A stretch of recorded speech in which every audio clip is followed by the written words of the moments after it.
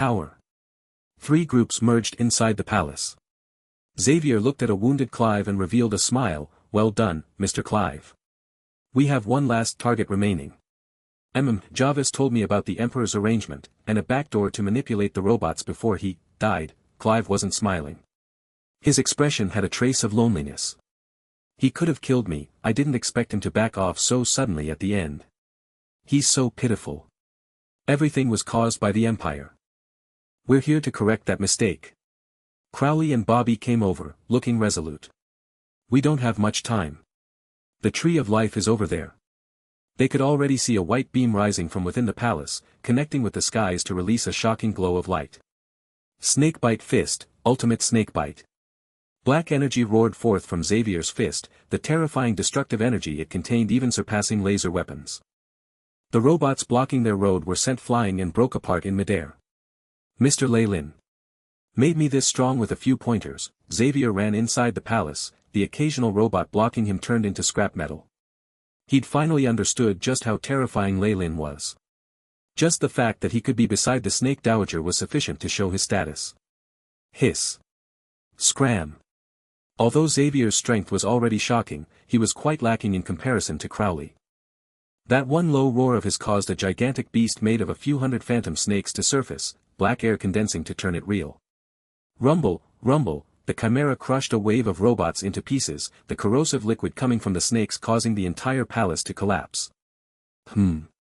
Breaking open a brilliant and beautiful door, Xavier retreated a few steps in clear intimidation. What welcomed him was a dazzling sight in the palace, exquisite dishes filling an entire long table. However, a few youths in royal clothing were lying on the ground, a dark green tint visible on their skin. A poised lady was clutching at her chest, sitting upright with a pained smile and an exquisite dagger stabbed into her body. A rose of blood had bloomed upon her clothes. "This is... what's going on?" Xavier murmured in disbelief. Just a simple change in the palace. Bobby walked in and glanced around, her eyes filled with disdain. However, when she saw the few young princes and princesses on the ground, her facial expression finally changed. The X-gene. Even the royal family wasn't spared. Our old thoughts might be wrong, that existence doesn't support the royal family, instead just using it as a puppet or plaything. Why are you still staring blankly? The whole world is filled with such tragedy right now. We have to find the anti-teleportation array and anti-gravity room quickly. I don't want to waste time breaking through each room one by one. Crowley's roar transmitted from the outside. The entire building was demolished with his ferocious strength as he continued rushing towards the incoming robots. Bang! The huge building collapsed under the weight of marble, its pillars bending into an arc before it crashed into the ground. Numerous robots collapsed, but an even denser horde took their place, walking out from all directions like a terrifying flood. The scene numbed the scalps of those present. Damn it! It looks like the other party has long been prepared. Xavier bit his teeth, and his body started to shake. A trace of black mist was emitted from his pores, and Bobby was shocked to discover that her ability to sense him weakened, as if he was disappearing into thin air. These robot scanners are inflexible, I'll sneak past them. A resolute expression surfaced on Xavier's face. Under the control of Snakebite Fist, his blood slowly cooled and he began to restrain his energy fluctuations. Wait for me, Jill. Xavier broke through the robots, rushing directly towards that pillar of light. Such a troublesome little demon, Crowley said from atop the giant beast, don't tell me I'll have to use that move. The beast started hissing even louder as if sensing his intentions, terrifying energy converging on its body. The target is the Tree of Life. Great Mistress, please give me strength. Frightening balls of energy formed with Crowley's prayers, merging together rapidly and rippling with terrifying power. Ha! Scram! The surging balls of energy formed a massive black hole. Be it the robots, the force field, or the building itself, everything was devoured by the black hole to reveal a wide, spacious passageway. Dawn, activate. A slender mechanical figure descended just then. A terrifying furnace roared as the shadow weave stilled around the area. The beam of light that had killed the metalback whale appeared once more. Extremely dazzling white light instantly collided with the black hole, their collision distorting the surroundings. A storm of annihilation ensued, instantly destroying most of the palace and inflicting great casualties amongst both the robots and the rebels. A mushroom cloud rushed into the sky, and the Tree of Life held firm and steady.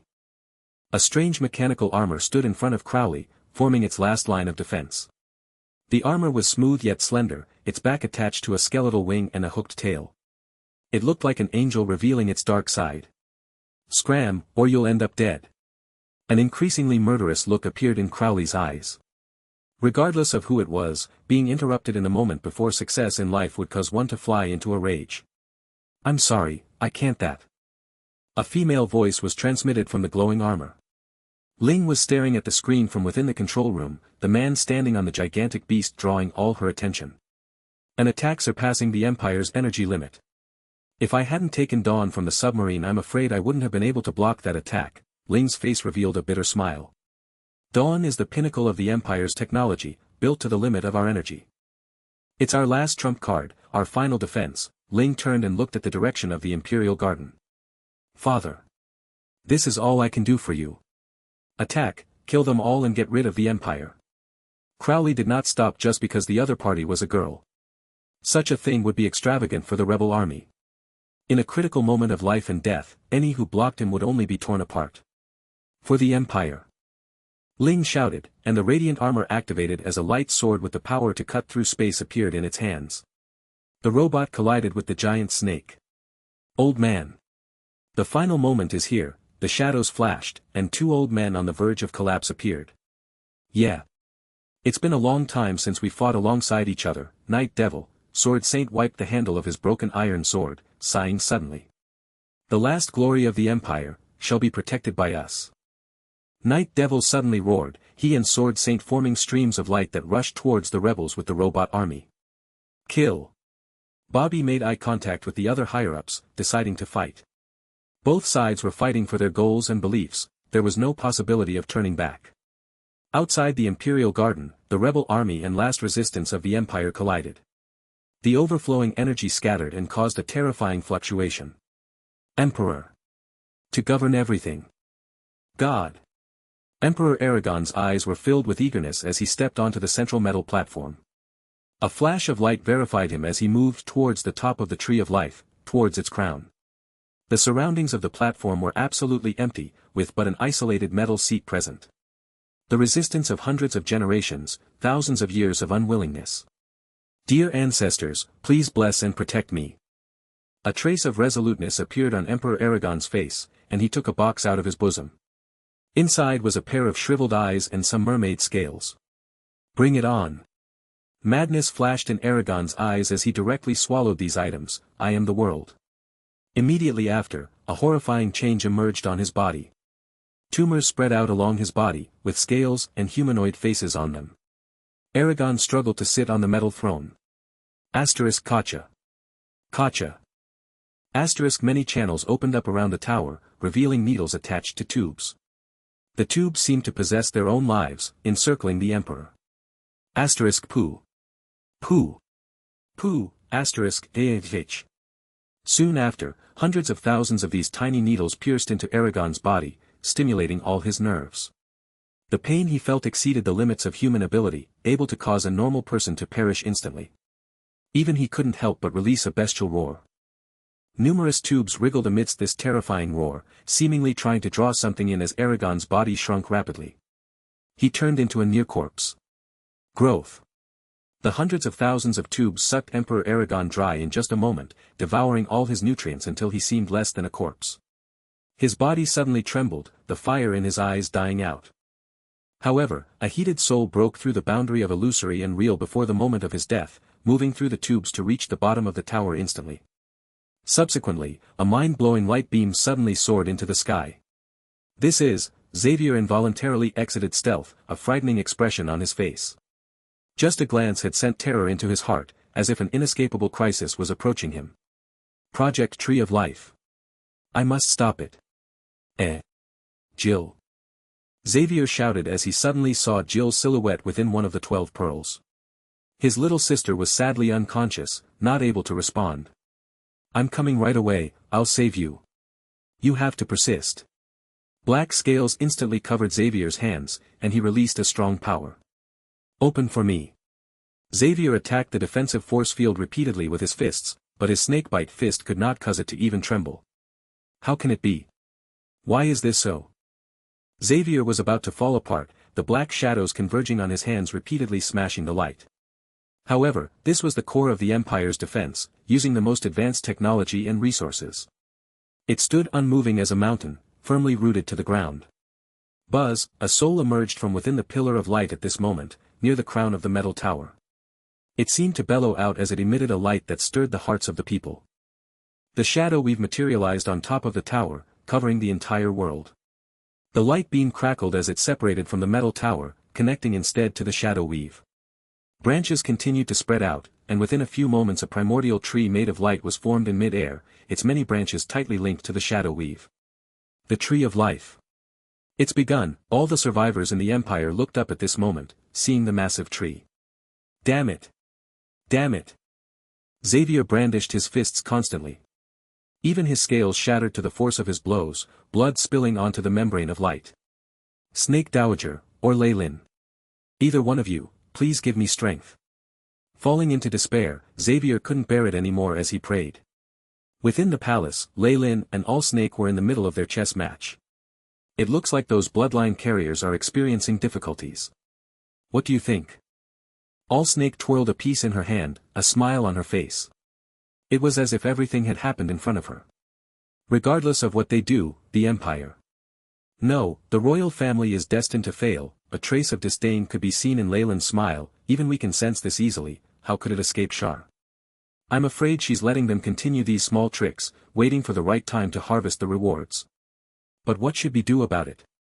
The Snake Dowager stared at Lei Lin with her beautiful eyes, a trace of coquettishness in her expression. I've noticed you have other plans in your mind. That's a secret, and the source of my confidence. Forgive me, I cannot reveal it to you right now. Lei Lin shot the Snake Dowager a sincere look. When the time is right, I'll fulfill my end of the contract. Please trust in me until then. What about now? Are we not doing anything? The Snake Dowager leaned back lazily, whether she really believed in Leyland's words unknown. Right now. We can add in a variable or two, waiting for Shar's reaction. Lei Lin smiled softly, placing a finger on a datura flower rune. Outside the Imperial Garden, Xavier suddenly felt his body heat up. This feeling, he tore his shirt apart, seeing a beautiful black flower slowly blooming on his chest above his heart. The pain seemed to tear his body apart, constantly eroding his nerves. The last time this happened he'd been unable to endure the pain, losing consciousness. However, things were different this time. Several upgrades in strength allowed Xavier to persevere, gnashing his teeth in an effort to remain conscious. The extreme force caused his gums to bleed. At the same time, he felt a terrifying power moving within his body. Snakebite Fist. A black phantom snake with scarlet eyes suddenly emerged in front of Xavier, a few stories tall. An earth-shattering roar resounded as he punched out, the surrounding earth trembling as the defensive force field shattered. Jill. Xavier instantly rushed towards Jill's location. Scram. The pillar of light radiated anger, and numerous needle tubes suddenly charged towards Xavier. These insignificant things, Xavier used his hands to catch them, but the moment he made contact his face changed. So hard, even harder than alloys. It's also so powerful, and this current. Asterisk bang. Asterisk the boy was sent flying. There cannot be any damage to the Tree of Life. The tree completed its preparations amidst the fluctuations of the soul, suddenly spreading out. Xavier suddenly felt lightheaded, as if his spirit had been extracted. Fortunately, the datura flower's protection had allowed him to remain conscious. However, he would rather have fainted than watch the scene in front of him. Particles of light emerged from everywhere in the capital like rain, converging on the pillar of light. The 12 pearls lit up, the faces of the girls within revealing painful expressions. Once the powerful soul energy was transformed, it gathered at the center of the tower that housed the Tree of Life. The tree grew in size, slowly increasing its pull on Xavier's soul. It has started. Ling, in control of Dawn, released a sigh of relief as she separated from Crowley. Hateful. This is all your fault. Crowley looked at his surroundings as an invisible net of energy began to materialize, looking like a bunch of branches that grabbed onto the fallen whose bodies had been infected with the X gene. A particle of light was then drawn out of these people, moving towards the tree as if this web was a bunch of roots. Looking at the scene, Crowley could not help but feel extremely terrified. It's useless even if you knock me down now, Ling forced a bitter smile while looking at Crowley. It'll start with the bodies affected by the X gene, their souls providing the tree of life its initial nourishment. Then will be the ordinary people who weren't infected, followed by ability wielders and bloodline carriers. With the tree of life's rapid growth, the force with which it will absorb these souls will grow. No one can escape, and abandoning the rapid shadow's just ridiculous. The shadow weave is everywhere, such a thing would only help delay the inevitable by a few minutes, nothing more. Since you knew all this, why not do anything to stop it? Crowley was thoroughly enraged. The chimera of snakes roared and rushed forward. Because this is my fate, Ling laughed bitterly, her eyes showing reminiscence. Cough, she suddenly coughed and spat out fresh blood. It looks like I won't be able to continue from now. After all, I only have an ordinary physique. There was a trace of a smile on the princess' face as the armor collided with the beast, roots from the shadow weave appearing to bore into her body. The feeling of one's soul being grabbed caused her face to stiffen. Self-destruct. Before losing her consciousness, Ling issued the last order. Boom, the armor grabbed the chimeral beast, before disintegrating in a terrifying explosion. How I wish to go back to my childhood, looking at my father push my swing. Ling smiled before she fell into total darkness, her body swallowed by the fire. Crowley. Crowley. Bobby rushed over, only to see a bottomless black hole. The range of the destruction had been surprisingly small, but this wasn't Ling's goodwill. She'd instead focused all the destructive might on her opponent. The area surrounding them had been annihilated, the earth itself completely gone to reveal a bottomless underground tunnel. Crowley had borne the full brunt of this attack. Would he be able to survive? Bobby's face was filled with tears as she constantly called for Crowley. Cough. Rest assured. Before the destruction of the Empire, I will not die. A few long-backed snakes similar to vines grabbed the edges of the pit before Crowley climbed out. However, he was not in a good state. Half of his body had been destroyed, both of his legs and his right arm gone. She was a respectable opponent, but also a pitiful person. Crowley looked at the pit and sighed. Whoosh, his body muscles suddenly squirmed, and he finally even grew out a new arm and legs. His newborn limbs had delicate white skin, seeming no different from the rest of him. Sacrifice. Perhaps it was because of the bizarreness of the recent events, Bobby just accepted Crowley's regeneration with some elation. He managed to help the others upon his return, killing Night Devil and Sword Saint before moving to the final battleground. It was there that he saw the elegant and imposing metal tower, with the needle-topped tubes surrounding it seemingly alive. Crowley. Hurry. The large metal pipes moved once more, stopping Xavier outside the tree. There were numerous wounds on his body, but the youth continued to sprint forward as he headed for the tower with pearls. The Tree of Life. The tree's huge roots had spread throughout the top of the tower, its huge branches covering the skies and making for a vantage point over the entire empire. There was a crimson glow on the tree's bark, forming a vague image of a face filled with madness. Ling is so useless. Rage appeared on the face once it saw and the rest come over. A powerful gust of energy shot forth as many of the roots of the branches of the Tree of Life shot forward to attack them. Many of the rebel troops were caught by these vines, their souls immediately extracted as corpses fell to the ground. At such a time. There's nothing to be afraid of even if I die. Crowley pushed Bobby away, revealing a black serpent imprint on his back. The final seal. Unseal now. Asterisk hiss. Asterisk a powerful surge of darkness spread out, and the chimeral serpent appeared once more. Only now, it looked even more illusory than before. I give you all my life force. Annihilate it. Black blood oozed out of Crowley's pores, continuously entering the body of the giant serpent. It hissed as it received the nourishment, a powerful ball of energy converging in its mouth as it materialized again. I'll bury you. Several hundred balls of energy converged, forming a terrifying black hole once more. The branches were destroyed in front of its might, saving many lives. Facing this attack, even Aragon who turned into the Tree of Life had to be cautious. The massive tree shrank down a little as powerful soul force formed a thick wall before the black hole. Boom, an explosion rocked the place the moment the black hole came into contact, shattering the wall. However, the Tree of Life still stood tall after the dust settled, and even worse there was no damage to it at all.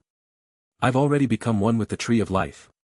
With the first stage of soul collection complete, nobody in the world can annihilate me anymore, Aragon bellowed as his face appeared on the now crimson tree. Just the soul energy of the Empire could bring me to such a realm. I will plant firmly into the earth, becoming the core of the realm as I spread my roots throughout the world. Aragon's spirit projection seemed extremely zealous, his insanity overwhelming. Are you afraid now? Do you feel that fear? Run for your lives. If you're lucky enough, you might be able to last through the end and watch the world perish with me. No, you'll watch the beginning of a new world. Aragon issued his decree. The tree of life immediately swelled as he spoke, terrifying roots piercing into the ground and covering the entire palace in an instant. The 12 pearls were operating at full force. A few of the girls were already unable to withstand the damage, blood spurting out of their orifices. Jill! Jill! Xavier roared in rage. There had never been a day when he'd felt as cowardly and helpless before. Kacha. Kacha. Cracks appeared on the ground as the tree of life's roots continuously expanded through the planet. Very soon it spanned the entire empire. The crown of pearls grew at the same time, expanding until it reached the skies to connect to the shadow weave. Even after that it continued to expand. It wasn't just the cities, and it wasn't only humans. Anything in the empire with the ability to think had its true soul absorbed by the weave. Javis told me the tree of life expands in 3 stages. The first time it will cover the entire region. The second time it will move to cover the entire planet. The third and final stage is when it will fuse with the world itself, becoming a god. Clive stepped forward. It will be impossible to defeat in its second and third stages of growth. We need to take this opportunity now to eliminate it. Bobby nodded her head. Even as it continues to expand, it's protecting those 12 pearls. They should be its core. Young people, the world needs you. The old will create an opportunity for the future. Clive stood forward with other survivors. That's right, Crowley had stood up as well, even if he was close to collapsing. Even with the bloodline phantom we won't be able to escape the final purge of the weave. We can only gamble on this once chance. Listen up, Xavier. We'll concentrate our power to make a chance for you. Your mission is to charge in and destroy the 12 pearls. Remember, don't attack the tree. That's on a completely different level from you. Crowley looked at Xavier and smiled. Don't you wish to save your sister? Then do it. Do it and, at the same time, save the world. Let's go. Clive charged ahead, activating a platinum card against the numerous branches and pipes. The newest technology in the Empire, a space reversal pulse. I hope it'll be of some use. One last smile escaped Clive's face as his body turned to dust amidst a large explosion. Wait for me, old man. Another steel-faced soldier dashed forward, choosing to destroy himself without any hesitation. The sacrifice caused Xavier to clench his fists tightly. Rumble. Rumble. Rumble, explosions rang out one after the other, and a path was built upon human lives. This is great. That soul fortress from before can't restore itself so easily after this much damage. We have a better chance. Crowley pulled at Xavier, a 100-headed giant snake charging into the vicinity of the metallic tower.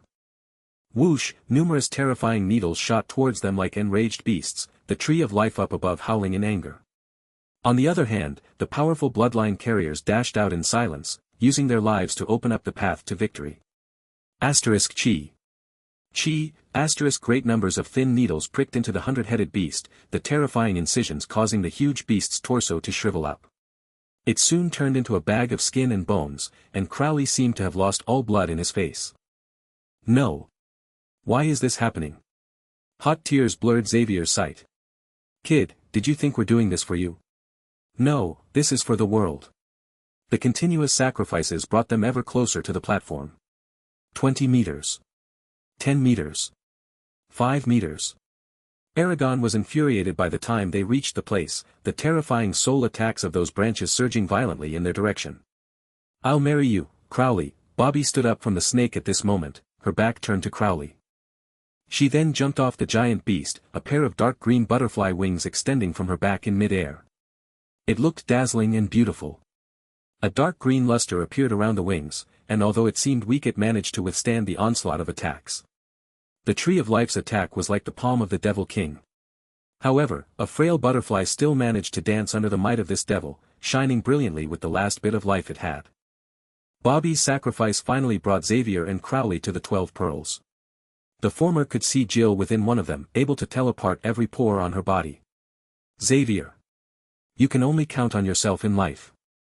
The mistress is far too superior to us, hoping for her to pity us is only something the inferior trash does. Crowley had his back to Xavier as he spoke quickly, this is my final realization. Hence. The only ones able to save humankind are ourselves. Do it. Aragorn. Die. Crowley's body turned into a ray of light amidst his roars, merging into the 100-headed beasts as he formed Xavier's last line of defense. Guys, Xavier's tears flowed uncontrollably, but he did not hesitate further. He knew full well that he could not give up this chance that everyone had fought about with their lives. Snakebite Fist leapt into action as the black datura flower bloomed on his back. All his other issues solved, he stood properly in front of Jill. Stop. Terrifying soul fluctuations reverberated from behind him, but Xavier did not turn back. Someone reliable was protecting him.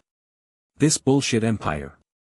Terrifying black energy appeared on Xavier's hands. This bullshit project.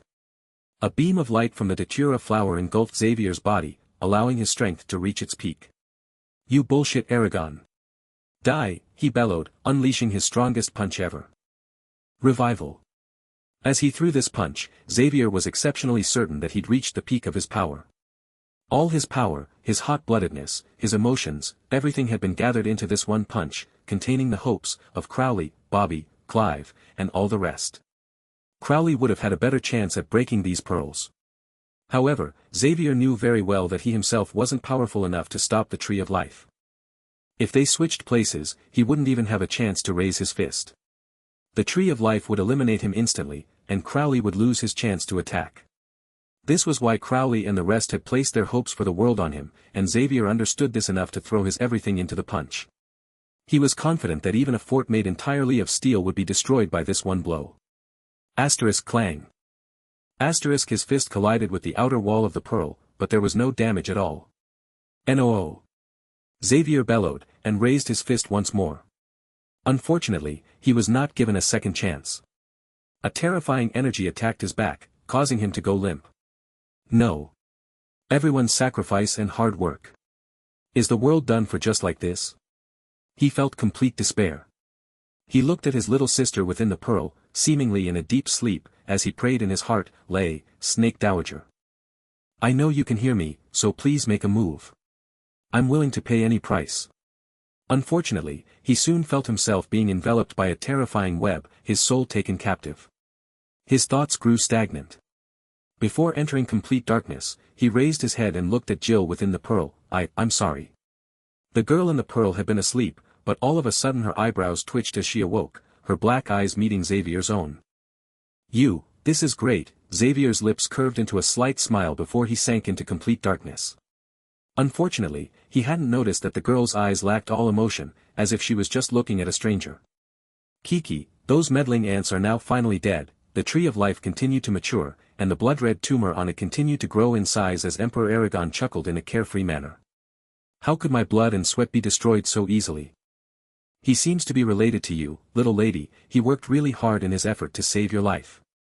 Now, it's time to make use of you all. Wake up and help me purge the evil. The terrifying Tree of Light had now extended its roots through half the empire, the soul energy gathered from the act quite frightening. Numerous frenzied black spots were absorbed by the tree's roots and branches, gathered into the 12 pearls with the girls in them. Many of the tubes couldn't even take the pressure, causing swollen tumors to bead into the pearls. The pearls emitted dazzling rays as they purified all the evil and insanity. The clean power was then supplied to the Tree of Life, being directed to the blood-red tumor. Very good. That's the way, that's the way. I will soon become God. Aragorn said from within. You're no god. You're just a mere mortal. A distinct voice sounded from within the pearl. Jill watched the tree tumor coldly, a look of scorn in her eyes. How is this possible? How can a purifier like you speak? The huge tree tumor made a sound, and Emperor Aragorn's face appeared. However, his expression was now distorted, transforming even as it turned into a fog. How can a small bit of evil intent stop me? Jill's lips curved up in a snicker, only mortals like you would lose their sense of self after assimilating too many souls. How sad. Mortal. Who in the world are you? Emperor Aragorn's voice now became extremely sharp. Me? Haven't you been trying to go against me all this time? Jill's aura changed all of a sudden. Her eyes turned into stars of wisdom. Mistress of the night. You're the night mistress. Emperor Aragon howled like a mouse seeing a cat. Didn't you find it strange? I discovered your little plot long ago, but pretended not to notice and allowed you to do as you wished. Shar smiled as the soul tree continued to work, large amounts of soul energy being purified and entering the tumor. You want to become a god? You want to go against me? That's all a part of my plans. If not, would you still be working so hard at completing this task? The smile on Jill's face grew, also. You've even been so kind as to give me a chance to make use of you. How, foolish. A powerful will descended at this moment. The 12 purifiers continued to work, but now things were different. A pure white soul energy traveled across these channels to enter the blood-red tumor, even beginning to form a huge web that unceasingly corroded Emperor Aragon's strength.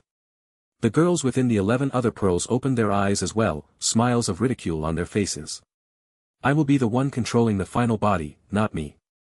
The girls' bodies blurred out as this proclamation resounded, as if they transformed from the material to become a flow of energy. The network gave them great power as they abruptly passed through the metal tower into the tree and its tumor. No. I'm still protected by Kali and the mermaid. I haven't lost yet. Emperor Aragon appeared crazed and twisted, his face now a complete blur. The 12 young girls held hands around him, chanting a strange song with him at the center. Aragon didn't even have a millionth of a chance of winning against the will and power of a rank 8 existence. The calming melody of the folk song seemed to appease the tree of life, causing the dark red tumor to gradually turn pure white as it faded away. The crown of pearls stopped moving the moment the tumor disappeared, traces of cracks appearing on it. Aragon's withered body suddenly flaked apart atop his throne, turning to a pile of ashes. 2 streaks of light suddenly appeared within the ashes, causing terrifying whirlwinds in the sky. Kali, Ko. Do you still wish to go against me? The shadow weave flickered, and Shar appeared on a branch of the tree of life, dressed in black. The 2 spirals grew in response to her question, slivers of bloodline force pulled out from all parts of the palace. This is, the bloodline of your descendants, and the power of malicious intent? I see. Is it all snake? Shar bit at her lips as 2 illusory figures walked out of the spirals. The tyrannical power of laws from the past quickly returned. We already made a mistake once, Shar. We won't make it again. Prophet Kali was an elderly man filled with wisdom, while Ko, who belonged to the sea tribe, looked like a mermaid. The great waves of the sea surged underneath them. Nothing seemed to have changed within that red villa on the outskirts of Carolyn. Lei Lin had just finished his last move, ending the chess game. I see. She used that hatred and the death of descendants to awaken the last remaining conscience, huh? It seems to be some ancient ceremonial spell. Sadly, even if you've called them out, they don't have the same absolute power as they did in the past. You're making your move. The snake dowager nodded. I've been waiting too long. Today, everything will end. She took a step forward, and the air before her shattered. Asterisk whoosh. Asterisk terrifying spatial turbulence formed. The snake dowager's hair rustled, its many strands in disarray as they transformed into giant snakes. A ball of snakes that looked like a star formed underneath her, carrying the great power of her bloodline. The snake dowager had taken on her ultimate form. The numerous malicious snake heads somehow didn't diminish her charm, instead making her seem more mysterious and wild. From the astral plane it seemed like a huge tree emanating white light had formed within the shadow world, growing as it attempted to fuse with the world itself. A ball of snakes the size of a world suddenly appeared, the serpents snarling and hissing at the tree of light. All snake, Shar was not at all surprised at the snake dowager's appearance. This 10,000-year war ends here. Indeed, but victory shall be mine. Your terrifying control will destroy the world. The snake dowager retorted without hesitation. In the meanwhile, 2 streaks of purple-red light were launched from the ball of snakes, entering Kali and Ko. The great amount of bloodline force immediately consolidated the two's powers, strengthening their auras. What a pity. If the trials I was here to make for 3, you would definitely fall here. The snake dowager and the 2 other ancient existences in the shadow world now stood shoulder to shoulder, creating a huge amount of pressure. Most important was that they were natives of the world. They were the ones who'd fought over the world will in ancient times, the ones with the authority to control the world's outcome. Terror. You've always been like this, all snake. Hoping for help and allies, remaining unaware that the most reliable support is yourself. Shar revealed a bizarre smile as her eyes scanned the Snake Dowager's surroundings. "What about that Magus ally of yours?" The Snake Dowager's expression changed immediately upon Leyland's mention. "Have you reached an agreement with him?" Leyland was the ally she placed the most importance on, someone she valued more than the other 3 rank 8 existences. It might have been because she'd previously suffered at his hands. "Nope. But since he decided not to show up, I can feel at ease when dealing with you." A sincere smile appeared on Shar's face, the terrifying killing intent causing the skies to darken as snow fell to the earth. "That's exactly what I was thinking." The Snake Dowager had resolved herself to kill. Whoosh, a layer of obscure black wind instantly engulfed the entire shadow world.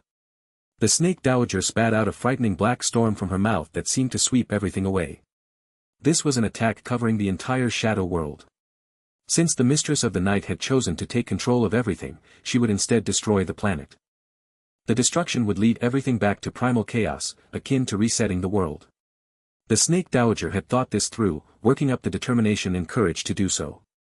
Even more terrifyingly, her peak rank 8 strength made it possible to succeed. How terrifying would a peak rank 8 existence be? A tenth of the shadow world's surface had been decimated by her strike within a few minutes, and the corrosion continued to dig deeper. Even the tree of life that was fusing with the world suffered great damage, a few branches scattering apart into motes of light. "You're trying to provoke me, all Snake. I never imagined you'd be so foolish." Shar looked at the Snake Dowager with pity in her eyes. A raging will emerged in the skies, its core surging with oppressive origin force. The act of returning everything to primal chaos would naturally erase the world will, pushing it to wait for its rebirth. However, the Dowager currently intended to completely destroy this will. Shar wished to control it, while the Snake Dowager wished to eliminate it entirely. The latter obviously engendered more hate. Disregarding her nativity, the world will raged with fury. However, Shar already had control of more than half of the world will, allowing her to gain the power of the world origin force. Thus, it made no difference to the Snake Dowager how the rest of the world will behaved. "All Snake. To have accumulated several tens of thousands of years of power, you are indeed worthy of being called the Shadow World's favorite daughter." Shar's voice was calm as a huge weave emerged in her hands. Although the terrifying black storm had destroyed a great amount of the shadow weave, it recuperated quickly. On the other hand, energy consumption became a problem. The black winds were slowly pushed back after being devoured, wrapped up by the huge shadow weave. "It's a pity. With control over the entire shadow world, I am invincible." Shar currently seemed like a frightening spider queen as she relied on the shadow weave to suppress the Snake Dowager completely. With the great consumption of energy, the Snake Dowager was like a fly trapped in a web. Although her initial struggles could break a few strands, she still couldn't avoid the fate of being captured and poisoned to death. The mermaid guardian Ko stood out at this moment. She had brilliant golden hair and beautiful green pupils, her lower body the tail of a fish. Her green scales shone with splendor. "Ocean," she said softly. The entirety of the Shadow World's ocean suddenly roared, a territory that was more than twice as large as the entire Shadow Empire. With control over the law of the ocean, Ko could bring forth great disaster once she mobilized the seas. Almost instantly a violent tsunami engulfed the lands, bringing destruction to the empire once more. Unlike the previous incident which only affected the coast, the waves this time were hundreds of meters high as they made their way inland. The rivers of the empire changed direction as the sea level strangely increased. The Azure Ocean, the cradle of life, revealed its ferocity for the first time. With the sea level rising a few meters, a great portion of the mainland would likely be submerged. On top of that, Ko was controlling this. What if she decided to let the disaster continue? The waves instantly swept away the flora and fauna of the land, the terrifying pressure erasing all traces of life on the ground. The life forms of the land had been annihilated before the tree of life could even spread its roots completely, leaving no value to them. Such was the level of a battle between existences like Shar and the Snake Dowager. The Dowager and her allies were racing against time to destroy everything, while Shar had to ensure the completion of the tree of life at all costs. Shar's opponent this time around was far more troublesome than the Trial's Eye. Being at the peak of rank 8, the Snake Dowager had strengthened herself for tens of thousands of years as she plotted her vengeance. Her power was unpredictable, while Kali and Ko weren't opponents Shar could ignore either. More importantly, these three existences were native to the Shadow World, born with power to rule it. They naturally had great resistance to the world origin force. With the bloodline energy from the Snake Dowager reinforcing them, even if Kali and Ko weren't in top condition they still posed a terrifying threat. They already hated Char greatly for their fall, and with their souls being mere residues now they had nothing to fear. I see origin force converging. Be careful, she's trying to buy some time for the tree of life to mature and engulf us. Kali had been watching Char attentively all this while. There's no need for such trouble. I can settle all of you now. Perhaps due to the humiliation of her plans being exposed, the current Char no longer had any reservations. The force of the sea whizzed up as the scattered origin force of the world was recalled instantly. The shadow weave suddenly retreated without the protection of the origin force, and the speed of the world's destruction grew tenfold. However, neither the Snake Dowager nor Kali betrayed any joy. They were currently facing an existence at the peak of rank 8 who'd drawn in all her power to strike. With the control over the world will and the great amount of origin force she'd recalled, Char had stepped into the absolute limits of rank 8 for a while. Had the Tree of Life project gone more smoothly, she would have stepped into that stage permanently just now. I was born into shadows, and grew up within them. I am the daughter of shadow itself, I should be the original master. Char stepped forward with that declaration, and the entire world roared out with oppression. Powerful origin force chopped through a few snake heads like a knife through butter, blood spilling from the Snake Dowager's hair. The dead should no longer exist in this world. Char's sentence was echoed by the shadow world, causing Kali's face to change continuously. I see that. She'll complete the Tree of Life.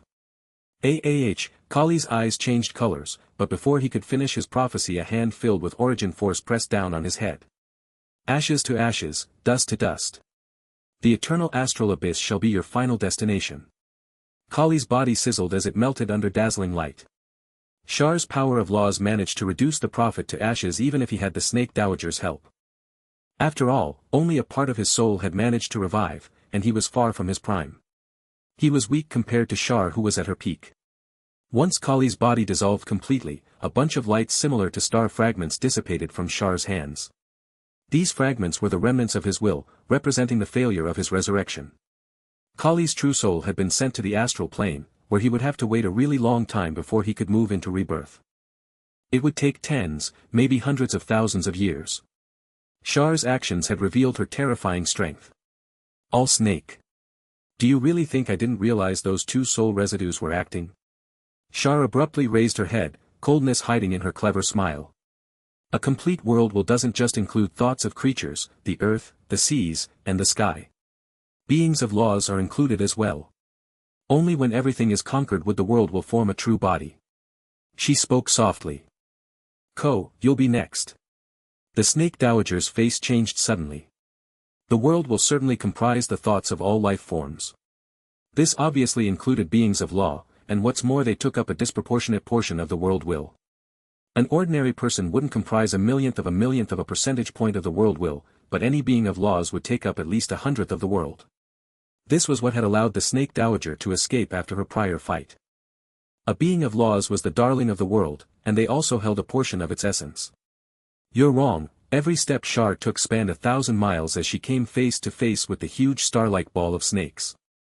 I've stripped away all of the world will's laws in the shadow world, except the bit you possess. The Snake Dowager turned frantic upon hearing this. Appearance. The Snake Dowager saw Char's path to be one of control, where she'd devour the world will after gaining the shadow world to reach the peak of rank 8. Her plan had been detailed and thorough, going all the way to using the Shadow Empire to hasten progress on the Tree of Life that could rob all thought and take control of the world will. Unfortunately, there was one issue with this plan, and that was the existence of the Snake Dowager. She'd taken part of her authority over the world will with her when she fled, the few percentage points of the will she possessed as a being of law native to the world. Without that portion of authority, Char would never have complete control over the world will, which was really annoying. After all, it wasn't as if she could rush over to Purgatory World and pull the Snake Dowager out. She lacked a portion of power, so the world will would never be complete. The peak of rank 8 would forever remain an unattainable dream. The Snake Dowager's return was an opportunity for both parties. The former had her vengeance, while Char had a chance to take over her authority to complete her hold over the world will of the Shadow World. After devouring it, Char would instantly reach the peak of rank 8. In order to go through with this plan, Char did not mind letting the Empire get wind of Project X and the Tree of Life plan ahead of schedule. She had even taken the initiative to attack first, eliminating unstable factors like Trial's eye and the two others. And now, it was time to do the harvesting. Your target is me. A rare look of confusion appeared on the Snake Dowager's face. Foolish being. As a native of the Shadow World, you're an important part of the world will. Shar came before the Snake Dowager, meeting her gaze fearlessly, and now, all of the world will shall gather to form a whole new body. A huge, terrifying web that covered the skies suddenly appeared from all parts of the world, a purplish gold luster about it as Origin Force roared. This was the true form of the Shadow Weave, and its original state. Shar showing this to the Dowager meant she had no plans of letting her leave. All grudges and victory should be settled by now. The Snake Dowager bit at her lips, the calm expression on her face able to cause all male hearts to break. All snake devour. A tremendous amount of purplish-red bloodline force extended from the star of snakes. This was what she'd accumulated over all these years. In the meanwhile, scenes of large snakes living their lives out appeared behind her, including their fights and reproduction. It was like an epic detailing the culture and history of giant snakes. Terrifying snake souls hissed and roared from within this glorious scroll of civilization, launching a surprise attack on the maiden in the shadows. This was a gathering of generations of bloodline power, able to cause the entire shadow world to tremble under its prowess. The ground cracked to reveal numerous large snakes with phosphorescent fires in their eyes. Their huge bodies began to move, like the world had returned to their rule. Are you deluding yourself into thinking a civilization that has already been lost can be revived? Facing this epic attack, Shar merely snickered. Your time has passed, all snake. Now I'm the source of everything. Shadow Weave, Implantation. Almost at the very moment Shar gave the command, all the mutated bodies of the shadow world that were still alive began to twitch. Threads of mysterious power entered their bodies, and their blood vessels popped out as they shook violently. A foreign being had taken over their bodies. With its control over their souls, the Tree of Life had turned these people into walking bags of flesh. However, their eyes lit up with intelligence once more as a darkness spread across their bodies. They'd gained powerful abilities similar to magic. Mistress of the Night. You are our master, the one who rules all. Numerous intelligent life forms knelt down on the ground. Then, they began to massacre the revived snakes. Psi energy conducive to attacks, preparing launch of shadow spells. Everyone had turned into a cold-blooded war machine. Under the control of an efficient mind, they become an ordered army that flinged shadow spell after shadow spell at the snakes. The serpents had no way to retaliate. If the cheetahs, hawks, beetles, and even sharks knew how to cast shadow spells, what would be the outcome? The soldiers of shadow outnumbered and outpowered the Snake Dowager's army, beating down her attempt to return things to savagery quickly. I am the current master of the shadow world. With the Tree of Life complete, its holy light already covered the skies to become the core of the world. It was filled with sanctity as it gave off a vague sense of maturity. There's more. Shar stood atop the Tree of Light and arrived before the Snake Dowager. That's the aura of the world will. The Snake Dowager's expression changed. The light of the Tree of Life had already gathered over 90% of the shadow world's beings' thoughts and souls. This included the skies, the seas, and the earth, representing the will of the world itself. Even she felt the urge to succumb. Leave the shadow world and never return. Ko blocked the way to the Snake Dowager with terrifying waves. How could a mere law of the ocean contend against the entire world? Return. Shar didn't even have to act personally. A large number of the Tree of Light's branches spread through the ocean in an instant, stunning Ko for a moment as a tendril abruptly pierced through her body. A few grains of lights flickered with intelligence as they were sucked away to enter the tree. Now, my Tree of Light represents the world will. You cannot defy it. Shar made a proclamation of victory. Under her control, the shadow weave left no means for the Snake Dowager to escape. In the meanwhile, the Tree of Light spread its terrifying roots through the ball of snakes to drag her out. Give me everything that you possess, everything. Shar arrived behind the Snake Dowager, two hands grabbing onto her arms tightly as her intricate face displayed a smile of satisfaction. The Tree of Life in the skies grew even larger. Bits of obscure thoughts, mixed with the power of bloodlines, were unceasingly absorbed by the roots of the Tree of Life.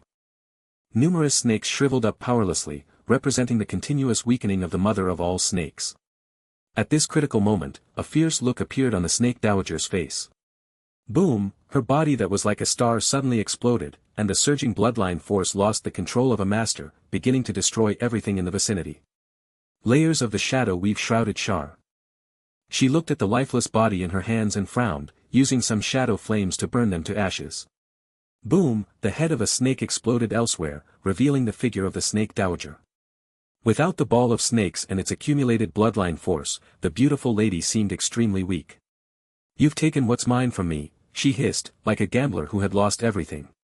"A portion of your thoughts, as well as the authority over a portion of the world belongs to me." Shar did not pursue and attack the dowager further, and instead looked at the tremendous tree of life behind her. Now, the roots had turned a blood red. The original torso of all snake that still possessed bloodline force, mixed with a bit of something more abstruse, was all absorbed by the tree. After obtaining this, the tree of life seemed to obtain the last thing it needed, and the body instantly became more solid.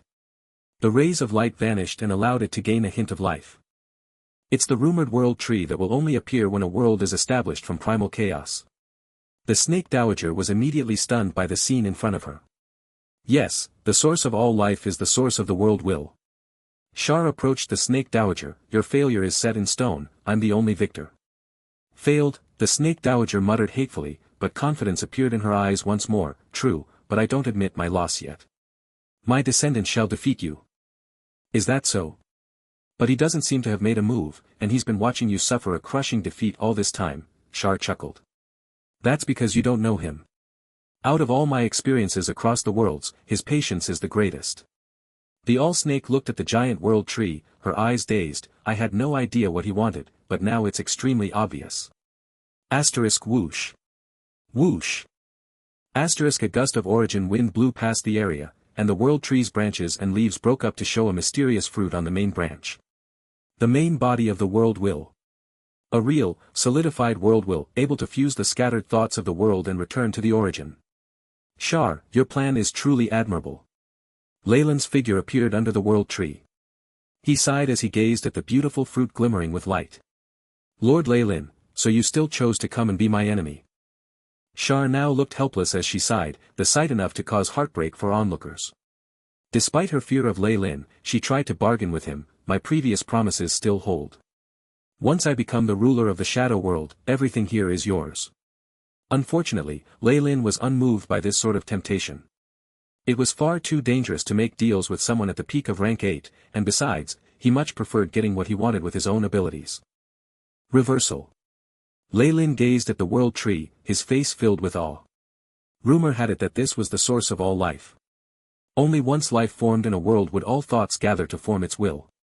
Shar had used all sorts of impossible schemes to gain control of the intellectual beings of the shadow world, using the weave to gather all conscience and rob the beings of law of all authority.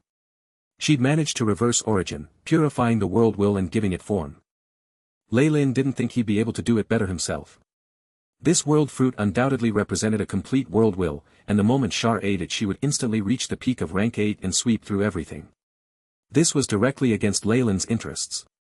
Given that she was an enemy anyway, Leyland didn't hesitate to step out. "What a pity. We still became enemies in the end.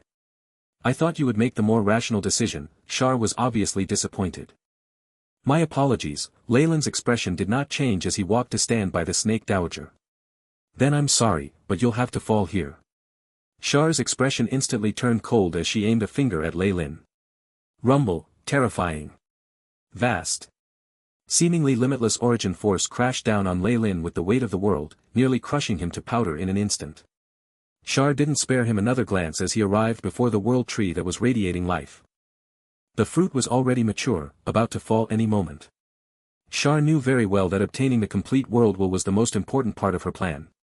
As long as she could devour it, she would be unafraid of any challenges. Even if Leyland announced her existence and brought other peak rank 8 magi to besiege her, she could force all of them to return home in defeat as long as she stayed here. After reaching the peak of rank 8, she had plenty of time to deal with Leyland. A very smart decision. When faced with such terrifying pressure, Leyland could only sigh helplessly. Things are already so bad. If you have any trump cards, get them out now. The snake dowager took a look at Leyland, eyeing him flirtatiously. "You think too highly of me." Leyland laughed helplessly while stroking his chin. "If you don't have any confidence you'll be able to turn the tables, your only option now is to run as far as you can. The snake dowager was unexpectedly more confident in Lei Lin than herself. That's true, Lei Lin took a look at the AI chip, the topmost record on the task schedule extremely striking. Beep. Progress of analysis of rank 0 to 9 of Shadow Weave, 100%. Let's see what you've left me, distorted shadow, lightning flashed in Lei Lin's eyes, and the surrounding atmosphere suddenly grew mysterious and terrifying. The snake dowager looked at Lei Lin with shock before moving backwards greatly. Ha! Lei Lin cried out under his breath, terrifying power of laws sending a great amount of energy into the spell. This spell model was extremely unique. It was the only rank 12 arcane spell in existence, Karsa's avatar. The AI chip operated frantically, recording large amounts of data. Beep. Host body is a great arcanist. Analysis of Shadow Weave at 100%. Meets prerequisites. B. Charging of energy complete. Arcane spell model launching. Grade 12 arcane spell, Karsa's avatar, launched. The skies turned gloomy all of a sudden, and the world was brought to a standstill. This again. That feeling of fatal danger. Char's expression quickly changed as she trained her eyes in Lei Lin's direction, not letting any of his movements escape her view as she grabbed at the world fruit. Asterisk crack. Crack, asterisk great numbers of cracks began to appear on that crystal in the sea of origin force. The young girl sealed within it opened her eyes, a trace of terror appearing on her face. Your greatest mistake, Char, was to fuse the tree of life with the weave. Lei Lin rose to the skies, a resplendent arcane spell forming in his hands. Target the shadow weave. Karsa's avatar. Rumble, Char's expression changed in that moment, her body freezing and growing slightly transparent. It was evident that she'd been injured heavily. Ah! She clutched at her head as she released piercing screams, my weave. You actually stole my weave. Even though Char had known that Lei Lin had a trump card in his possession, she'd never have guessed that it had to do with the shadow weave.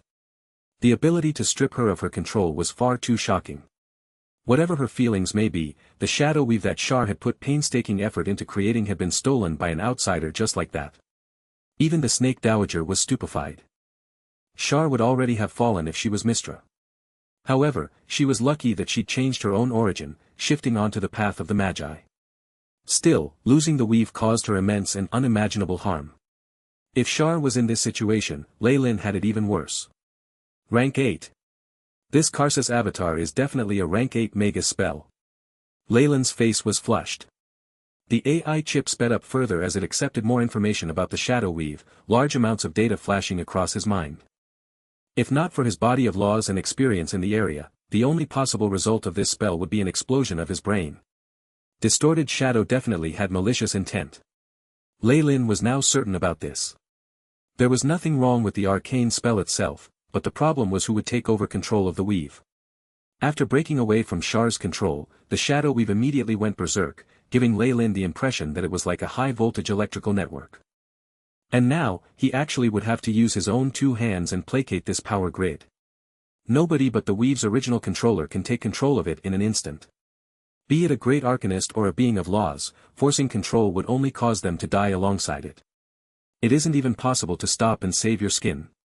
Lei Lin had once thought that the advantage of his main body and the support of the AI chip would make it simple to replace the goddess of the weave. However, he now knew that his conjectures were completely off. If just the shadow weave could render him in this state, then the true weave that extended throughout the world of gods could only be more terrifying. With his current strength, launching this arcane spell could possibly mean nothing would be left of him, he would basically be doing free labor for distorted shadow. As expected of a sly Magus from ancient times. He hid something in that arcane spell that even the AI chip couldn't simulate. Cold sweat beaded down Lei Lin's face. If not for this practical test using the shadow weave, he'd likely have been tricked into death in the world of gods. Sacrificing himself to help others was definitely not his style. But, with this data, I'll be able to right the mistakes from before. The shadow weave was inferior to the real weave, but with one experience of such a terrifying change Lei Lin had something he could work with. Get over here. The shadow weave was now entirely under his control. Being founded atop the weave, the world tree was naturally his as well. In a moment, the world tree abandoned Char and became Lei Lin's. With most of her strength lost to the grievous injuries, she could do nothing to stop it. The last step. Lei Lin pulled at the air with two hands, and the origin weave of the shadow world came into view. With the shadow weave as the offering, mature. Asterisk rumble. Asterisk a pair of hands made of primal chaos erupted from a part of the world tree, grabbing the purplish gold weave and kneading it into a bundle before disappearing back inside. Lei Lin felt no regret when it came to the shadow weave. He could also make use of this opportunity and rid himself of this high-pressure electrical network. The world tree finished the final stages of its growth with the weave, placing its terrifying web of roots into the world as its lush branches took the place of the original weave. This is the final implantation plan, Lei Lin sighed and approached the world tree. The fruit had now grown murky, containing authority over the entire world. This is a world will, concentrated to the limit and completely solidified. Lei Lin had a mysterious luster in his eyes as he reached out and plucked the world fruit, holding it as akin to holding a whole world. Lei Lin couldn't help but grow intoxicated by the feeling of having an entire world in his grasp. The fruit that Shar had painstakingly cultivated had become the greatest of his profits. The moment he consumed it, Lei Lin would instantly become a peak rank 8 existence, gaining control of the entire shadow world. It would make him the world's master, and give him an extremely long life. Unless the shadow world was destroyed, he would never fall. The shadow world was a large world itself, and without any disasters that could destroy the astral plane itself, it definitely wouldn't face any problems. In other words, if he willed it, Lei Lin could obtain terrifying power and lifespan in an instant, living as long as the astral plane itself. This was definitely a huge temptation for any Magus, something everyone spent most of their lives pursuing. Return. The huge temptation in front of him didn't manage to cause the slightest change to Lei Lin's expression. False eternity. Humph, he shrugged with apathy as a sneer surfaced on his face. What Lei Lin pursued was the immortality afforded by reaching rank 9, a realm of power that exceeded the scope of the astral plane itself. This world fruit would bind him to the shadow world, stopping any further advance. Perhaps the other magi who had no hope of advancing would make such a choice, but this definitely wasn't so for Lei Lin. However, the snake dowager couldn't stay calm after seeing him take over Shar's achievements. Unconcealable desire revealed itself in her eyes as she leaned forward. After all, this world fruit was the essence of the shadow world's will, able to give her dominance of the shadow world once more as it fused with her laws to advance to the peak of rank 8. Lei Lin knew that the dowager had no choice but to agree to any requests he made right now. Unfortunately, he did not deign to speak. She and Shar were both rank 8s, and only together would they be easy to control. If one of them advanced to the peak of rank 8, they would choose to kick him aside. Lei Lin hadn't fought desperately and plotted for mere goodwill, or the world origin force. The shadow world was a big world, and he felt it better to keep it with him. It wasn't necessary to fuse with the world to control it. These two women aren't simple characters. Neither of them can be left behind alone as a representative. Instead, I can leave them both here so the two will have to act in tandem whether they stay or leave. This was Lei Lin's decision, and right now was the best opportunity to enforce it. The snake dowager and Shar were both seriously injured, and currently he was the only one with enough power to call the shots. Bang, however, Shar's avatar lost the last of its strength at this moment, fading away as her silhouette dispersed. Where did she go? The snake dowager frowned. Back to her true body, of course. Having taken so much damage, it'd be surprising even if she manages to stay awake. Lei Lin shook his head. With the world fruit in hand, he could see everything about the shadow world. I'm heading out, he said as his figure disappeared abruptly. The snake dowager was filled with resentment as she looked at his departing back. The sea of origin force in the shadow world had thinned down greatly. With the light of civilization exhausted, all that could be seen was an ancient stone palace. Lei Lin's figure appeared to hover over this palace, and the origin force instantly separated, opening up a path for him meekly. He walked unimpeded into the palace, seeing Shar sealed in a huge crystal. Lei Lin looked at the huge crystal and nodded, the world crystal. Is this the consequence of her trying to control the world will? The girl sealed within the crystal seemed to notice Lei Lin's arrival, slowly opening her eyes. A blob of shadows emerged outside the crystal, forming a figure he was familiar with. It was just that her aura was greatly weakened. You're finally here. Are you here to destroy me? A bitter smile surfaced on the young lady's face. Although this Magus hadn't yet eaten the world fruit, the authority he had at his disposal made it easy for him to take care of her. I'm afraid you're mistaken. Lei Lin waved his hands, and the world crystal that sealed Shar's body cracked apart. Her body was thrown out. My lord. Having regained her true body, Shar opened up her eyes to stare at Lei Lin. Although this body had the same face, Shar looked more pale now, like a young lady who'd been sick for a long while. Her aura was weak, making her look much more attractive than her previous gaudy look. I wouldn't need to do much to destroy you. However, the conflicts between magi and gods don't concern us. Lei Lin said with a smile, one of his hands behind his back. Now, it seems like we need to have a long chat. Shar's eyes betrayed a shrewd smile as she took the initiative to grab Lei Lin's hands and lead him to the depths of the palace. The defeat had changed her mindset completely. It took several more years for Lei Lin to leave the shadow world. He glanced around him, seemingly able to see the figures of Shar and the snake dowager as the corners of his mouth revealed a strange smile. Might made right. Lei Lin was currently the strongest person in the shadow world, thus he was also the one with the authority to divide the cake. He'd taken his time and split up control of the shadow world. It was impossible for his true body to stay there forever, so he'd chosen the snake dowager and the mistress of the night as his representatives. He gave each 20% of his authority, keeping them both on the same level but still leaving himself the majority of power. Although the snake dowager had been reluctant about it, she understood that she'd have been able to gain nothing without Lei Lin. She didn't make a peep. On the other hand, Shar was the loser, so she didn't qualify to make any demands at all. Furthermore, it wasn't impossible to reach the peak of rank 8 themselves with 20% of the world's authority. They'd be able to use the shadow world's origin force to recover and strengthen themselves. Thus, the two of them both submitted to their new master. Each of them had used all means possible to entice Lei Lin as a fighting partner, but in the end he'd run away with the greatest benefits. The snake dowager kept to her old promise, transferring a portion of her bloodline origin so he had control over her bloodline descendants. Shar refused to be outdone, so as a former intermediate god she divulged a great number of secrets regarding the world of gods. Lei Lin learnt what to take note of when he advanced to become a true god. As for any other interactions, Lei Lin touched his chin in reminiscence as he looked at his status. Lei Lin Farlier, rank 7 warlock. Bloodline, Targaryen. Strength, 275.11, agility, 229.88, vitality, 400.97, spiritual force, 653.19. Body of laws. Law comprehension, devouring, 100%, massacre, 58%, disaster, 27%, decay, 15%, curses, 1%, shadows, 33%. Origin force saturation, 100%. I'm at the limits of origin force now. The shadow world's origin force wasn't effective like that of Dreamscape, so Lei Lin had no problems with absorbing it. It was something Shar and Allsnake had used to entice him before, but he just ended up becoming their master. Even the shrewd Shar would never have imagined that she'd become subordinate to a rank 7 Magus. With more than half of the authority over the shadow world, Lei Lin had naturally used as much origin force as he could to max out his attributes. I'm still a rank 7 warlock. I'll come back after I advance to rank 8, a trace of a smile emerged on Lei Lin's mouth.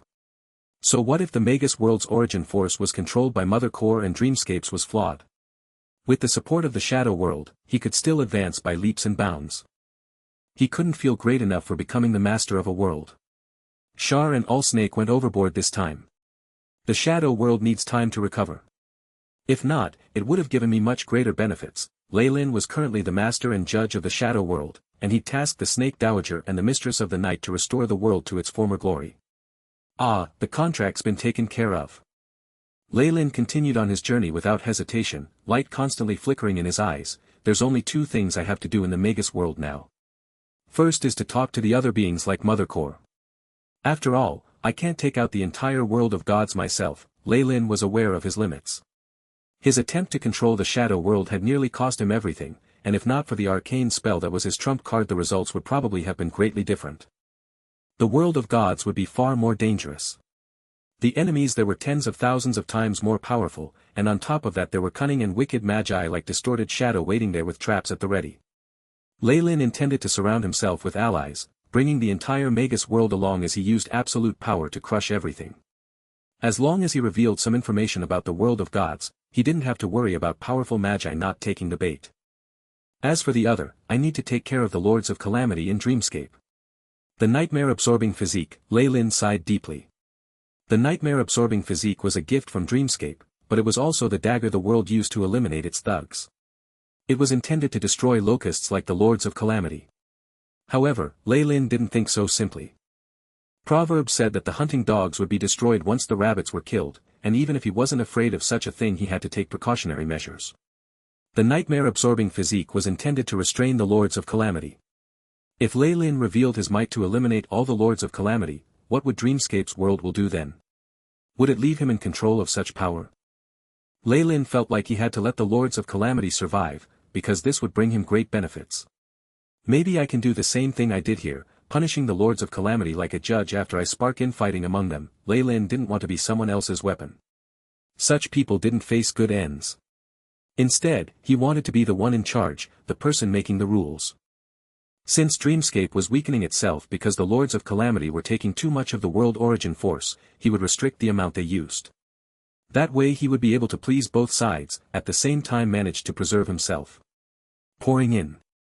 Of course, most of the time you end up pleasing neither side if you try to please both. My finesse and ability are going to be put to the test. Power is still the most important. Lei Lin's eyes flickered as he grasped the crux of it all. Only a peak rank 8 power can force Dreamscape's world will to concede. That'll be when I can deter the other Lords of Calamity as well. It's the bottom line for this plan to work. The space between Lei Lin's brows twitched slightly at this thought, and a bright red line appeared at that moment. Lei Lin's soul flashed with radiance, almost instantly linking to the large and vast Dreamscape. With a Lord of Calamity sacrificed to Dreamscape, Lei Lin was like a fish inside water in this world. His powerful soul force swept across the major regions. Dream Force is growing stronger as well, but it's still very dangerous. Also, Lei Lin's expression turned grim. He could sense the evil auras of the Lords of Calamity in the world, able to tell that those scattered beings had gathered in groups for protection. Their sealed lands had been linked together, they'd evidently discovered something. Lei Lin's current strength allowed him to deal with a single Lord of Calamity easily, but if they attacked him together he wouldn't be able to handle them. There were no fools amongst the existences of laws. Even if Lei Lin had shrouded himself in mystery they'd still manage to find something off about the situation and put their guard up. Looks like my plan of gaining an advantage by taking out a few Lords of Calamity won't work. Lei Lin shook his head, but he didn't find it particularly regretful. Even if Dreamscape's world will help him reach the peak of rank 8, it wouldn't be worthy of ecstasy. Borrowed power would never be his. Dreamscape could give him a great many things, but it could also leave him with nothing in an instant. Only something he had obtained for himself was truly his. Lei Lin calmed his beating heart, heading not to Dreamscape but to the Magus world. With Mother Core and other peak rank 8s in charge, the Magus world was completely calm and without any problems. Of course, to existences of laws nothing that didn't affect their kind was a problem. A few more organizations are fighting on the mainland in secret. As he gathered information, Lei Lin laughed and he shook his head.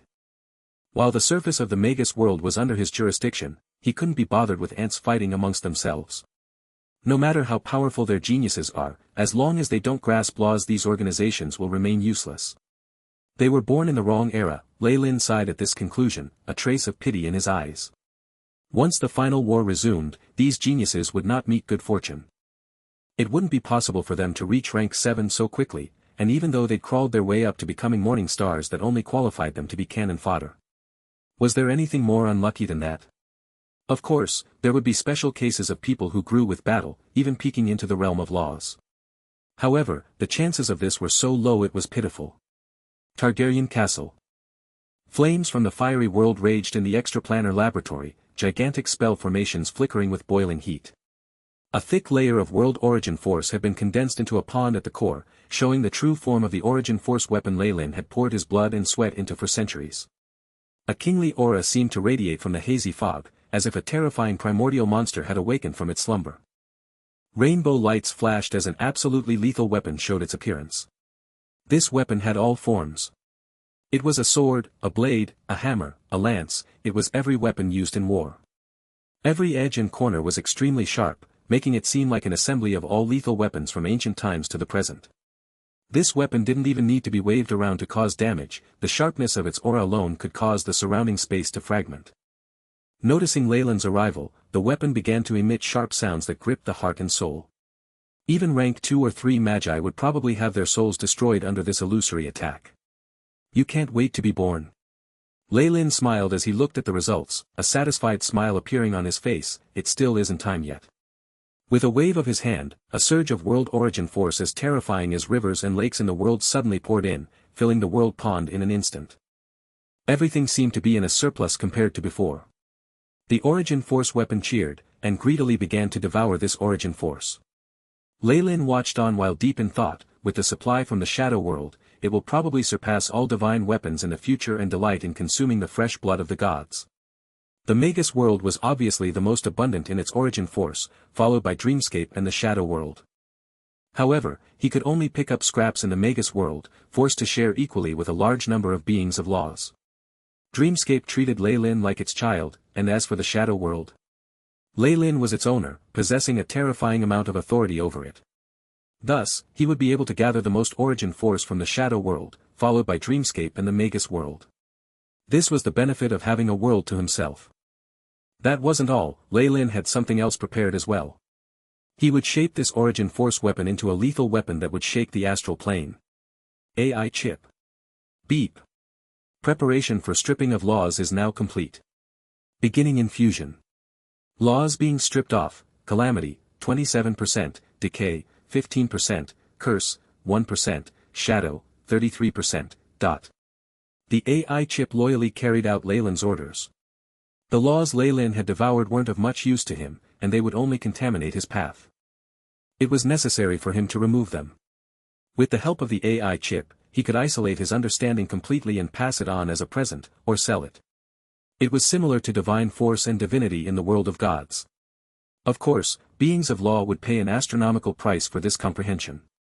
If, by chance, they needed these specific laws in the first place, they'd be able to give up anything. However, this was too extravagant for Lei Lin. It was better for him to grasp his own laws. If these laws were unusable, he could just pour them into his weapon. An origin force weapon with the power of laws would then have the grandeur of a true divine weapon. Begin. Lei Lin's eyes immediately turned black as the rank 7 Targaryen phantom appeared behind him.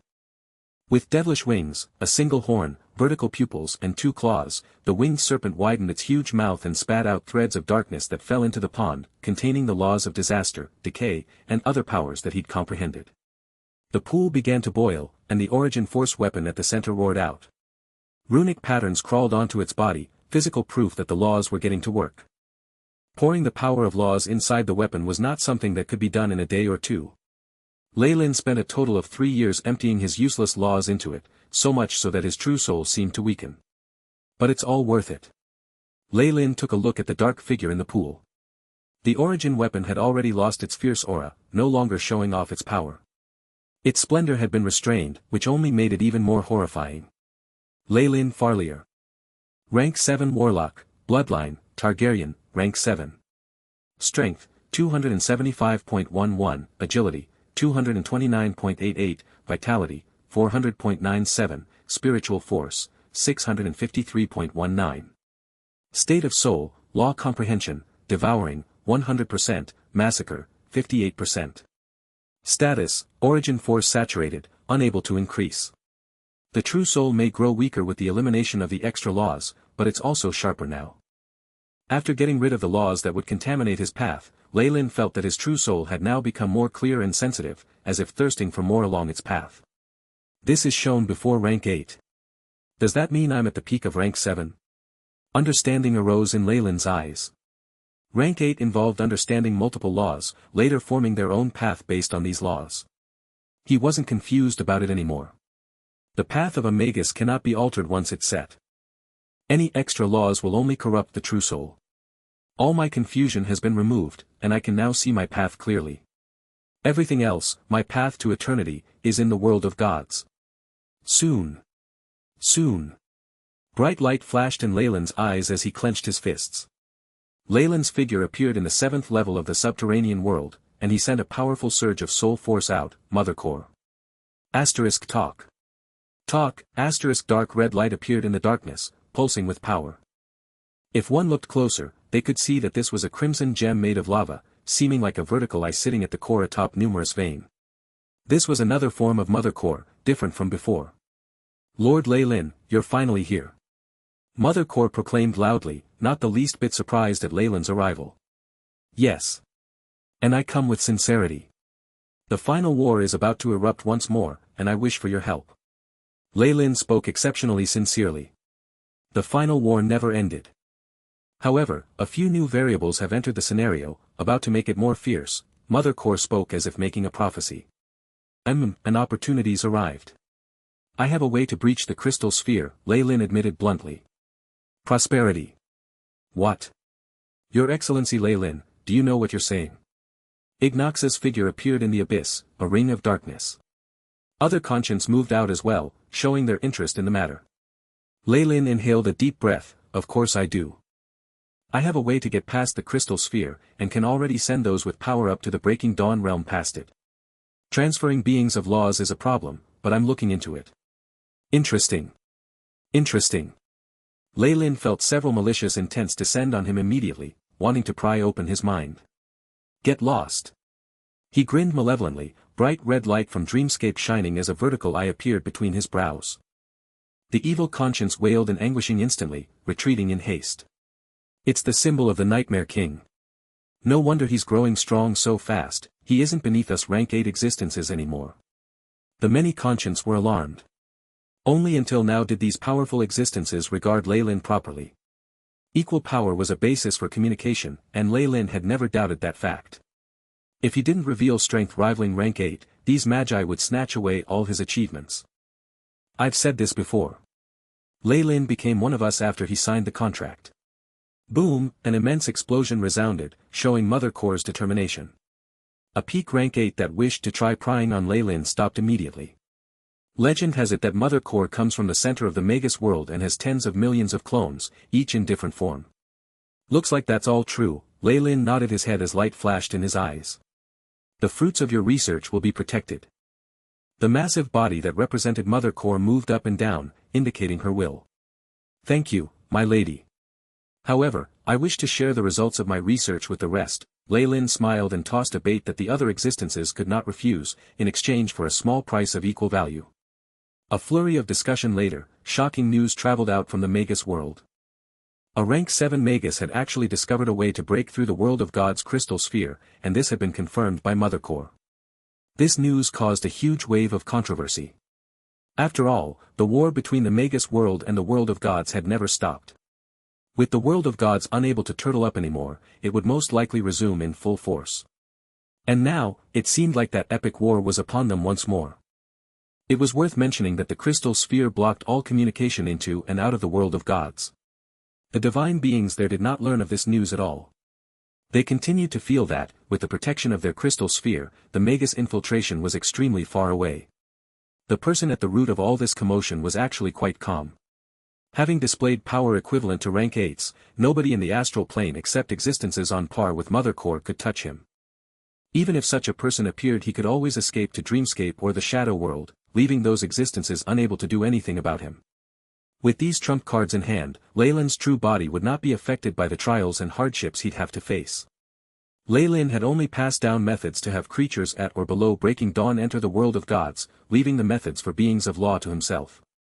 This was indeed a fact. After all, he was still in the outside world and even the Manderhawk plate couldn't let him get in, so he wasn't afraid of someone interrogating him. Magi weren't short-sighted people, but the information still stimulated their greed. The astral plane grew more lively as numerous powerful and evil gazes locked onto the world of gods. The final war would blow up once more, and it could happen at any moment. On the other end of the astral plane, within the crystal sphere, the numerous gods of the world of gods remained unaware of the impending danger, continuing their scramble for power and profit with crafty plots and machinations. The mainland had calmed down in its never-ending war, a truce being called between the Orc Empire and the Silvery Moon Alliance. Everybody's focus had instead drifted south, towards the rumored native empire. Fallen Island. This was originally the territory of the Fallen family, but Lei Lin had moved his entire clan to Debanks Island a while ago. This caused a decline in its status, but the island was still the primary port of the southern seas, an important transfer point. Huge quantities of sugar, salt, and food items continued being sent up from the south, transported to the mainland in exchange for iron, cloth, and technology. An unknown number of merchants had grown rich on this channel of trade, whereas smuggling continued unabated despite repeated crackdowns. It gave the shipping route another name, the Path of Gold. Rumors were abound that even ordinary sailors could become millionaires after a few years of working this route. They'd attracted a huge wave of adventurers, filling the bars and hotels to the brim as they caused the city to prosper. On this day, a small transport ship anchored itself in the port.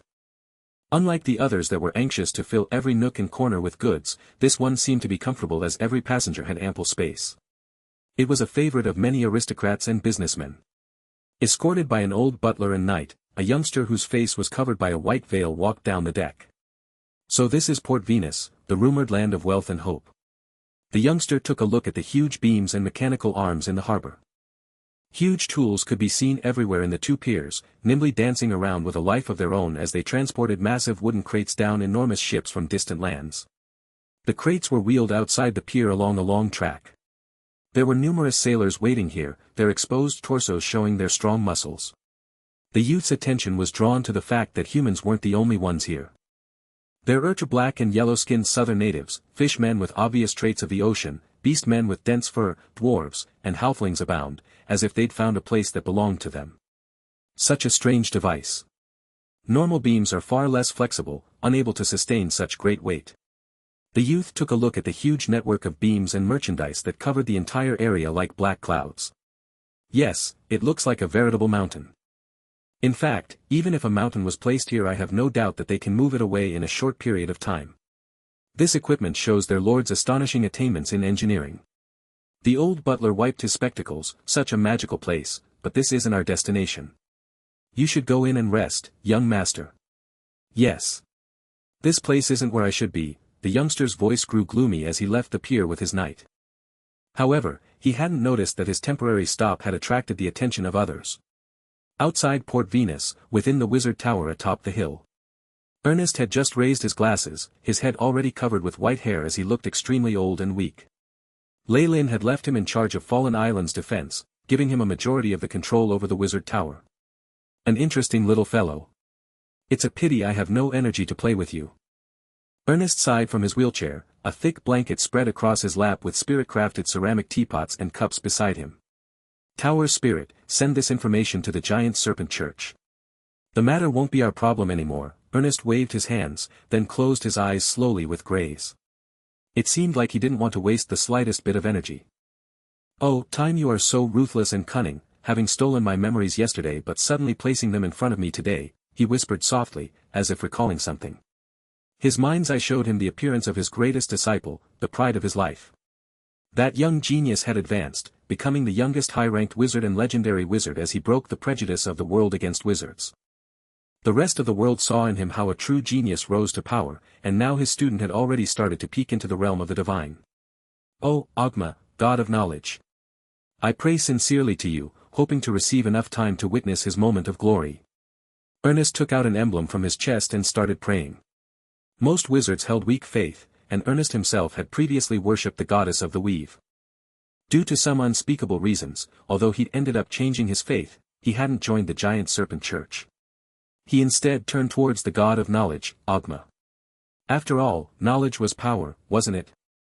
Ernest did not know that the youngster and his butler would pull the attention of many other existences here, setting off a storm that would spread across the entire mainland before crossing over to multiple worlds. Escape. Night time. The sea looked even deeper in the darkness, terrifying monsters seemingly hiding within as strange whining sounds could be heard within the fog. Steel boots moved along the coastline as a few silhouettes walked out of the sea. We can borrow the power of our Lord to escape the monitoring of the wizard tower, a man wrapped in grey robes said. Bah, the territory of a false god. I'll personally destroy it one day, a robust man exclaimed, a look of disdain in his eyes. Pay attention to your words, Mayor. Their leader turned back. He was wearing exquisite armor, the large single eye emblazoned on his cape a symbol of his church. Our mission is to pursue the remnants of the evil church. The affairs of the South Sea do not concern us. Unless we receive personal orders from Master or our church, there will not be any conflicts with others during this mission. I understand, Bishop Morand. The man muttered, but he eventually quieted down.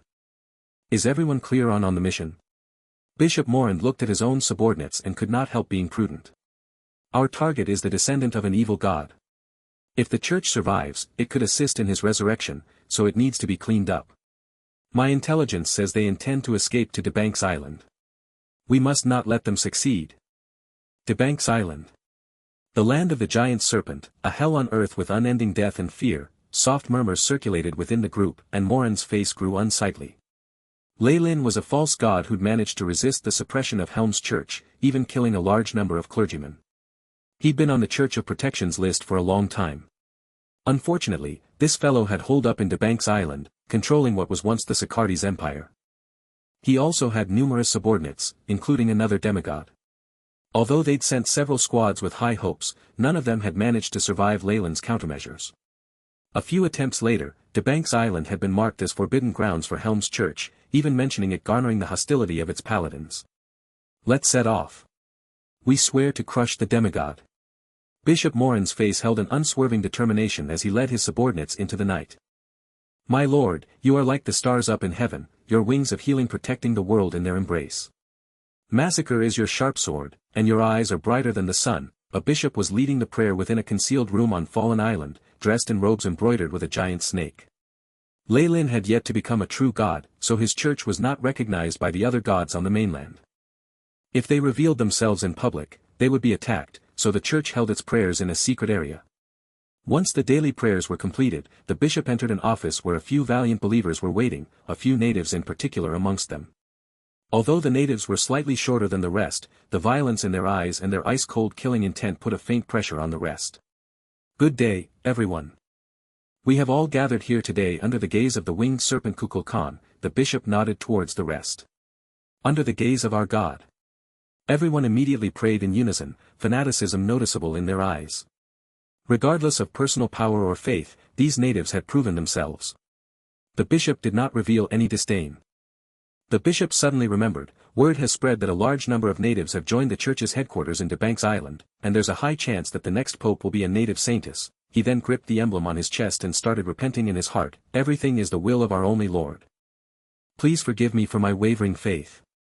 Of course, the rest only saw the bishop clench at his holy emblem before sitting down behind his. Of course, regardless of the changes in the bishop's heart, the others only saw him clenching the holy emblem and sat down behind the desk soon after. Intelligence from the City Hall and Wizard Tower say that an incredible figure seems to have entered our territory. The bishop banged on the table, taking out a stamped letter that he showed to the rest. A subordinate took a look and spoke out with his doubts. Poison Scorpion Church. Yes. It's a church that worships an ancient scorpion demigod. They've been developing in secret for a long time, but sadly they were discovered and suppressed by the forces of Helm while their lord was ascending. Rumors say the demigod fell. Mockery appeared on the bishop's face as he explained this. There was no need to pay attention to such a small church before, but according to Wizard Ernest, the demigod's descendant has fled to Fallen Island, planning to journey to Debanks Island. This matter can be quite troublesome. We're currently trying to maintain peace with the forces on the mainland as we develop. This might invoke a war. One of the subordinates frowned. Of course. I'm aware of that, but we cannot allow them to act with total disregard for law. The bishop looked at his subordinates with resentment. If under normal circumstances, would there even be a situation out of his control? Unfortunately, he had only taken over this branch recently, and it was the former headquarters of the fallen family. Of course, they listened to Leyland's orders, but outside of that it was troublesome to unite them. These elites couldn't be dispatched if they weren't convinced about the situation. Just as the bishop was troubled, his face suddenly changed. A strong will descended on the place abruptly, and flames were ignited on the statue of the feathered serpent. Our great Lord has descended. The bishop was the first one to kneel down in prayer, the others quickly following suit. A thought was soon transmitted out of the statue, causing a hint of joy to appear on the bishop's face. Worshippers, I am in need of you. Are all of you clear of our Lord's orders? Yes, the formerly rebellious subordinate stood out, saying resolutely, this is the will of the Lord, we'll complete the task even if it costs us our lives. Good. The bishop nodded in satisfaction. The youth and his two servants were still unaware of the huge crisis that was about to befall them. They'd already set up at a small inn. The youth had tried to escape, but now he'd been arranged in a clean room. The butler moved to the edge of the window, taking a few glances before he tightly shut the curtains. The knight stood at the door like a sculpture, similar to a loyal guard. You're the son of our Lord. Please pay attention to your actions. How could you run out on a whim? Aren't you aware that the Church of Protection is right behind us? They definitely won't let us go if they're given the opportunity. The butler's face had blackened. The youngster shrank down. I'm sorry, Bishop. I only wanted to look at that Lord's wizard tower. Sigh. He's still a child after all, this responsibility is too heavy for him to shoulder. The bishop, who was dressed like a butler, let out a secret sigh, softening up at the sight of the youngster's face. Please endure it for a while. We'll be safe once we reach DeBank's Island. DeBank's Island? A rare trace of joy appeared on the youngster's face. The place with the rumored native empire and the giant serpent. We won't have to worry about Helm's Church once we're there. As long as you can obtain their protection, yes. A kind and amiable smile surfaced on the butler's face. Our Lord interacted with the giant serpent church before, and they're willing to help innocent people like us who've been suppressed. More importantly, our gifts will definitely gain his favor. The moment gifts were brought up, the knight subconsciously gazed at the youngster's neck. A crystal pendant was hung there, emitting soft light. They will only shelter you for such an artifact. The butler stroked the child's hair. You don't have to be sad. This is something our Lord gained in an accidental encounter. I'm sure you can exchange it for your safety and the opportunity for the church to rise again in the future. I'm sure he would have agreed as well. The youngster did not notice the trace of pity within the butler's eyes. A child of God was someone who's descended from a true God. Demigods' descendants barely qualified to be addressed as such, and in fact their Lord had several heirs as precaution. Unfortunately, this child was the only one among his brothers and sisters who'd survived. If a true God falls, as long as their believers continue to call out their true name with devout faith, they'll return after a period of time. However, it's different for a demigod. The conditions are harsher, and there are additional requirements that will make resurrection more difficult. Although his heart felt pity, the faith in the butler's soul ultimately won. He recovered his previous expression. Tracking. The face of the knight changed at that moment. His figure that was similar to an iron fortress moved forward, smashing the floor apart. HSS, a thin shadow arose from the floor with a vertical blood-red eye. It looked like a tiny black snake. Wait a moment. The butler stopped the knight, placing his hands on the floor in all seriousness. The little snake stuck out its tongue and licked his fingers, moving towards his ears without hesitation before it released soft hisses. The black snake exploded once it conveyed the message, and the butler's face immediately changed. Not good. The Church of Protection discovered our tracks. They've been behind us all this while. Forget the luggage. We should flee immediately, use the windows. The butler had made his decision in a moment. The trio left the building secretly after they packed their essentials, leaving a candle burning to make it seem like the room was still occupied. They left? That's good. Regardless of their reasons, the fight shouldn't have happened at the center of the city. It would have affected our reputation significantly. A man draped in black robes emerged from the street, looking in the direction the three had headed. A long, thin snake slithered out of his sleeves, looking like the same one that had spoken to the butler. Bring this news to the Lord, little precious. Those hateful guards of Helm have caught the trail as well. The black snake's movements were as fast as the wind, and it instantly disappeared into the darkness. Ho. We should have them suffer this time, letting them know that the giant serpent church isn't so easy to provoke. The black shadow laughed coldly. It was at this moment that an icy voice from behind startled him. So you people are determined to oppose us?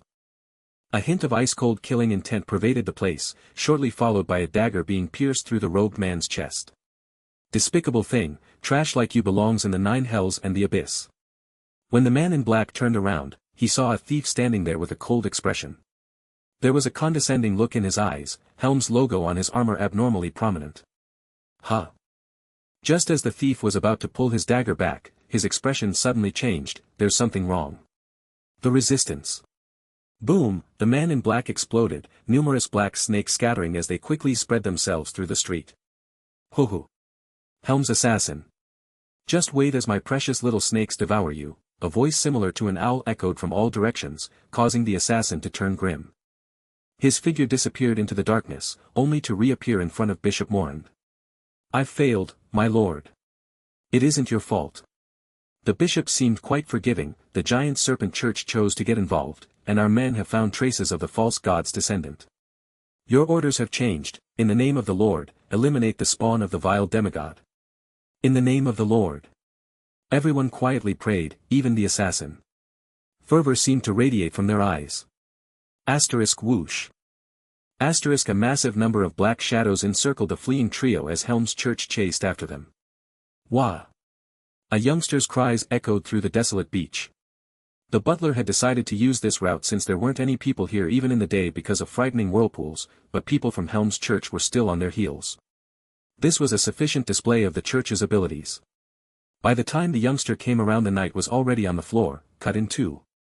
His kidney had fallen out and his intestines were exposed, a scene surely to plague the youth's nightmares for a long time. If he could survive, that is. The kid himself was alive solely due to the efforts of his butler, who'd torn open a protective magic scroll. However, looking at the dense encirclement, the magic would not be able to sustain itself much longer. High-ranked wizard.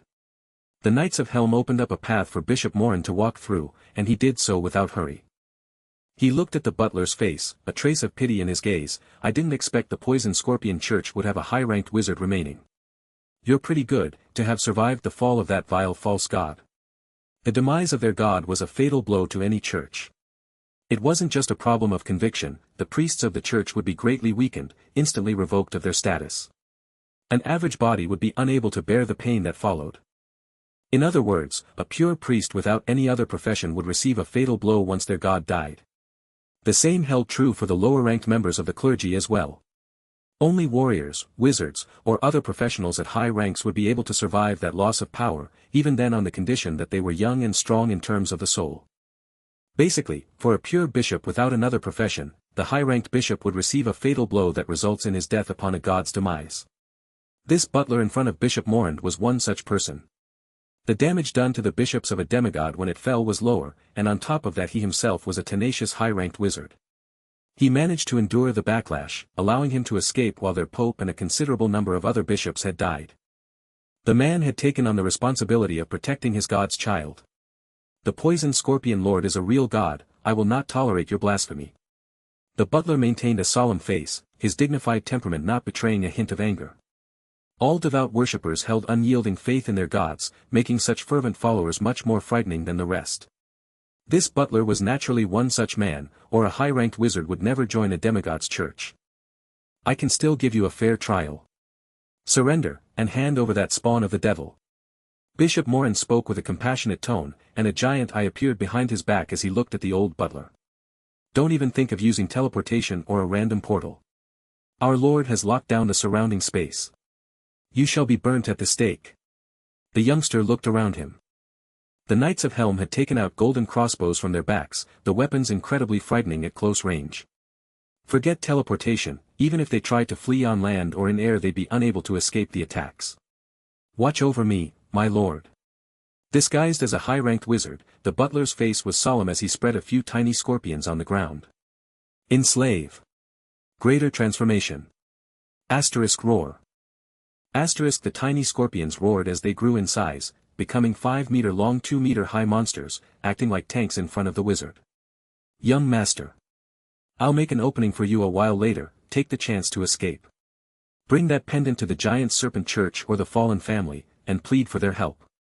The butler stood in front of the child, resolved to fight to the death.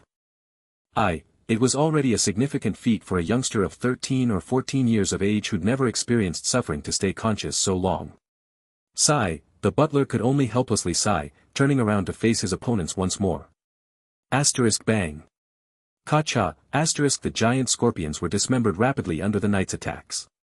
A paladin had already rushed up to him. My lord. You're a star of the heavens, and one day you shall return to your throne, the wizard mumbled, the fear of death absent from his face. However, this expression changed after but a moment. A keening sound rang out as a black spear broke the spatial barrier to pierce through the paladin whose holy sword was raised. The sinister light in the air, Bishop Morin frowned, turning towards the main culprit. It was a native warrior of the southern seas, short but full of toned muscle. But then he saw the tattoos of devils bound with iron chains on the bodies of the man and his allies, and he went livid. The giant serpent church's elites, devil hunters.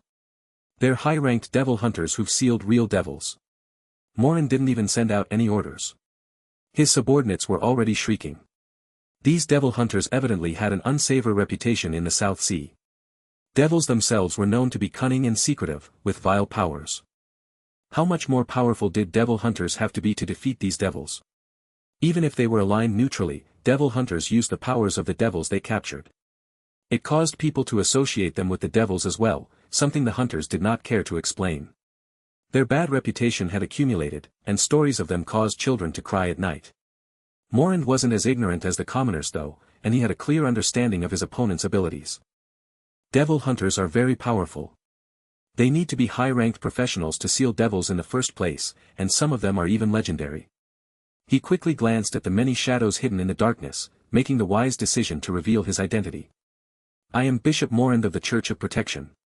What are you lot trying to do? Work. The Church of Protection?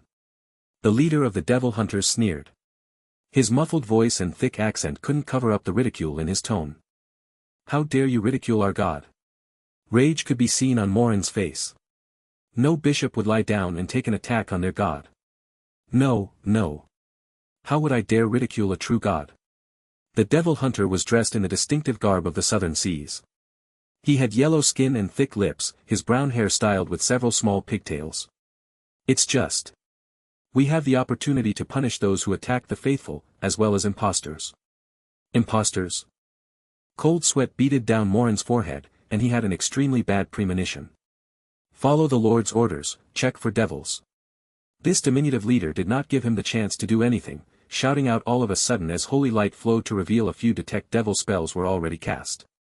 Leylin was a lord of Bator, so other than fundamental holy skills members of his church could also detect devils. The spell was something Leylin had invented himself, and over time it had shown itself to be a 100% accurate. All this was to say that devil hunters held authority when it came to checking for devils. And just as Morand hesitated for a moment, the situation fell out of his hand. Oh! The milky white holy light around one of Morand's subordinates suddenly shifted to a bright red, the face of the man changing a few moments after the spell was cast. A blood-curdling screech rang out as the man grew a horn, and a layer of hellfire surrounded him. This paladin had turned into a devil in a moment's time. Morand and the rest were flabbergasted at the sudden, fierce, change. You're daring enough to shelter a devil, pretending to be paladins. What sort of blasphemy is this? The leader spoke righteously, kill them all. Justice. Justice, the other devil hunters shouted, a terrifying wave of hellfire raging forward in attack. How would the bishop not know that they'd fallen into a trap? The only thing he couldn't understand was, why had the giant serpent church that had made every effort to avoid clashing with them before changed so suddenly, becoming a savage, crazy beast? All the doubt and astonishment ultimately condensed into one question. How dare you do this? Morand roared. Unfortunately, nobody replied. Seeing his opponent remain obstinate, the leader of the hunters issued an order, transform. Numerous high-ranked devil hunters suddenly smiled with malice as the tattoos on their bodies grew active. Parts of their bodies, normally hands and legs, started to demonize in the midst of terrifying hellfire. Bright red scales formed as sharp demonic nails grew out of their hands. Thin, needle-like chains coiled around their arms. A devil hunter retained their human intellect and normal abilities when they transformed. On top of that, they obtained a devil's physique, and similar magical ability. The strength from this sinister change instantly drowned their opponent's resistance. Even Bishop Morand threw out his trump cards one by one, eventually burnt to ashes by the hellfire. The leader of the devil hunters left his group, walking towards the boy and butler who'd been shocked stupid. I'm aware of your identities. Please follow me. Although he'd returned to his normal appearance, the frightening form from before had been etched into the boy's mind. It would inevitably leave a strong impression on him. His butler was in better condition, able to maintain his courtesy. Sealing the admiration in his heart, he replied, Devil hunters. Truly a formidable army. If our Lord had such guards, he wouldn't have met his demise so easily. After sending the two of them off with respect, the look on the small guy's face immediately changed. Are all the preparations done? Leader. Another monkey-like devil hunter walked to his side and whispered to him, everything is completed. The devil transformation was recorded, and we located the affected commoners and nobles. Well done. Contact the Central Church post-haste. Settle things before they can even react. The small man touched his chin, a predatory gaze within his eyes. The wit of these subordinates was inspiring, and they'd performed such deeds repeatedly. It was tragic that all of it had to be condensed into a few pages when they reported to the headquarters of the church in DeBanks Island. Tiff raised his spectacles. Even someone like him, with legendary strength, seemed to have been eroded by the passage of time. However, the truth was that this was all an act. His appearance had been changed on purpose, a kind old man as the Pope more acceptable to the citizens. As the Pope of the giant serpent church, he performed his work very well so far.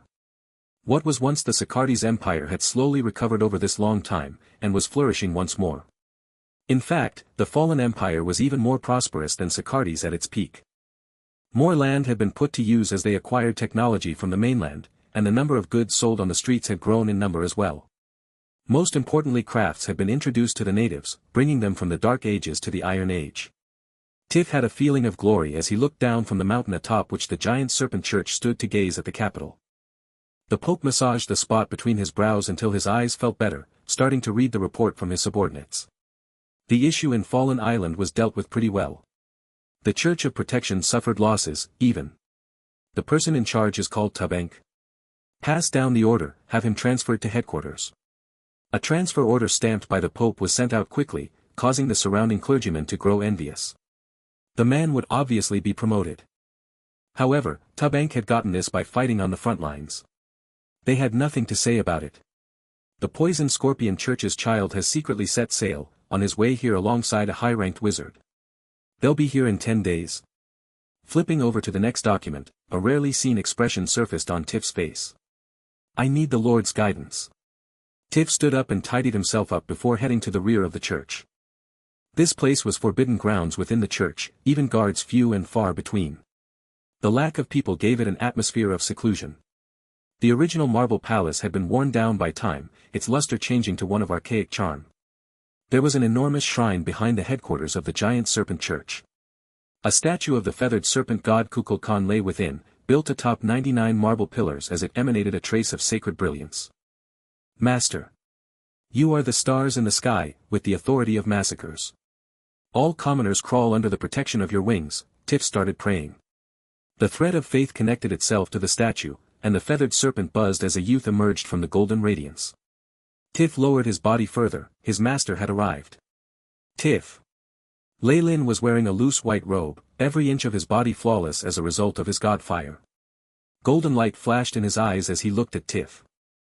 I learned of the incident with the Poison Scorpion Church. You've done well. The first thing Leylin did was approve of Tiff's work. He continued with his decision, when they get here, bring them to me. I'll receive them personally. Your wish is my command. May your divinity spread throughout the world. Tiff replied in excitement. Leylin had always maintained a low profile, starkly in contrast to his attitude today. He naturally knew that his lord had decided to change his actions, and that change would cause an enormous transformation in the prime material plane. Is it time? Tiff suppressed the elation in his heart, withdrawing slowly. Such an intelligent chap.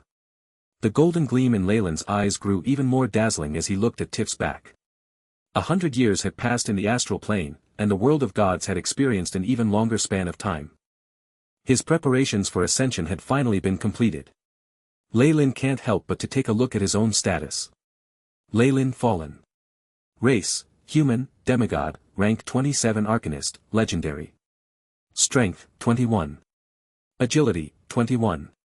Vitality, 21. Spirit, 27. Arcane energy, 270. Divine force, 200, 200, status, healthy. Feats, legendary sturdiness, scholarly, intermediate perfect body, dreamscape vision. Specialties, origin force detection, origin force amplification, illusions.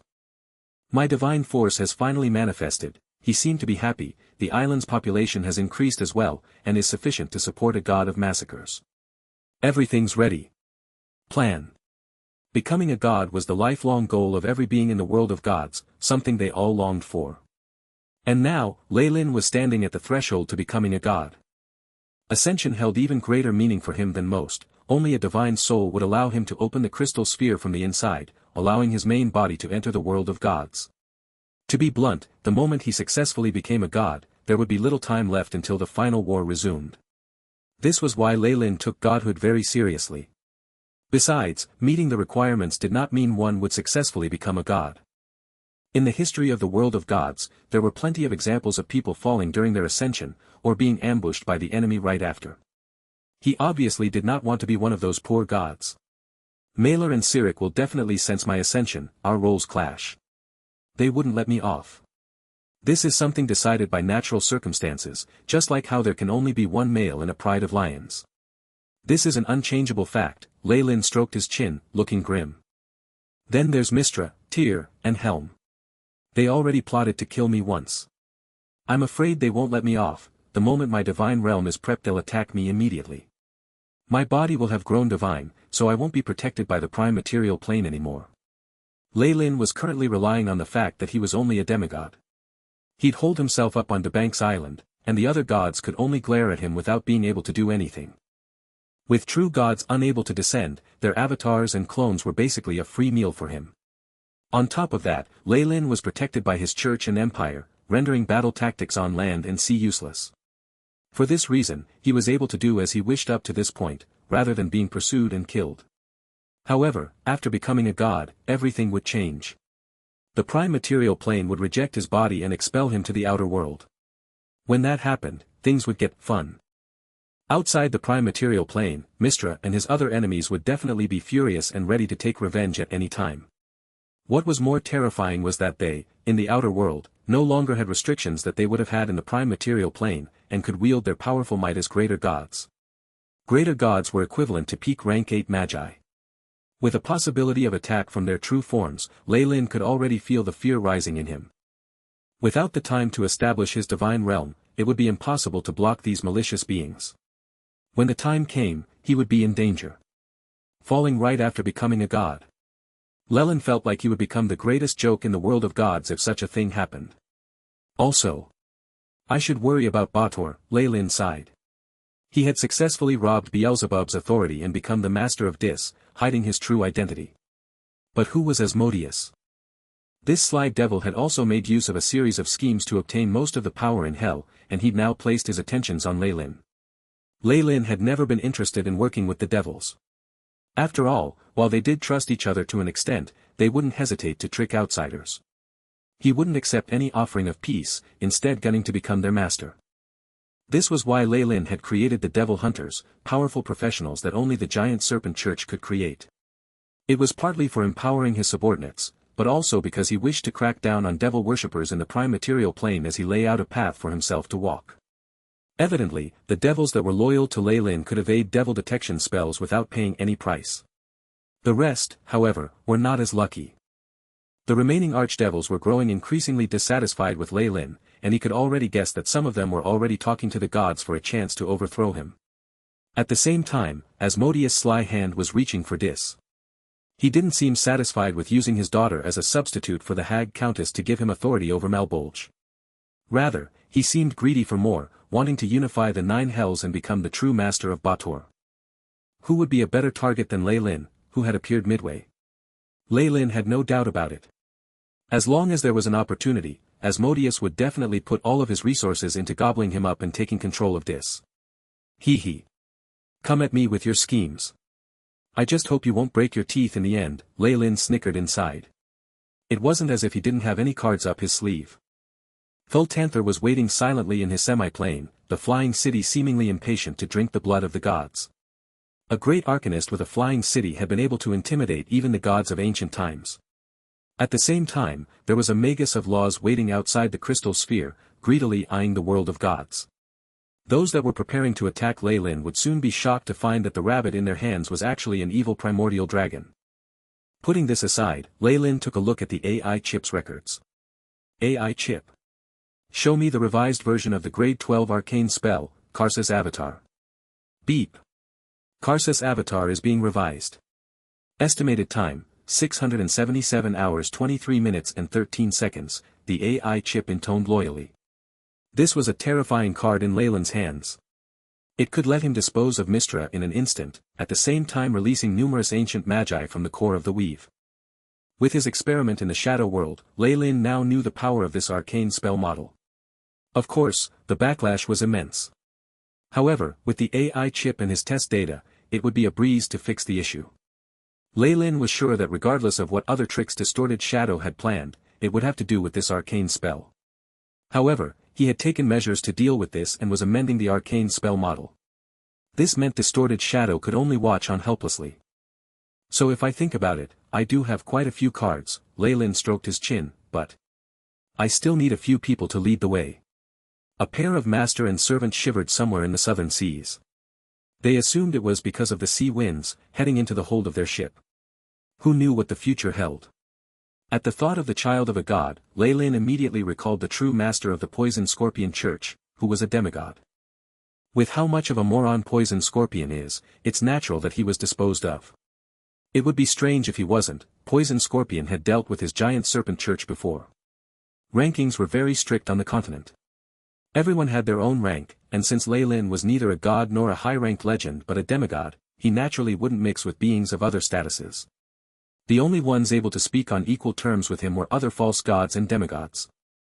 Hence, it was extremely normal for beings like them to form secret alliances. In the face of suppression from the true gods, the demigods and false gods who lacked people to back them up had to learn to band together. Leyland had obviously made friends with a few of them, making oaths of alliance. Even if it was useless, it would afford him a breather when he ascended and faced the pressure from the other gods. There were many demigods who held the same train of thought as Leyland did, which was why diplomatic activities went rather smoothly. The Poison Scorpion, master of the Poison Scorpion sect, was one of the demigods that Leyland had met. Unfortunately, the power of divinity and god fire seemed to be warping his rationality, and he was in a crazed state half the time every day. It had to be said that a demigod like this being able to support a church and only being eliminated now had exceeded Leyland's expectations. The law he comprehended was massacre as well. That's the only thing that I want. Leyland stroked his chin. Poison Scorpion's divinity was similar to his own, so he began to formulate a vague plan. It was for this reason that he had ordered his subordinates to make contact with him, and then invite the last blood descendant of the Poison Scorpion to the Debanks Island. Just a Poison Scorpion isn't enough. I need more. I need more targets. In that moment, the figures of various demigods flashed by Leyland's eyes. Becoming a god was no trivial matter, and new gods were far too eye-catching. Leyland's methods were simple. He'd have his allies ascend alongside him, leaving them to absorb some of the damage. Of course, it would be even better if they were willing to ascend ahead of him, as that would mean he had more experience. Before I officially become a god, I still need to see a demigod ascending. Leyland had always liked being prepared, and if another god could provide him with this experience, that would be for the best. While he had already subdued Shar of the Shadow World and obtained much information about the gods from her, she was an old being after all. She understood little about the current situation in the world of gods, and Leyland did not feel too confident. A true god, a low sigh rang in the palace. Young master, we're here. An old butler was helping a youth down a boat in Debanks Island's pier. 10 days had passed in the blink of an eye. Wow! Is this the native empire? I almost thought I'd returned to the huge port in the continent. The youth jumped off the deck and gasped after seeing the port even larger and more luxurious than Port Venus. This is His Highness' land. Please be careful of what you say. The old butler reminded him cautiously. Meeting. The old butler and the youth were guarded by a group of friendly and polite native soldiers after they entered the territories of Debanks Island. Since they were in a land that was not their own, they allowed this arrangement. After a few days of uneasy waiting, they managed to arrange a meeting with Leyland. On their path to the holy mountain, the old butler looked at the youth solemnly. Do you remember what I told you, young master? The youth had stiffened up in the tense atmosphere, but he still managed to nod. Sigh. This beautiful and fertile country. It's a powerful base even for demigods. No wonder he can flourish for so long without fear of being destroyed by the mainland. The old butler gazed at the flourishing imperial capital and sighed in awe. Leyland truly had picked a great place.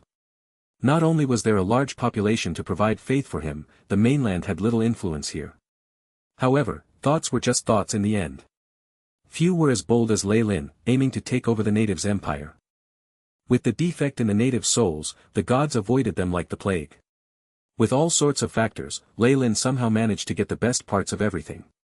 If not for the natives, Debanks Island would long since have been divided amongst the gods, and he wouldn't have had any chances. Clang! The heavy gates of the giant serpent church opened slowly. The devil hunters guarding the sides and the large number of priests and acolytes walking around added a certain weight to the atmosphere. Welcome. Tiff was dressed in his regal attire, crown included. Standing on the steps, he looked like a kind and holy man. The Pope shouldn't bother with humble servants like us. the butler pulled at the youth, who quickly realized his position and hastened to bow. Tiff merely smiled in answer to the tiny mistake of the youth, "Please follow me. My master will see you personally." Hearing this news, the butler and youth obviously grew more nervous. The giant serpent, the youngest legendary wizard in the world who conquered an empire with a few thousand people. Lei Lin Fallen, the legend of legends. The youth exchanged a glance with his butler, obviously uneasy. However, Tiff had already moved out, and the two couldn't avoid this confrontation anymore. They could only follow behind in apprehension. The three soon arrived at the palace behind the headquarters. A god in white robes was already waiting there, standing under his own statue. Golden light sparkled off his body, causing the large statue of the winged serpent to grow radiant as well. He seemed in harmony with the shrine, almost blending into one body. After taking one look at this person, the butler was certain that this was the Lei Lin Fallen of the legends. This was the master of the Debank's empire, as well as a demigod magician. "O great being, please accept the worship of a humble mortal."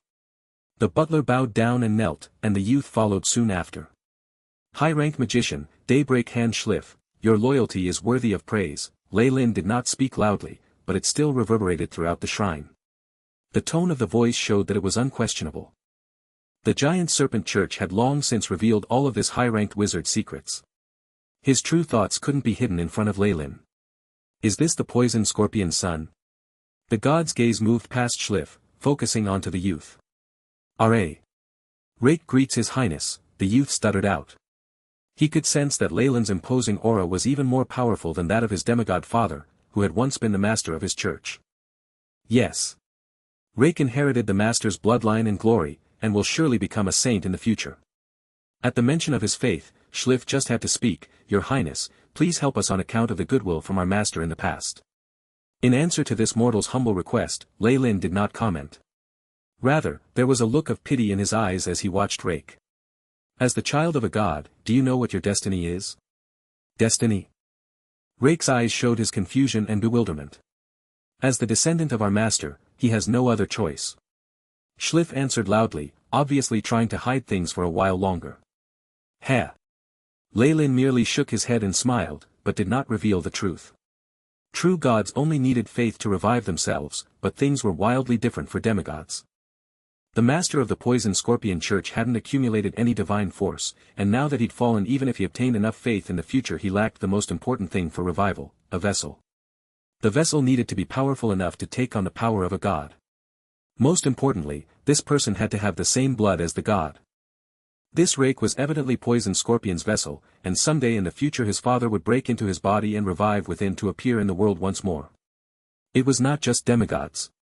In actuality, many true gods like to use this method. Lei Lin had once even wondered whether Illustrial, the queen in the north, had been prepared for such plans by the goddess of the weave.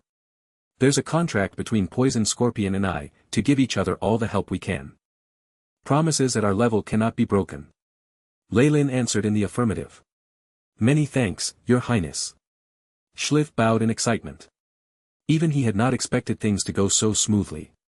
However, after seeing Rake, Schliff hesitated before stealing the look in his eyes. "Mighty Master, this is a humble offering from us." Meeting Schliff's gaze, Rake gritted his teeth and pulled out the sparkling pendant from his neck, offering it up with both hands. Once everyone left, Lei Lin focused on the necklace in his hands. A divine weapon. And there even seems to be some force hidden inside. The AI chip's light flashed in Lei Lin's eyes, and he nonchalantly threw the item into a semiplane. As he was now, refining an origin force weapon, a divine weapon was nothing much. However, it wasn't bad as a collectible. Rake. I sense a dense aura of deity blood. Lei Lin looked in the direction that Rake had left, eyes seeming to reflect scenes of what would happen after he left. Within the carriage, Rake seemed to have made up his mind before he asked Schliff, just now, what His Highness mentioned. "You don't need to know about that, young master." Schliff immediately put on a cold expression, his powerful aura preventing Rake from speaking further. "All you need to know is that you were born for the sake of our master. Everything that is yours has to be sacrificed in order for the revival of the master." Fervor glinted in Schliff's eyes, the terrifying zeal causing Rake to shift his gaze down. Demigod as he was, it was easy for Lei Lin to peek on a high-ranked wizard without them even noticing. Many secrets revealed themselves before him. Unfortunately, he felt no pity towards Rake, and he had no desire to help him. His blood is concentrated, so the chances of revival are greater. But that isn't enough, his divine sight seemed to transcend the seas, locking onto the vast mainland. In the south of the mainland, within a dangerous marsh full of lush bushes, a devil hunter with the crest of the giant serpent church cautiously maneuvered past numerous assassins' territories as well as the tribes of barbarians and kobolds, arriving at the depths of the marshes. This was an ultimate region of death. It was rumored that there was a 9-headed monster dwelling here, and the poisonous fog it emitted could kill any living being. Even divine spells were useless in front of it. However, few on the mainland knew that a tribe similar to humans lived deep inside. Oh, numerous humanoids gathered with the sound of a large cow bugle. These beings had a distinct physical appearance, looking like werejackals or kobolds. Some kind of shaman walked up to an altar. "Yukikalu, our lord. We pray to you devoutly, and offer a blood sacrifice." A few sacrifices had their clothes stripped from them as the old man prayed, trembling as they were delivered to the platform.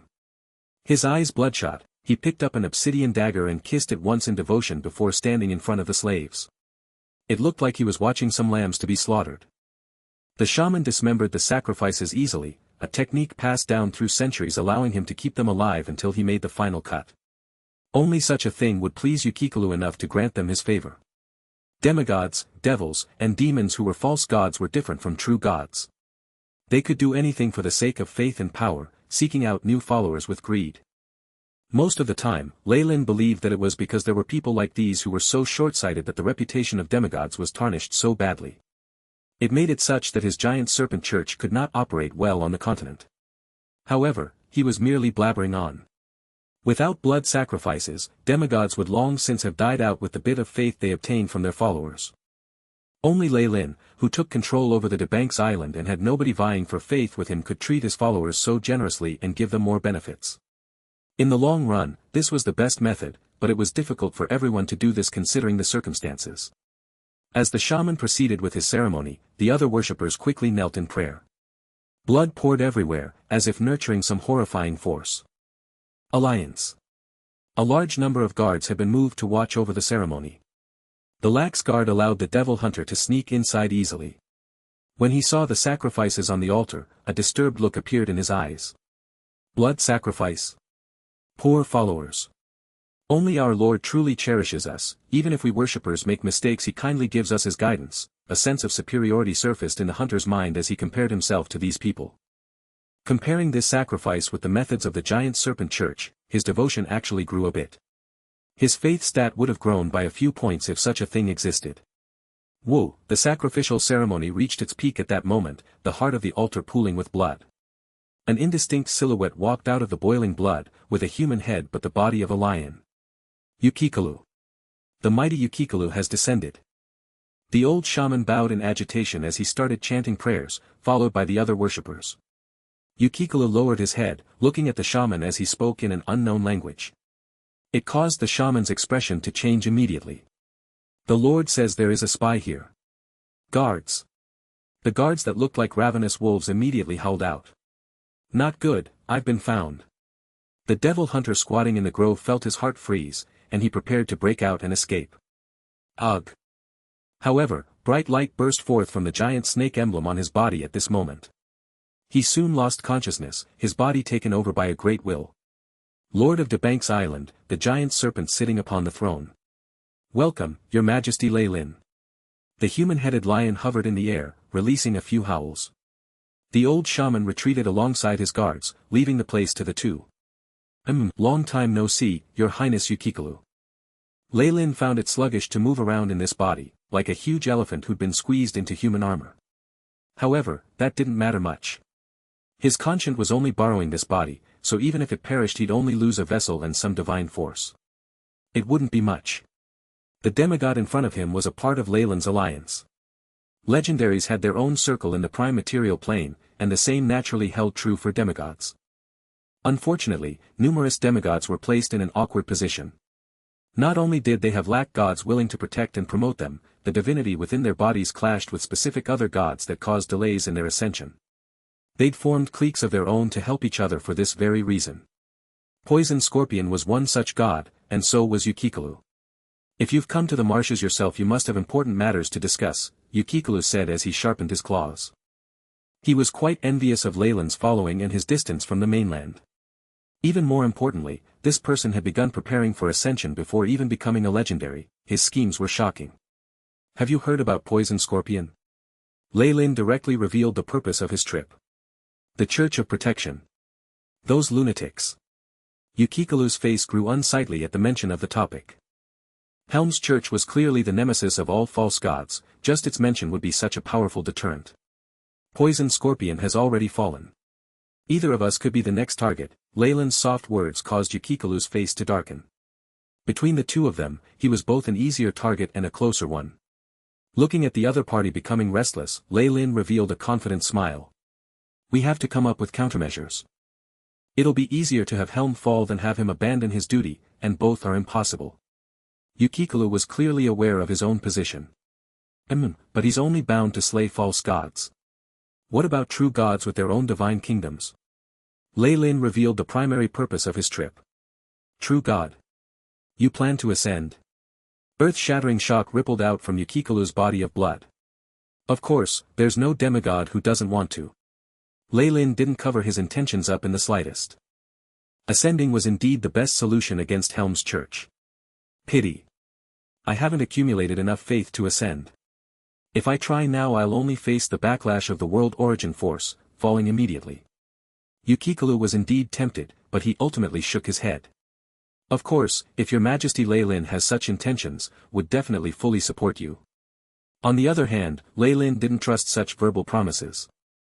Your Highness is the oldest of us demigods, I believe there shouldn't be a huge deficit for you.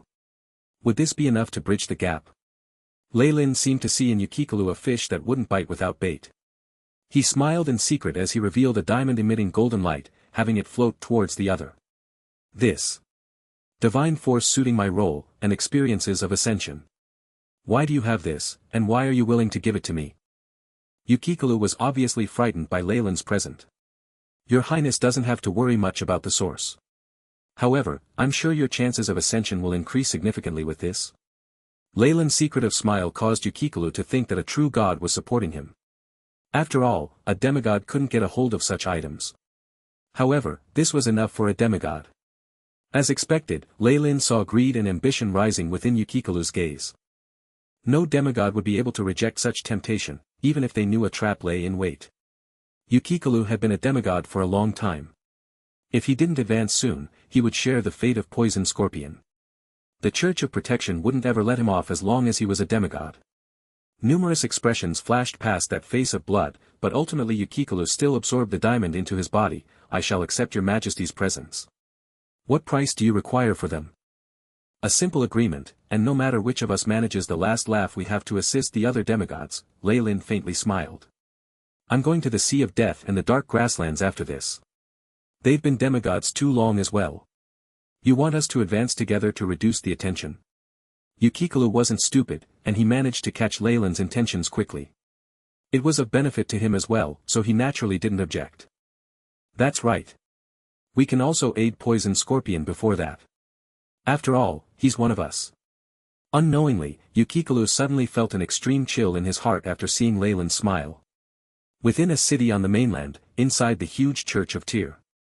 Paladin Raphania. An old warrior priest walked into the room, unswerving determination on his face. This room was largely unfurnished except for necessary supplies, with no extravagant furniture. The owner of the place was frugal. Cardinal. Although Raphania looked the same as before, her body had grown more well-rounded, and her face was filled with more mature charm. Even though she still looked young, she knew everything had changed. Years of experience had molded the feeble-minded knight into a paladin of justice. She was now the legendary Holy Paladin, the Knight of Light. Her position had grown constantly inside Tyr's church, and she'd even amassed numerous followers. The Lord has a mission for you. The old cardinal warrior passed a scroll to Raphaelia. The target is the Poison Scorpion Church. They intend to use their descendant to revive their fallen demigod. When he revives, the Poison Scorpion Lord will definitely bring suffering to the masses. Our Lord has decided to take action for the sake of justice. Looking at the sacrifices and consumption of blood as detailed in the documents, Raphania felt like she couldn't repress the anger in her chest anymore. To fight for justice. She suddenly drew out her long sword and solemnly agreed. Very well. Another thing. During this operation, other forces like the giant serpent church might be there to lend assistance. You'll have to be careful. When the cardinal said this, it seemed difficult for him to speak. Setting up. Giant serpent church. Raffinia's expression changed, as sealed memories came to light. Lei Lin, the scenes in her mind seemed fresh, and it caused Raffinia to stagger a few steps. The youngest legendary wizard appeared in her mind once more in all his handsomeness, a memory of the shadow that had been cast on her entire life. We'll meet again, Raffinia thought to herself. The last time she'd met Lei Lin, she invited him to the north to kill Mailer. However, they'd separated on the issue of the sharing of loot, and she'd heard that he beat back several churches to emerge triumphant. Even more shocking news followed afterwards. Lei Lin Fallen had taken an army of 5,000 men to the natives' empire, taking the place over completely. He'd advanced into a demigod, and built the giant serpent church. The news had made it clear that her former leader had already chosen a different path, and walked further down it than she had hers. Raffinia gritted her teeth. She was extremely aware that her current status as a legendary paladin was due to Tyr's blessings. But why would Tyr give her his attention in a church filled with paladins? She hadn't wanted to think of the reasoning and avoided the issue, but she couldn't back down anymore.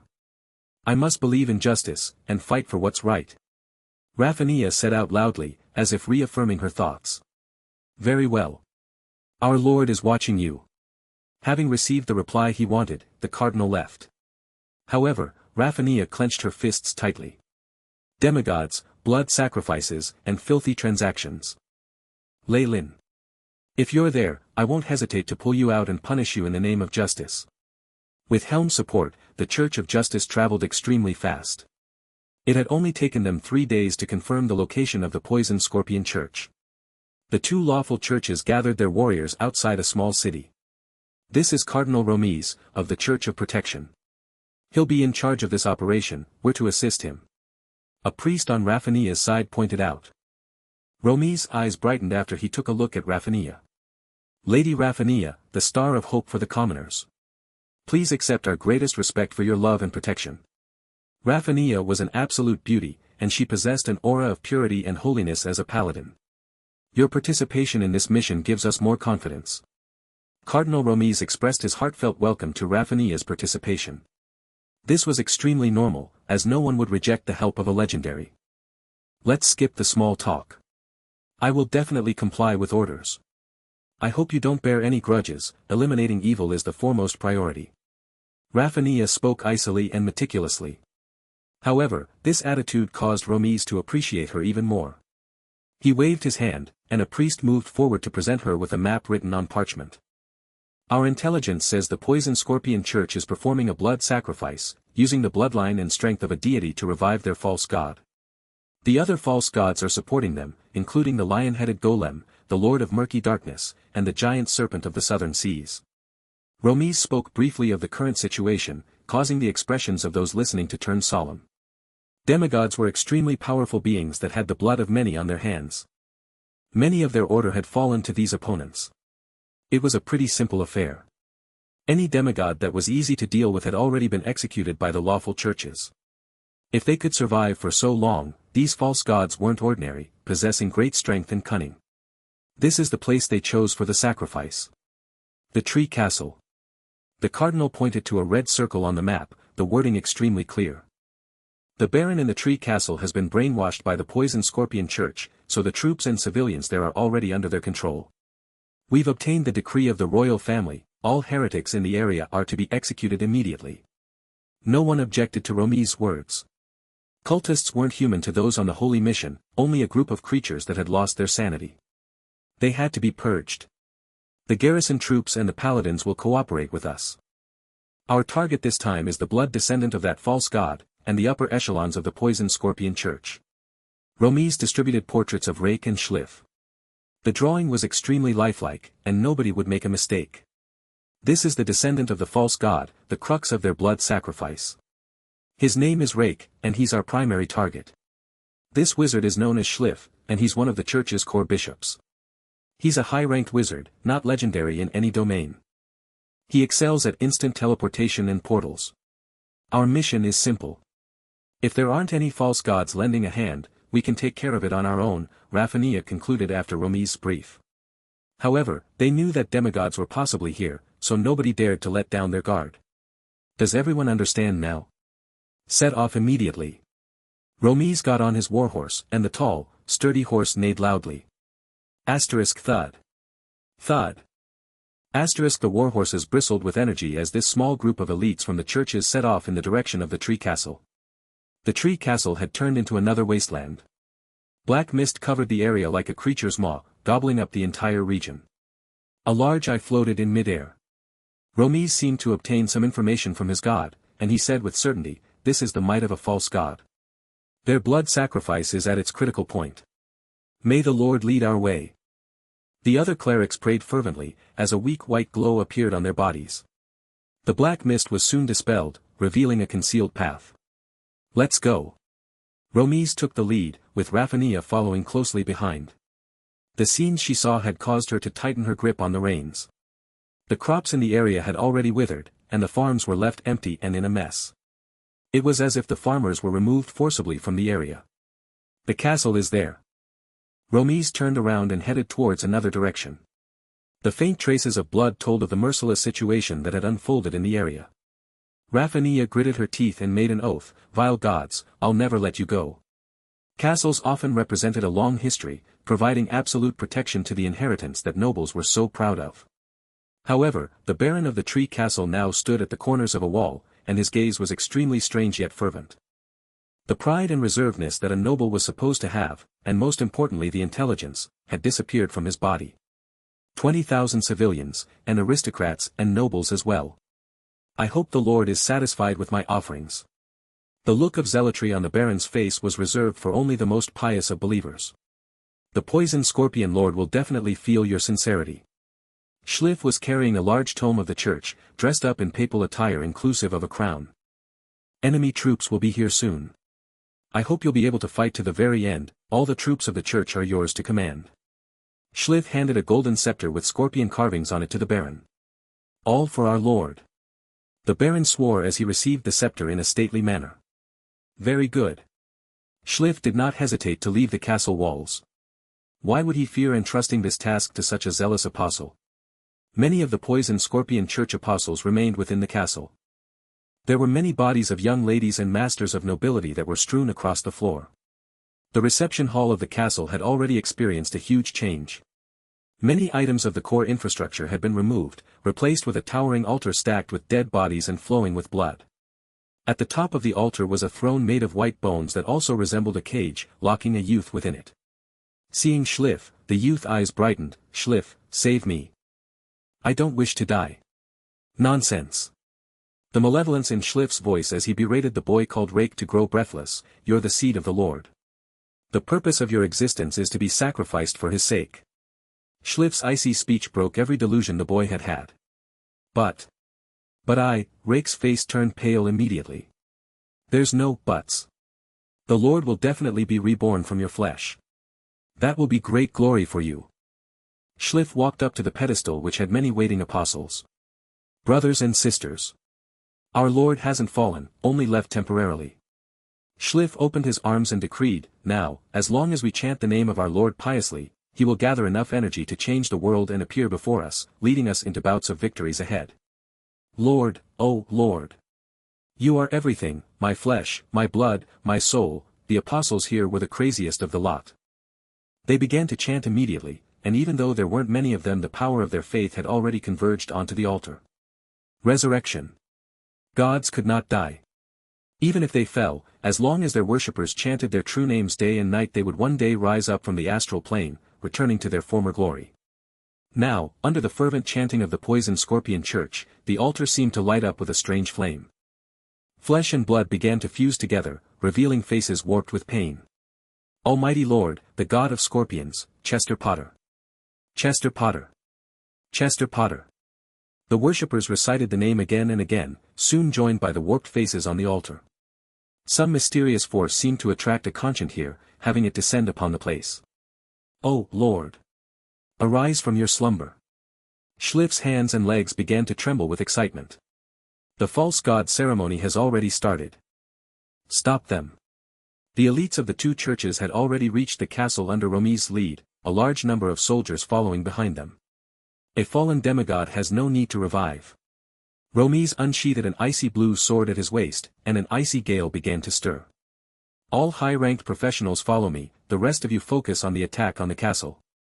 No matter how tall and sturdy it was, a castle not protected by high-grade spells was but a joke to powerful professionals. Romi's wrapped his body with chi as the fight began, leaping upwards in a moment. He covered a dozen meters in a single jump, landing on the castle walls with a thud. Kill him.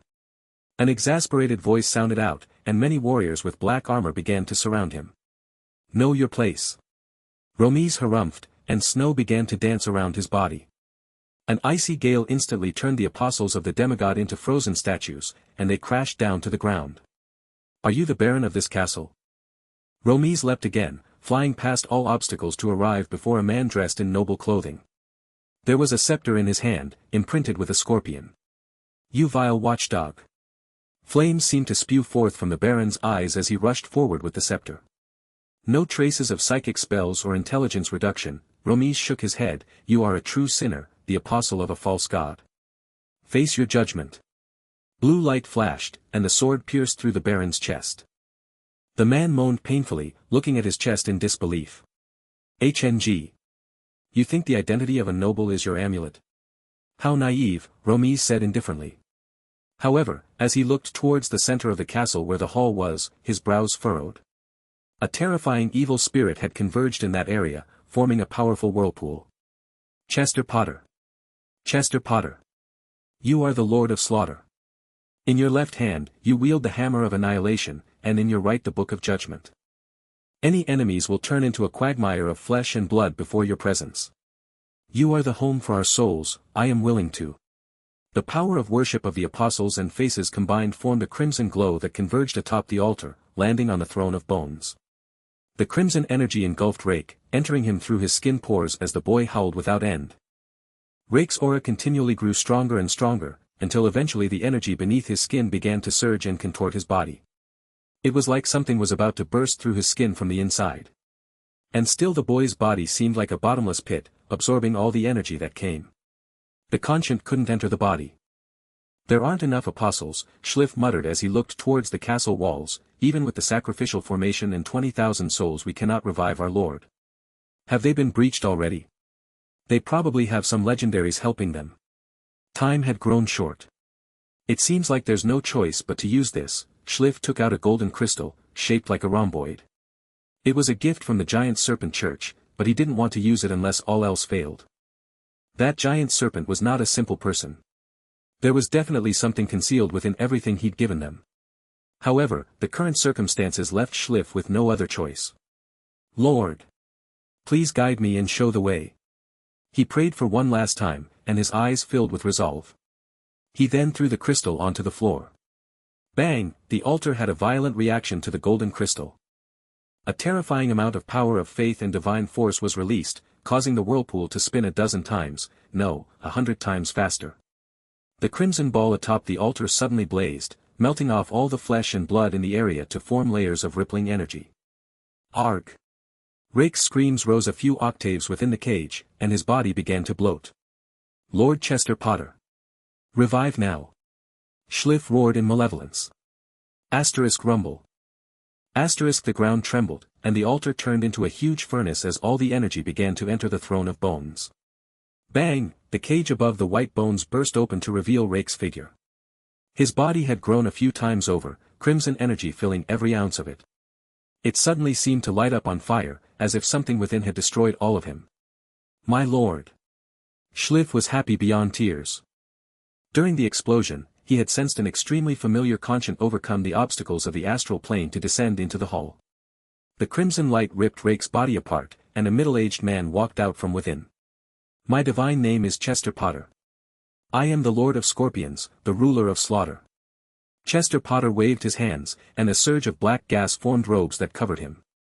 Blood-red eyes opened up, and he roared towards the world, Helm. I'm back, and I won't fail this time. Romiz and Rafinha had just arrived to witness this scene. Being reborn from his own blood descendant and using the descendant's life as a vessel, these false gods are so evil. Raphania was extremely furious. She pulled out her sword, and holy brilliance filled the sky. I will purify you. The light of the sword radiated out, carrying a shrill roar as it swung towards Chester Potter. A legendary paladin? You belong to Tyr. Fear streaked past Chester Potter's eyes, but more madness overcame it. He pointed his right hand forward, and a terrifying explosion occurred as it collided with the holy sword. Shockwaves rippled into the surroundings. Meteor strike. Anyone who opposes me must die. Chester Potter issued his decree as light from a summoning spell glowed from his body. Rank 9 spell, extra-dimensional summon. Asterisk chirp. Chirp. Chirp. Asterisk many scorpion-shaped monsters moved out of a portal, their sheer number causing Raphania and Romiz to change their expressions. Romiz moved between a variety of expressions, but he finally gritted his teeth and made a decision: let's retreat first. Raphania's lips moved, but she did not voice an objection. They were two legendaries pit against a demigod. They weren't even on the same level. Since the mission had failed, then protecting themselves would be the priority. Hurry and leave. I'll bear all responsibility. Romiz's blue sword released an icy power, forming walls of ice that blocked the advance of the scorpions. He roared at the scorpions behind his back. Very soon, Raphania and the rest of the troops retreated to outside the castle walls. From this position, they could clearly see Chester Potter at the center of the altar. Ominous crimson clouds circulated above him as the clouds seemed to form a funnel atop his head. The demigod gathered the flowing energy, his terrifying aura forming a malicious scorpion. All of you. Don't think about leaving.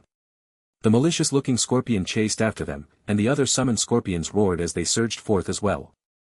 My worshippers, do not panic, and do not be lost, a gentle voice sounded out just then, carrying a mysterious soothing effect. It's our Lord. Our Lord has descended. Romiz knelt in a certain direction, and Raphania bowed with respect as well. A strange rune in the form of an eye formed in mid-air, the void being ripped open as the avatar of a god walked out. This avatar belonged to Helm, and it was the strongest power a god could muster in the prime material plane. With the ritual successful and Chester Potter revived, the god of protection had descended to take care of the situation himself. He first looked at the crimson clouds and the strange scorpion, and his expression turned solemn. A divine being obscured our prophecy, causing us to choose the wrong time. This was why Chester Potter could resurrect successfully. Helm's words sent shock through the hearts of the lawful. Obscured? Our divination. Romiz muttered, and his heart turned frigid. His experience told him how scary such an opponent could be. Not only was he hidden in the darkness, he was a poisonous snake waiting for an opportunity to deal deadly damage. Ascension. Helm. Helm. A humanoid voice sounded from the giant scorpion, but Helm's avatar looked at the ominous clouds instead. His face turned darker the longer he looked. Raphania felt a surge of might descending suddenly, causing her knees to buckle as she almost fell to the ground. Asterisk rumble. Rumble, asterisk silver lightning streaked between the ominous cloud, snaking around ceaselessly. This. It's the descent of origin force. Someone's gathering divinity to ascend, Romiz muttered, looking at the sky above the castle. The giant scorpion roared, as vengeful spirits floated from its body. It's him. Is he preparing to transcend now? Raphania's voice was hoarse. What's happening? It wasn't just the opponents that were flabbergasted. Schliff's mouth gaped wide open, and his eyes almost popped out in disbelief. This was but a resurrection ceremony. Why was more divinity gathering now? How was an ascension attempt occurring right now? This wasn't right. Schliff roared in his heart, but in the next instant he recalled something and a murky shadow was cast over his figure. It's that golden crystal. There was something else within it. Has it begun? The conscience of several false gods had gathered an unknown distance away from the tree castle. A golden aura was shining on Leyland's body. He smirked as he looked at the waves of origin force. Chester Potter. You walked out of flesh and blood, and have the rights to ascend. However, you've slain many civilians and their vengeful spirits are now chasing you. This is your sin. Boom, right after Leyland spoke, many vengeful spirits appeared from the void. Their clothing made them seem like commoners from the tree castle. Their faces were now wailing in agony, their blood-covered hands pulling down Chester's body. Our Lord. We will be with the Lord. A faint, hair-raising hymn sounded from the void, growing louder as time went on. The vengeful spirits seemed to have crawled out of the underworld, wanting to pull Chester down with them. A demigod cannot withstand such sin. Leyland was extremely well versed in this area. If Chester Potter does not want to fall again, he can only advance to become a true god, and use his divine kingdom to bear the hatred and send them away for good. Truth be told, this was all within Leyland's plan. However, Chester still had himself to blame. If he hadn't wanted to perform such a large blood sacrifice to revive himself, Leyland would have been unable to make use of this opportunity to push him down. As it was right now, Leyland was merely lighting a pile of firewood on fire. His divinity is in slaughters. This origin force will likely attract similar gods like Malor and Cyric who specialize in massacres. Chester Potter, I hope you can last a little while longer, Leyland thought apathetically. There were some other things in the crystal Leyland had given Schliff, including some of his own comprehension of the law of massacres and a large amount of divine force in the domain. It would be enough for the demigod to ascend, egging him into taking that final step. Your Excellency Leyland. Your schemes can even cause the devils of Bator to tremble in fear. It seems like we're lacking when compared to you, Eukykelus said, and a puddle of black mud at his left shone brilliantly. All the demigods here were evidently fearful. This is something we decided on together, Leyland said. He discovered the fear and isolation, but didn't worry too much since he'd been open about this from the start. If these demigods wanted to ascend, they could only cooperate with him and bite down on the bait. I've already tested what I gave you multiple times. Are there any problems? Leyland's rebuke caused the demigods to turn silent. Very soon, their attention shifted to the tree castle once again. Chester's ascension would give them great benefits. Not only could they use this as a learning experience, they could also see the reactions of the true gods. As for the pitiful poison scorpion church, they just abandoned it. Without Leyland and the other demigods, this church was destined to be doomed if it could not escape the attention of the true gods. In fact, Chester Potter's resurrection was the last chance that the demigods were willing to give him. In exchange for this chance, Test being used as a guinea pig to test the response of the true gods was a reasonable bargain, was it not? Asterisk crash. Boom. Asterisk pale green lightning struck the horde of summoned scorpions, wiping them out. Chester Potter's scorpion phantom flickered under the pressure of the origin force, revealing his original black-robed form. Arg.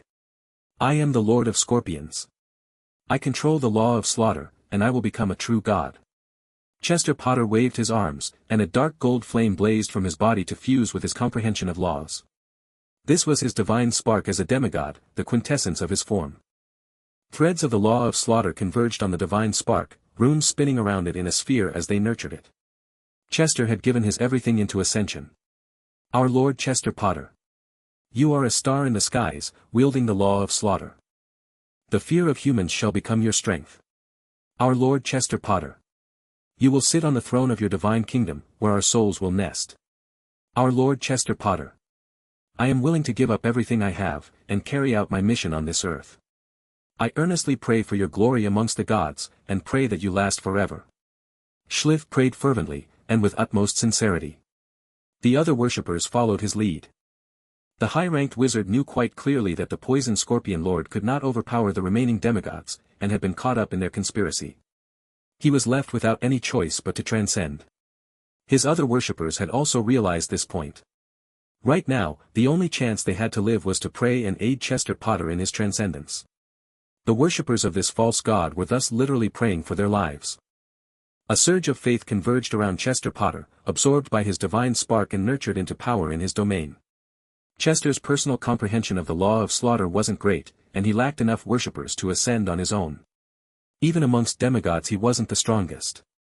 However, none of that mattered with Leyland here.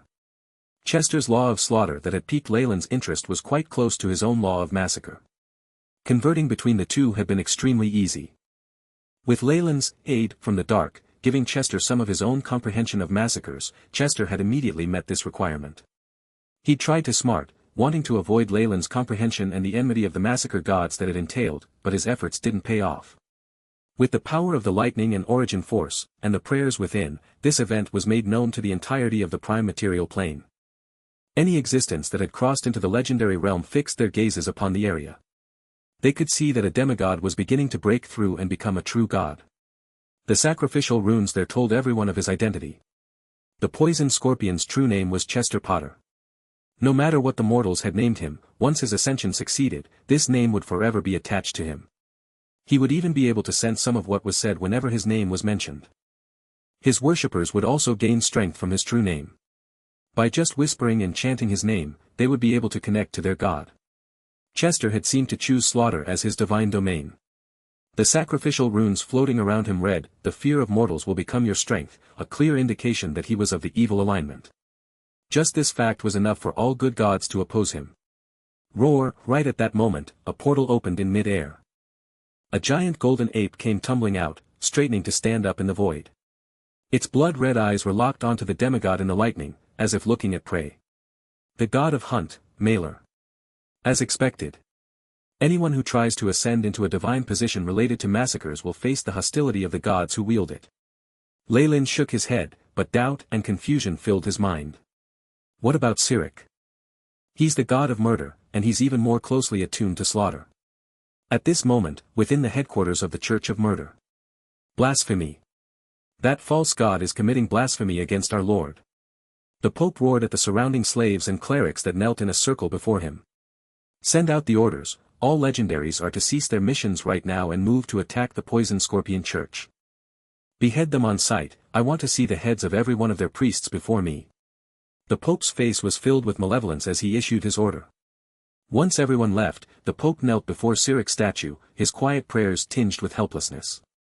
Only he knew that this powerful god, the god of murder, had gone insane.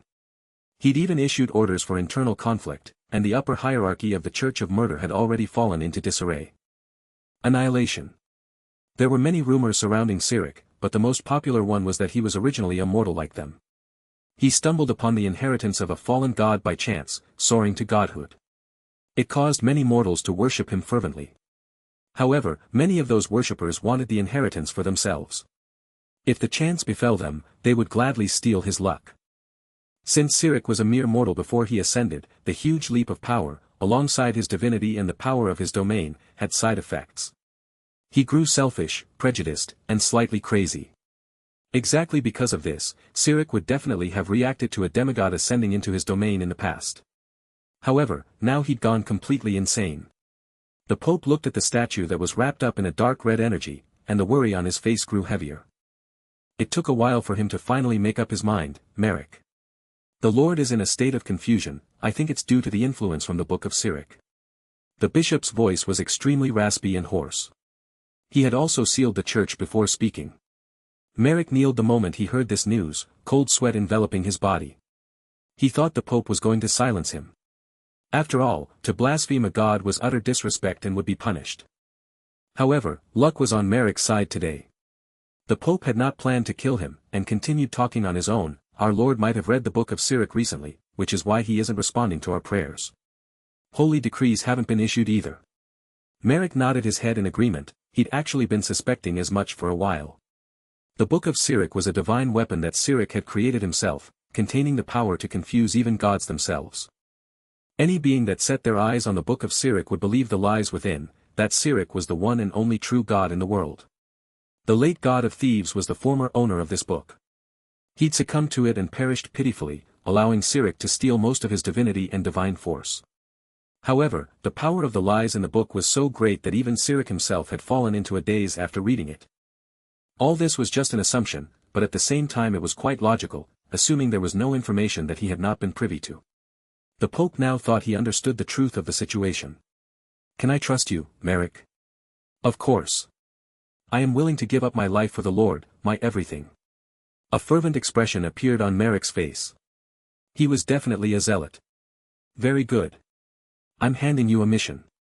With trembling hands, the Pope handed over an ancient tome to Merrick. This is the Book of Truth. Our church spent great amounts of resources to obtain it from the Church of Truth. The Pope fixed his gaze upon Merrick, clasping the man's shoulders with his hands. Merrick. As the favorite of the Lord, you have seen his true form the greatest number of times. I need you to hand this book to the Lord, and have him see it. With Cyric having gone completely insane, even the Pope's words would fall on deaf ears. However, there were some other worshippers the Lord would listen to, and Merrick was one of them. The former merchant had rocketed through the church's ranks, becoming a powerful phantom thief. At the same time, this had cemented his faith in Cyric. The Pope believed his lord was most likely to see the Book of Truth if Merrick delivered it. The future of the Church is now in your hands.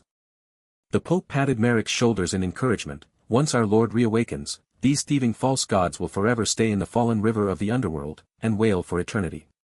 Rest assured, Your Holiness.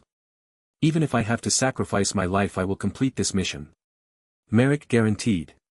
As if he had found his calling at that moment, a mysterious force suddenly enveloped his body and allowed him to bristle with strength. In the tree castle, Chester Potter was doing his best to resist the origin force lightning. His god fire had dimmed, seemingly about to go out soon. However, a drop of gold had already been congealed, the runes of law combining into one as if nurturing something within. The droplet almost broke out of the ball of energy. The 6 requirements to become a true god: divinity, the god fire and divine spark, divine force, the divine domain, divine essence, and a divine kingdom. Chester already has 3 of the 6, and all he's lacking right now are the domain, essence, and divine kingdom. Leyland continued looking over the region as the AI chip's light flashed in his eyes, storing the valuable information from the experiment. In fact, if Chester Potter managed to obtain his divine domain today, he would have turned into a true god already. Establishing a divine kingdom was a painstaking process, and without a semiplane already in hand one would need several hundreds of years to build one from scratch. Thus, the world viewed beings with god fire as demigods, and those with divine domains as true gods. Only true gods had the right to form a divine kingdom, accepting the souls of their worshippers to form a sturdy fort. Lord Chester Potter, we pray that you hold the world in your hands, and your throne high up above the skies. The prayers grew softer and fainter. Chester Potter roared and his god fire blazed, almost forming the energy ball that would represent his divine domain. Using the power of faith to hasten comprehension of laws. This is how things work in the world of gods, Leyland sighed. The process was quicker than normal, but it also had its drawbacks. Moreover, one law can only be enjoyed by a single entity. The other gods in the domain of massacres will immediately become Chester's enemies. Roar, seeing that Chester had a chance to succeed, Mailer took action immediately. He unleashed his powerful massacre domain, one tempered by time. Even if Mailer was a beast god, so many years of accumulation had given him greater comprehension of massacres than Chester Potter had. Asterisk crash. Rumble. Boom. Asterisk the origin force lightning was about to dissipate, but it converged once more. This time, there were even streaks of crimson within the lightning, carrying the power of massacres. This is massacre lightning, an attack by Mailer, Leyland sighed upon seeing this scene. Chester would definitely be done for if he and the other demigods did not help. A false god just couldn't resist true divine might, even if that might came from a lesser god. Mailer wanted to let Chester bring out his law of slaughter and steal it, but many gods had fixed their attention on this area so he attacked immediately. Leyland had felt several powerful divine conscience eyeing the place, several familiar auras among them. The group of false gods had huddled up together in front of these powerful presences, masking their presence. No one would jump out to save Chester at this point. Despair appeared on Chester's face before the crimson lightning hit, and his god fire dimmed. Chester Potter. Chester Potter. Chester Potter. We will be forever with the Lord, and live together with you. The vengeful spirits on the ground grew even larger in number, and they reached out their bloody hands and grabbed Chester Potter's body. These crazed spirits had enough hatred to cause a demigod to fall. Over time, their pulling force had turning into a whirlpool, consuming Chester Potter within. Arg, no, the maniacal roar of despair did not overturn Chester Potter's fate. He was dragged away by the spirits from his divine spark, and grew even further from his divine domain. Finally, a streak of crimson lightning struck the drop of gold.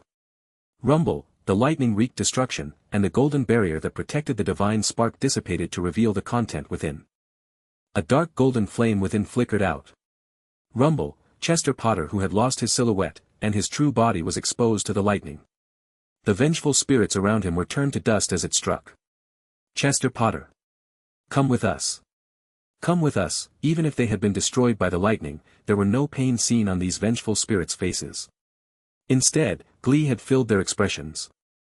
Once the lightning demolished his body, Chester's soul was exposed, seeming extremely pale and weak. Come with us, these vengeful spirits moaned, and bloody hands dragged this soul into the underworld. Arg, no, Chester Potter's final plea of sorrow caused even the gods that were watching to tremble. He would become one of the vengeful spirits of the underworld, entering its darkest depths. Tens of thousands of souls would chew and feed on him until the end of the world. A violent gale suddenly whistled past, and the ominous clouds disappeared to leave Schliff and the other worshippers gaping in disbelief. "My lord! Chester Potter," Schliff muttered, and immediately wept. The other worshippers were also filled with distraught, and some even wished to commit suicide. These survivors would not meet with a good end. After confirming that the false god had fallen, the paladins and Helm's knights charged forward and killed these evil zealots. Unrest. TSK. Chester really is pitiful. Yukikalu, the lion-bodied demigod, shook his head. "If my ascension fails, I won't end up any differently either." A mass of black mud issued this thought, but while the demigods continued their discussion, a rain of blood enveloped the tree castle. Any survivors believed to worship Chester Potter were sent to burn at the stake. On the other hand, Schliff faced much better treatment. His head had been chopped off directly by a legendary paladin. Lei Lin looked around and asked, "How is it, everyone? After witnessing this scene, what do you think of my idea? With the obstruction of a true god, our chances of advancing will definitely be reduced. Your suggestion is worth considering. I'll answer you before the time limit." The other false gods gave a reply one after another. "Very well. I believe that, as long as we work towards a common goal, becoming true gods isn't just a wild hope for us. We'll definitely succeed." Once the other demigods left, Lei Lin looked towards the forest with an imposing look.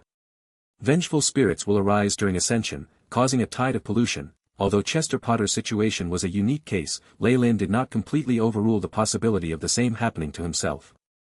Experimental results show that negative energy easily attracts such mutations, and also results in powerful magnetic fields that distort space. He stroked his chin. If one spoke of karma, Lei Lin's kill count almost equaled that of the poison scorpion. Even in the world of gods alone, the number of people who had fallen at his hands was an astronomical figure. Countless natives had fallen at his hands, and numerous high-ranked professionals. If even 1% of those vengeful spirits moved during his ascension, it would land him in a very tricky situation. I need to thoroughly bid farewell to my past before I ascend. Moreover, only true gods of the world of gods can bear the weight of the vengeful spirits. His understanding of deities had increased. That's not everything I gained from today. Lei Lin's eyes shone. The descent of the world will allow me to distinguish between the strengths of the different camps. Mailer was a live example. The same kind of thing will definitely happen to me. Chester Potter could be called a test subject for Lei Lin's own situation. The AI chip had gathered a lot of valuable information from this live experiment, information that would be vital to Lei Lin's advancement. Once all the preparations are complete, I shall immediately return and ascend. Desire and thirst revealed themselves in Lei Lin's eyes, and his confidence peaked. Who other than him could start the war on the gods once more? May your soul be at peace. Raphania prayed silently inside the Baron's household. Those that had survived the sacrifice sympathized with evil, and there was no need to let them off. She'd undertaken the task, purging the entire residence with her holy sword. Raphania felt like her own heart had been stirred up by that bloody altar. 20,000 innocents had died, and even their corpses hadn't been spared. Their only remnants were traces of wetness and ripped clothing. Those evil and false gods are the greatest stain on the cause of justice. Raphania felt a burning flame within her chest, about to break out of her body. Holy night! A priest of Tyr ran over, bringing over a mirror of water. An image formed on the mirror, showing an old priest that resembled a warrior. The man had a kindly face and thick eyebrows, his expression filled with determination. Cardinal. Raphania immediately saluted to the old man. Her actions weren't just due to a difference in status and strength, instead a respect born from her heart. Raphania. I've learnt that the false god has been eliminated. You've done well, the cardinal praised. All is due to the Lord's protection. Under the guidance of our Lord, those evil and false gods only received their just punishment. Raphania pursed her lips, seeming very obstinate. Seeing this scene, a kind smile surfaced on the cardinal's face. He then turned serious. Raphania, I have another task for you. Please. Raphania did not want this tragedy to repeat itself. She was in a hurry to set off, slicing the evil zealots apart to save innocent civilians. Very well, a trace of unwillingness appeared within the elderly cardinal's eyes as he looked at Raphania's current state, but he soon suppressed it. A number of demigods backed the resurrection and frenzy of the poison scorpion church this time. The cardinal's face was exceptionally serious, bemoaning the state of the universe and pitying the fate of mankind. These false gods greatly disrupt the peace of the continent. The Lord has decreed that we investigate the parties involved in this incident, and work together with the other churches to eliminate those false gods. As the Lord wills. Raphania knelt down on one knee and agreed. Where am I to investigate? The southern seas, Debanks Island. Specifically, the giant serpent church. The moment the cardinal revealed her destination, Raphania's body quivered. The cardinal spoke slowly. I know you had a good relationship with that demigod wizard. If you're unwilling. No.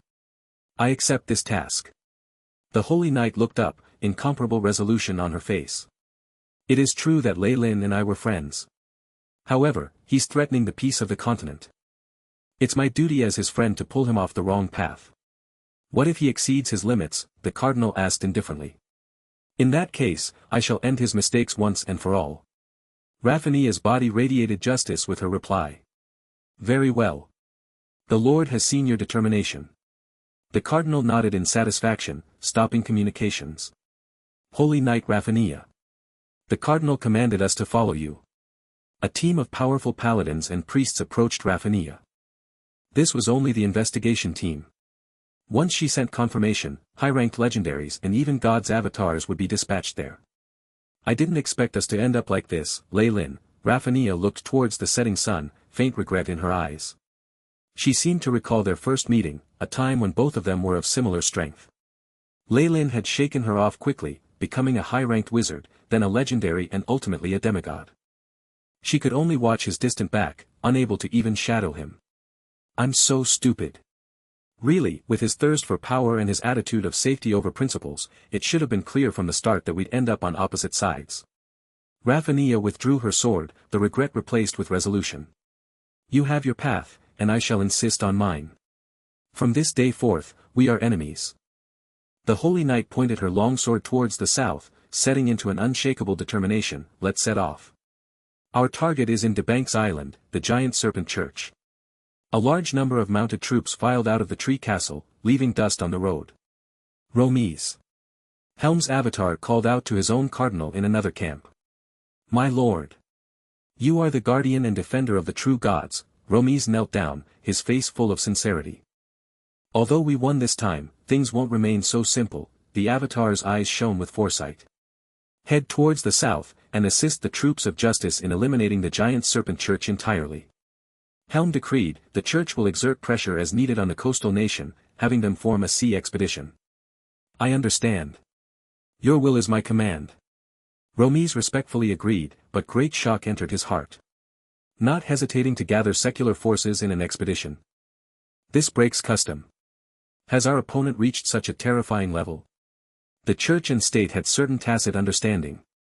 This action would throw the gods' might around the secular world. Such an action would attract a great deal of negativity. There was only one reason Helm would shoulder this: the danger of allowing the giant serpent church to continue developing greatly exceeded the danger royalty posed towards them. It could even threaten Helm himself. Having thought of this, Romies suddenly felt the weight of the task that had been placed on his shoulders. The situation in the continent hadn't calmed after the poison scorpion church was eliminated, instead growing even more strange. Numerous demigods began to stir, and dense clouds began to shroud the prime material plane. It was in such a turbulent environment that Raphania's party arrived in the southern seas. Rebellion. Fallen Island. Raphania had a nostalgic expression on her face as she stepped onto the dock once more.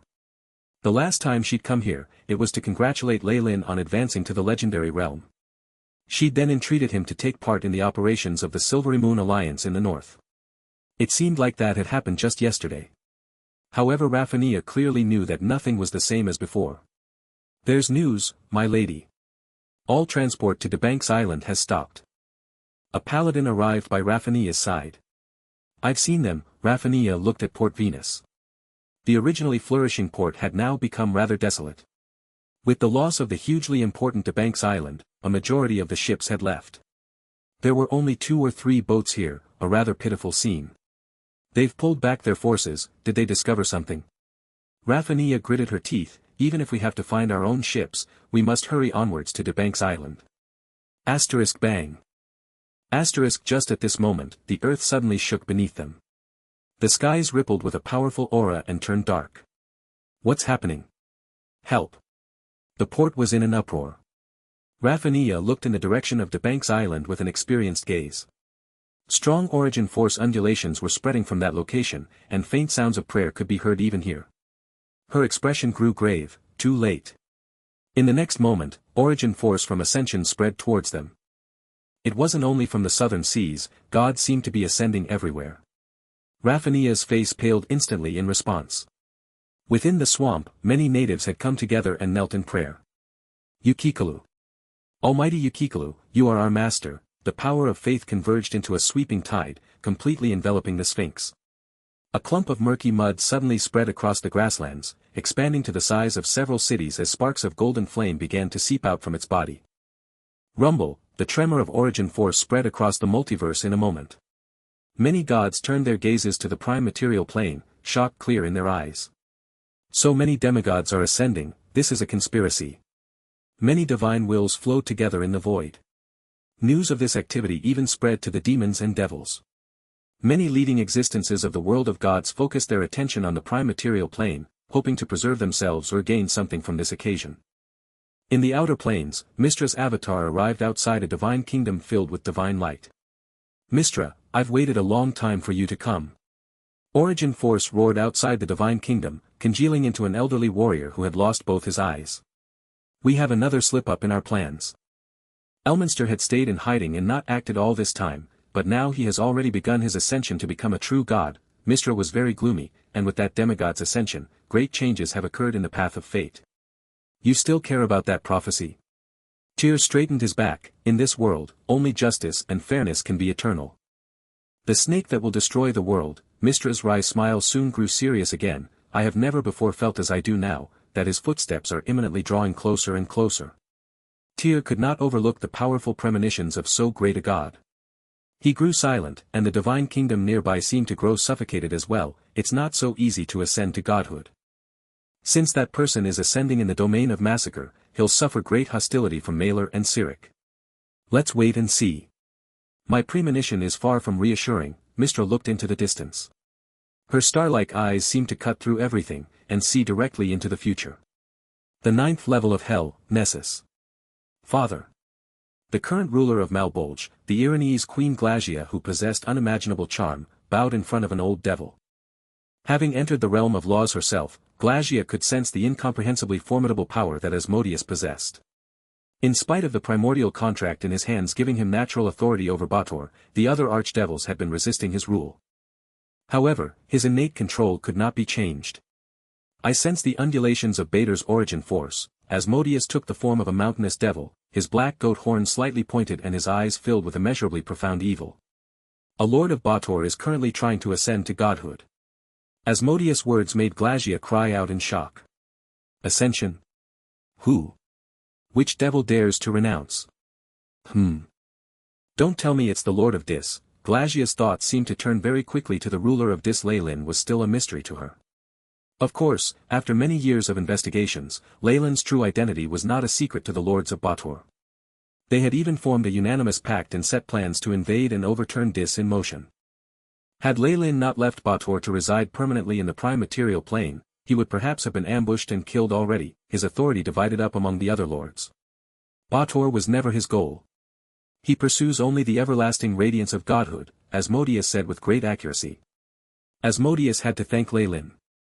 The demigod had been a conspicuous target to date, attracting considerable ire that let his own plots play themselves out in the shadows. Asmodeus hadn't attracted any violence yet. With Leyland's contributions, Asmodeus would have been willing to spend some time crafting a devil's form for him if he wished to completely depend on Bator in the future. He would even bestow a false reputation and glory upon him. However, all of this had now changed. The integration of a god and a ruler of hell will no doubt give rise to many unimaginable consequences. A poisonous worm crawled out from Asmodeus' beard, and was tossed into his mouth. The archdevil's evil eyes were filled with resolution. We need to overthrow the Lord of Dis, and sever his ties with Bator. The pit fiend Aslak is ruling over Dis in his place right now, and is quite satisfied with his current positions. Even if we use the people we placed amongst their ranks and add the power of the other lords, it'll still be difficult to topple his rule. Even if he isn't a true devil, Glasia bit down on a scarlet lip, I need a lot more time. The Iranese queen had taken several thousands of years to seize Malbolge, accumulating a large rebel army in secret before taking advantage of the upheaval in the second hell to succeed. Had she not first stripped the hag countess of her origin force and forced her out of the realm of laws, she wasn't likely to be the final victor. That showed the power a lord of Bator held over their subordinates. However, Leylin being human caused many devils to feel dissatisfied, and his rule hadn't been too long either. It wasn't a particularly favorable situation for him. No buts. Go and notify Mammon and the others. I'll need their help to overthrow Dis. Even if we have to leave Avernus for it and give them that authority, I'm fine with it. You'll be in charge of accepting and signing the contract, Asmodeus flipped through his enormous tome of contracts before tearing out a piece of black parchment. Understood. Glasia accepted the agreement. She saw her father's resolution, and knew that with Asmodeus' wisdom and foresight in addition to her decisiveness, their interests in Leylin could not be held back.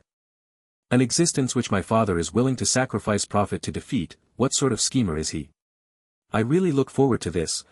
Devils were a bunch of fast-moving creatures, especially when it came to the formalities of contracts.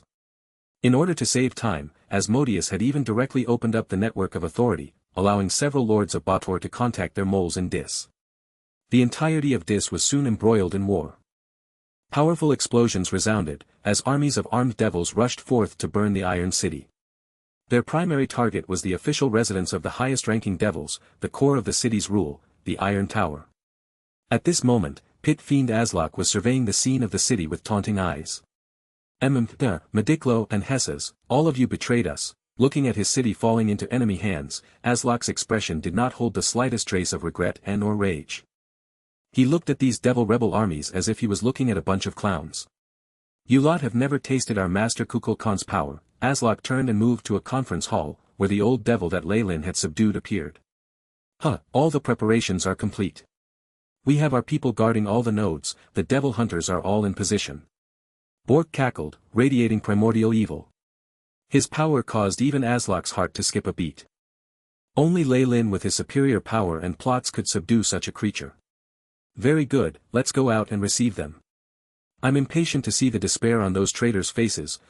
Devils were most fond of using schemes to get rid of those more powerful than them. I can't wait either. The old devil followed behind Aslak like a butler, and they slowly left the Iron Tower. Many great devil armies had already surrounded the region around the Iron Tower, held back by their fear of the tower's defenses. They were late in mounting their offensive. Shock. Seeing Aslak and Bork walk out, the traitorous devils all took a step back. Surrender, Aslak. You don't have to work so hard for the sake of an outsider. A pit fiend dressed in barbed black armor stood out, were backed by the lords of Bator, including Supreme Asmodeus himself. This is the will of the Nine Hells. Even the Nine Hells must submit to our master. Bork stepped forward, emanating vile, devilish soul light. This. Primordial power. Who exactly are you? The pit fiends were stunned. This old devil was almost as strong as the Supreme. Kiki. My name's long since been buried in the long and deep river of history. On the other hand, you shall become the dust and decay of yesteryear. You shall be buried in history, remembered as foolish and inferior. Bork snickered, and a terrifying wave of origin force suddenly descended upon Dis, accompanied by some unresigned, enraged howls. It's beginning. Bork and Aslak exchanged a glance and knelt down, beginning to pray. Our master, Kukulkan. You are the master of Bator, the Nine Hells. You are the lord of all devils, the personification of order, the speaker for evil. You are the maker of laws and rules, holding power and authority. Our master, Kukulkan. You control the power of massacre. The blood and terror of your enemies shall turn into your strength. Death shall accompany you wherever you go. You are the master of the end. Our master, Kukulkan. Your will extends across the earth. Your divine kingdom shall protect our souls, and the souls of all your worshippers shall gain new life within. Our master, Kukulkan. Your name shall become sacred. May your throne remain tall and turn into the stars in the skies. This is an ascension ceremony. A lord of Bator is about to become a god. Mediclo, Hesses, and the other pit fiends all exclaimed at this moment. The slight sounds of prayers could be heard from all directions. All the devils that Lei Lin had subdued now knelt piously, their fervent prayers gradually filling the entirety of Dis with a holy golden luster. Horrifying origin force howled out, and with the zealous power of faith crossed the obstruction of space and dimensions to arrive in the prime material plane. Debank's Island. At this moment, all the natives had abandoned whatever they were doing. Those of higher status gathered at churches, while the rest turned to statues or even the sky to pray. Our master, Kukulkan. You are the protector of natives. We natives exist because of you. You lord over our souls and protect us after death in your heavenly kingdom. Your name shall become holy amongst all natives. Our master, Kukulkan. You control the power of massacre. The blood and terror of your enemies shall turn into your strength. Death shall accompany you wherever you go. You are the master of the end. Our master, Kukulkan. Your name shall become sacred. May your throne remain tall and turn into the stars in the skies. For some reason, all the natives felt a hot rush in their hearts that they could not get rid of. Only praying allowed them to feel peace. The prayers that were similar yet different from those in Bator grew louder and louder, until they were suffused with the faith of the world to gather in the capital of the fallen empire. Upon the holy mountain, the skies were already filled with terrifying dark clouds. Lightning flashed and thunder boomed from inside, as if numerous thunder dragons were roaring out from within. Golden power of faith converged to form a funnel, pushing all this power right on top of the holy mountain into the shrine Lei Lin was in. This was just the start, and the intense whistling of origin force far exceeded how things had gone with Chester Potter. Tiff and Isabel stood together outside the headquarters of the giant serpent church, gazing up at the origin force lightning above them. There was a look of obvious worry on their faces. Ascension. Our master has the accumulation of faith from an entire empire. He definitely will succeed. Tiff's eyes showed a crazed fervor. Over all these years of serving him, he developed an absolute trust in his God. With his accumulation of divine force, I'm not worried even with the backlash from origin force and malicious spirits. Fine dragon scales appeared on Isabel's body, emanating the aura of an ancient dragon. This was a form ready for battle at any time. What I'm worried about is him being targeted by those gods. Whatever it is, we will serve as a fort for our master, firm and solid. Tiff looked solemn, speaking in unison with a circle of powerful members of the clergy. Be it God or devil, anyone who wants to interrupt the ceremony will have to do it over my dead body. Isabel gripped the red dragon sword's hilt tightly, the look of resolution in her eyes like ice that would never thaw. Whoosh, the origin force lightning in the sky seemed to have reached the limit of what could be amassed. With what sounded like the enraged roars of primordial dragons, the sounds of explosions seemed to tear the skies apart. Asterisk rumble. Asterisk the roof of the shrine was cut through. If Lei Lin hadn't sent a decree to evacuate the slaves and weaker clergymen, there would have been heavy casualties in the giant serpent church. The lightning, with all its boundless destructive force, was stopped by a golden palm. Numerous prayers had formed a surge of faith that lingered around Lei Lin's godly body. All these years of planning. Today is the day they come to fruition. Lei Lin floated in the skies, dazzling golden light emanating from all parts of his body. Golden god fire revealed itself, using massive amounts of divine force to resist the heavenly lightning. Numerous chains of laws flickered around Lei Lin. Pure runes of massacre were already beginning to enter the god fire unceasingly, terrifying power that only belonged to true gods growing within. Asterisk roar. Asterisk in the hunter's wasteland that was Mailer's divine kingdom, the main body of the god of the hunt began to howl. The ape could sense that someone was eyeing its massacre domain, that thief that had once stolen its divinity. Mailer left his divine kingdom without hesitation, moving towards the boundary of the prime material plane. Another false god eyeing our master's domain. Deep inside the marshes and ravines, within in the headquarters of the god of murder's church. An aged pope rapidly turned red, and even began coughing out large amounts of blood. Let them work on their own. He feebly waved his arms, his crooked body seeming to hold an endless amount of fatigue. The pope stared at the statue of Cyric, eyes holding a last bit of hope. Our master still has yet to respond at all. Hopefully Merrick can get the book of truth to him as soon as possible, or challengers like these will only increase in number in the future. On Debank's Island, Lei Lin now reached a critical moment in his ascension. Asterisk rumble. Rumble, asterisk destructive lightning rained down, dying out to large amounts of divine force. The feathered serpent god, Kukulkan. Our master, Kukulkan, who exists with us. Who exists with us. In the meanwhile, a river of death formed that extended through multiple worlds. Numerous illusory souls crawled out of the river, holding the power of blood and vengeance. They tried to contaminate Leyland's pure body. These vengeful spirits were mostly natives, and Isabel could even recognize high-ranked professionals who had died at Leyland's hand. Even the late demigods of the native empire were here. A divine soul is the sublimation of a life form. Before this can happen, it is necessary to put an end to all sins of the past, Tiff mumbled. Numerous vengeful spirits pounced forth, pulling at Leyland's holy luster with hands stained with fresh blood. It was like they were trying to put out his god fire. The origin force lashed back with lightning, and these vengeful spirits shot forth with hatred. If a demigod could not hold up, they would end up like Chester Potter, pulled down to the depths of the underworld to be tortured for eternity.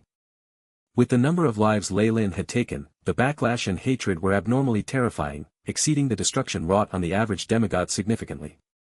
However, just as Tiff and Isabel were starting to feel their hearts clench in fear, Leyland made his move. I am the master of the law of massacres. All of your pain shall become my power.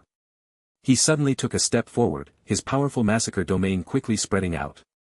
Bloody light radiated out, and the vengeful spirits' cries disappeared.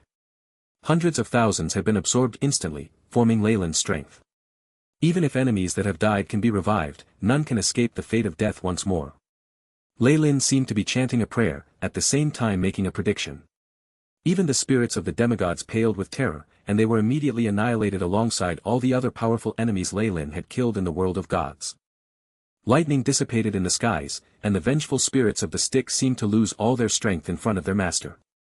Tiff and Isabel clenched their fists in anticipation. This was a moment they would never forget in their lives. The god fire stabilized, surging with the power of laws. Beep. Host is beginning ascension. Being amplified by power of faith, comprehending law of massacre. Beep. Host's comprehension of the law of massacres is at 67%. 80%, the AI. Chip's prompts were refreshed continuously. The laws of the world of gods were different from the Magus world, and the gods could use faith to comprehend laws. The process of solidifying one's divine domain was, in fact, the process of comprehending that law. Leyland obviously would not let this hard-to-come-by opportunity slip past him. Great amounts of divine will rushed forth as he recorded all his realizations about massacre. Asterisk boom. Boom. Asterisk at this moment, the power of the weave went berserk above DeBank's island. Mistra's figure revealed itself, dressed in splendid clothing. Tyr's avatar showed itself as well, holding a large blade with both hands. The avatars of two greater gods had arrived here, and they obviously harbored terrible intentions. Some demigods obtained favor from certain gods. During their ascension, these gods would especially show themselves via their avatars and protect them. However, Mistra and Tyr were obviously not about to do this. True God. A huge monster made of sludge roared out over the spacious grasslands, a small god fire emerging to meet the pale white lightning in the sky. Bolts of lightning crashed down like raindrops, the power of annihilation they carried destroying the surrounding landscape. Asterisk oh. Asterisk the silhouette of the river of death appeared once more, and vengeful spirits reached out towards the monster with their bloody hands, climbing on top of its body to pull it down into the underworld. No. The monster released a loud roar, and its god fire burst forth. However, its divine spark was eventually extinguished. Losing its divinity, the monster's body was dragged down into the Styx, and it completely disappeared. The Southern Swamp. Lord Yukikalu. Yukikalu. With the pious prayers of numerous worshippers, the lion-bodied demigod Yukikalu managed to survive the thunderstorm and the resentment of the vengeful spirits. Twisted runes of law gradually formed within his god fire, about to propel his breakthrough. You sinner! How dare you commit such heresy on my law of savagery? A huge figure emerged in the sky just then, carrying the imposing aura of a true god. Scarlet lightning crashed into Yukikalu's god fire, causing it to tremble. Space rippled at the edges of the divine spark, and power of law collided with the runes to form such chaos that it eventually just exploded. Damn that true god! Yukikalu looked up into the skies, snarling and roaring as the radiance in his eyes gradually dimmed. My lord! Noo! The priests on the ground bellowed, soon finding the divine power in their bodies ebbing like a tide. The suffering that came with such a thing was more painful than if all their bones had been pulled out. Pooh! All the members of the clergy spat out blood and fainted under the horrifying attack, while some of the old and weak met their deaths directly. In the skies above Debank's island, the goddess of the weave and the god of justice were standing side by side. Two of those false gods have been defeated by Grumsh, Mistra said with conviction as she looked towards the horizon. In comparison, the serpent's accumulation is terrifying. To directly overcome the vengeful spirits and the origin force. It looks like his comprehension of his law is extremely deep as well, and it won't be a problem for him to enter his divine domain. Tyr looked at Lei Lin surrounded by origin force, the evil energy making him furrow his brows. How had they not noticed this huge tumor that had been hidden in the prime material plane before? He's currently protected by origin force, as a matter of law we cannot interfere, however, Mr. faintly added another word to this statement, unless. Unless it's by a god in an identical domain, who can devour the power of law. Tyr looked at the primate that appeared in the sky. Mailer's avatar bellowed with rage, its huge claws pulling back as the law of massacre descended upon the world of gods. It caused Leyland's divine domain to grow unstable, and scarlet lightning struck his divine spark. This damned monkey. I'll kill it one day. Isabel suddenly gnashed her teeth in rage. We're not strong enough yet to deal with the avatar of a true god. Tiff held Isabel back, however, it's not a problem to deal with the rest. He hinted for Isabel to look down, and she saw some sneaky silhouettes lurking towards the holy mountain. Those damn things. Isabel snarled as two huge draconic wings burst out of her back. Her transformation only took an instant before a legendary dragon warlock pounced towards the silhouettes. The land was bathed in a sea of blood. Lei Lin had sensed the lightning strike down on him from the sky. Mailer, he laughed coldly, how could I forget you? He'd seen the beast god use this move on Chester Potter but a short while ago, how could he not be prepared? It's time to use you. Go. Leyland's hand suddenly opened up, and surging divine force mixed with the power of faith isolated the scarlet lightning for a moment. Leyland fished out a crystal ball with a huge amounts of blurry spirits inside it, directly transforming them into soul force that was absorbed by the god fire. These spirits had been stored by Akaban, the emperor of the former Sakardi's empire.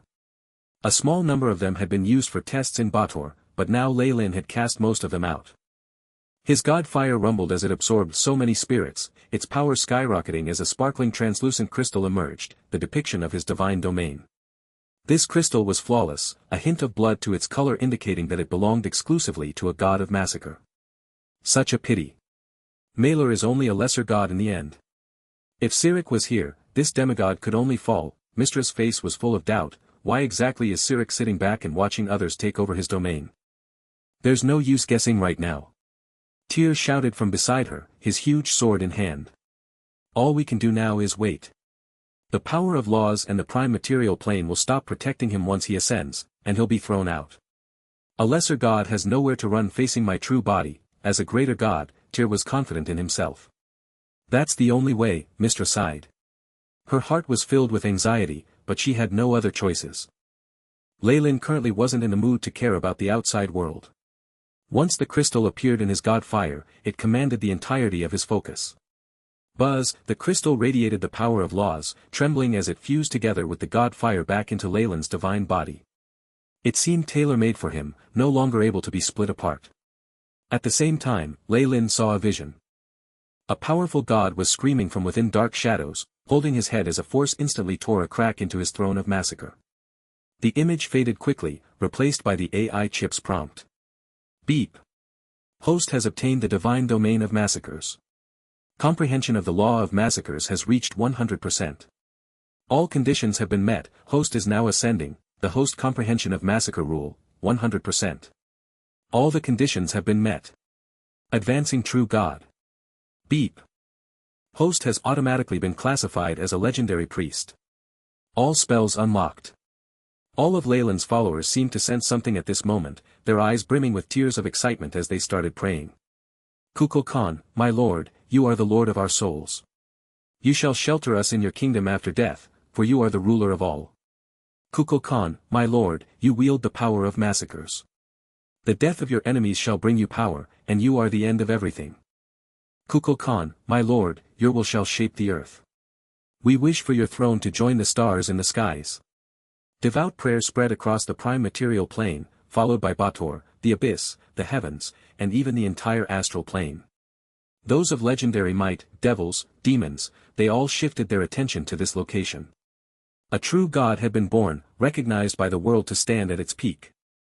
If someone were to ascend to godhood, even if they fell the very next moment they would leave an indelible mark on the history of the world of gods, one that would be hard to forget. Numerous existences saw this moment as an opportunity, making their moves while Lei Lin was experiencing drastic changes to his body. The terror of the law of massacre was enough to support a powerful god. Furthermore, Lei Lin hadn't comprehended the law step by step, instead having it all thrust upon him through faith and the power of the world origin force. It caused him to feel bloated in an instant as the terrifying energy mixed with faith was spreading around his body. If not for the divine body he already possessed, Lei Lin would have exploded due to the enormous force.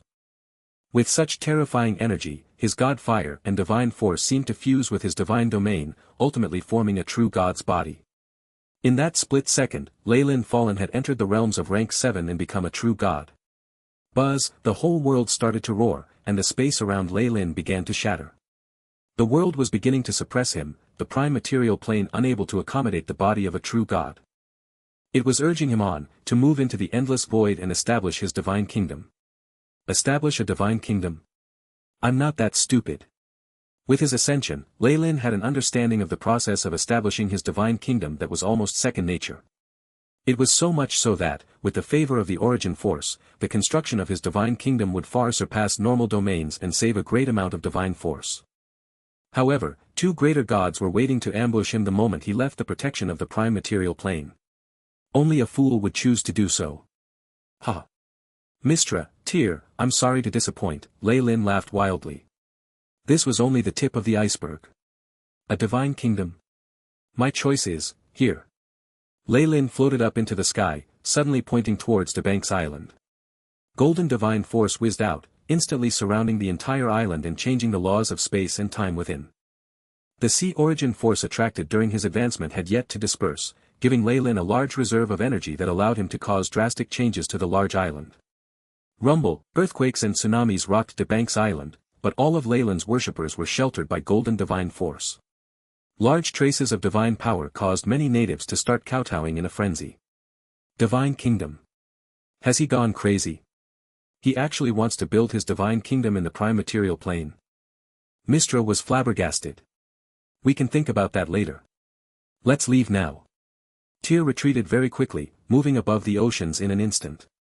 He distanced himself from the island that had been enveloped in golden light. The two greater gods were only here through avatars. If they recklessly entered Debank's island which was in the midst of becoming a divine kingdom, the only outcome would be death. Mistra retreated miserably as well, but Mailer's avatar had been trapped by the golden light of the divine kingdom. It was rapidly consumed, and could only release a final cry of anguish before it perished, boosting the creation of the divine kingdom. Avatars themselves had been reduced to such a state, so the elites that had been sent there definitely met with misfortune. Even those with legendary strength were rendered as helpless as normal human beings, killed mercilessly by the holy crusade of Debank's island. Golden threads of law energy appeared in the void, forming an intricate pattern above Debank's island that was a scene to behold. Now that Lei Lin could exercise his will in control of the law of massacre, he combined the threads of law into one that was meant for his divine kingdom. No, we can't let him continue this. Let's rally our troops immediately, and transfer the units and paladins in the Silvery Moon Alliance. No matter how high the price is, we have to kill him. Mistra's voice had grown extremely shrill. He's only building his divine kingdom right now, it will take but a few avatars to destroy it. If we give him time, I'm afraid. Tyr nodded his head solemnly, acknowledging Mistra's judgment. Such pure evil should not be allowed to exist in this world. It took several hundreds of years to build a divine kingdom. Only after that could the realm be called a safe haven for its creator, amassing large numbers of elite troops and powerful professionals. These places had holy spirits and valiant spirits, with such strength that even a greater god wouldn't want to engage in so large a battle. Lei Lin's divine kingdom lacked the time it would need to strengthen him. Without enough worshippers, guardians, and spirits, as well as a lack of churches and spell formations and the weak foundation of laws, his defenses were at their weakest right now. What's more, once Lei Lin established his divine kingdom in the prime material plane, his true body would no longer be able to leave. He would have to remain there, stuck as a saint. Many gods had once chosen to descend into the prime material plane as saints and saintesses, but they had perished. A god in such a form was just a big gift to those powerful legendaries. Mistra had no doubt that Debank's Island would turn into a haven for adventurers in the future. If one managed to kill a true god, the god's divinity, divine domain, and all their accumulations would become their own. Even some demigods wouldn't be able to resist such temptation. He's seeking his own death. Tyr concluded. Building my divine kingdom in the prime material is just courting death. Don't you think I know that already? Leyland mocked the thoughts of the two from within Debank's Island. He was almost done with his ascension now, but it wasn't quite done. His many worshippers were praying, Kukulkan, my lord, your seed is royal and divine, like the stars in the skies. Your seed is royal and divine, like the stars in the skies. Truth be told, even if all ascension ceremonies had this line in them, that was merely a wish of the gods. The establishment of a divine kingdom wasn't something one could do overnight, not to mention that a throne among the stars. Such a thing would deplete several centuries of accumulation of a lesser god instantly. However, Leyland was different. He'd still held on to the origin force C that had helped him ascend, and he had a trump card. My ascension ceremony is far from being over.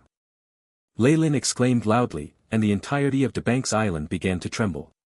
The light of the divine kingdom enveloped the entire region, separating the outside space from the island itself.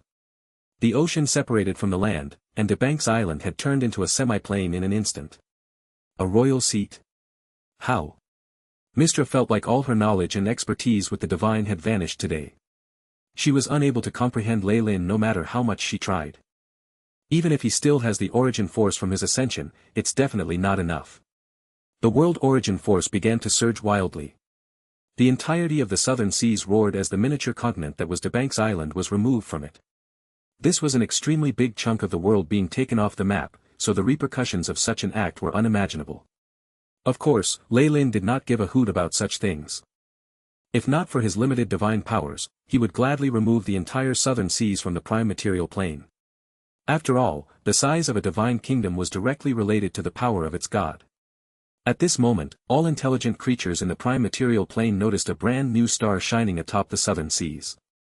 This is a royal seat. The evolution of a divine kingdom. Many gasps sounded throughout the prime material plane. However, they were soon replaced by cries of disbelief. Instead of rising up into the skies, this new star had actually fallen down. What did they just see?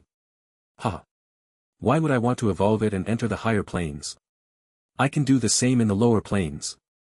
Leyland laughed maniacally. It was much easier to have his divine kingdom descend than rise. Of course, either option would require a great deal of energy for any other god, but Leyland was different. He had his authority as an archdevil of Bator, and the doors of the second hell were forever open to him. With his status as the Lord of Dis, Bator would not reject the descent of his divine kingdom. Moreover, he could even use the power of Bator's origin force to help his divine kingdom evolve at crucial times. Indeed, Leyland's goal had been the second hell of the 9 hells. He'd made the entirety of Dis almost a part of his divine kingdom. If he combined Debank's Island with the second hell, it wouldn't be far-fetched to make the entire plane his divine kingdom. With the unlimited space in Bator, and the laws of Dis alongside his divine kingdom, Leyland's powers immediately surpassed that of lesser gods to enter the rankings of intermediate gods. His divine kingdom was equivalent to ones that intermediate gods would put painstaking effort into building. At this point Asmodeus' schemes and Mistra's hostility could all be thrown to the sidelines. Dis would eventually become a strong fort for him. The destination is Bator. Let's go. A phantom of Leyland appeared in the skies. At the borders of the world, one could see the giant turn its head towards Bator. Boom, a fist comprised of immense, endless origin force broke free of any obstructions posed by the prime material plane, beginning to sink down. The second hell of Bator, Dis. The origin force of the world began to smolder as an infinite power of law moved out to link with Debank's Island. Kukulkan, my lord, you are the marshal of all devils, the lord of hell. The entirety of Dis shall become your divine kingdom. In the innumerable space nodes within Dis, the devils that were dispatched from Debank's Island had begun to pray in unison. Dis trembled violently, as if welcoming a newborn child. Many devils of Bator sensed the change, and began to turn uneasy. However, even the highest level of their hierarchy in the lords of Bator couldn't do a thing about it. No!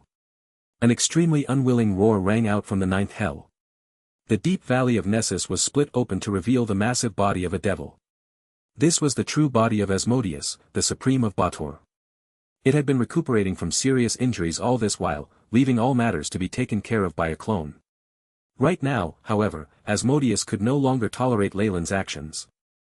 He'd always wanted to unify the 9 hells, and now that Leyland wanted to take the entirety of Dis for his own, never to leave, he couldn't stand it anymore.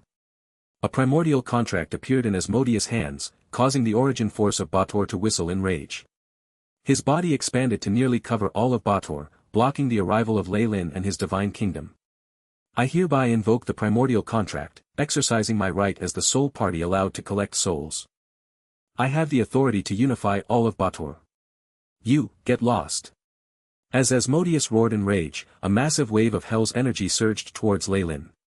You pathetic existence. You want to stop me, a true god. The same origin force congealed behind Leyland, as the overlord of DIs, I now proclaim that Dis is no longer a level of Bator. With Beelzebub's authority in hand, Leyland used it to the utmost. It took only a few moments for a huge chunk of the origin force behind Asmodeus to be ripped off. In my name as Kukulkan, Dis now has the authority to collect the souls of my worshippers. The primordial contract shall be rendered void. Leyland immediately used his godhood to counter Asmodeus. Asmodeus was aided by Bator because he had the authority to harvest souls on its behalf. Now, however, Leyland removed this right by law. Such an attack hurt Asmodeus even more than just the loss of Dis. You actually dare, Asmodeus seethed with venom. There's no use in making any noises, get lost. Dis rumbled, and Asmodeus' figure immediately turned smaller. As Leyland activated the onslaught of his divine kingdom, the devil was sent flying back to Nessus. Boom, Debank's island had immediately merged with Dis, and radiated with a holy light. Divine domain. Kukulkan, my lord, you are the creator of order, the overlord of all devils. You are the wielder of massacre, the lord of Dis. Prayers resounded as the two planes experienced a perfect fusion. Leyland had prepared for this, remodeling Debank's island to be similar to Dis so they could draw closer. A golden glow spread across the former second hell. A large region around the middle of the Iron Tower in the middle of Dis had been evacuated, and Debank's island fit into the place like a tile of a puzzle. The laws of the two began to blend together, eventually forming a divine kingdom that belonged to Leyland alone. With the accumulated area of Dis, Leyland instantly overtook all lesser gods in the aspect of his divine kingdom. Golden light shrouded the heavens and the earth, and all of Leyland's believers regardless of race obtained an enormous boost to their power. On the other hand, the rebel armies were dumbfounded. Entire batches of their elite started to melt under the divine light, nourishing the growth of the divine kingdom. Ha! Mediklo and Hesses. Dis is now the Lord's divine kingdom. Can you even run away now? Aslak roared. With the power of the divine kingdom he was close to rank 7, and the other pit fiends couldn't even unleash the strength of intermediate devils. They were easily tortured to death. With his divine kingdom in tow, Leyland could suppress the rebellion with ease. In fact, just his subordinates were enough to settle this problem. So he was also a lord of Bator. We've failed completely this time, Mistra laughed bitterly. The entirety of Dis as his divine kingdom, and an endless army of devils. He really is hard to handle, that evil forces were thriving caused tear to furrow his brows. No matter how much thought he put into it, he never would have been able to guess Leyland's plans. Even after Leyland's success, his insane approach was still unbelievable. Such a large divine kingdom. Once it's completely built up he'll definitely be even harder to kill, Mistra sighed. With such resources, even as a lesser god I'm afraid his power is. He started to raise his divine essence, Tyr interrupted at that instant, causing Mistra to calm down and begin sensing the movements in Dis. Divine essence was the proof of a god's strength. To an extent it was even more important than their position in their domain, giving them their divine rank. Some ordinary true gods, if they accumulated divine essence the moment they advanced, would just be jokes at divine rank 0. To be at divine rank 1 just as one advanced to become a lesser god could be considered very good, while rank 2s and 3s were rare geniuses. Of course, this didn't count those like Sirik, who had the fortune to inherit the divinity of powerful gods. Those were special cases, and could not be compared to the rest. He's begun. Did he break through to rank 3 directly? He really is a genius. Just as Mistra was speaking, the two gods' eyes suddenly bulged. They sensed Leyland's divine rank rising rapidly, not slowing in the slightest after he reached rank 3. He broke through rank 4 and 5, slowing down only when he reached rank 6. He'd become rank 7 in a flash. Divine rank 7, near the peak of the lesser gods. His talent is really, Tyr laughed bitterly. No, it's still rising. However, Mistra's face changed. She sensed Lei Lin still growing after rank 7, breaking through to rank 8 before he stopped. He was now at the pinnacle of lesser gods. Divine rank 8, the pinnacle of the lesser gods. Just one level away from being an intermediate god. He's a monster. A monster. Tyr and Mistra discovered that they had nothing else to say. One's divine rank represented their power, and was the most direct way of determining a god's battle capability. Those up to rank 8 were lesser gods, 9 to 17 were intermediate gods, and those at 18 and above were categorized as greater gods. The higher one's rank, the greater their power. As well, the abilities their divine spark granted them also grew more terrifying. Lei Lin was currently at the pinnacle of lesser gods, only one breakthrough away from being an intermediate god. Lei Lin was currently focused on his own transformation, the AI chip frantically updating his status as many prompts surfaced. Beep. Host has ascended to godhood, divine rank 8. Beep. Host is affected by divinity, all primary stats plus 8. Beep.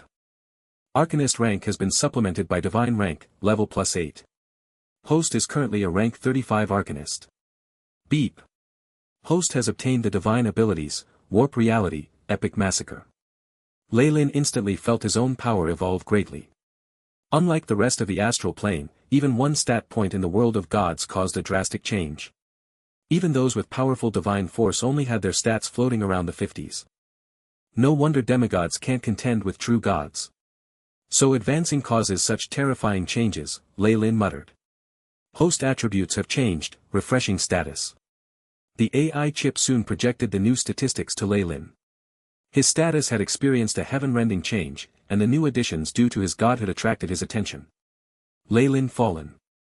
Race, human, lesser god. Divine name, Kukulkan, the god of massacre. Alignment, lawful evil. Divine domain, massacre. Divine kingdom, dis. Divine rank, 8. Worshippers, natives, devils, adventurers, clerics. Worshipper alignments, true neutral, neutral evil, lawful evil. Arcanist rank, 35. Strength, 29. Agility, 29. Vitality, 29. Spirit, 29.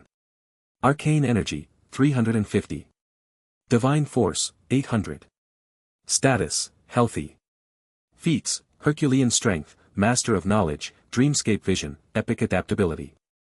Divine feats, origin force detection, arcane art amplification, illusions. Divine abilities, warp reality, epic massacre. There's a separate divine name. Lei Lin's eyes stopped at his divine name for a moment.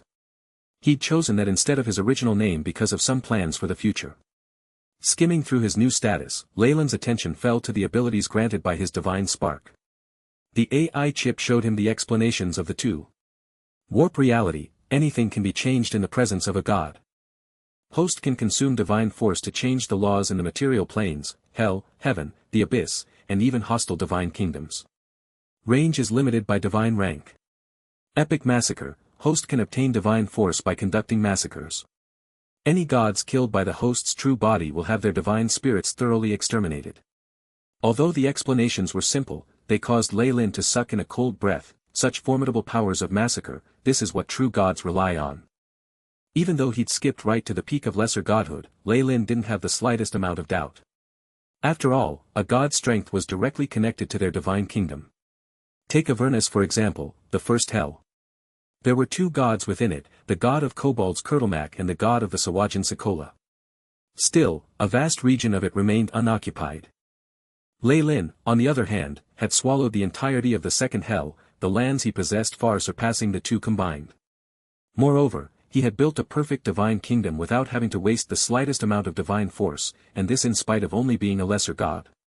Even compared to the gods, the word genius wasn't enough to describe him. Instead, he befit the title of monster. With the sheer size of Dis, Lei Lin didn't have to spend much effort perfecting his divine kingdom. He'd even acquired a great number of devil hunters.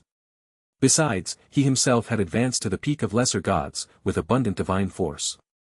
More importantly, the cards he had prepared for his ascension had been hidden away, and not all of them had been revealed. This is much better than what I anticipated. The worst-case scenario didn't come into play. Lei Lin had been prepared to reveal his identity as a Magus if worse came to worst, falling out with the gods and killing Mr. directly as he restarted the final war. Right now, however, time stood on his side. He could spend his time accumulating power, to great effect once the war did come back. It's not good to leave my cards hidden. I should at least reveal my power and determination. Resolution flashed across Lei Lin's eyes, and Thultanther glowed with a chilly radiance inside his semi-plane. It was like a ferocious ancient beast, ready to devour its prey. All of this was now under Lei Lin's control, having become his divine kingdom. Just a thought caused space to flicker as a few silhouettes appeared in front of him. My lord! 2 devil hunters saluted obediently the moment they saw him. Tiff! Lei Lin instead called out to his pope, "You shall spread my glory around the world." Lei Lin waved his hands, and a surge of divine power gushed out of them. A golden radiance fell upon Tiff's body, and the original papal symbol that was a demigod weapon cheered as it entered the ranks of true divine weapons. Your will shall spread through the entire world, my lord. Tiff piously got on his knees to pay his respects. A divine battle. Tiff's transformation didn't end there. Lei Lin had showered the man with divine grace, raising him to a legendary priest immediately.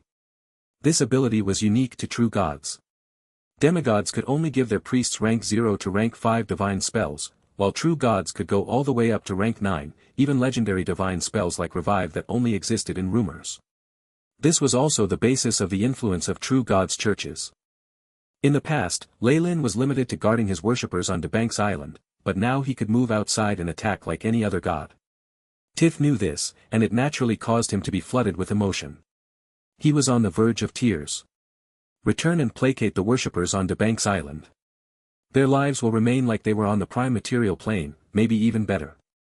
Lei Lin waved a hand, and space fluctuated once more as Tiff was returned to his original location. Truth be told, although fusing this with DeBank's was good for Lei Lin, this was not necessarily so for the natives of DeBank's Island. They were residents of the prime material plane, and being told that their lands had fallen down to the 9 hells could terrify them to death. Some might commit suicide, or just go mad. After all, the churches indoctrinated the prime material plane with Bator being a synonym for the evil devils. Thankfully the natives weren't as affected since they knew little about Bator and the propaganda around it. They put their faith in the giant serpent, and with the Pope personally telling them that their lives would only be better, they would likely settle down. Isabel, Aslak, Bork. Lei Lin turned to his cousin and the 2 other large devils. You did well. He started with expressing his approval, then moved on to the main question, how are the war preparations? The devil hunters are ready and waiting, Isabel said with a bow. The flame devils and armies of gluttony are prepared to receive your orders. Aslak and Bork bowed elegantly as well, their eyes full of a thirst for battle and unification. Devils liked order, and unification and laws were a representation of that. All the lords of Bator were unsatisfied with its current segmented nature, and now these 2 believed they'd found a chance to combine the 9 hells once more. Good. Begin operations immediately. Space flickered, and the 3 figures disappeared. This began to make an abrupt move. All higher existences shifted their attention to the 9 hells once more. The second hell glowed with divinity, causing all the divine conscience watching to be filled with suspicion and confusion. In their view, Lei Lin should have kept a low profile as a newly advanced god, amassing his strength. Instead, he was doing something so eye-catching right after his ascension. Beep. Host body has created an avatar. 100 divine force consumed. Beep. Host body has created an avatar. 100 divine force consumed. Beep. Host body has created an avatar. 100 divine force consumed. 3 bright balls of golden light separated themselves from Lei Lin, warping in the air to 3 doppelgangers that looked exactly the same as him. They were avatars, something every god acquired the ability to make after ascension. However, Lei Lin had been exceptionally quick in this, and that was thanks to the AI chip. These 3 avatars all possessed a holy luster, their golden pupils radiating the cold dignity of the divine. Lei Lin didn't have to give them any commands, they already knew what to do. Rumble, the 3 avatars left instantly, reappearing in front of Isabel and the army of devil hunters. Isabel raised the red dragon sword high up, announcing, "The Lord has sent us a decree. The target is Minoros. In the name of the Lord, attack. In the name of the Lord. The mighty Kukulkan is watching us. Huge portals opened up, and the devil hunters called out Leyland's true name as they marched into the battlefield. In front of them was a nasty, loathsome marsh. There were numerous imps and lemurs here, stunned to see this large army all of a sudden. One of Leyland's avatars walked to the head of the army, body suddenly radiating an inexhaustible light, begin the divine battle. Asterisk rumble.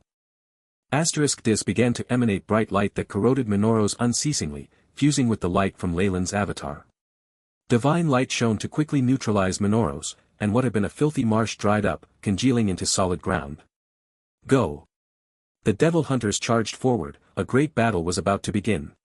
Our mission here is just to control the battle. With the two avatars and the help of my divine kingdom, there won't be any issues with keeping the front lines of the battle here for a while. Leyland's two remaining avatars were in deep discussion with Isabel at the heart of the army. If it's necessary, sacrifice the avatars. That should be enough to hold Mammon back for a while. Leyland's avatar glimmered with golden light, smiling gently as he spoke. You mean this attack is a feint?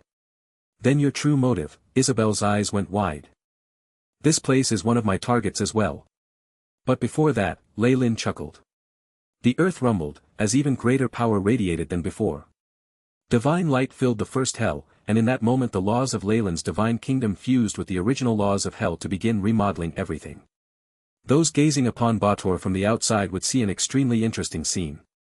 Avernus and Minoros, as the first and third hells respectively, had originally been sandwiching Dis between them. Now, Dis began to emanate a bright luster that was corroding these two hells of Bator. Minoros was only slightly affected, but Avernus was taken over completely. Under Aslak and Bork, large numbers of devils had broken through into Avernus from Dis. Numerous powerful conscience arrived in the place in a moment, filled with anxious questions and terrifying roars. Nothing could exceed this situation in its abruptness. So what if you're true gods? What if Mammon is a lord of Bator? If I don't do this now, there won't be a better chance in the future. Leyland was incomparably calm at the center of this storm. He seemed extremely resolute, ignoring the intent of the two gods of Avernus to negotiate. Once he made up his mind about something, he would never change. Amidst the army at Minoros, Leyland's avatar was still speaking to Isabel. There's 3 reasons I want to seize 2 of the hells immediately, he said frankly. First and foremost, my divine kingdom is but one of the 9 hells. If I don't occupy more and gain the upper hand, the other lords will definitely unify to resist me. While I'm not afraid of them, I'd lose the opportunity to grow further. However, if I can fuse the first 3 layers, I'll immediately have the power to choose between attack and defense. The rest of the lords aren't of one mind, and I'll be able to rope them in or attack them individually. Ah! Since Asmodeus was gravely injured by the Origin Force during the descent of the Divine Kingdom, he can't come out anymore. The rest of the lords are leaderless, so they can't work together now. Isabel seemed to understand. Yes. Making use of the momentum of becoming a true god, I'll suppress them and give them no chance to react or establish ties with me. In the future we can learn of each other better, then it'll be even more difficult for them to reach an understanding amongst themselves. Instead they'll serve me. After we take these 2 hells, we'll be stronger than them. We won't be afraid of being overthrown. The second reason is for the other gods to see. Leyland's eyes glimmered with wisdom. The other gods? Isabel exclaimed in surprise. I am one of the gods, after all. They see me as an enemy and want to beat me down, so I need a reason to do this. If I attack the devils and conquer Bator, won't that be a great pretext? I'm sure it'll garner support from some of the good gods. More importantly, even the gods that detest me will be happy to see me expend my energy on fighting the devils, so they'll lower their guard. Making use of this time to lower their guard, at this point, Isabel was beginning to understand Leyland's overall strategy, and she respected it a great deal. But, she bit at her lips, worry evident from the crease between her eyebrows. 2 hells. Even if we catch one by surprise and the reinforcements can't come in time, 2 true gods and 1 lord of Bator. Can we really take them down like this? That's the third point. Leyland lifted his brows, looking decisive and unyielding. We won't just win, we'll do it beautifully. That way, we can completely terrify everyone who's unsure. This was Leyland's main intention, and after thinking it through properly even Isabel had to admit that as long as Leyland's plan succeeded he would truly be able to stand on his own 2 feet amongst the gods. He would no longer be afraid of any uprisings against him. Even after understanding all this, Isabel still watched Lei Lin with worry. Are you confident? 100%. Lei Lin's boundless confidence was evident in his smile. His divine body took one step forward, and arrived inside his concealed semi-plane. Master. Shaylin and Ilio appeared atop the flying city. Thultanther is ready for launch. Shadow. The ancient Netherese had established the splendor of the Arcanists. In the period of darkness after the dusk of the gods, the Arcanists had saved the commoners from savagery and foolishness, building a civilization the gods themselves feared. Combined with their flying cities, ancient great Arcanists had the power to kill gods themselves. The gods would not stand such an affront to their existence, and the Arcanists who coveted origin force and touched on several taboos were exterminated. However, that very war that had destroyed the Netheril Empire had also gravely hurt the gods. Many had fallen, and the numbers of gods decreased without end. Because of this painful lesson, the Arcanists became taboo and were annihilated by numerous churches. All tomes related to the Netheril Empire were destroyed, creating another era of savagery. One flying city of the Arcanists had managed to survive that period, and at a specified time it had returned to the prime material plane. It was in the western desert the Thultanther fell into Lei Lin's hands. Having obtained such an instrument of death, Lei Lin had left it alone. Even though he'd met some crises before, he hadn't allowed the City of Shadows to reveal itself. Firstly, he'd been waiting to use this card at the best possible moment, and secondly he was working on understanding everything about it and remodeling it to his desires. If it had to do with distorted shadow, Lei Lin would not let his guard down. Right now, the adept scepter of the monarch of the skies, the elemental radiation of the Magus world, dreamscape, and the shadow world, and all sorts of other high-energy sources had been piled into Thultanthat, giving it a great boost in power. It had grown to become the ultimate slaughter machine. As well, Lei Lin was currently a rank 35 Arcanist. The power that would result from him working in conjunction with the city was something even the AI chip could not calculate. Master. Thultanther heeds your call. The city's fairy Shaylin and the skeleton Lich Ilio knelt before Lei Lin, awaiting orders. Lei Lin had now become a true god, and his imposing aura far exceeded that in the past. These two beings were filled with reverence. I sense that.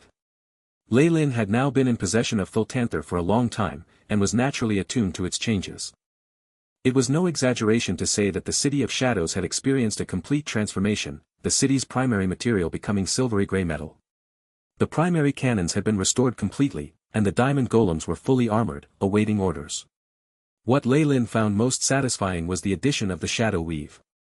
How could he have let the information he got from Shar go to waste?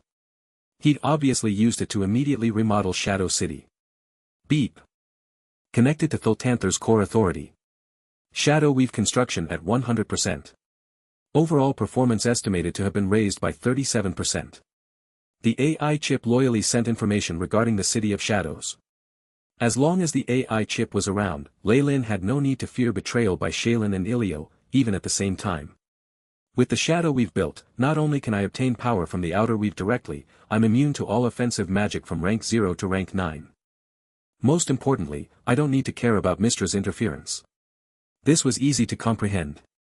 The shadow weave had been created specifically by Shar to steal Mystra's power. How could she have any control over this? With the AI chip's analyses of the true weave extending the shadow weave, I can now steal Mystra's divine force directly.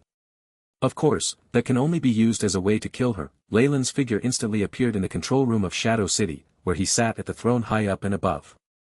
How can the birth of a true god not be built on the ichor of the other gods? Lei Lin snickered, while the AI chip's prompts continued to show. Beep. Systems launch complete, beginning spatial jump. Asterisk rumble. Asterisk terrifying spacetime undulations erupted out, and the huge city disappeared in an instant. When it appeared once more, its surroundings had changed. This was a deep blue sea that spanned as far as the eye could see. Shark men could be seen on occasion, and numerous petitioners were resting on a beach. The luster of valiant and holy spirits brightened the skies. Shrines filled the scattered islands, and there was a huge feeling of pressure in the skies. A great amount of divine luster seemed to be on the verge of seeping into Thultanther, filled with the great suppression from laws. There was no question about it. This was the divine kingdom of a true god. BZZT, the appearance of the floating city caused great distress to the surrounding petitioners. Numerous shark men roared, hissed, and had various other reactions. Some fled, while others gathered around. Who is it that dares encroach upon our Lord's divine kingdom? A few powerful holy spirits approached from the skies, yelling out loud. Indeed, they were in the divine kingdom of the god of the Sawajan, Sikola. A long period of accumulation had turned this place into a sturdy nest, and Lei Lin could currently see a dozen holy spirits around him, all powerful beings comparable to rank 6 magi. However, in Lei Lin's eyes, they were merely trying to do something impossible. Little worms shouldn't try to speak here. You don't even meet the requirements for me to use the main cannons on you. Lei Lin waved his arms around casually, and Thultanther's auxiliary cannons shot out a malicious light. A powerful web of energy formed a black hole that melted away the surrounding holy spirits. Just one move decimated the surrounding space, and Thultanther had only revealed one part of itself. Numerous petitioners cried and yelled as they fled. When had they, who dwelled in the divine kingdom, ever seen a battle at this level? Sikola! Sikola, my lord! The pious worshippers shouted out in prayer, the power of faith filling the skies above the ocean. Rumble, lightning appeared on the blue horizon, and a terrifying suppressive force lowered the flying city's strength. An avatar walked over, radiating golden light. He looked like a shark man, his eyes filled with a cold ruthlessness. God of massacre, Kukul Khan, why do you invade my divine kingdom? Although Sikola was merely a lesser god, and this more so was only an avatar, it held power akin to that of a true god with the help of his divine kingdom. Protector of the shark men, god of the ocean, Sikola. Lei Lin's figure appeared outside Thultanther. In front of a true god, he still needed to be polite. I wish for you to move your divine kingdom away, so there won't be any pointless conflict between us. Lei Lin had been serious with his conditions, but it left Sikola feeling extremely enraged. Greedy god, you must pay for what you did today. Asking a true god to move their divine kingdom was an absolute insult. It would have been strange if Sikola agreed. The ocean seethed with his rage, turbulent storms appearing in the skies. The weather within a divine kingdom indicated the god's mood, and having stayed in Bator for a long time, Sikola obviously possessed the malevolence of the devils as he snarled. I knew this wouldn't work. Upon seeing this, Lei Lin sighed. You gave up your last chance, Sikola. His figure gradually dissipated. This isn't a negotiation but an obvious challenge. I'll satisfy you. Sikola waved his hand, and powerful shark men armies appeared from the depths of the ocean. They radiated with energy, power gathering at their hands to form modeled attacks. Ready. Shoot. A holy spirit waved his arm, and numerous bows thundered as they shot a rain of arrows onto Thultanther. On the other side, a barrage of magic attacks drowned out the flying city. When fighting in the divine kingdom of a god, one had to face the frightening attacks of an unending sea of people. Face my fury. Sikola snarled as well, the terrifying pressure of his divine kingdom appearing once more as lightning crashed down on the city of shadows. Gods, in their divine kingdoms, possessed unimaginable might. Even greater gods had to pay a terrible price to slay one, requiring several centuries to recover. Beep. Launching Shadow Weave. With the AI chip's prompt, a translucent layer of the Shadow Weave appeared and protected Shadow City. Any attack, be it physical or magical, lost all form in front of the weave as long as it didn't possess legendary might. In fact, the energy of such attacks was actually absorbed by the Shadow Weave. Beep. Divine Kingdom Laws Analyzed. Counterfield prepared, launching, a tremendous stream of data entered Thultanther, and the city seemed to spread its wings. The invisible shadow weave spread out, emitting unfathomable spatial undulations. The netherese core of the flying city began to roar violently, transmitting terrifying energy to all parts of Thultanther. A power of law radiated out that was tailored to counter the laws of the divine kingdom, and a hazy fog melted the lightning in the sky away. This is Flying City. Sikola exclaimed in shock. The flying cities of the Arcanists could contend with divine kingdoms, and they naturally had techniques specifically to destroy them. The construction of this divine kingdom.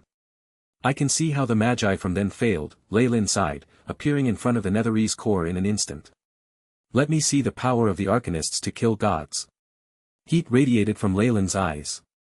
The shadow weave allowed him to connect to the core, and his power as a rank 35 Arcanist was emitted without reservation. Beep. Anti-God network prepared. Primary cannon 2 charged, the AI chip prompted robotically. Afterwards, incomparably terrifying energy arose from Thultanther, attracting the attention of all beings high above. Rumble. Fall of a god. Light. White light.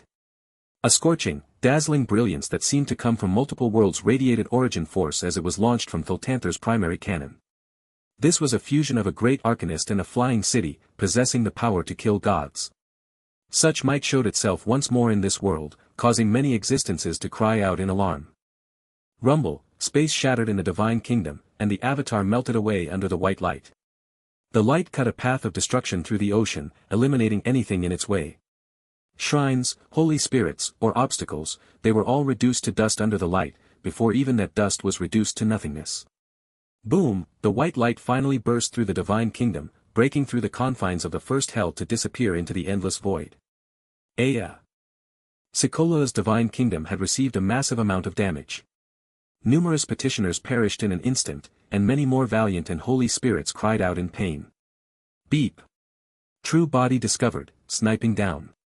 The terrifying city of shadows swept through numerous churches immediately, the powerful shadow weave spreading its tendrils to form Sikola's true body out.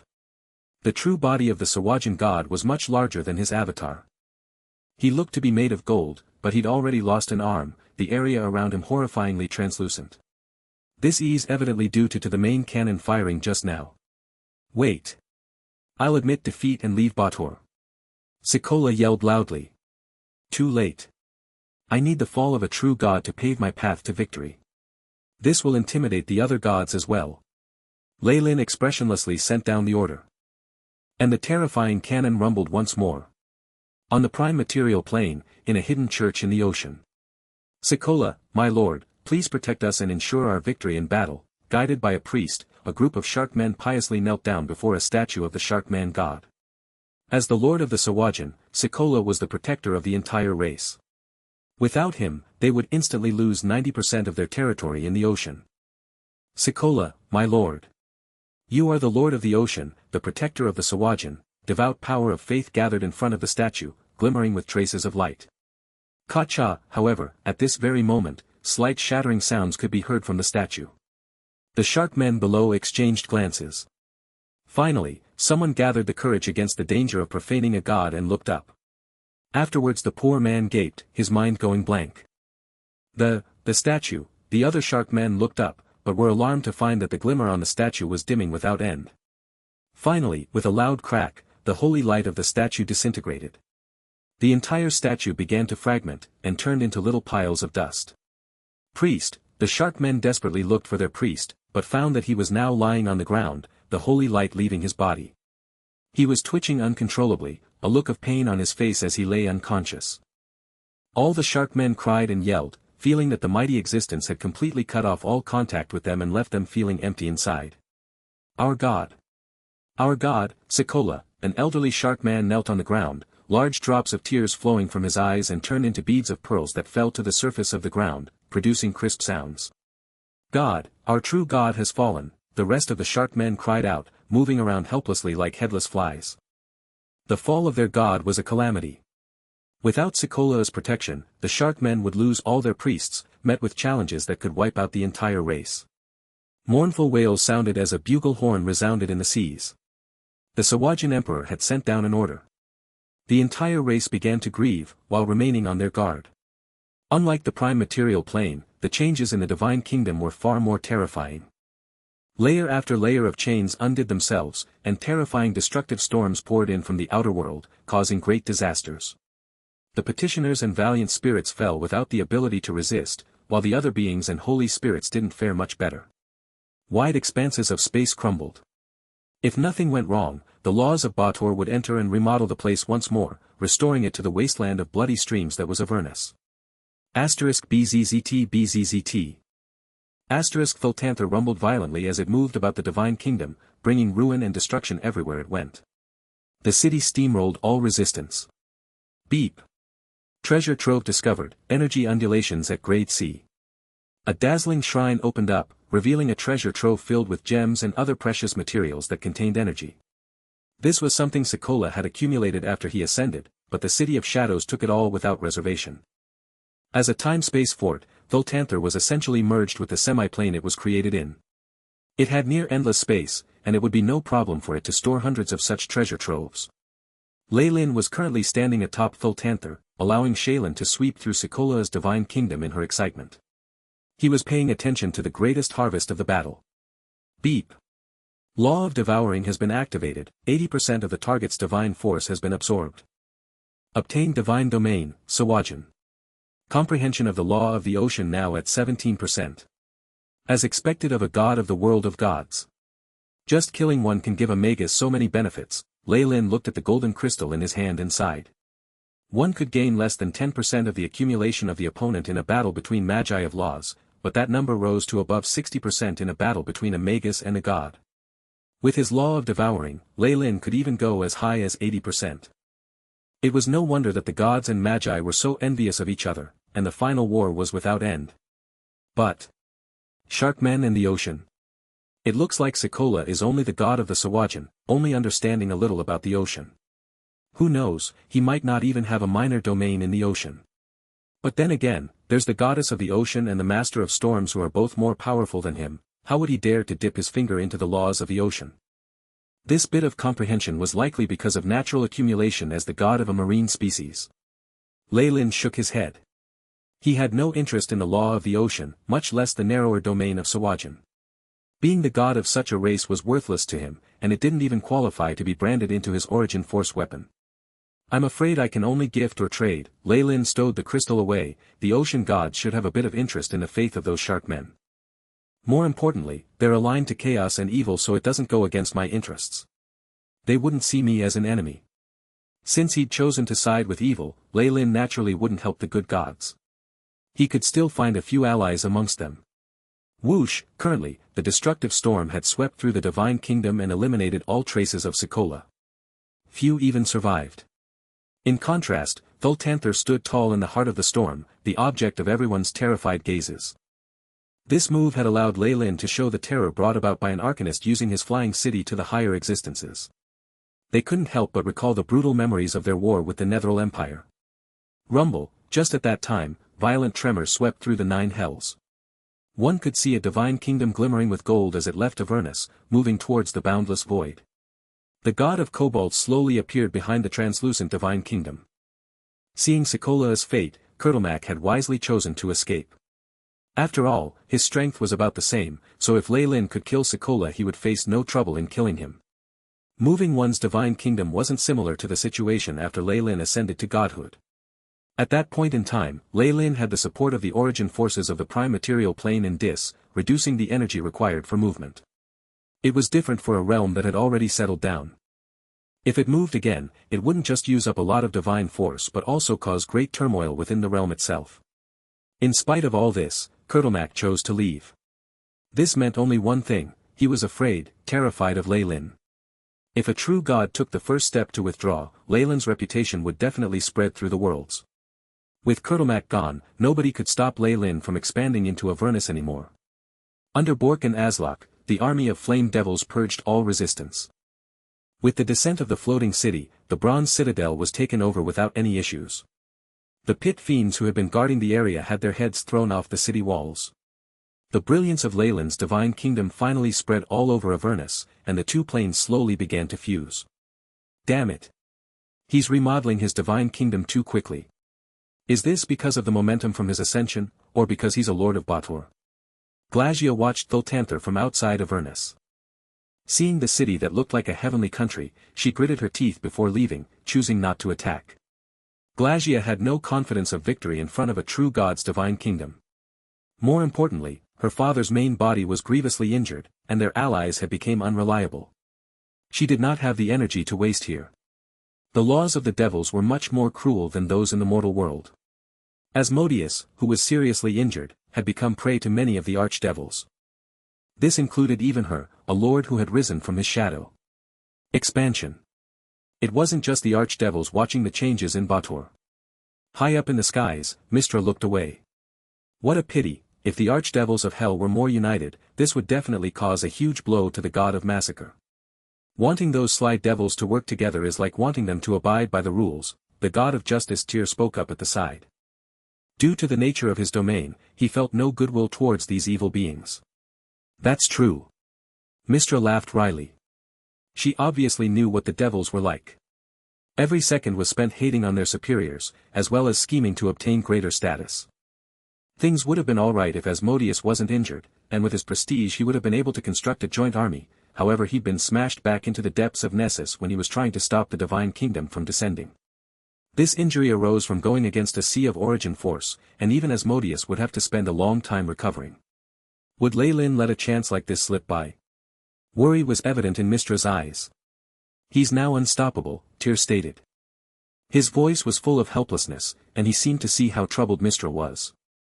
"If it was just a lesser god at rank 8, we could have launched a holy war against him. As long as we didn't mind the consumption of energy, we would have been able to knock him off his throne in a few centuries. Unfortunately." Mistra looked at Thultanther that was within Leyland's divine kingdom, knowing what Tyr was afraid of. They wouldn't be scared off by a divine kingdom, nor by a great arcanist and a flying city.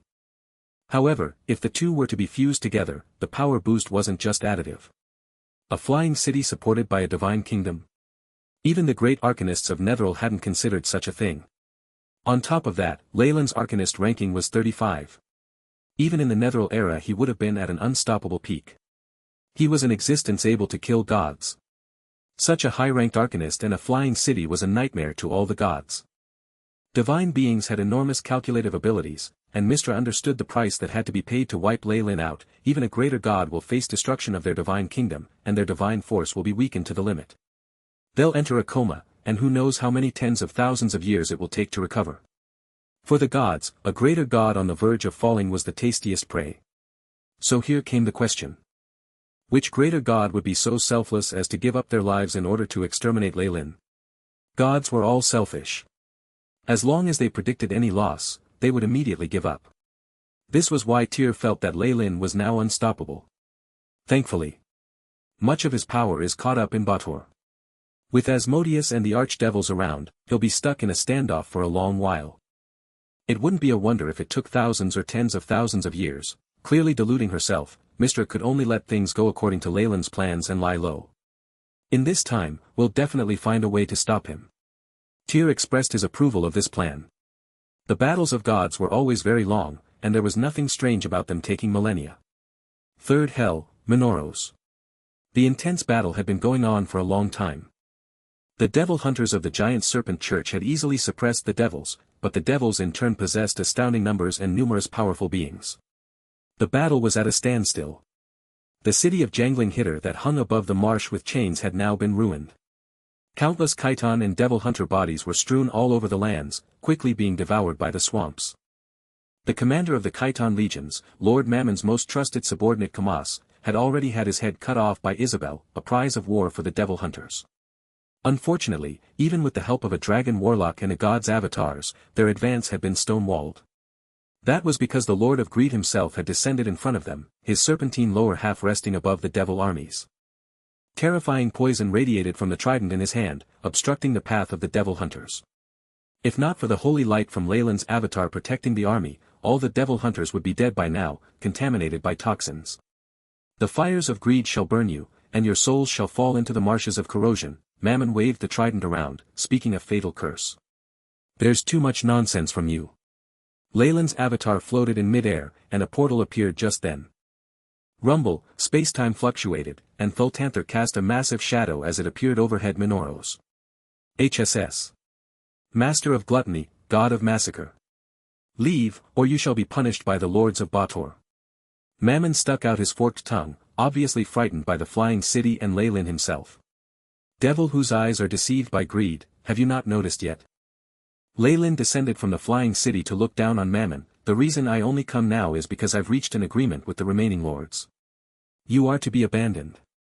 No. No. Mammon's body twisted in unease.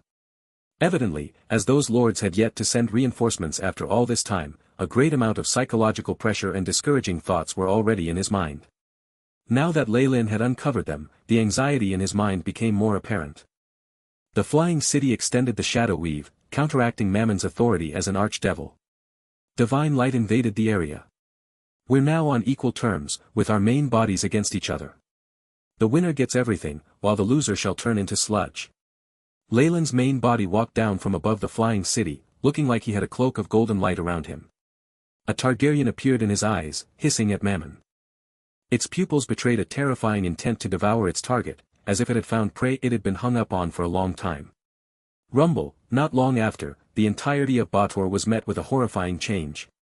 The light in Dis moved to the third hell of Minoros, and the first three hells began to merge into a single body that was Leylin's divine kingdom. Besides those immediately having faith in Leylin, the devils living in there and very much against him turned into soil. The power of evil was converted into fertilizer for his divine kingdom. A few archdevils watched these changes from the lower hells, fear evident in their eyes but unwilling to do anything to stop it. None of them was a match for Leylin alone, and they didn't have someone to band around. Asmodeus was gravely injured, his coma causing intense unrest in Bator. However, Leylin's divine kingdom had also reached its limit after taking over 3 hells in total. His divine force was at a critical point, so he halted his movements. The divine light faded, allowing the many archdevils and higher existences to heave a sigh of relief. Within the divine kingdom, Leylin who was standing on top of the flying city was clearly thrilled. Though this operation was extremely risky, he had succeeded. From here on, even if the other lords were to band together and resist him, he now had the means to contend with them. He also had no need to fear other gods interfering. Beep. Primary body's law of devouring is in action. Comprehension of law of greed, 100%. Divine domain condensed, greed. The AI chip's prompts came to view. It's actually 100%. Is it because he's a devil and we're essentially the same, and also that the law of greed is compatible with me? Leylin stroked his chin, looking to his refreshed status. Leylin fallen. Race, human, lesser god. Divine name, Kukulkan, the god of massacre. Alignment, lawful evil. Divine domain, massacre, greed. Divine kingdom, Avernus, Dis, Minoros, merged. Divine rank, 8. Worshippers, natives, devils, adventurers, clerics. Worshipper alignments, true neutral, neutral evil, lawful evil. Arcanist rank, 35. Strength, 29. Agility, 29. Vitality, 29. Spirit, 35. Arcane energy, 350. Divine force, 200, 800. Status, healthy. Feats, Herculean strength, master of knowledge, dreamscape vision, epic adaptability. Divine feats, origin force detection, arcane art amplification, illusions. Divine abilities, warp reality, epic massacre. No rise to my divine rank. Leylin closed his eyes for a long while and sighed. However, he had expected such a result. He was now already a peak lesser god, and if he were to raise his rank slightly, he would become an intermediate god. An intermediate god in the world of gods was akin to a rank 8 Magus, grasping multiple laws and nearly immortal. The Snake Dowager, Trial's Eye, Nefarious Filthbird and other great existences that had their names spread far across worlds were only average. How could they have advanced so easily? 3 levels is enough. I need to keep a certain amount of divine force in case of any surprise situations. The newly merged planes of hell and the devils also need to be reorganized. Leylin looked underneath Minoros, where a few archdevils looked at the divine kingdom up ahead cautiously, eyes showing their fear. Let's leave things like this for now. Leylin smiled, and then drew up an armistice for 100 years to the bottom layers of hell. Those devil archdukes must be eager for that. Touring. The waves from the ascension of numerous demigods soon died down. While most of them had failed, the one who had succeeded managed to spread his name across multiple worlds. Even the most ignorant and ill-informed of people who stayed in labs all day long or liches deep in sleep heard of the god of massacre, the ruler of devils. The golden light glimmering from the divine kingdom that spanned the first 3 levels of Bator was enough proof of Leylin's unmeasurable strength. The 9 hells had, because of Leylin's arrival, undergone a massive change. Souls that fell to Bator now moved along the Styx to reach the 4th hell Phlegethos, governed by Samuel. Only his own worshippers would enter his divine kingdom. In other words, Leylin had used the souls of his own followers to replace the primordial contract that governed the harvest of fallen souls. With this foundation overturned, Asmodeus could no longer control the first 3 levels of Bator. However, Leylin still had very few worshippers when compared to the number of souls that used to fall to the 3 hells. Even with the faith of the natives, these numbers did not measure up to the original harvest of the first 3 hells. However, Leylin did not mind at all. His divine kingdom needed to be reorganized, and having too many devils was nothing good. Asmodeus might have dreamed all his life of becoming the lord of all devils, but that was not what he was pursuing. Few of his worshippers in the prime material plane wished to become lemurs. The burning iron city at the core of Dis was long gone, in its place a region with birdsong and fragrant flowers that looked like utopia. A holy mountain made of white jade towered into the clouds, with a huge shrine atop it. Countless petitioners piously prayed and thanked their god for the favor, and golden power of faith illuminated the skies. My lord. Tiff entered the shrine quickly, bowing to Lei Lin who was on his throne. The Flame Devil army and other devils have been reorganized. Of them, a total of, Tiff reported the number of devils willing to serve Lei Lin. Lei Lin lifted his brows, making an inference based on the information in an instant. The first 3 levels of Bator were now entirely Lei Lin's territory. Those who did not submit would either be expelled or killed, becoming fertilizer for his divine kingdom. Those able to live up to this point were naturally all his followers. Of course, it was hilarious to expect faith from devils. You did well. Lei Lin nodded, acknowledging Tiff for his work. Bringing the church to Bator was just a plan of convenience. Be prepared. We can't give up the intelligence network we've established on the prime material plane either. All gods treated the prime material plane as the biggest cake, as it was their main source of faith. While Lei Lin had moved to Banks Island and the native empire to the divine kingdom to be used as his own territory, the faith in the prime material plane could not be abandoned. He was now a true god. He had nothing to fear when up against the other gods' churches, and could grant his priests spells up to rank 8. This was the largest difference between a true god and a false god. This was the best time to spread faith. Understood. Your will is our command. Tiff respectfully accepted Lei Lin's order. Also, I'll personally bring you to spread faith and describe my divine kingdom. With a thought, the space transformed and he and Tiff arrived high in the skies. In the divine kingdom, Lei Lin was everything. Nothing could halt his will. Describing the divine kingdom of a true god was an important mission for Tiff, the Pope, who had entered the divine kingdom before. In general, all living beings wish for something better. Even gods cannot stop their desires, Lei Lin spoke.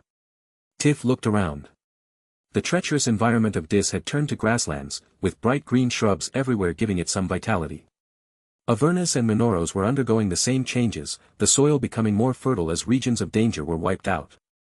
In terms of the image, this was like turning hell into the mortal world, and perhaps someday, transforming it into heaven. Those who have faith in me wish to reach heaven after death and get a better life, which is why they're willing to give me faith. This is a contract between them and the gods. Even greater gods can't stop this. Lei Lin waved his hand, and several scenes appeared. A few native petitioners were diligently farming some fertile land. Since it hadn't been a long time from Lei Lin's ascension, he had few dead followers. Dis could contain all of them, and there was a lot of space for more. Lei Lin had partitioned out large areas for agriculture, and with just some work from the followers, heavy rice plants and fruit trees grew from the soil. Numerous petitioners prayed towards the holy mountain with their eyes brimming with tears, thanking Lei Lin for this miracle. Tiff stared at Lei Lin in amazement. A petitioner doesn't just pray all day long. This will only cause them to become rigid and rot away, or perhaps perish. Lei Lin laughed, eyes glimmering with wisdom. I've given them the opportunity to work, so that they understand the concept of obtaining things after putting in effort for it. Of course, this is my kingdom and I control the soil. They can put in less than 1/10 of the effort and obtain 10-fold or even 100-fold what they would have before. Even the laziest person can live comfortably. Tiff listened closely. When it came to the construction of a divine kingdom, it included Lei Lin's understanding of the path of faith. As a pope, he needed to be on the same page as his god. Also, the feeling of superiority comes from comparison. In order for followers to understand how difficult it is to lead better lives, I've provided this. Lei Lin brought Tiff along and moved away. This time, they were at the boundaries of the divine kingdom, where some of the treacherous characteristics of hell remained. Many lemurs, soul shells, imps, and even chained evils, bone devils and other higher devils had chains around their feet as they moaned and shrieked. They were like slaves as they transported blazing rocks, constructing a fort and a better landscape.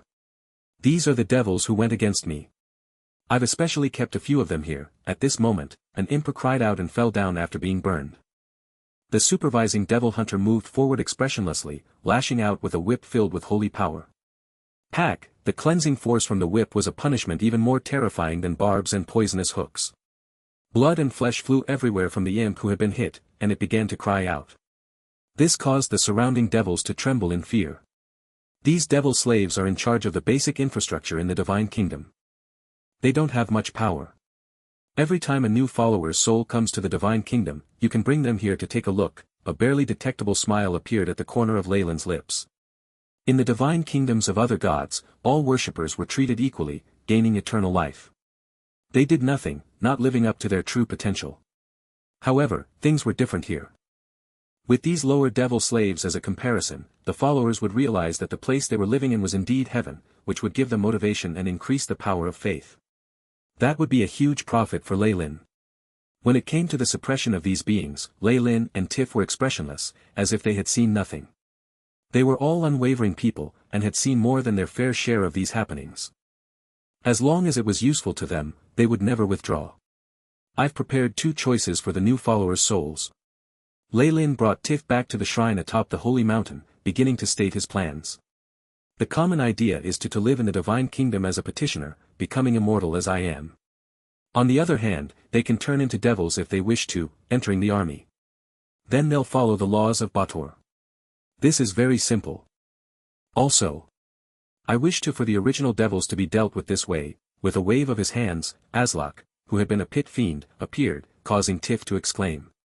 He had obviously seen this devil commander before, but there was now a huge change to his form. He now had a translucent body that was glimmering with gold rays, causing Tiff to feel like he was approachable. He knew that the essence of this devil had undergone a change. Master, Aslak's eyes were full of fervor as he devoutly bowed to Leyland. Discovered anything yet? Leyland glanced at Tiff. This is, a holy spirit. Tiff muttered. I've altered the form of the devil legions such that they have the characteristics of petitioners. From here on out, they shall be the guards of my divine kingdom. If followers wish to turn, they will also achieve this form. There was no point in keeping the devils of the past. However, if he turned them into petitioners, that could increase the might of Leyland's subordinates by a large extent, while providing him with some faith.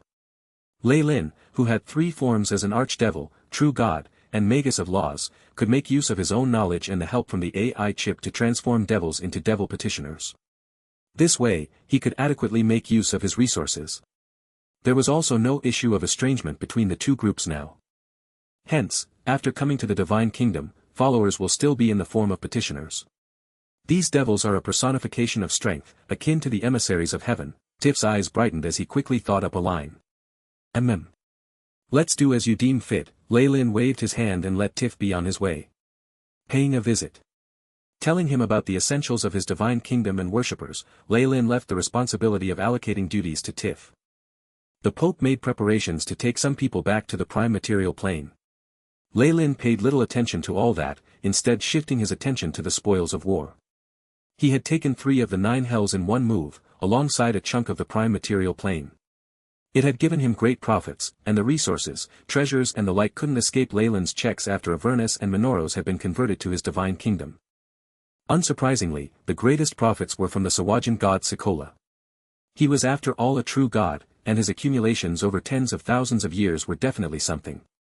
Just the treasure trove Thultanther had found could fill up the greatest of warehouses, filling up a not insignificant portion of its dimensional space. Shaylin and Ilio spent their time doing inventory. With their knowledge, they probably wouldn't let any valuable item slip by. It had to be said that after conquering a true god's kingdom, Leyland was instantly much wealthier than before. He greatly increased his own resources, and was even regretful that he had let Kurtulmak go. With the flying city having shown itself, the remaining gods definitely would be on their guard against such surprise attacks. It wouldn't be so easy to kill gods anymore.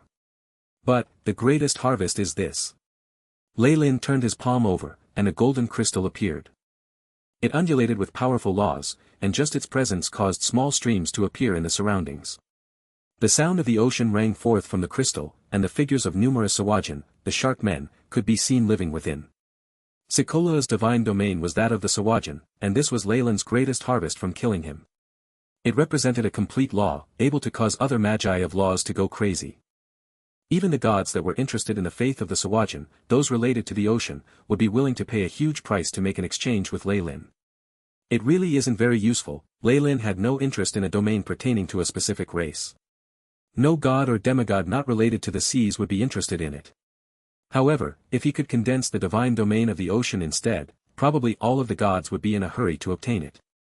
After all, much of the prime material plane was water, and the ocean was a source of faith able to support a greater god. There's few able to make an exchange with me. If I were to choose Umberlee and Talos. There were many ocean domain deities, but even as a lesser god Lei Lin wouldn't consider most of them. Those gods weren't even comparable to him, and there wasn't much use in getting them on his side. The only two choices were Umberlee, the intermediate goddess of the ocean, and the greater god of storms Talos. Talos is obviously the better option when it comes to power, but it's not always about power with allies. Besides, he's of the storm domain and his faith is concentrated around the natives of numerous islands. He wouldn't be as interested in beings of the ocean. Lei Lin's eyes flashed with thought. Just at that moment he sensed divine force approaching him, and he involuntarily revealed a smile. Whoosh, the seas surged outside Lei Lin's divine kingdom, and a god's avatar stood upon the ocean spray. She was dressed in flowing blue, the bottom of her clothing merged with the endless waves of the sea. Her look was one of divine dignity as she held what seemed to be a golden trident with endless waves rippling forth from its tip. The lady did not advance, waiting outside his divine kingdom. The avatar of an intermediate god would still just be free food if they entered a lesser god's divine kingdom. Instead she sent out her energy undulations, like an identification used when knocking on the door. Umberlee. The unique nature of the divine force allowed Lei Lin to identify it in an instant. Welcome, my lady. He moved to the boundaries of his divine kingdom instantly, golden light opening up a path to enter. I am the master of massacre, the ruler of devils. I express my goodwill to the goddess of the ocean. Umberlee squeezed out a slight smile and entered his divine kingdom, her fearlessness causing Lei Lin to nod to himself. Rumors say Umberlee is a moody goddess, even capsizing a few ships at sea for fun and using such fear to obtain faith. It looks like she's rather intelligent. This goddess had made quite a name for herself on the waters. There were many of the scarlet tigers who worshipped her. Lei Lin was currently seeing another side of this goddess. She seemed calm and wise, ascertaining his goodwill with one look as she entered the divine kingdom of an unknown god without fear. She was both gutsy and scheming. The two of them arrived at the huge church of the Holy Mountain. Watching Umberlee, Lei Lin suddenly revealed a smile. Lady Umberlee, may I know why you're here today? I'm here for the divinity of the Sahuagin. Umberlee had a hoarse voice, but there was a magnetic feel to it, sounding rather unique. She didn't beat around the bush at all. Oh. While this divinity is indeed useless to me, why are you so sure I'd trade with you?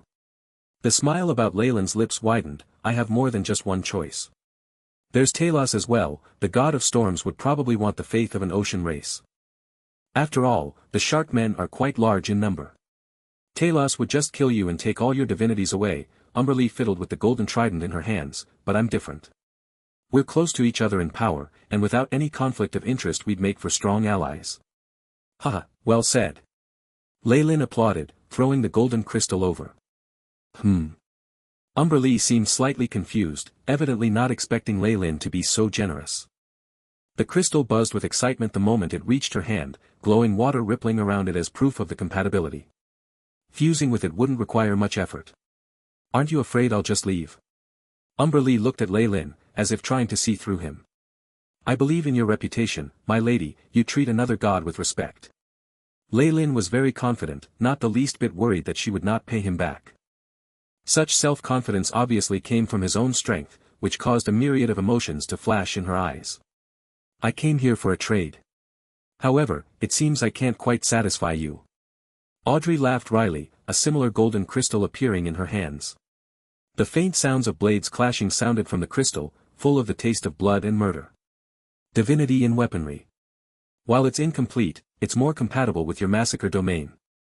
It shouldn't take much divine force to mend it. This is one of my prized possessions, Umberlee introduced. Not bad, those battle gods should like this. Unfortunately, Lei Lin shook his head. Having chosen his path, he had no plans of lusting after other laws. Alright, well, what do you need? It was obvious that Umberlee valued this divinity greatly. After all, the Sahuagin were a huge race in the ocean, and obtaining this would allow her to consolidate her power in her own domain. There was no substitute. If this crystal fell into the hands of another, they could make use of the Sahuagin's faith to have designs on her ocean domain. This was something she definitely couldn't tolerate. An alliance, a single instance of help, with certain conditions of course, and you need to guide me into the celestial hall. Lei Lin stated his demands. Forming a so-called alliance and guiding him into the celestial hall would take Umberlee no effort at all. However, that one instance of assistance was somewhat useful. Umberlee was rather surprised by Lei Lin's lenience. It took her a long period of silence before she nodded. In my name as Umberlee, I swear to uphold a single request of the god of massacre Kukulkan as long as it is within my capabilities. The sticks materialized itself. An oath made to the abyssal river under the true name of a god was quite restrictive, and even greater gods wouldn't be able to wriggle their way out of the situation. Lei Lin naturally eased up. The first time a new god enters the celestial hall, the palace of 10,000 gods, they need someone who's already a god to lead their way. As your ally, I'm willing to be your guide. Umberlee's grim face seemed to loosen up, revealing a flowery smile. At the highest point of the world of gods, its core, was a boundless sea of origin force. A golden shrine floated within this sea. The doors held the power of spacetime, and the history of the entire world was engraved into the walls, detailing the rise of the many gods. It was filled with a sense of archaic wisdom. With just one look, Lei Lin felt his mind blown by the vastness and magnificence of the palace. Spacetime strength. A domain only rank 9 magi can touch upon, Lei Lin sighed with awe in his mind. Umberlee continued speaking to him. The celestial hall was created by the Over-God, and only true gods qualify to enter it. It will remember your aura the first time you walk in, and a pedestal that is uniquely yours will be erected. Only legendary world wills like those of the world of gods and Magus world can imbue a place with spacetime powers. Lei Lin naturally knew that world will of the world of gods was referred to by the gods as their Over-God. It had incomparable strength, and even set up all of the gods' laws. Its influence spanned across the various worlds that formed the cluster. However, the world wills of both the world of gods and the Magus world had been greatly injured in the final war, pushing them into a deep sleep as they recovered from the damage. The Over-God had sealed the world of gods within the crystal sphere, resulting in the current situation. Celestial Hall. The Celestial Hall, once ruled by the Over-God, was where all conflicts would end. It was known as the Palace of 1,000 Gods, a place where all the deities would meet and discuss issues with other gods before presenting their case to the Over-God for judgment. The god in question would then be promoted or removed. Under the radiance of the Over-God, the many smaller worlds in the world of gods had been operating smoothly. However, the Over-God has now fallen into a slumber now. This place has lost its original purpose and prestige, instead turning into a place for gods to converse. Umberlee seemed to be reminiscing about the past. The gods are now divided into different camps, each taking up laborious schemes and plots as they wildly amass wealth and power. They eye the seat of the Over-God. Her voice grew fainter the more she spoke, and became ever more distant. The doors of the celestial hall seemed to buzz with the hymns of the gods and the law of spacetime. Umberlee motioned like she was unlocking them when she arrived, and they sensed her and opened up. Holy light radiated out of the celestial hall in an instant, shining brightly with the dignity that came with power. The world will of the world of gods, their Over-God. So it's been sleeping within the celestial hall. Lei Lin immediately recognized this aura. It was similar to the one he'd experienced back in the Magus world. It was like the Over-God was the entirety of the world of gods. Even if he'd only come into contact with the world will of the Magus world, and that too when it was in deep slumber, he couldn't be wrong about this. Lei Lin seemed to feel an affinity to the world will, wanting to submit himself to it. It really is an Over-God, so frightening in spite of being deep asleep. If not for that baptism I experienced in my transmigration, and my essence being that of a Magus, this influence would have been even greater. Pass the doors, and the celestial hall will affirm your position as a deity. Umberlee entered the hall first, and when Lei Lin went in he felt numerous piercing gazes on his body. The gazes of the divine beings within contained hostility, hatred, curiosity, apathy, and a myriad of other emotions. The gazes of the greater gods in particular could even annihilate someone with legendary might instantly. However, Lei Lin was one of them now, and he was only here with his avatar. He had nothing to fear. Thus, he entered the celestial hall with extremely light footsteps. Boom, at this instant, a will that carried the changes of time peered into his soul. If not for him being reborn once into the world of gods, his identity would have been exposed. Even then, Lei Lin had to frantically protect his secrets, the AI chip's light flashing continuously in his eyes. A final confirmation of my identity, huh? So strong, Lei Lin smirked deep down, but he put on an expression of comfort. The celestial hall rumbled as a new divine pedestal rose from the ground. Lei Lin had passed the inspection, confirmed to be native to the world of gods before he ascended. Only after the terrifying inspection was over did Lei Lin look around the celestial hall in peace. Powerful energy waves were radiating from the pedestals with golden seats on them, carrying an imprint of origin force. Lei Lin could tell the identities of each with just a glance. Greater gods, intermediate gods, lesser gods. Good gods, neutral gods, the wicked and the chaotic. The seats were arranged irregularly, but it was a picturesque sight that seemed to hold some order to it. The greater gods held the seats up front, their pedestals more than tenfold as large as those of the lesser gods. As well, the gods of the same alignment were seated together. As a mere lesser god, Lei Lin's pedestal rose up at the back of those with the evil alignment. Umberlee's own seat was a fair distance away, close to those of the chaotic alignment as well. Her strength as an intermediate god radiated out, pushing the seats of lesser gods away from her. She sent Lei Lin a message just as he took his seat. You can see the laws the over-god set up here. Even the greater gods cannot do anything about it. Also, we usually leave an avatar in this place to make it easy to contact each other. Lei Lin nodded in understanding. He shot a casual glance at Tyr and Mistra in the good and neutral camps, their gazes upon him carrying great hostility. Of course, Lei Lin wasn't afraid at all. After all, the over-god itself had set up the laws in this place, and even if an avatar died it was no big deal.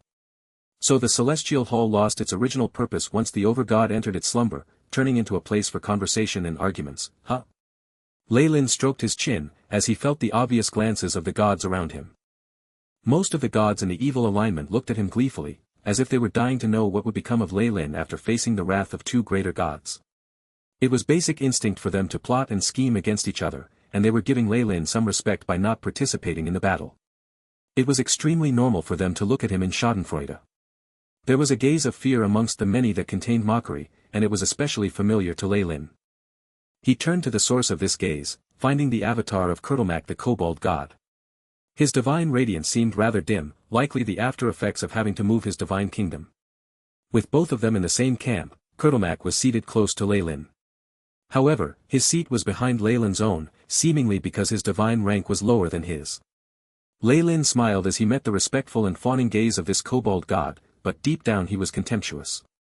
The kobold god was now scared of his prowess, but if there was a day that Lei Lin met his demise, this god would be the first to jump out manically and rip off a huge chunk of flesh from his body. However, Lei Lin would never give him this chance. Kurtulmak was destined to live under his shadow his entire life. With fights banned and only avatars present, the atmosphere in the celestial hall was extremely relaxed. There were even many gods conversing in groups at the corners of the hall.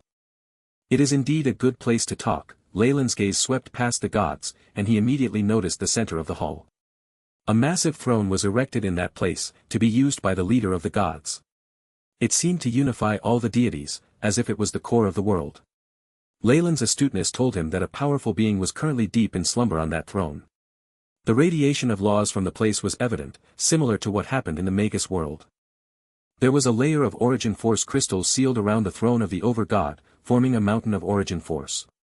This is, World Crystal. Lei Lin immediately recognized this crystal.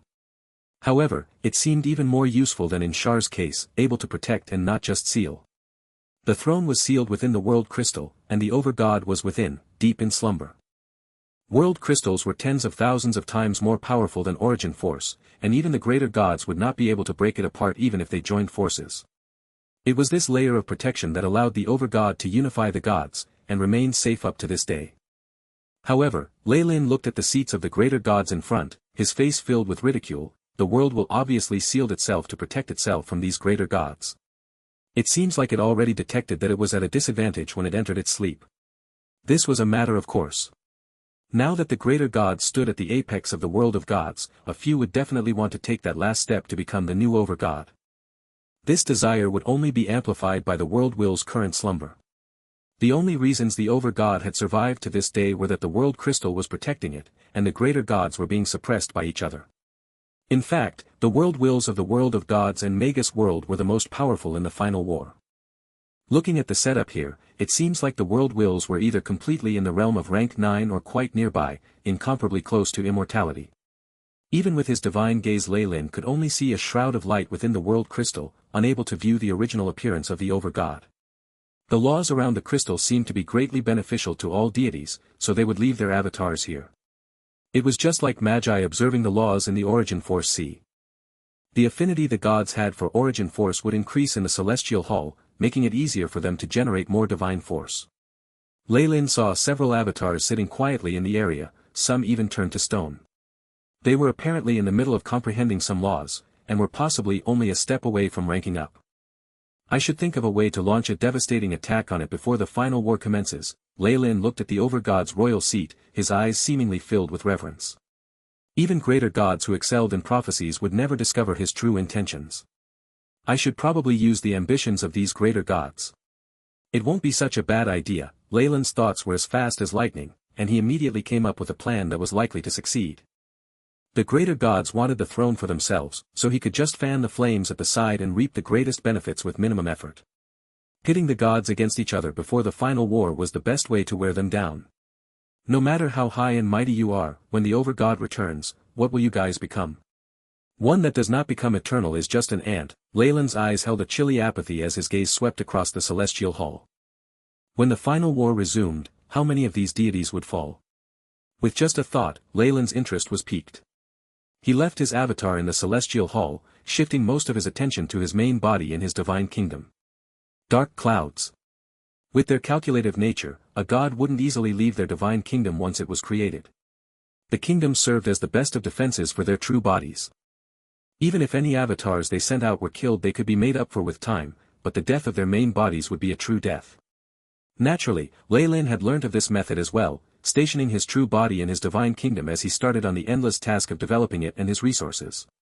The hubbub over Lei Lin's ascension died down after a while, but there was still some turbulence in the dark. Pope Tiff of the Giant Serpent Church infiltrated the prime material plane with a group of elite priests, beginning to publicize Lei Lin's deeds. Tiff was a legendary priest himself, and the ability of the numerous priests to cast spells up to rank 9 symbolized the power of a true god. With such backing, the Giant Serpent Church developed rapidly in the prime material plane. It started with the southern seas, as a large number of sailors, pirates, and adventurers began to embrace the new god of massacre. From there it spread to the mainland, unimpeded by the Church of Protection that now recognized Lei Lin's divinity. The duty of Helm's Church was to strike against false gods and protect the churches of the true ones. Regardless of their indignation, they could only give up their hostility to Lei Lin. A god's domain and duties imposed great limitations on them, and most times even they themselves couldn't break through those barriers. Violating his own laws would cause Helm's rank to drop, and he could even lose his position and fall.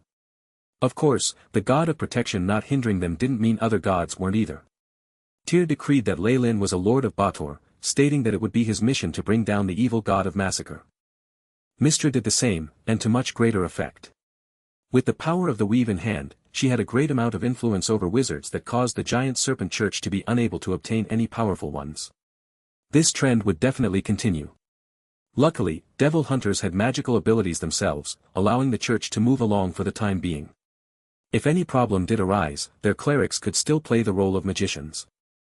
Just like how battles between gods were long and protracted, the secular world was the same. Under their god's chosen pope, the Giant Serpent Church worked tenaciously to expand in the prime material plane. They fought Mystra and Tyr with wit and courage, the situation likely to remain in a stalemate for a long time unless something big were to happen. On the surface, the prime material plane was gradually calming down. Numerous gods had ascended over the ages, and the appearance of another lesser god only caused the denizens of the world of gods to be a little surprised. The influence of his ascension was actually rather limited. As well, the upheaval in the north had greatly attracted everyone's attention. As the greatest source of faith and souls, the prime material plane had numerous powerful existences eyeing it. Disaster after disaster occurred, and war was never absent from the mainland. Another round of battle had been ushered in after the period of calm. The war this time was launched by the Orc Empire. Having spent the winter accumulating resources, they managed to mobilize their troops and material as they got ready to rid the world of their nemesis, the Silvery Moon Alliance. The alliance in return rose up in resistance. Headed by Illustrial, they were also actively preparing for war. Tumor had it that they'd even obtained the support of the old mage, Elminster. More importantly, the goddess of the weave and the god of justice had now officially united, Tyr's backing giving Illustrial the foundation to fight the orcs with. A number of aristocrats who had lost their fiefs banded together as well, giving her reinforcements. Many aristocrats in the north had ended up miserable after the war, being annexed by other nobles. Now, everyone desperately hoped for the Silvery Moon Alliance to regain its original territory, taking revenge on the orcs. If Illustrial still couldn't obtain a decisive victory, the Silvery Moon Alliance would likely be buried in the pages of history. Thus, with nobles fighting for land, commoners fighting for vengeance, and Illustrial fighting to restore Silvery Moon to its glory, the fog of war shrouded the entire prime material plane.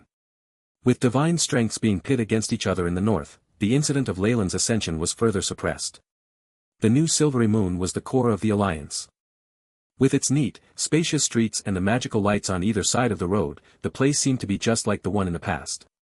The old Silvery Moon was currently serving as the capital of the Or Empire. For Illustrial to construct a replica showed her determination. Unfortunately, the newer city was somewhat smaller and more jammed up due to limiting conditions. Only a few pedestrians were on the street, and the occasional guards and knights could be seen rushing about. Quite a number of shops had closed down, the clouds of war affecting everything. Asterisk clang. Thud, asterisk in these situations, a team of knights dressed in heavy silver armor with the emblem of the god of justice were currently sealing the entire streets. Holy Knight, Lady Raphania. The troops are ready. A paladin saluted to Raphania. It seemed like her rank in the Church of Justice had risen once more. Raphania nodded indifferently, looking at the familiar buildings around her and seemingly recalling her past in Silvery Moon. It really is similar. Such a pity that we can't possibly go back in time, Raphania bitterly lamented in her heart. Her mission had ended in failure, and only afterwards did she learn that she'd only been bait. While she was out on the surface, a real team of elites had been sent out with Elminster to conduct a secret operation. The lack of trust had caused Raphania to feel angry in the depths of her heart. However, she couldn't do anything about it, and it was this arrangement that had allowed her to avoid the death trap that was Banks Island. Elminster's team had suffered heavy casualties, and he himself had died once. The man had managed to resurrect himself with a clone he'd kept prepared, but it was still basically total annihilation. The giant serpent church certainly found out about us then. So they treated us like insects and didn't pay any attention to us. Isn't that why we were able to leave? Raphania was filled with bitterness. When had that back she'd been chasing grow so powerful, and yet become so evil and terrifying as to look upon her as an ant whose existence was to be dismissed? Adding insult to injury, Raphania hadn't been punished upon her return, instead actually rising in standing. She knew this wasn't due to any merit on her part, just some consideration for the future. What's happening? She bit her lip, feeling an intense emotion corrupting her heart. If Leyland or Tyr were present, they would notice that she was experiencing an extremely unique change. Leyland had deliberately messed with her before, causing the now legendary paladin to slowly question her own faith as she drifted from her original alignment. A glimmer of dark red power developed in Raphania's soul, hiding this from Tyr. Justice, and faith. My lord, please forgive my lack of conviction, I will persevere on my path in the future. She finally stabilized her soul after a long period of struggle, announced it to every businessman and shop owner. Do it perfectly, these are orders from the church. Several paladins took her orders, rudely knocking on tightly shut doors to display notices stamped with Silveryman's crest to every shop owner. The faces of the merchants turned pale, sweat covering their fat and greasy foreheads. The Queen of Silvery Moon has ordered thus, for the sake of life and war preparations of the citizens, all stores are to continue operating as per usual. Prices shall not exceed twice their original value, and an overseeing group under the Holy Knight has been formed. This order was issued on. The paladins smacked the store owners' faces with the notices, ignoring any entreaties as they continued their operations. They held no favor for these greedy merchants, seeing them as synonymous with greed and evil. These men hoarded supplies in the lead-up to war, dropping supply in the market and profiting from their actions. Basically every merchant had blood on his hands, and if the alignments of those here were to be tested, likely more than half of them would face immediate death. To tolerate their existence and a doubling of the price was already great grace. Because of all this, the paladins could be said to be behaving roughly, the disgust evident in their eyes. Numerous anguished wails sounded out in New Silvery Moon. Neon. On a platform within the city hall of New Silvery Moon, Illustrial was dressed in a beautiful cloak and a small crown as she leaned against the railings of a balcony overseeing the bustling city. There was a bitter smile on her face. Do you hear it, Your Highness? Do you hear the city mourning? A scholarly old man adjusted his spectacles beside her. I hear it. But apart from this, what other ways do we have? Illustrial turned around and the bitter smile on her face vanished, now replaced by a solid determination. Our people fear the ferocity of the orcs, and my backers have been unable to gain the protection of the northern kingdoms. We even have to take on their troubles instead. Those merchants want to sell at 10 times the cost in this kind of time. Heavens! I even pawned the jewels of my crown for such a low price, what more do they want? Illustrial sounded exasperated the more she went on. Although she had the support of 2 greater gods in Tyr and Mystra, Tyr's church had never been a wealthy one. Besides, Mystra had to cater to the rest of the world as well, so her support was limited. Even if she managed to latch onto the church, the Silvery Moon Alliance was facing the assault of the orcs. Having lost everything, even with the help of the Northern Lords she wouldn't be able to afford the resources of this war. From the beginning, the war had been won between Mystra and the orcs. However, the goddess of the weave wasn't particularly either, and without enough Krona mercenaries and adventurers wouldn't take the risk to participate. They couldn't even equip or feed their own soldiers. In a sort of silver lining, some generous people had been moved and were willing to donate their money, items, and even food for the war. Still, Illustrial's heart only felt a chill when faced with the sheer enormity of her foes. The old scholar hesitated before speaking his mind, but Your Highness. If you behave like this, won't you offend the goddess of wealth? The Church of Lady Joaquin supports the merchants. I am left with no other choice. Illustrial waved her hands in exasperation. Joaquin is a goddess who stands in neutrality. Besides, rumor has it that she conducts some business within the Orc Empire, so we cannot rely on her help. Furthermore, Illustrial blinked her eyes, the ones executing the operations are the paladins of Tyr's church. We should be rest assured of how they conduct their business, shouldn't we? They wouldn't treat a good person unfairly. But they will also never let any bad people go, yet the merchants are filled with such people. The old scholar sighed, yet he did not dare speak his mind this time. As Illustrial's right-hand man and her consultant, after such a long period of time working together he had understood some things perfectly. While Illustrial seemed to have matured after the annihilation of the previous kingdom, her original naivete was still very much there. Sage Elminster has already arrived here. I hear he's come with a good plan. The scholar looked through his records and reported to Illustrial. That old pervert? Illustrial said in disdain. The scholar's face turned beet red in embarrassment, but he corrected his facial expression and reminded Illustrial, please refrain from such words, Your Highness. You must watch your image and conduct yourself appropriately in a public place. Moreover, he is your foster father. All right, help me send him away on my behalf. Tell him I'm not around. Illustrial waved her hands, and immediately opened a portal and stepped into it, leaving the old scholar smiling wryly. As this unwelcomed guest of Illustrial's came, the conversation between Illustrial and the old scholar had ended abruptly. However, they'd missed one point. Despite how they'd planned some actions, the ones executing them would change it completely. Although Illustrial had told Raphania to have a certain tolerance for the merchants backed by the goddess of wealth, who were the paladins. If their thick heads made of granite would know how to adapt, then there was something seriously wrong here. One of the paladins searched the warehouse of a priest belonging to the goddess of wealth, acting out of order to cast an appraisal spell. He discovered traces of evil, and once the clues led to the capture of a devil, everything grew irreversible. As a torrential wave of justice swept past New Silvery Moon, the ones who suffered the most were the merchants under the goddess of wealth. In order to obtain higher profits and margins, these unscrupulous merchants had been willing to do anything, including bartering with the devils. There was no better way for the paladins to deal with them, and with Illustrial's authority they began to cleanse the city. In the process the paladins had captured several merchants that had connections with the devils, sending them to be burnt at the stake. There were even more found guilty of corruption. Very soon, the citizens of New Silvery Moon were greeted by a different sight. Most of the shops had reopened, and the shopkeepers had bright and friendly smiles on their faces as they treated every customer with respect. They were afraid of complaints or criticism, something that would cause the paladins to come looking for them once more. Deep down, these merchants who had suffered heavy losses cursed the paladins, especially Raphania who was at their head. The commoners went to sleep early at dusk, but even more schemes were happening in the dark. The priests of wealth seemed unaffected by all this, and with the goddess Joaquin backing them, they did have the right to feel that way. As long as Illustrial had an iota of intelligence, she would repay them for their losses. If not, they could immediately seek the orcs and support them with material. The ones who'd suffered the greatest losses were those merchants who peddled on the small and medium scales. The violent purge had put them on the verge of bankruptcy, and the unlucky ones without any backing suffered great losses. Some of them had been gobbled up by larger merchant groups. A dim oil lantern flickered in the room, reflecting the pale faces of the leaders of the neon merchant group. Someone say something. What's wrong? I specifically rushed here for this meeting today. A loud voice sounded. It came from a lady sat at the middle, a ravishing woman in her 20s seated on a leopard pelt.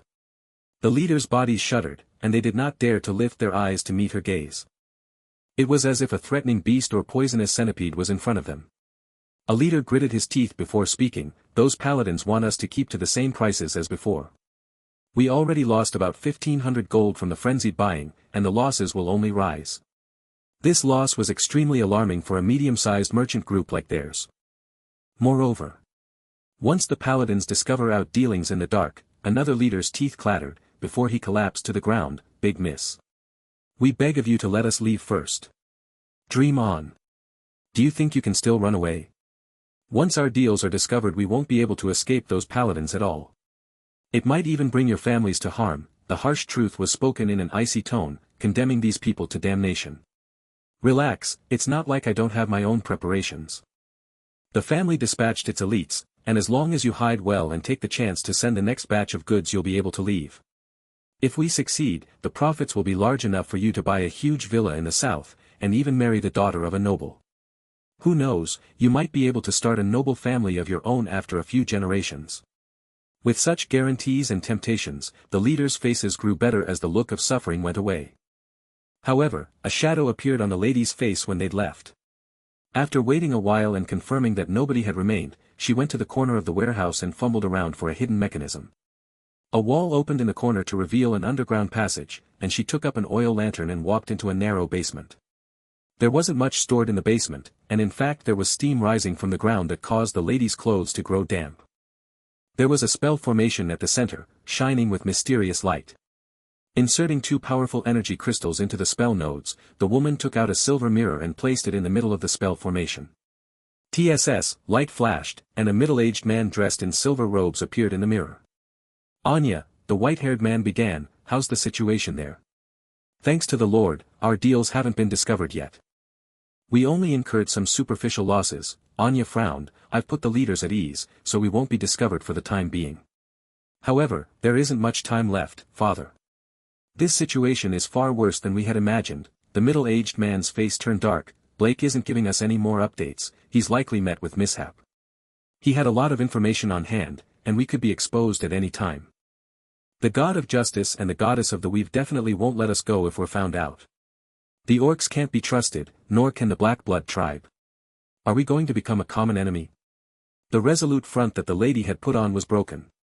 She almost crumbled to the floor, her face filled with despair. Decree. Don't despair, Anya, the middle-aged man put on a fierce expression. The prime material plane is vast, we can definitely find a way out. It's not just Silvery Moon and the orcs here. I've already made some contact with some other channels, we can discuss the details later. The shadow mirror seems to be waning. Your only mission is to stabilize the situation, it concerns the life and death of our family. The image grew blurry as time went on, the voice getting cut up. Just this short period of communication required a spell formation and several expensive energy crystals. Anya could only smile bitterly and shake her head. Other channels. Is Father prepared to seek out other factions? But the ones who would accept us at this time. Are they demons or devils? Anya smiled sardonically. Forget it. As long as we can live, I wouldn't mind help from the abyss itself. The actions of the Neon Merchant Group had reached their crescendo. Anya dreaded the thought of the consequences of them being outed now. She rubbed her temples as determination flooded her face once more, before she lifted her dress and walked away. As she was moving out, she sent out a silent prayer from her heart. Any god out there, please, protect me and my family. I'm willing to give you my faith, my life, and even my soul after this passes. Neon Merchant Group. A prayer for our help. Tiff rubbed the glasses that gave him a scholarly appearance. What do you think, Mona? They're a medium-sized merchant group in the north, mainly trading in leather and medicine. Their current leader is Fagus Bane. We performed some investigation after receiving their prayer, and they're not as simple as they seem on the surface. Not only are their relations in the north complicated, they seem to be in contact with the Orc Empire, a high-ranked priestess said from the side. So that's how it is, Tiff suddenly laughed. That is to say, they're currently in a dangerous situation, and if their secret is revealed they'd be exterminated by Tyr and Mistra. There aren't many influences willing to protect them and incur the wrath of those two. Just nice, since we're one of them. They'll be helpful when we're trying to expand in the north. Light flashed in Tiff's eyes. We need more detailed information. Tiff still hadn't been enticed by what he was shown. He needed more information, to be able to weigh the pros and cons to come up with the correct decision. This attitude was also why Lei chose him to be pope. You can leave for now. Tiff waved his hands, sending the priestess away. He soon followed her out. The entire church was filled with a festive atmosphere at this moment, numerous priests busy as they rushed about to arrange for a great amount of food and drink. Everyone, continue the hard work for the Lord's birthday. A few officers were urging everyone on, sweat beading on their foreheads. Tiff was deeply moved by this scene. Has it already been a year since the Lord ascended, detaching himself from his past to sit on his throne? The Neon Merchant Group will make a good present for it, he'll definitely be pleased. Year 27945, Calendar of the Gods. The Giant Serpent Church celebrated the passage of 1 year since the birth of their god. Even adding his mortal life, Lei was currently only 300 years old, quite young. However, such things as age held no significance for the gods. Still, Lei made time to descend for the sake of his worshippers, performing a miracle that caused many of them to be moved to tears. The holy mountain within Leilin's divine kingdom was piled up with jade, bright light pouring out of the huge church to penetrate the first 3 hells. The light dispersed suffering and evil, bringing about hope and beauty. Leilin's true body was sat down on his throne within the church, heavily protected by guards and enchantments as his body radiated immortal light. The theatrics done, he was turning to a report from Tiff.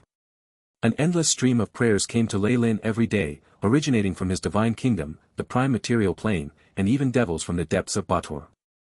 Tens of millions of prayers were received, and Leilin responded in accordance to the importance of each. Even though gods had powerful minds, they still weren't capable of dealing with such hard work. Many gods assigned the task of responding to prayers to a few demigods or lesser gods, helping reduce their workload. Leilin had just established his divine kingdom, and he didn't have as many capable and trustworthy subordinates. Instead, he'd had the AI chip handle a huge portion of this task. With all the upgrades it had received over time, it was better than him at such mechanical task. Beep. Pope Tiff's prayers have been found, beginning transfer. Tiff's report came in the form of a prayer. The man was extremely pious, and given that he was after all the Pope of the Giant Serpent Church, his thread of faith was thick and dazzling. He was given great importance in the AI chips programs, allowed to speak directly to his god. A great amount of images and information entered Leilin's eyes in an instant, detailing the Neon Merchant Group, Fagus, and Anya. Almost instantly he completely understood Tiff's prayers. The Neon Merchant Group, in the north, Leilin stroked his chin. He himself had much wider and more detailed channels of information passing Tiff's own, and it took but a thought for him to gather more intelligence. They're sending firearms to the Orc Empire, and their main channel of trade is with the Black Blood tribe of the Moonwood. On top of that, they have a batch of important goods sealed within New Silvery Moon right now. If they're discovered they'll be tried for treason, the profanity causing the entire group to be destroyed. Black Blood tribe. Mailer. Leilin laughed. The lesser god of the hunt had joined hands with the orcs once before. However, Mistra and Tyr had supposedly taught him a ruthless lesson, taming him after an attack on his avatar. Unfortunately, this didn't cause the slightest of changes to his nature. It seemed like Mailer was colluding with the orcs once more.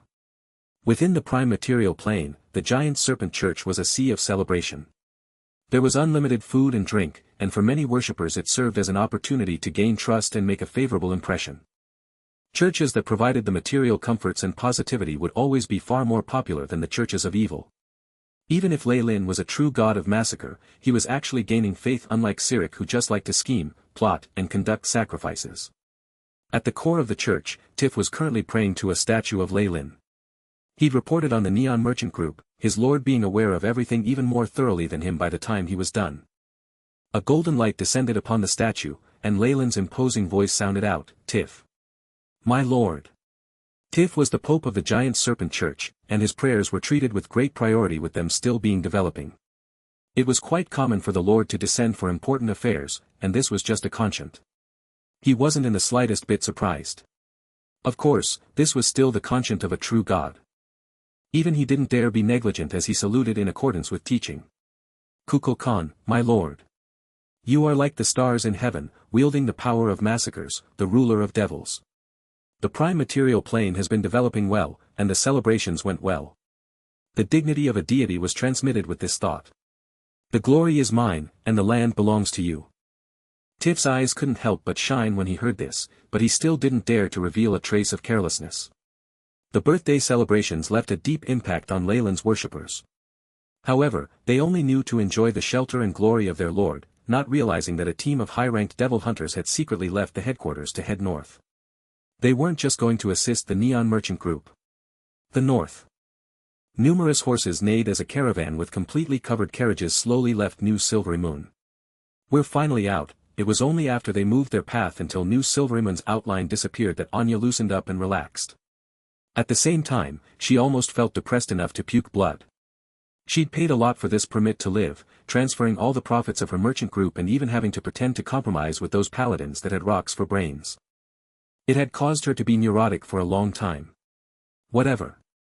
As long as we can take care of these things, everything will be worth it. Anya looked at the fleet behind her, nodding towards the person in charge. He immediately shouted with understanding, everyone, work harder. As long as we reach Donny before dark, Big Miss will give us a huge reward. We've also prepared fragrant barbecue and bread, along with warm beds and hot water. Leaving the city. The promised rewards of dinner and good accommodations were enough to cause the caravan servants to exert all their strength. Their eyes reddened with the exertion as the caravan sped up once more to the tune of numerous shouts. Faster. Hurry up. The anxiety that she couldn't display on her face made Anya recall the most dangerous deal she'd made, when she'd entered the endless wilderness to negotiate with those stinking orcs. The crisis this time far exceeds our transaction with that tribe. Anya's face was unchanging as she faced those orcs, but this time she was really starting to get nervous. After all, if her actions this time were discovered, her entire clan would land in deep straits. Unrest and fear had tortured her so much these past few days that there were now more wrinkles above her eyebrows. The front of the caravan suddenly stopped, causing a great disturbance behind it as some carriages were toppled directly. The scene caused Anya to be filled with anger. What's happening? Why did you stop? She called out to her personal servant, holding back the urge to use her horsewhip. Head to the front and check what's happening. However, before the maid even went out, a servant dressed in military clothing rushed over with a face full of sweat. Miss, it's the paladins. There's a whole team of them blocking the path. Those damned official dogs, a few servants grumbled in a low voice.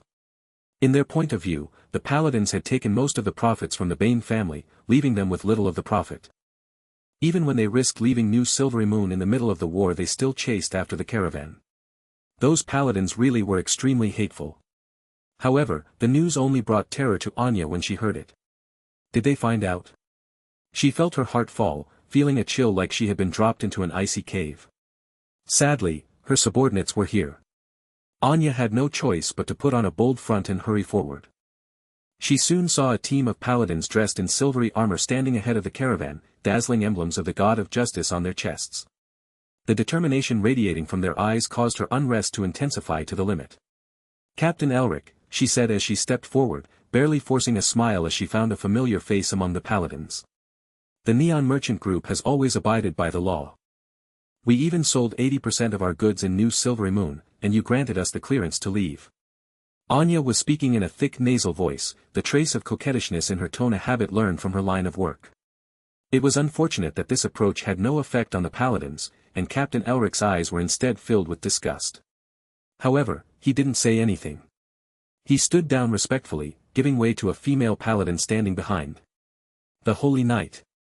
The moment she recognized Raphania, Anya felt despair well up in her heart, as if the bones had been pulled out of her body. Looking at you, I knew there wasn't an error with our intelligence. Sinner Anya, are you still unwilling to admit your sins? At the legendary realm, even simple questions from Raphania were terrifying. The power behind them pierced through to Anya's heart, the horror almost causing her to collapse and confess. It was all arranged by the captain. Do you think I'd abandon a paladin's honor just for your worthless dirty tricks? Elric pridefully raised his head while disdain filled his eyes.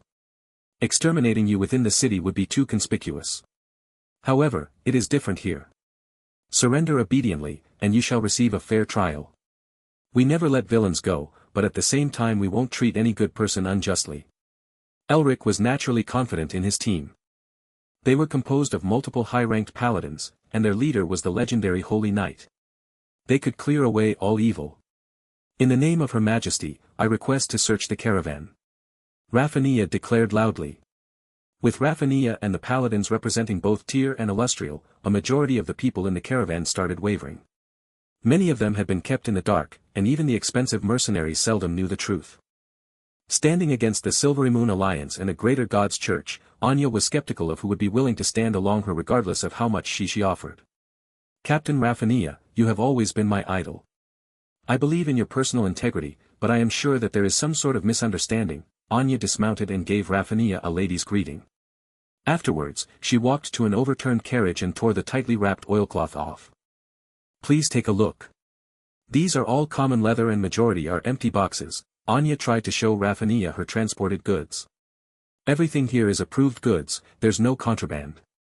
Your little tricks are nothing in the face of justice. Stop showing them off, it just seems ridiculous, Raphania replied with a cold face, flipping over some of the leather. Clank, the scabbard on her waist released a crisp buzzing sound, and a ray of dazzling bright light drew a beautiful arc midair. Kacha, the axle of the carriage was broken, and the wood cracked apart. The horses ran away in fright, whining as they'd been broken out of their shackles. Their escape caused dirt to stain Anya's beautiful skirt, but she didn't seem to mind in the slightest. Only one thought was cycling through Anya's mind right now. They'd found out. Crash, splintered wood flew into the sky, revealing a layer of storage between the carriage's storage and its bottom. A few pieces of dark red crystals emitting a bloody glow fell out. Even the merchant standing far away could smell the stench of blood. A blood sacrifice. For the blood essence to be this pure, just how many souls would it take? Raphania's hand trembled as she held onto the hilt. You bear to sacrifice your own kind for those murderous evil gods. Your sins have been determined. The entire Neon Merchant Group and the Bane family shall be punished for your sins. Raphania announced loudly. The paladins behind her unsheathed their long swords at the same time, their eyes filled with disgust and determination. The terrifying atmosphere caused those who hadn't been aware to collapse suddenly. Dear Lord. This has nothing to do with me, I'm only a hired stable boy. Please forgive me, the legs of the coachman who was wearing a straw hat and coarse linen clothes gave way, and he directly fell to his knees with his whip still in hand. Others reacted similarly. With both the monarchy and the theocracy against them, not many were courageous enough to fight back. Retreat.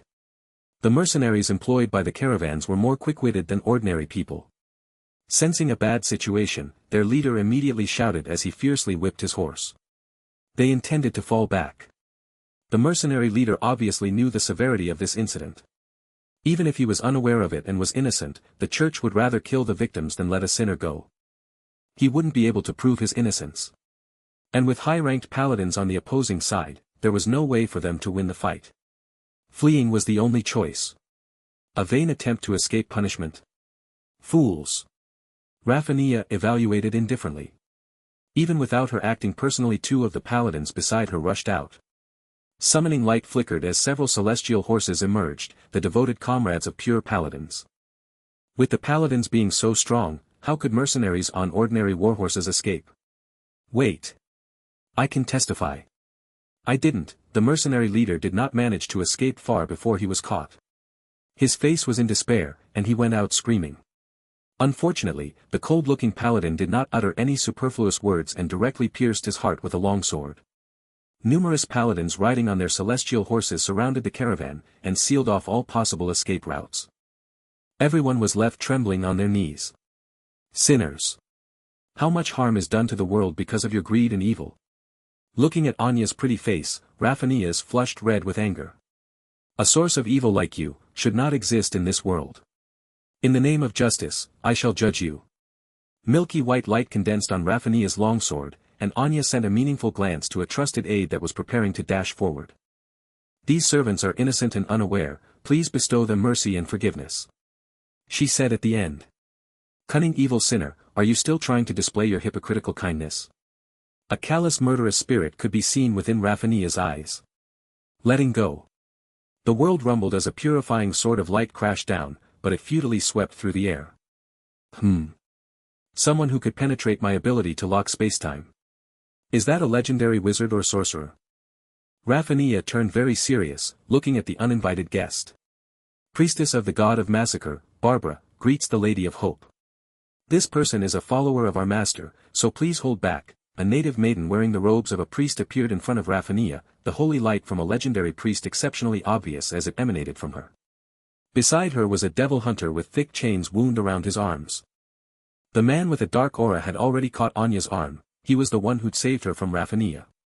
You're from the giant serpent church. Anya immediately realized the identity of the person who had saved her, a look of hope rising on her face. A person who makes use of the evil power of devils. Raphinia gazed at the devil hunter next to Barbara. He had numerous little plates in his hair, and his tan, yellowish skin identified him as a native. More important was that she couldn't ascertain the strength of his aura. It seemed like she was actually looking at hell when she looked at him. A legend. A legendary devil hunter. Raphinia realized the identity of this person in an instant. Only someone of such strength could cause her to feel such fear. Legendary strength, especially with devil hunters, was a qualitative increase in power. Devil hunters needed to seal legendary devils to reach that level of power. This person had legendary power himself, and on top of that he was supplemented by equivalent magic ability. Just having ascended he was equivalent to centuries-old high-ranked legendaries.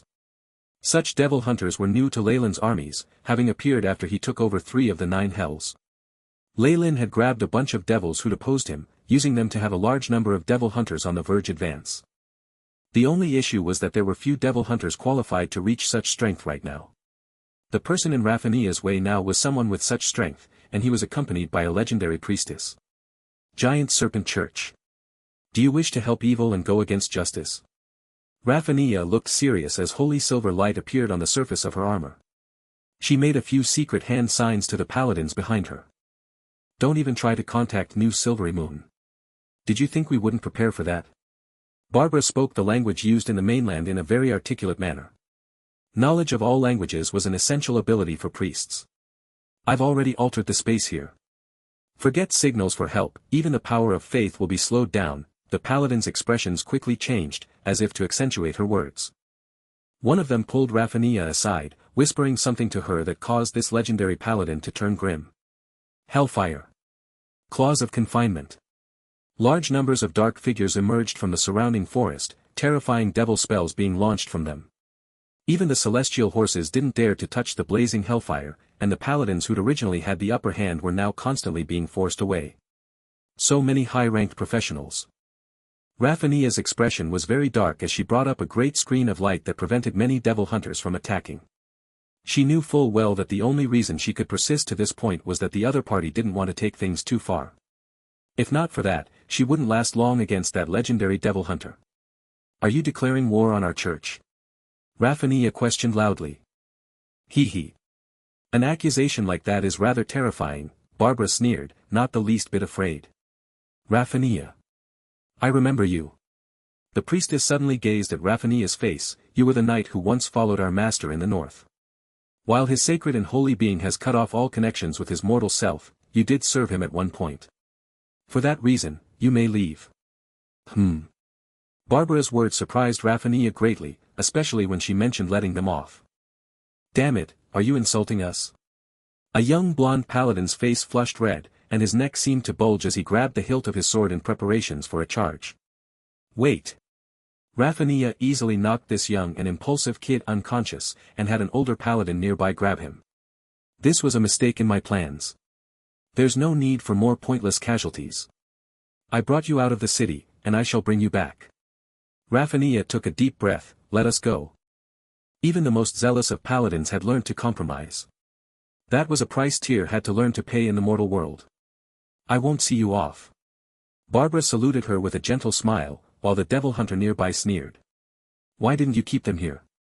Anya half reclined on the devil hunter as the paladins left, her eyes on their backs. The devil hunter completely disregarded Anya's flattering behavior, causing her expression to stiffen and become awkward. We could take them out with our strength, but it would have caused immense casualties. Barbara answered in his stead, saving the situation. You're being too presumptuous, Anya, a stern voice sounded, causing Anya to turn back in surprise. She saw a white-haired middle-aged man slowly emerge from the shadows, bowing towards Barbara and the legendary devil hunter. My lords, please forgive my daughter for her ignorance. Father, why are you here? Anya asked, stunned. This was her father, the master of the Bane family and manager of the Neon Merchant Group. Isn't it all to take care of this mess? Quick, apologize to the two lords. Fagus glared at his daughter. These were two legendaries, who had a true god church backing them. He understood very well how terrifying such strength could be. Much more importantly, if the giant serpent church were to be offended, the Bane family would probably have no place to go in the north or even the entire prime material plane. Our Bane family and the Neon Merchant Group have completely sworn loyalty to the giant serpent church. From here on, they are our benefactor, Fagus reminded Anya. My apologies, my lords. A blush appeared on her cheeks. Forget it. Even our master would forgive the mistakes committed by the youth. Barbara laughed as she waved her hands. Besides, the reason I did not keep them here is not primarily because she and the master are acquaintances. She is a legendary being after all, and the god of justice will surely pay much attention to her. Since we've tampered with this space, there's a rather large chance of Silvery Moon and the god of justice's church finding out the moment a battle breaks out. The other side has already gathered Elminster and a huge batch of high-ranked legendaries. With our current strength, we still can't go head-to-head with them. That's why we need to leave as quickly as possible. The devil hunter in command, the devil hunter commander, who had looked expressionless all this time, now spoke up. We shall do as the Lord suggest. Fagus smiled flatteringly, as if fawning on them. It caused Anya to feel resentful and relieved at the same time. At the very least, the serious responsibilities had been taken over by the giant serpent church and wouldn't be her problem anymore. What are you still standing there in a daze for? Pack up, we leave immediately. Fagus yelled at the servants who had yet to move. Only now did they comprehend what had gone on, a look of disbelief in their eyes as they watched their master. The events today were too damaging to their mental states. First was the paladins, and just when they thought they were in a pinch that was impossible to escape from, their master had brought an even more powerful group that sent the paladins running. The Neon Merchant Group was only a middling business. In that moment, they began to revere their master. The servants moved quickly, thankfully packing up all the fallen items. Fagus moved forward, taking all the blood essence made of flesh and soul and giving it to the devil hunters. The blood essence here is very pure, and its characteristics make it incompatible with spatial items. If it isn't stored in dimensional pouches or other such storage items, it will soon lose its effects. It needs to be stored using blood-traced wood. If not for all that, we wouldn't have such problems. Fagus sighed as he spoke. Let's go. After everything was collected, Barbara turned to leave, with the father-daughter pair of Fagus and Anya close behind. The rest of the merchants followed the original route and hastened towards the next town. Whatever it was, they now had no taboo items on them, and would no longer be afraid of any checks. In the eyes of Fagus and other higher-ups, they had to make the best of the situation. As long as the other merchants could take the attention off them even slightly, that would be good. What happened to all these people was not their problem. Currently, within Leyland's divine kingdom in Bator, the god of massacre saw an avatar of Umberlee once more. The goddess of the ocean had an even denser aura than before, evidently growing more imposing after consuming the divinity of the shark men. Negotiations. You want to attack Mailer? Umberlee's gaze showed that she was pondering the idea. We're of the same alignment. But not of the same alliance, Leyland countered quickly. The two of us work in the same domain, we'll never see eye to eye. He sent his avatar to attack me during my ascension. Hee, the goddess of the ocean smiled, radiating a crazed aura. She'd always been temperamental. Good. Since I owe you one, I'll help you. No, I think you misunderstand me. I don't want you to help me based on the contract. I just hope that, as my ally, you can stall the orc gods in my stead. The orcs. Umberlee now felt like it was impossible to make sense of this new god. The enemy of an enemy, after all. Don't you feel like I'm a better ally than Mailer? Leyland blinked. Ha. Interesting. How interesting, Umberlee burst into laughter, the terrifying phantom waves sweeping behind her in the dark showing her power. The blue waves formed a passageway, and Leylin and Umberlee slowly faded away. In the north, within a hidden underground room, numerous distorted runes were carved into every corner of the wall. If one took a close look, they could sense the power of blasphemous incantations on it. It was here that Fagus and Anya Bain sat together, discussing matters at ease. "Father. I just don't understand what we're doing. We might be asking them for help, but we're letting them handle everything that has to do with our family." Anya's face was slightly flushed. She'd watched her father hand over the business and the secret connections that she herself had labored over for years, and she could not help but feel her heart bleeding. In her mind, all of that belonged to her. Now, the giant serpent church had taken everything away without any effort.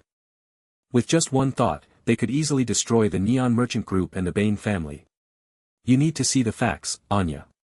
The church would only help us after we handed everything over." Fagus seemed calm, something glimmering in his eyes. "Besides, attempting to hoodwink a true God's church is an extremely foolish idea. We aren't one of the huge business groups, we don't have the right to be so haughty." Fagus' experiences had let him know the terror of a true God's church. Gods never died of age, and very few deities have been killed in the world of gods, basically not one in thousands of years. This let the churches live comfortably in the prime material plane. Even if they were exterminated, they could still make a comeback. Compared to the giant serpent church, the Neon Merchant Group was just an ant. Fagus found his daughter's worries hilarious. The giant serpent church needed his channels and connections in the north, but the wealth gathered by the Bain family? It probably couldn't even measure up to a palace in the Divine Kingdom, right? Besides, the Neon Merchant Group wasn't powerful, they were the party asking for help. Who would dare bargain with the giant serpent church? "I'm sorry, father. I was too rash." Anya now seemed to realize her mistakes. She had acted too conspicuously in front of her father, and ducked her head in shame. It's best if you understand this." Fagus looked at his most outstanding daughter, feeling that he still needed to guide her along. The world of gods was mostly a patriarchy, and the girl child could not compare. However, Anya had just been far too outstanding. If she could find a husband within the family and remain, it would be very helpful for the development of their business. Fagus hence began to speak, his voice low. "A newly ascended god has vast future prospects. Those who follow a church during its birth will naturally gain great benefits at the end. Look at the top businesses of the mainland, which one of them isn't backed by a true god? It all comes down to the merits they gained when the church was established. Father seems to think highly of this god," Anya thought. But then she laughed at herself in mockery. Which true god wasn't worth the Neon Merchant Group investing their everything? The god of massacre. What kind of god is this Kukulkan? Anya muttered under her breath, a trace of admiration in her voice. She still revered and worshipped the highest existences of the world of gods. "Be careful with what you say. Even with the protection of the demonic words, you shouldn't utter a true god's name without caution. They'll sense it unless you're in a divine kingdom or near other gods." Fagus immediately looked solemn. "I understand. My apologies." Anya covered her red lips as she looked around her, as if afraid that the god of massacre would suddenly jump out. Hee. A mighty existence like that has millions of tasks to settle every day. There's a very slim chance of you being noticed, as long as you don't have the worst luck. Fagus saw how his daughter was acting, and it drew a rare chuckle from him. He finally relaxed, not having noticed the sly look within Anya's eyes. "I actually do know a little about this existence," Fagus told Anya. "Do you remember the youngest legendary wizard in the world?" "Of course." Anya nodded. "I know all about his achievements. There's also the wealth of the fallen family, and the great business opportunity in the southern seas being such hot news." I remembered it all died down suddenly. There were too many figurative halos on Leyland's head. Up till this point, he was still the idol and ideal lover of many noble ladies who did not know the inside details. He's the current master of the giant serpent church. Leyland Fallen is the god of massacre. Fagus stated coldly. What? Anya was now truly shocked. He seems to have abandoned his old name when he advanced, coming up with a new one. While this isn't common, it has happened before. The other churches, especially those of the god of justice and the goddess of the weave, have sealed up all information regarding him for some reason. That's why many on the continent still can't associate the two. Fagus chuckled as he revealed an open secret. This, what great aptitude. Without the remnants from gods of previous generations, he became a god. Anya now had no schemes in her mind. She felt ridiculously base compared to Leylin. The native empire on Debank's island became a part of the mighty god's divine kingdom, which is why the southern sea fell in trade. It impacted quite a few coastal kingdoms, Magus narrated. Even though he was giving her a rough idea, Anya was already shaken to the core. The reason I'm telling you all this is to inform you that an existence so mighty and with such talent definitely will have a far-sighted goal. Hence, don't try anything and serve him with sincerity. Only then will you gain approval from him. Magus finished off. Is that why father handed over all control? Anya looked like she had understood something. I will also send a few of your younger brothers to the church to study priesthood and learn the ways of the devil hunters. With a hasty understanding of Leyland's rise, Magus completely gave up any other thoughts. He knew that any being who could ascend themselves in such a cruel environment was extremely terrifying. Not only was he more powerful than the others, but his shrewdness was also impeccable. Trying anything with an existence like this was akin to seeking death. Hence, he decided to swear his loyalty. The decision to send hostages basically meant putting everything on the giant serpent church. Even if their plans failed, the giant serpent church would remain completely safe.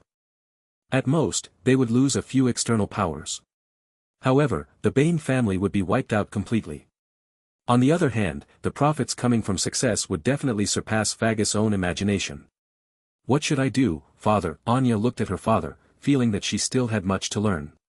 This was especially so in terms of making decisions with the big picture in mind, something impossible for the current her who still worried over the most minor matters. Have faith in the god of massacre and serve him with sincerity. Magus answered sternly.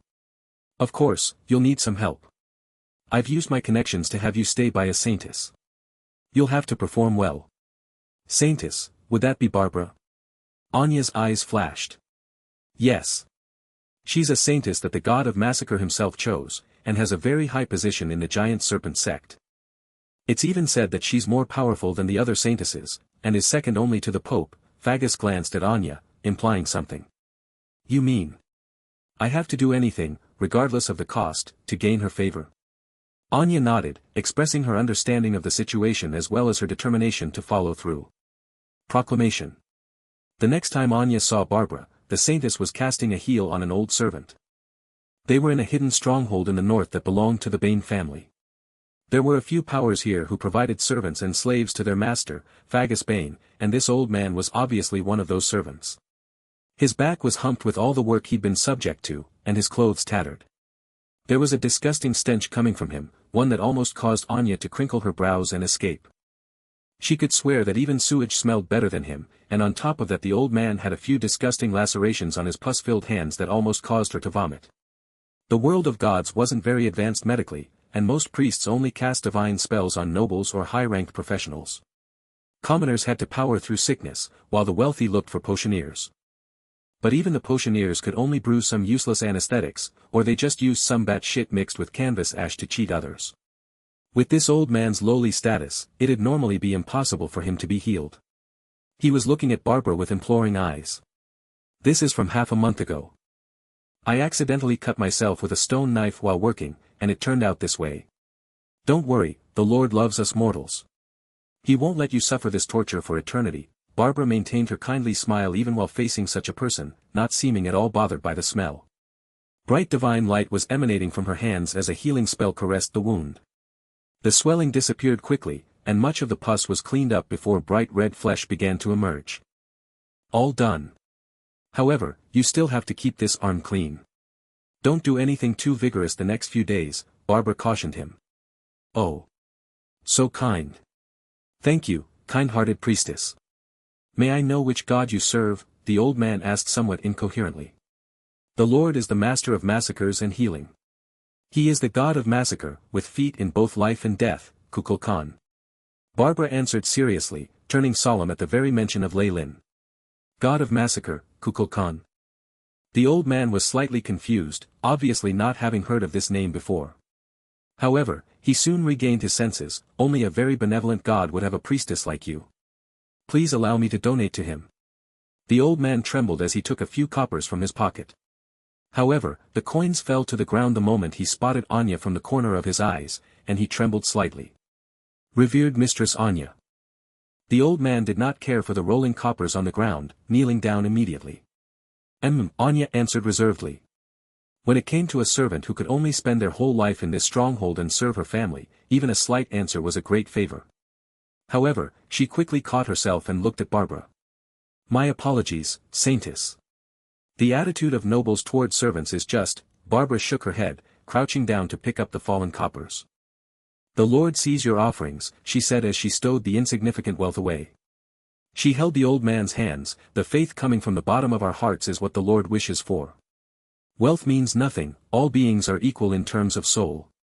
I will arrange for him to be given easier and safer jobs, Saintess, Anya said immediately after the old man left. At the same time, her thoughts began to run free, a kind and benevolent Saintess. Good, it's better to deal with people like her than orcs or savages. I'll be grateful, but it won't be very effective. Barbara shook her head, eyes glimmering with wisdom. It caused Anya to feel like this Saintess in front of her wasn't as simple as she seemed. We can only do what we can to save the person in front of us today. However, there are far too many people like this where our eyes cannot see, too many. As individuals, we cannot help them all. Barbara's eyes glinted. Of course, it's great that he can get such kind treatment from you. Our Lord often tells us that success is brought about by the accumulation of small things. Barbara gazed at Anya with a half-smile, her wise eyes seemingly seeing through everything. I was notified by Chief Magus that you shall be my communications official here. I will be troubling you from now. No, no. It is my honor to be able to serve the Saintess. Good. Barbara used a finger to raise Anya's chin. However, she actually seemed a little excited. I don't want to stroll around yet, and I'm a little tired now. How about a bath? Barbara suggested. While it was strange to have a bath in the day, Anya did not question it. Although she felt slightly uneasy, she brought Barbara to a huge bathing area. There was a marble statue here, that of a servant crouched respectfully with a vase in hand. Water was streaming out of the vase, large amounts of steam covering the huge, spotless white jade-like pool. Barbara's body that was full of youthfulness and vigor disappeared into the pool, before she waved at Anya. Come here. Me? Anya felt dizzy at this, but her body still moved forward involuntarily. Having finished the bath, Anya was dressed in a long, loose gown with a few droplets of water on her silky hair. She looked more beautiful than ever, but there was a look of perplexity on her face. In contrast, Barbara was full of life as she pulled Anya to another area of the plaza. Sister Barbara. Sister Barbara. A few little boys who were in the middle of training immediately ran over.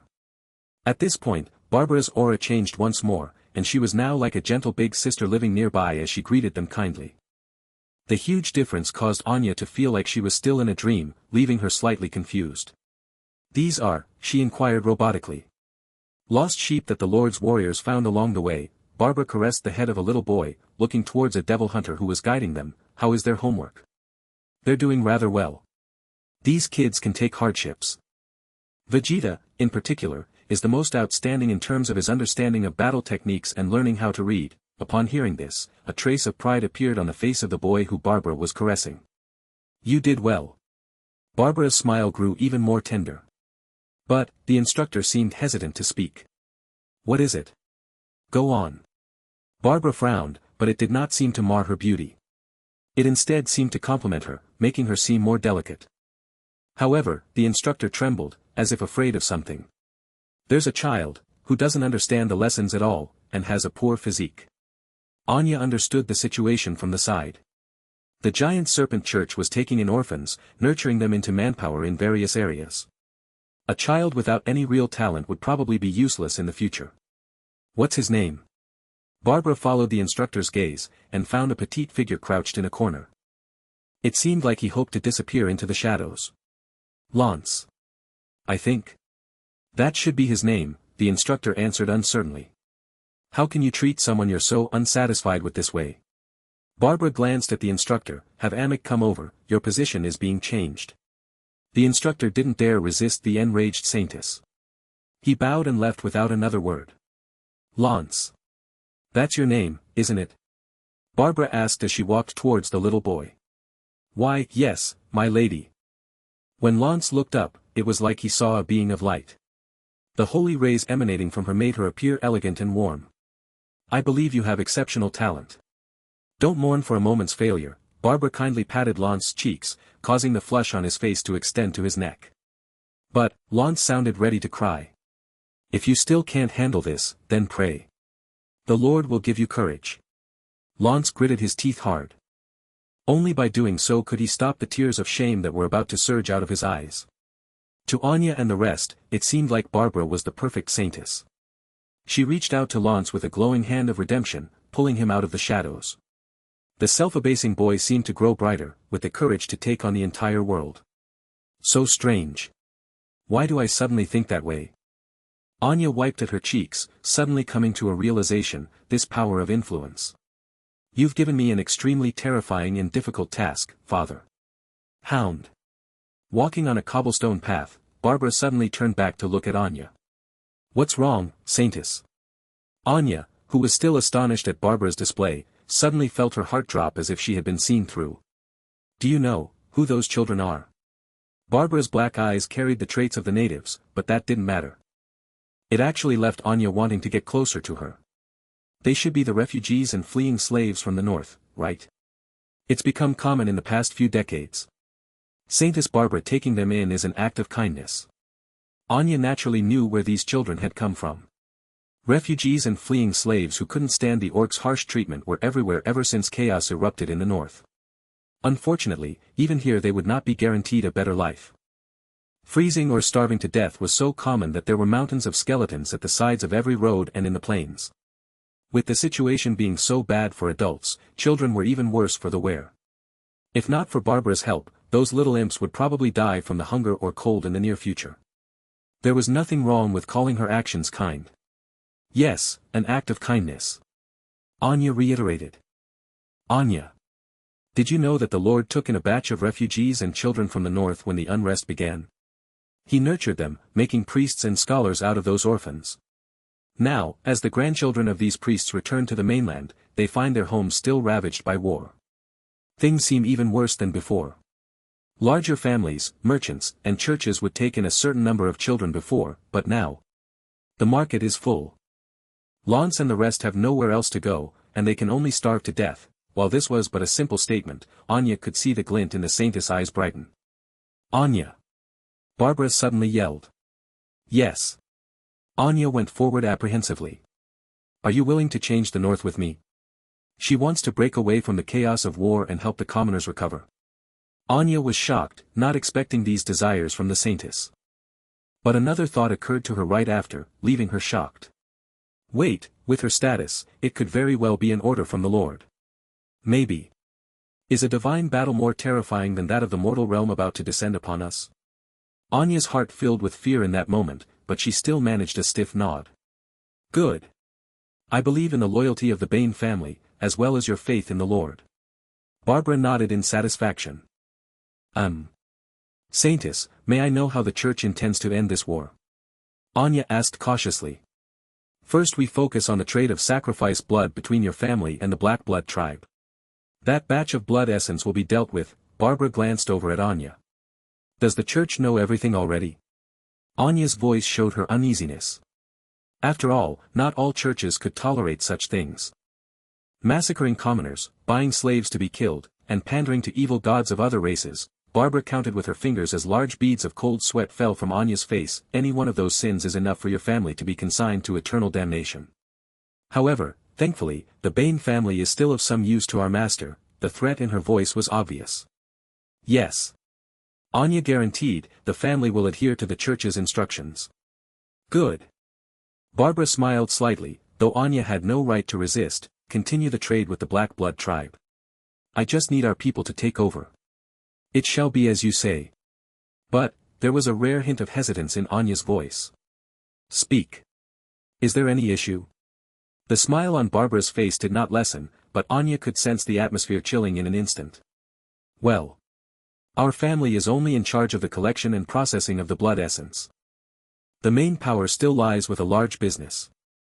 They're also in charge of helping us contact the Black Blood tribe, and take profits from us in exchange for being the middlemen. Anya's words implied that the smuggling into the Orc Empire had flourished in the darkness of the north.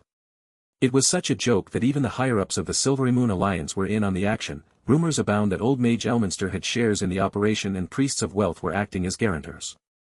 All trade with the Moonwood is controlled by the Black Moon Merchant Group.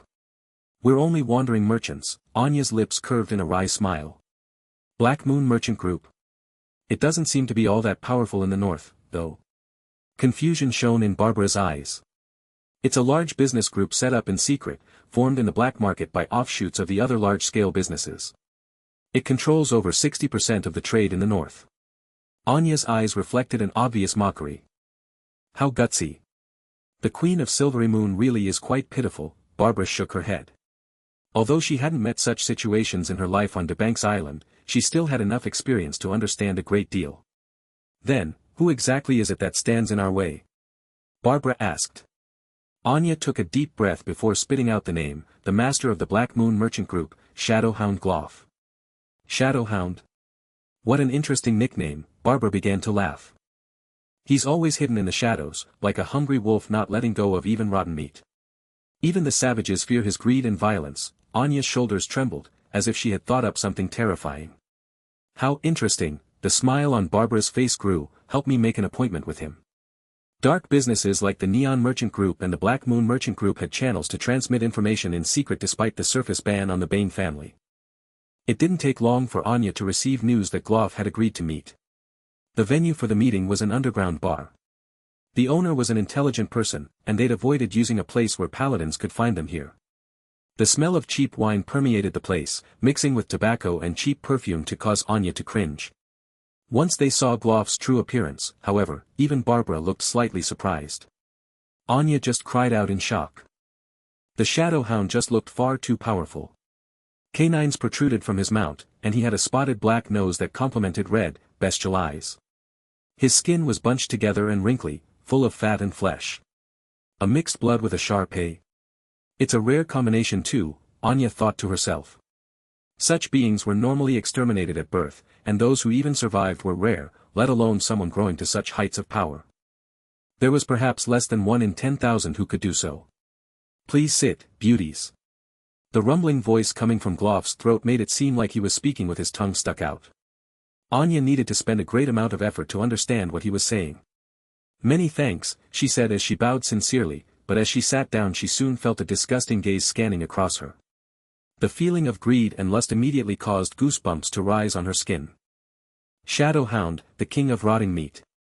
This nickname really was created aptly. What is it, ladies? You don't seem quite satisfied with how I'm attending to you. Gloff gulped down a fried quail stuffed with little mushrooms and spices, the sickly crimson-yellow tongue that was wagging out causing Anya to feel nauseous. It's about communication with the Moonwood, she went straight to the point, forcing down the discomfort. So it's about that. Gloff was still stuffing food into his mouth, and a servant took a large black notebook and began to flip through it in front of him. We don't really have any needs in this area now, so the noble merchants will have to wait a while. Are there no other ways? Do you think we could discuss the allocation of profits here? Anya asked, sounding him out. It's not about profits. Gloff seemed rather resolute. He had already finished off all the food in front of him, and a few female fox servants were using white serviettes to wipe his mouth for him. But if Miss Anya insists, we could continue this conversation in private. Haha, the red glint in Gloff's eyes brightened. Damn it. That stupid hound, swine, Anya began to complain once they reached the street. I do find him rather intelligent. Barbara pushed at her black cloak, revealing her charming face. Saintess, do you mean I should? Anya immediately felt bitter, but she nodded with difficulty. If it's for the church, I'm willing to do it. Scheme. Hee, where has your mind gone to, my little Anya? Barbara lifted Anya's chin. The church isn't doing so badly that you'll have to make sacrifices for it yet.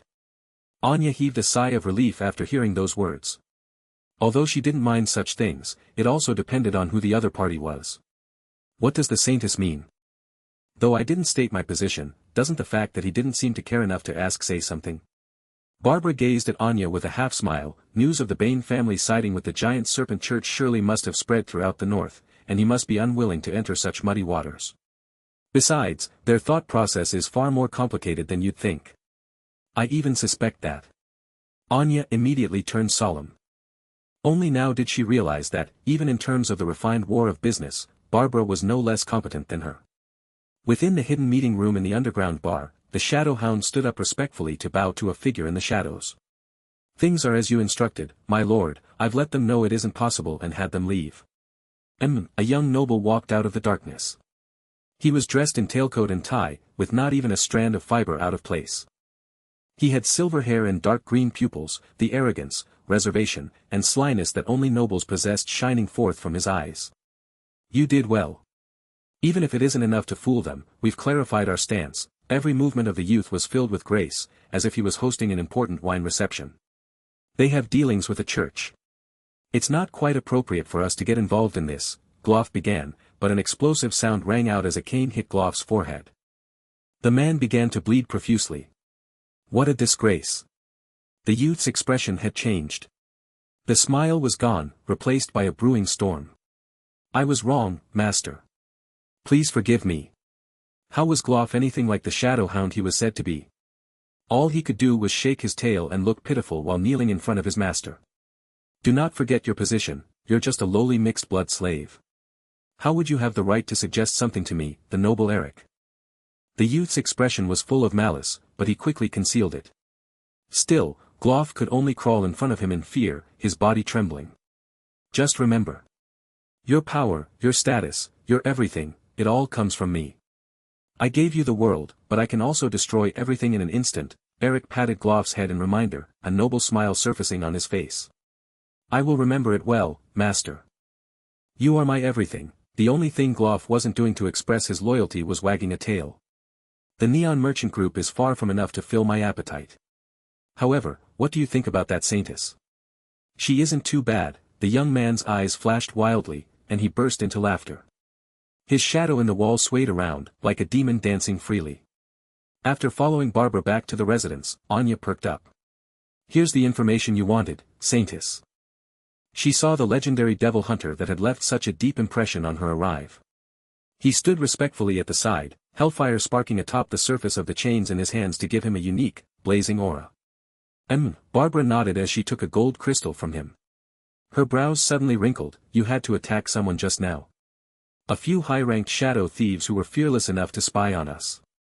"So foolish," the devil hunter sneered, and a few translucent faces showed themselves amidst the distorted hellfire. "He's profaning souls. That's something only devils and demons do." Anya's pupils shrank as she shrieked in her mind, but she managed to hide her expression well. However, Barbara seemed to have sensed her uneasiness. "He's imprisoned them for now. These people will be sent to the Lord for punishment," she consoled, though her words were suspicious. The devil hunter shot an indifferent glance at Anya, that gaze that deemed her a little bug causing her soul to tremble in fear. She understood well that this was the imposing aura that came from legendary might. If he wished to destroy her, it wouldn't be much different to stomping an ant to death.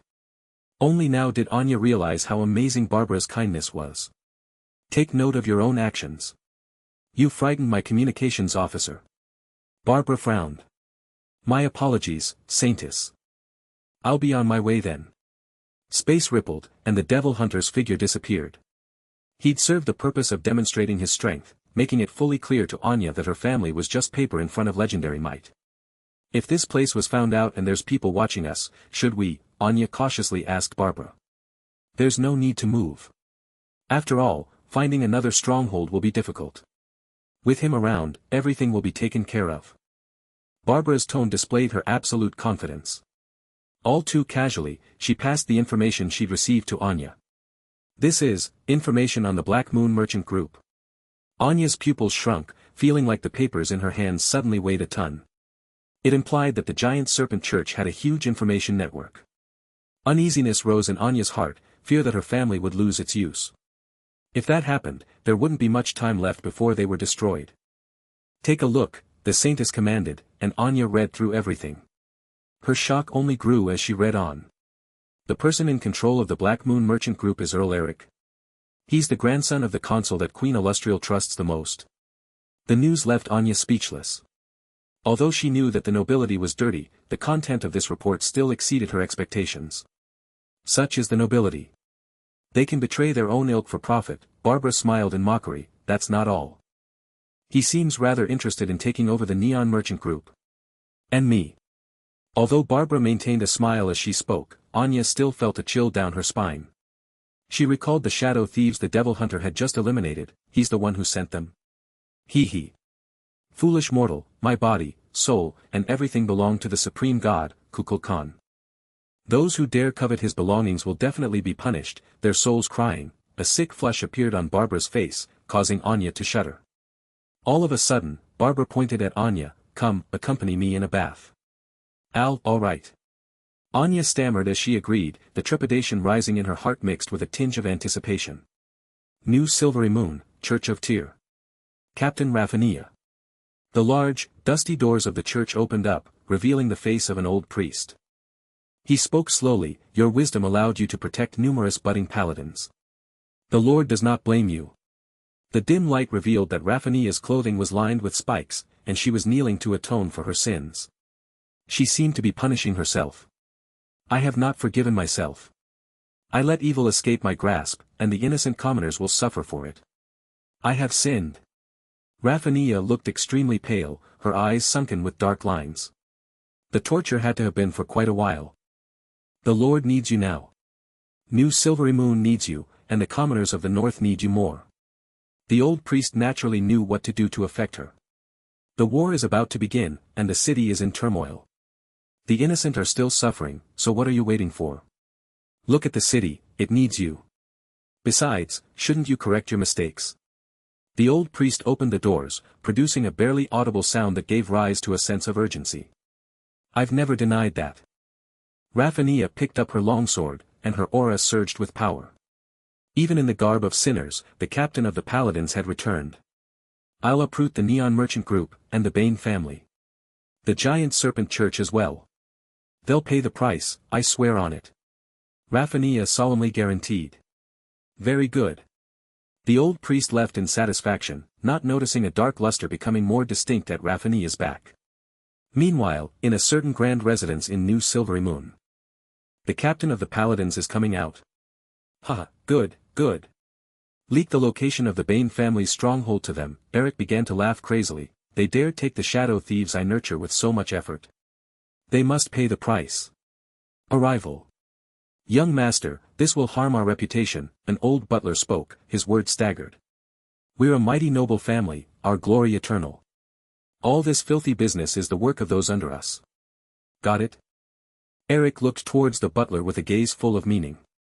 The man understood what he meant, backing down respectfully as the young noble continued to swirl the wine in his glass. It seemed like he could see those two captivating faces within the blood-red wine. "You shall all become mine. Just you wait," he muttered pervertedly, and his cheeks flushed. The news leaks from the Black Moon Merchant Group caused a lot of pressure to fall on the Neon Merchant Group. Under Raphania's lead, the paladins went all out to completely decimate a few hidden strongholds. They even managed to find an encampment close to Barbara's current position. With her church supporting her, Raphania had grown more sly and cautious in dealing with the Giant Serpent Church. High-ranked priests accompanied practically every team, and a squad of legendary paladins were ready to reinforce them at any moment. History would not repeat itself in the next encounter. With the millennia it had spent amassing power, the Church of Justice was just more powerful than the Giant Serpent Church. Tyr being a greater god wasn't the only thing they had. Anya's face flushed red as she sent an emissary from the Black Moon Merchant Group away. "It's a show of power. A brazen show of power," she complained to Barbara. "I'm sure they were the ones who led the paladins here."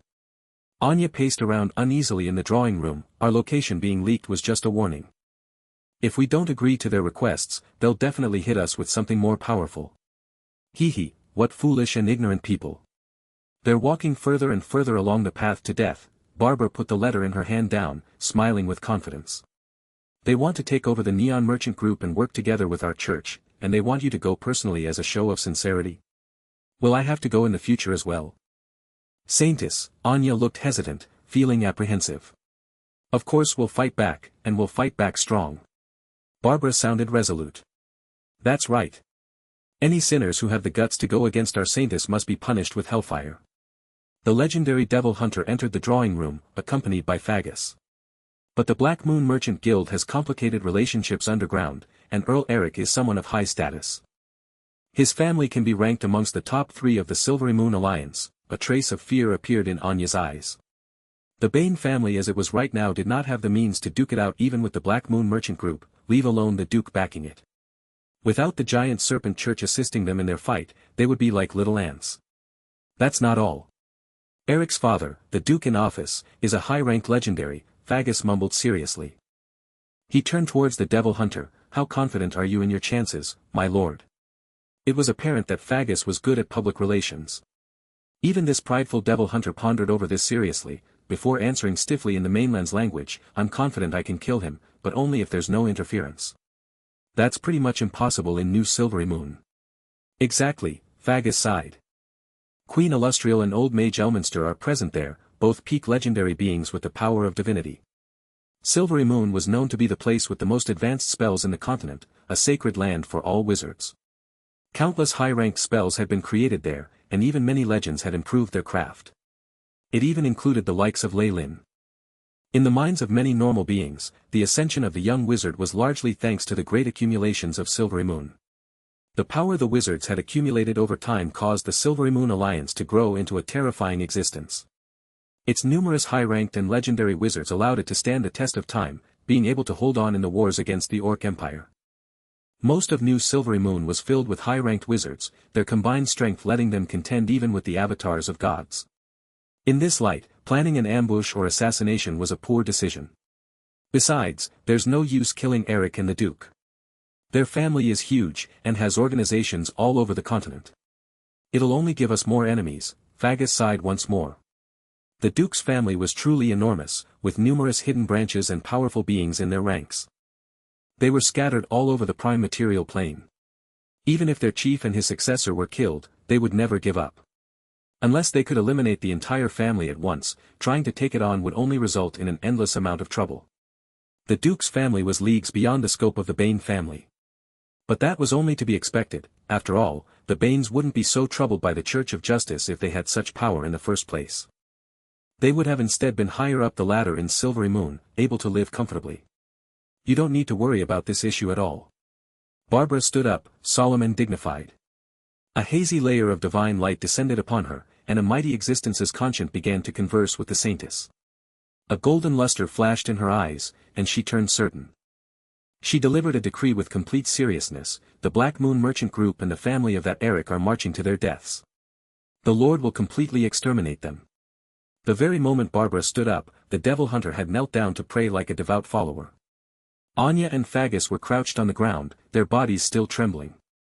They'd been frightened silly by that imposing aura that even dragons couldn't hold a candle to. Just the conscience could cause an ordinary being to bow their head. After that powerful conscience disappeared, Fagus regained his senses and asked fearfully, "What? Is the god of massacre descending?" "That's right. The Lord has already informed me that Eric and his family will be wiped out." Barbara spoke with conviction. From her point of view, since even the god she believed in had made a prophecy, the family would definitely be wiped out. Is this the aura of a god? Even if it's a large family like that in the prime material plane with many connections and legendary beings in charge, with limitless powers hidden in the shadows, wiping them out is an easy task. Right, how could I forget? No matter how generous and gentle the servants of this existence are, he's a powerful god of massacre. An absent look flashed in Fagus' eyes, and Anya's own filled with heat. This was what she truly pursued, power over millions of lifeforms. Outside, Leyland's avatar descended towards the north. A land filled with the stench of war, a greater god watching over it at all times. Leyland's eyes flashed as he understood everything, and he snickered before entering the prime material plane. As a true god, he basically had nothing to fear anymore. He naturally didn't have to keep a low profile. He spread his senses slightly, and large numbers of golden threads sprang into view. They consisted of strong emotions, the souls of his worshippers forming multiple scenes before him. The threads of faith are being managed quite well here. It must be from the impression I left behind at the beginning, and Barbara's hard work. Leyland tapped a random strand, and it took him to the children inside the stronghold. A weak little boy was praying to his statue within. "Mighty Lord of Massacre, I beg you. Give me the courage and strength to protect Sister Barbara." Lance's gaze was extremely resolute and filled with determination. "Please, I'm willing to give up everything." Such great awareness.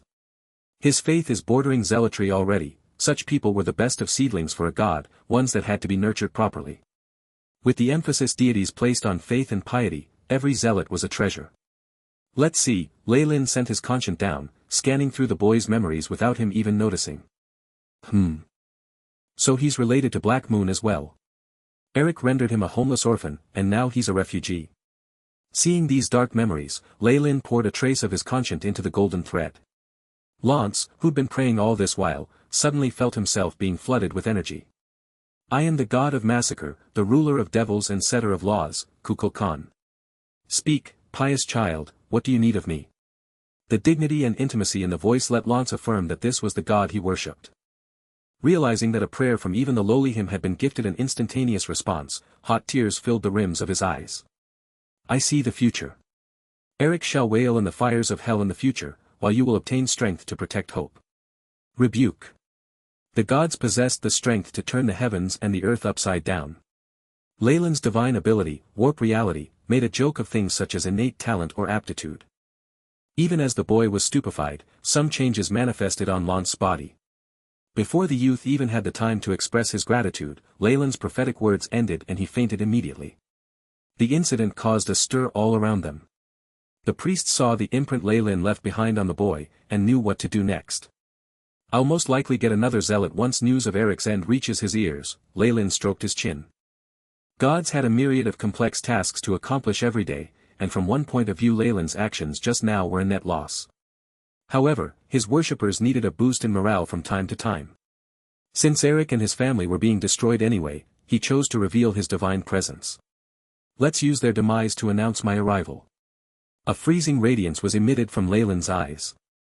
Umberlee had put him in contact with the orc gods, and their greater god Grumsh welcomed his arrival. Though, that being said, the orcs wouldn't reject anyone who wanted to team up with them to fight two greater gods. However, things were different when Malor was brought up.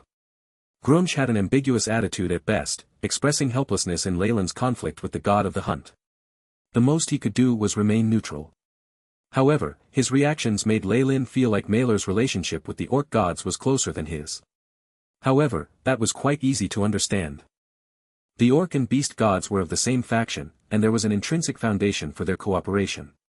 Malor had been a long-time ally, and he would be more reliable than a stranger like Leylin. However, these gods had misunderstood Leylin's thoughts. Malor didn't qualify to be Leylin's enemy. He was mere prey, and not something he paid any mind to. Leylin's gaze instead pierced through space, entering New Silvery Moon, ignorant plebeian, you dare eye my property. The body and soul of a saintess were the personal property of the deity they served, and this was true across all alignments and churches. Eric daring to harbor thoughts of defiling Barbara was blasphemy. Leylin hadn't found a suitable opportunity to establish his presence and dignity before, but Eric had now come knocking on his door. Wasn't it akin to committing suicide? Even with all its legendaries and hidden branches, the dukedom was just a bunch of ants in the eyes of a god. Well, it's about time to let my main body through, so I'll need some test subjects as well, Leylin smiled, as if seeing the fall of Eric's house. Earl Eric had no idea of this star of death shining brightly over his house, and his high spirits hadn't been dampened in the least. His malicious schemes and plans had led Raphania and the paladins under her to clamp down on the Neon Merchant Group, and they'd obtained fantastic results. His rage had calmed down. I won't have to wait much longer before Anya comes knocking on my door, do I? Eric stroked his chin, anticipation in his eyes. He'd been longing for the rose of the Bane family for a while now. That saintess won't be long either. I haven't tasted a saintess yet. Suddenly, Eric's body seemed to blaze with passion, and a small stream of heat flowed to his lower abdomen. My lord, a voice interrupted just as Eric was about to get some maids to vent his lust. It was his old butler. What is it? He asked with impatience, speak. If the old butler had nothing of import, he would be taught an unforgettable lesson. The master is back. He's waiting for you in the study. However, the butler only took a sentence to calm Eric down immediately. It was like cold water was poured down on the boy. Eric's grandfather was a Duke of the Silvery Moon Alliance, a legendary wizard who managed the city's consulate. He was on the same level as old Mage Elminster, the two having studied together in the past. Put bluntly, he was the pillar of support for the entire family.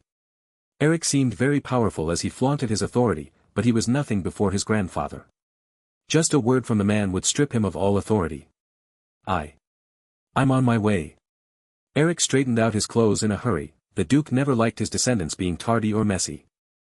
At the same time, the burning desire in his eyes was replaced by a fawning gaze. It didn't take long for Eric to stand before his grandfather in the study. The Duke had a goosefeather quill in hand, and was continuously scribbling away at a pile of documents. Eric, it took over a dozen minutes for Eric to hear his grandfather's voice, his knees on the verge of buckling. It wasn't loud, but it carried a strange power that caused the young noble to straighten his back immediately. I hear you've been quite happy recently, forging close ties with the paladins of the God of Justice. Especially Raphania, you've allowed her to gain many contributions. A hint of mockery appeared in the corner of the Duke's eyes. Forgive me, Lord Grandfather. I'm only doing this for the sake of work, Eric replied feebly. Let me make this clear first, the Lady of Hope holds power equivalent to mine, she isn't someone you can covet. Now moving on. Have you been clamping down on the Neon Merchant Group as of late? Eric's body trembled as he tried to reply, his back being drenched in cold sweat, you know, Grandfather. They're fugitives from New Silvery Moon, I'm only performing my duty. No matter what it is, stop now, the Duke interjected. But why? Eric felt somewhat repressed. Although he had his own plans when dealing with the Neon Merchant Group, he'd also kept the expansion of the family in mind. The Neon Merchant family is backed by the giant Serpent Church. One should always show respect when dealing with a god. Had the old Duke known of Eric's lust for Barbara, his words would not have been this calm. Right now, he only felt extreme weariness. His work in the consulate took up too much of his time, and he'd remained stagnant without advancing. I've expanded the family enough. We don't need to grow further, we should focus on stabilizing ourselves. The Duke rubbed the bridge of his nose. Think carefully about what I said. Do not try to provoke a faction that has the backing of a god. The results will not be pretty. Yes, Lord Grandfather. Eric bowed and retreated from the study room. The youth only started howling after he'd returned to his own room. Why, he roared like a beast, when I'm just about to succeed. My lord, the maidservant Eric doted on the most ran in, her face filled with worry, what happened? Who let you in? It was then that the maid saw a pair of bestial eyes staring at her, icy and filled with murderous intent. An ear-piercing scream sounded out, but it quickly faded as everything returned to normal. A hidden passage opened up some time later, and the shadow hound Gloff walked out. Master, the owner of the Black Moon Merchant Group took off his black robes, revealing animal hide and a body laced with fat as he greeted Eric with respect. The corpse on the floor did not faze him at all. Hurry and dispose of it, do not let it taint my room any further. Eric kicked the maid's corpse away, her once soft and supple body already growing brittle. As you wish, master. Gloff moved to obey. However, he stopped for a moment in hesitation. Also, master, do we continue suppressing the Neon Merchant Group? Eric frowned, before throwing a flower vase at Gloff's head. A loud shattering noise sounded, and blood spilled to the floor. So you got the news too. Well, aren't you quite loyal? Don't forget who it is that reared a dog like you. Fear entered Gloff's expression as Eric bellowed in rage. However, the half-blood was instead feeling more misery than fear in his heart. No matter how powerful he seemed in the darkness, Gloff knew he was only a lackey that Eric could dispose of any time. If Eric grew annoyed with him, he'd end up like the maid in a matter of seconds. Of course not, master, how could I have the guts? You're the greatest power in my eyes. Gloff bowed his head and put on a fawning expression. He was almost licking Eric's boots. Listen up, Eric's breathing resumed a regular pace. He viewed Gloff with a higher importance than the maidservant earlier. Our plans must go on. Only now, it should be kept secret from the others. Continue with our actions until the Neon Merchant Group yields. Is that understood? There was no way Gloff did not understand Eric's intentions. However, if he did not obey he would die. The Shadow Hound valued his own life over the Duke's commands, so he immediately agreed. I understand. Curse. If that legendary Duke working in Silverymoon's consulate found out what his grandson was up to, he would probably jail and hang the youth as soon as possible. He might even have blasted him to smithereens with a disjunction spell. Unfortunately, he'd been swamped with work as they prepared for battle, leaving such a huge disaster to go unnoticed. That was until that day, that is. Warm sunlight was shining down on the north, and a few pure white clouds dotted the azure sky to make it look like velvet that was changing patterns. Eric was in a very good mood that morning. The pressure he'd consistently put on the Neon Merchant Group had let those fools know to compromise. They'd sent him an envelope through hidden channels, which indicated their resolve was weakening. He believed the letter would be full of flattering words, leaving a small request at the end and an indication that they were willing to offer something in exchange. Compromises between nobles always went along these lines. Thus, at the headquarters of the Black Moon Merchant Group, he was reclining on his couch with his eyes closed, full of the pride of a victor. Gloff was stood at his side like a humble servant, and there was another black-robed person in front of him. All checks have been performed, there's no problem, he said as he handed the envelope over. Naturally, Eric wasn't a careless person. The black letter had undergone countless tests before it entered his grasp. This man in front was his most trusted subordinate. The man had a pair of arms so shriveled one could see pale bone underneath the skin. His eyes had sunk deep, and there seemed to be no muscle on his face. It was like his entire body had been formed of skin and bone, and he stank so badly of decay that even Gloff seemed slightly disgusted. The man's robes were huge for his build, and a necklace of bone and black pearl flickered with a dull glow as the aura of death and evil spirits emanated from it. This man was obviously a necromancer. Necromancers liked to play around with bodies and souls, being rejected by the remaining wizards on the continent. Illustrial, in particular, had set numerous bans on them in Silvery Moon, making her rule the most severe in history. Since Mentor Adas has spoken, it must be true. Eric said. With everyone else eager to beat them down, it was enormously difficult for any necromancer to develop. Still, as a result, every single high-ranked necromancer was earth-shatteringly powerful.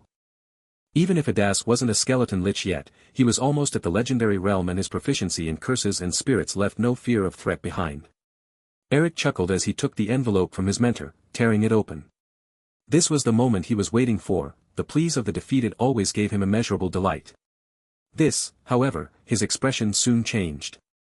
The paper inside the envelope was completely blank, with nothing on it. Eric turned it over a few times to confirm, and a feeling of humiliation surged up within him that caused his face to flush red. This isn't even a prank. It's a challenge. A despicable and weak family like that dares challenge me, the grandson of a legendary wizard and the star of Silvery Moon. They will pay in blood. Eric yelled, and viciously slammed the paper onto the table. Master. At this moment, Gloff suddenly found something strange. A dark green flame had erupted the moment Eric touched the paper, greedily devouring everything around it. This, Adas quickly made his move, many magic items on his hands flickering as the spells he prepared were launched. Detect Curse, Holy Defense, Armor of Thorns. Numerous layers of light shrouded Eric, and a teleportation light quickly swallowed the mentor and pupil. The spatial transfer took them straight to their residence at the core of Silvery Moon. We got the right coordinates. Even legendary beings wouldn't dare charge into Silvery Moon without caution. Adas glanced at Eric. Not discovering this new type of curse was my fault. Please don't say that, Mentor Adas. Eric was still lenient in front of those with real might. Without you here, who knows what kind of trouble I would be in now. At that point, Eric's expression changed. The damned Neon Merchant Group. They actually dare to use such underhanded means. I won't let them off. I'm actually rather interested in that new curse. Adas caressed his necklace. It could actually escape my detections. I hope to return and observe the reactions. That's not a problem at all. Isn't Gloff there? He's the best test subject you could have. With how close he was, he must have been affected by the curse as well. Eric answered without any hesitation, the only emotion in his eyes exasperation, not pity. That stupid dog, I'll need to find someone to replace it. Eric waved his arm, and a bit of green light flashed in his eyes. Oh. No. Only when Adas exclaimed did Eric realize that the green flames had appeared once again, sticking to his fingers like maggots. Thin black lines appeared on his skin, wriggling like they were absorbing his blood. How can there be a curse like this? It doesn't make sense. Adas felt like everything he knew was coming apart. Eric's yells continued to grow louder and louder, until the green flames were done absorbing his blood and swallowed up the dark lines. They continued to blaze in mid-air, the enchanting fires forming a small portal. It was a sound that nobody could describe, one that did not exist in the world and was impossible to recreate. It sounded like a roar that possessed all the resentment and hate of the world, like a low mumble from hell that was more evil than the devils and demons combined. It spread out in all directions. What's happening to me? Eric grew dizzy, feeling like there was a fire in his throat. His voice grew incredibly hoarse, and he sounded worse than an old bellow. All of a sudden, Eric pointed at Adas in fear. The necromancer now had huge tumors growing on his face one after the other, and was becoming obese. Terrifying pus spilled out of the sarcomas, and great corrosive strength began to swallow up his body. No. Eric looked at his own hands, where abscess the size of gold coins appeared continuously, emitting pus that smelt of decay as they began to explode and corrode his skin. The great pain overwhelmed his senses. He then lay on the ground, watching Adas, who had already turned into bone and could no longer speak. He had once been someone with immeasurable strength, basically a king in the north.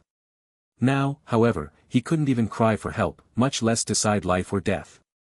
Eric could only watch his body be corroded in total despair, his head swelling into a huge tumor. It went out in a loud explosion, thus ending his life of sin. Meanwhile, everyone in the prime material plane that was related to Eric by blood was startled to find their bodies filling up with terrifying tumors that ate away at them in but a moment.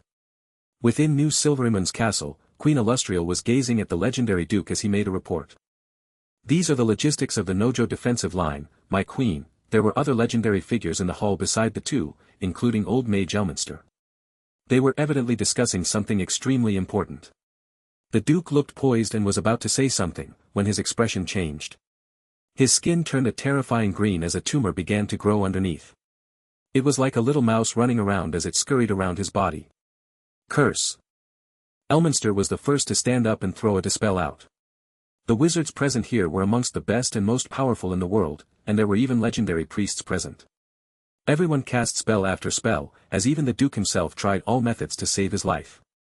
However, nothing worked. The rest could only watch as the Duke collapsed, crying out in misery. A very terrifying curse. Elminster wrinkled his forehead, using a layer to separate the legendary Duke from them. He then turned to look at the Duke through the barrier, or perhaps he was looking at the obsidian protection runes on the ground. Those are legendary substitutes that can take out any attacks, poisons, or curses in his stead. However, they've lost all effect, he said to Illustrial. A trace of fear appeared in his eyes, looking at the current situation, even a clone wouldn't work. Extermination. Bang! Under the eyes of numerous helpless onlookers, desperation surfaced in the Duke's eyes.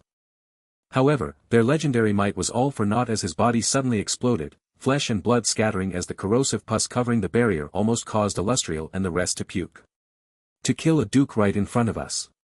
This is a serious provocation. A solemn look surfaced on Elminster's face.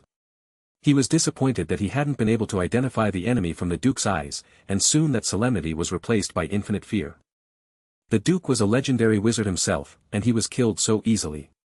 What about everyone in the hall right now? Report, a high-ranked wizard staggered in, the panic noticeable on his face. What's wrong? Elminster asked with a frown, overstepping Illustrial's authority. Earl Eric, Chekhov, Viscount Agar, and even Dorwick and Lady Merida. We just received news that they're all dead. The hall grew completely silent in an instant, and everyone stared blankly at the spot where the legendary Duke had exploded. That is to say, everyone in Silverymoon carrying his bloodline was eliminated in an instant. Elminster felt a sudden chill in the air, invading his very soul. It seems like the bloodline curses from the Magus world work quite well. Lei Lin withdrew his gaze. Even those with legendary might could not withstand his rage, and despite numerous powerful existences surrounding him the Duke had died. This was the terror of the Magus world. With the extinction of all of the Duke's blood, Lei Lin had announced to the influences and gods with the north that he'd arrived. This is clearly provoking us. Seeing the unending stream of death reports from the frenetic city, an unperturbed look appeared on Raffinia's face. However, this was obviously the calm before the storm. Everyone related by blood to the legendary Duke had perished without reason, and the terrifying sights of their deaths had astonished all of New Silverymoon. Adding up the clones and true bodies as well as the descendants of the legendary Duke and his family, there were hundreds within Silverymoon. Furthermore, numerous family members had perished in the sight of the general public.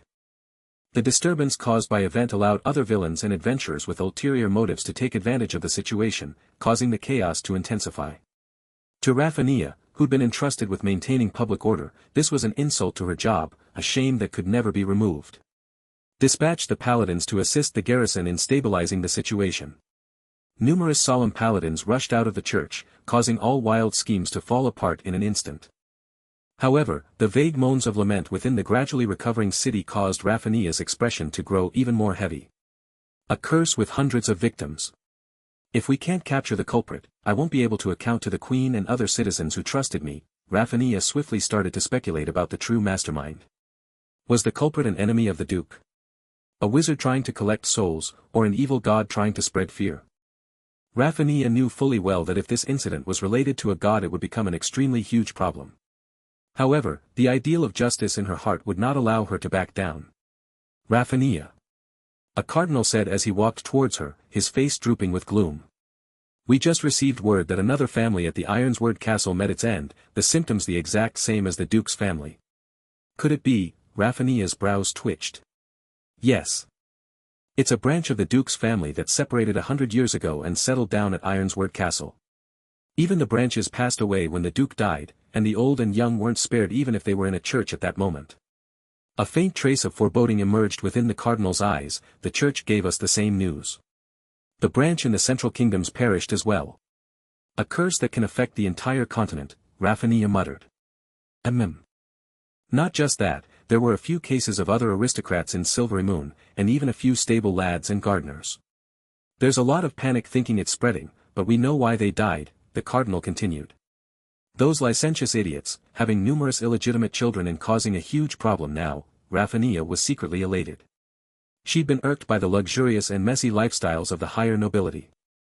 The main problem is even the descendants that we weren't aware of were killed off.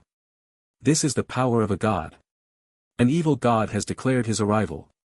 The cardinal said with all seriousness. Raphinia nodded her head in acknowledgement. Only a true god could release such a large-scaled curse upon the mainland. Even peak legendary wizards couldn't wield such terrifying power. Those evil gods are the greatest threat to our cause. Raphinia clenched her fists, missing the cardinal's bitter smile.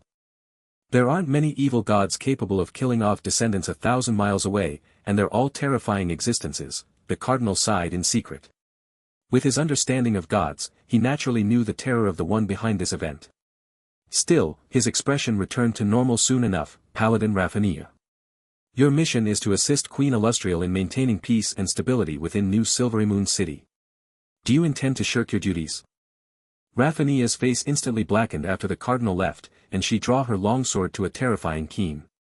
She'd noticed a clear hint of warning within the cardinal's words, asking her to accept a compromise. It was like the church didn't plan to take actions against that cruel god. Even though Raphinia knew that one needed to compromise and back down sometimes for the sake of justice, this incident had exceeded her bottom line. Don't tell me even the Lord's church has started to be corrupted by darkness. Even though she knew she shouldn't think that way, a trace of darkness enveloped Raphinia's thoughts. Her expression warped within the shadows, and that trace of dark red grew even more bright. O Lord! Please pardon my sins, do not afflict me with such a terrifying curse. No matter who it is, Lord. Please protect me, Coco, and Laffrey. Dear Lord. I pray for you to swiftly end this disaster. O Lord, whoever you are, wherever you come from. Thank you for exterminating Earl Eric and avenging my family. The amount of golden faith in the void had increased several-fold, and numerous prayers that matched Leyland's expectations were transmitted to him. The horrifying death of a family protected by legendary beings had caused mass panic within New Silvery Moon, and only the gods had the ability to protect and comfort these civilians. Those of faith had increased substantially within New Silvery Moon, and the strength of the faith already present had grown as well. Aristocrats and businessmen grew more generous in their donations to the churches, as if such actions would prevent the misfortune from falling upon them. All gods had raked in a great harvest, and inevitably some of this scattered faith had been devoured by Leyland. After all, spreading terror and power could also grow faith. It was simply normal for people to pray to the harbinger of this disaster out of fear. The goddess of plagues and Umberlee both adopted similar methods to grow their following. Although this line of faith isn't stable, it could be considered great replenishment. Emotions of fear and gratitude followed the faith to Leyland. Every action of a true god would affect the entire prime material plane, and this one from Leyland could be considered a different type of miracle. His god fire and divine domain were strengthened by the massive faith, accumulating with Leyland's true body. However, Leyland seemed apathetic, seemingly not affected by the fanaticism of the mortal world. Now that the Black Moon Merchant Group and their backers have been sorted out, there should be no more obstacles to the plan. The transaction with the Black Blood tribe should speed up as well. Lei Lin simply couldn't care about a possible counterattack from the good gods. Someone had blasphemed his divinity, so how could he tolerate it? No action taken in punishment would be considered too much. What's more, he was also an evil god. If he didn't leave a trail of terror wherever he went, would he be worthy of his reputation? Caravan. I never thought I'd come back to the north. Anya stopped her horse and looked around at the wilderness, a trance-like expression in her eyes. Arg. Ah. Sharp growls could be heard from goblins in the shrubbery as an enormous malicious intent enveloped the caravans behind her. If they couldn't show a sufficient amount of force, these goblins would continue to follow them, looking for flaws in their defenses as they waited for reinforcements. When the time was ripe, they'd rush into action and make mincemeat out of everyone in the caravans. Go. Anya naturally knew how to deal with them. She didn't even have to say anything before several armored knights rushed ahead. The mounts whinnied as they brandished their swords, causing the goblins to cry out in panic. Huh, you green-skinned midgets. One knight laughed loudly, the dragon-patterned greatsword in his hand driving several dirty green-skinned goblins out of the grass. Asterisk bang. Bang, asterisk several of the pitiful little fellows suffered fatal injuries, and the ones that were left remaining began to scream in horror as they lamented their fates. The remaining goblins fled quickly, the tall grass shaking as wave after wave escaped. A caravan could not survive in the north without the ability to defeat the goblins and ogres of the endless plains. They would be swallowed up and exterminated by the other merchant groups, dispatched in a harsh fight that left their bones to rot in the wilderness forever. Several goblins were then hung at the front of the caravan, screaming the loudest. These wails would be the best deterrent against danger, even if only against other goblins. Anya intentionally distanced herself from the stench of the green-skinned barbarians, draping a white scarf embroidered with gold across her face. Damn, isn't there a better method than this? Her eyes scanned across the normal-looking servants with a hint of resentment in her heart. With them here, even if we were surrounded by ogre tribes, there's nothing much to be scared of, is there? Of course, Anya was well aware that this place was now the territory of the Orc Empire. If they were surrounded by the horde here, even several legendaries would not be enough to save them. This was why she decided to swallow her resentment, refraining from speaking. There are matters for you to attend to, Miss Anya. A skinny servant ran over, looking young and immature. However, his eyes revealed a calm resolution that did not match his sweet face. What's the matter? Anya asked reflexively. It's most likely an issue regarding our arrival at the Moonwood, the youth replied, causing Anya to take another glance at him. I'll go immediately, Anya promised, and her eyes bored into the little boy's back with a rare trace of jealousy. What a lucky fellow. Wasn't he called Lance? He actually received the favor of the Lord. When she'd first laid eyes on him, this child was but a weak boy hiding within the shadows. But now, his temperament and physique had both been transformed greatly, and he was now receiving focus training from the giant serpent church. He awakened his talent as a devil hunter with divine inspiration. That legendary devil hunter will very likely accept him as a disciple. Anya looked at Lance back and thought of her own brothers who were sent into the giant serpent church. A wry smile appeared on her face, but she could not complain. She understood the reason behind such treatment well.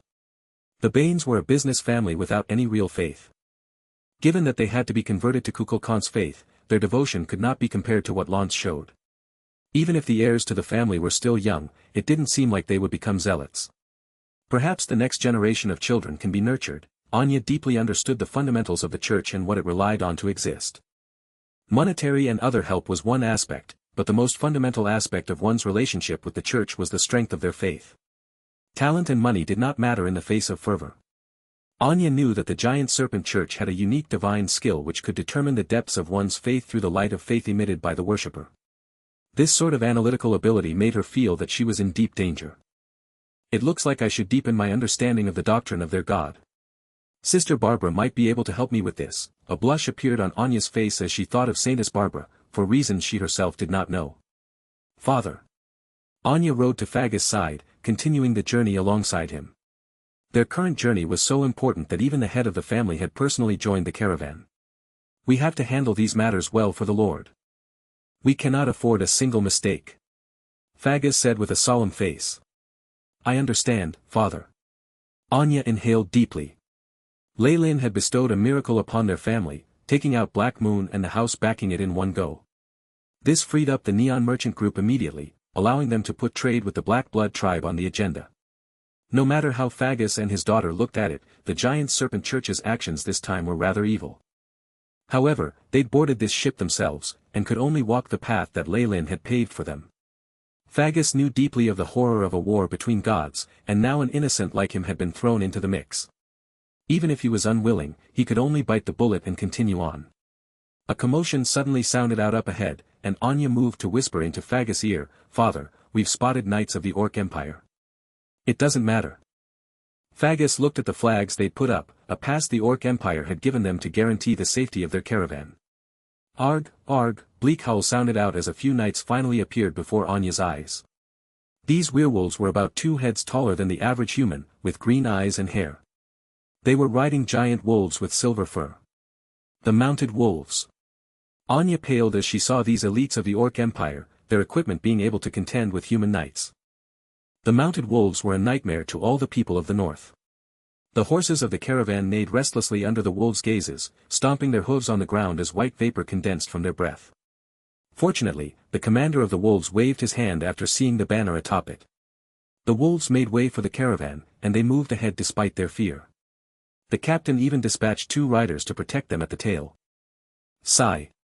Compared to the Silvery Moon Alliance, the strategic warfare of the Orc Empire is actually, Magus muttered under his breath, but he didn't end the sentence.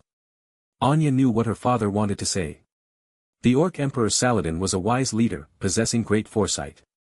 Seeing how the humans flourished with the advent of civilization, he was mimicking their ways to develop his own empire. For the sake of food and material, Saladin had promised the Neon Merchant Group and Black Moon Merchant Group to protect them within his borders. Orders had been sent for Orc troops to not harass them, and only engage in fair trade. This would in turn attract more merchants, and increase the strength of the empire. Illustrial and her subordinates weren't even comparable in this aspect. The only thing that helped them was that they were of the same race, and the orcs were their natural enemies. The benefits of trade with the Orc Empire couldn't always get rid of the shadow of war.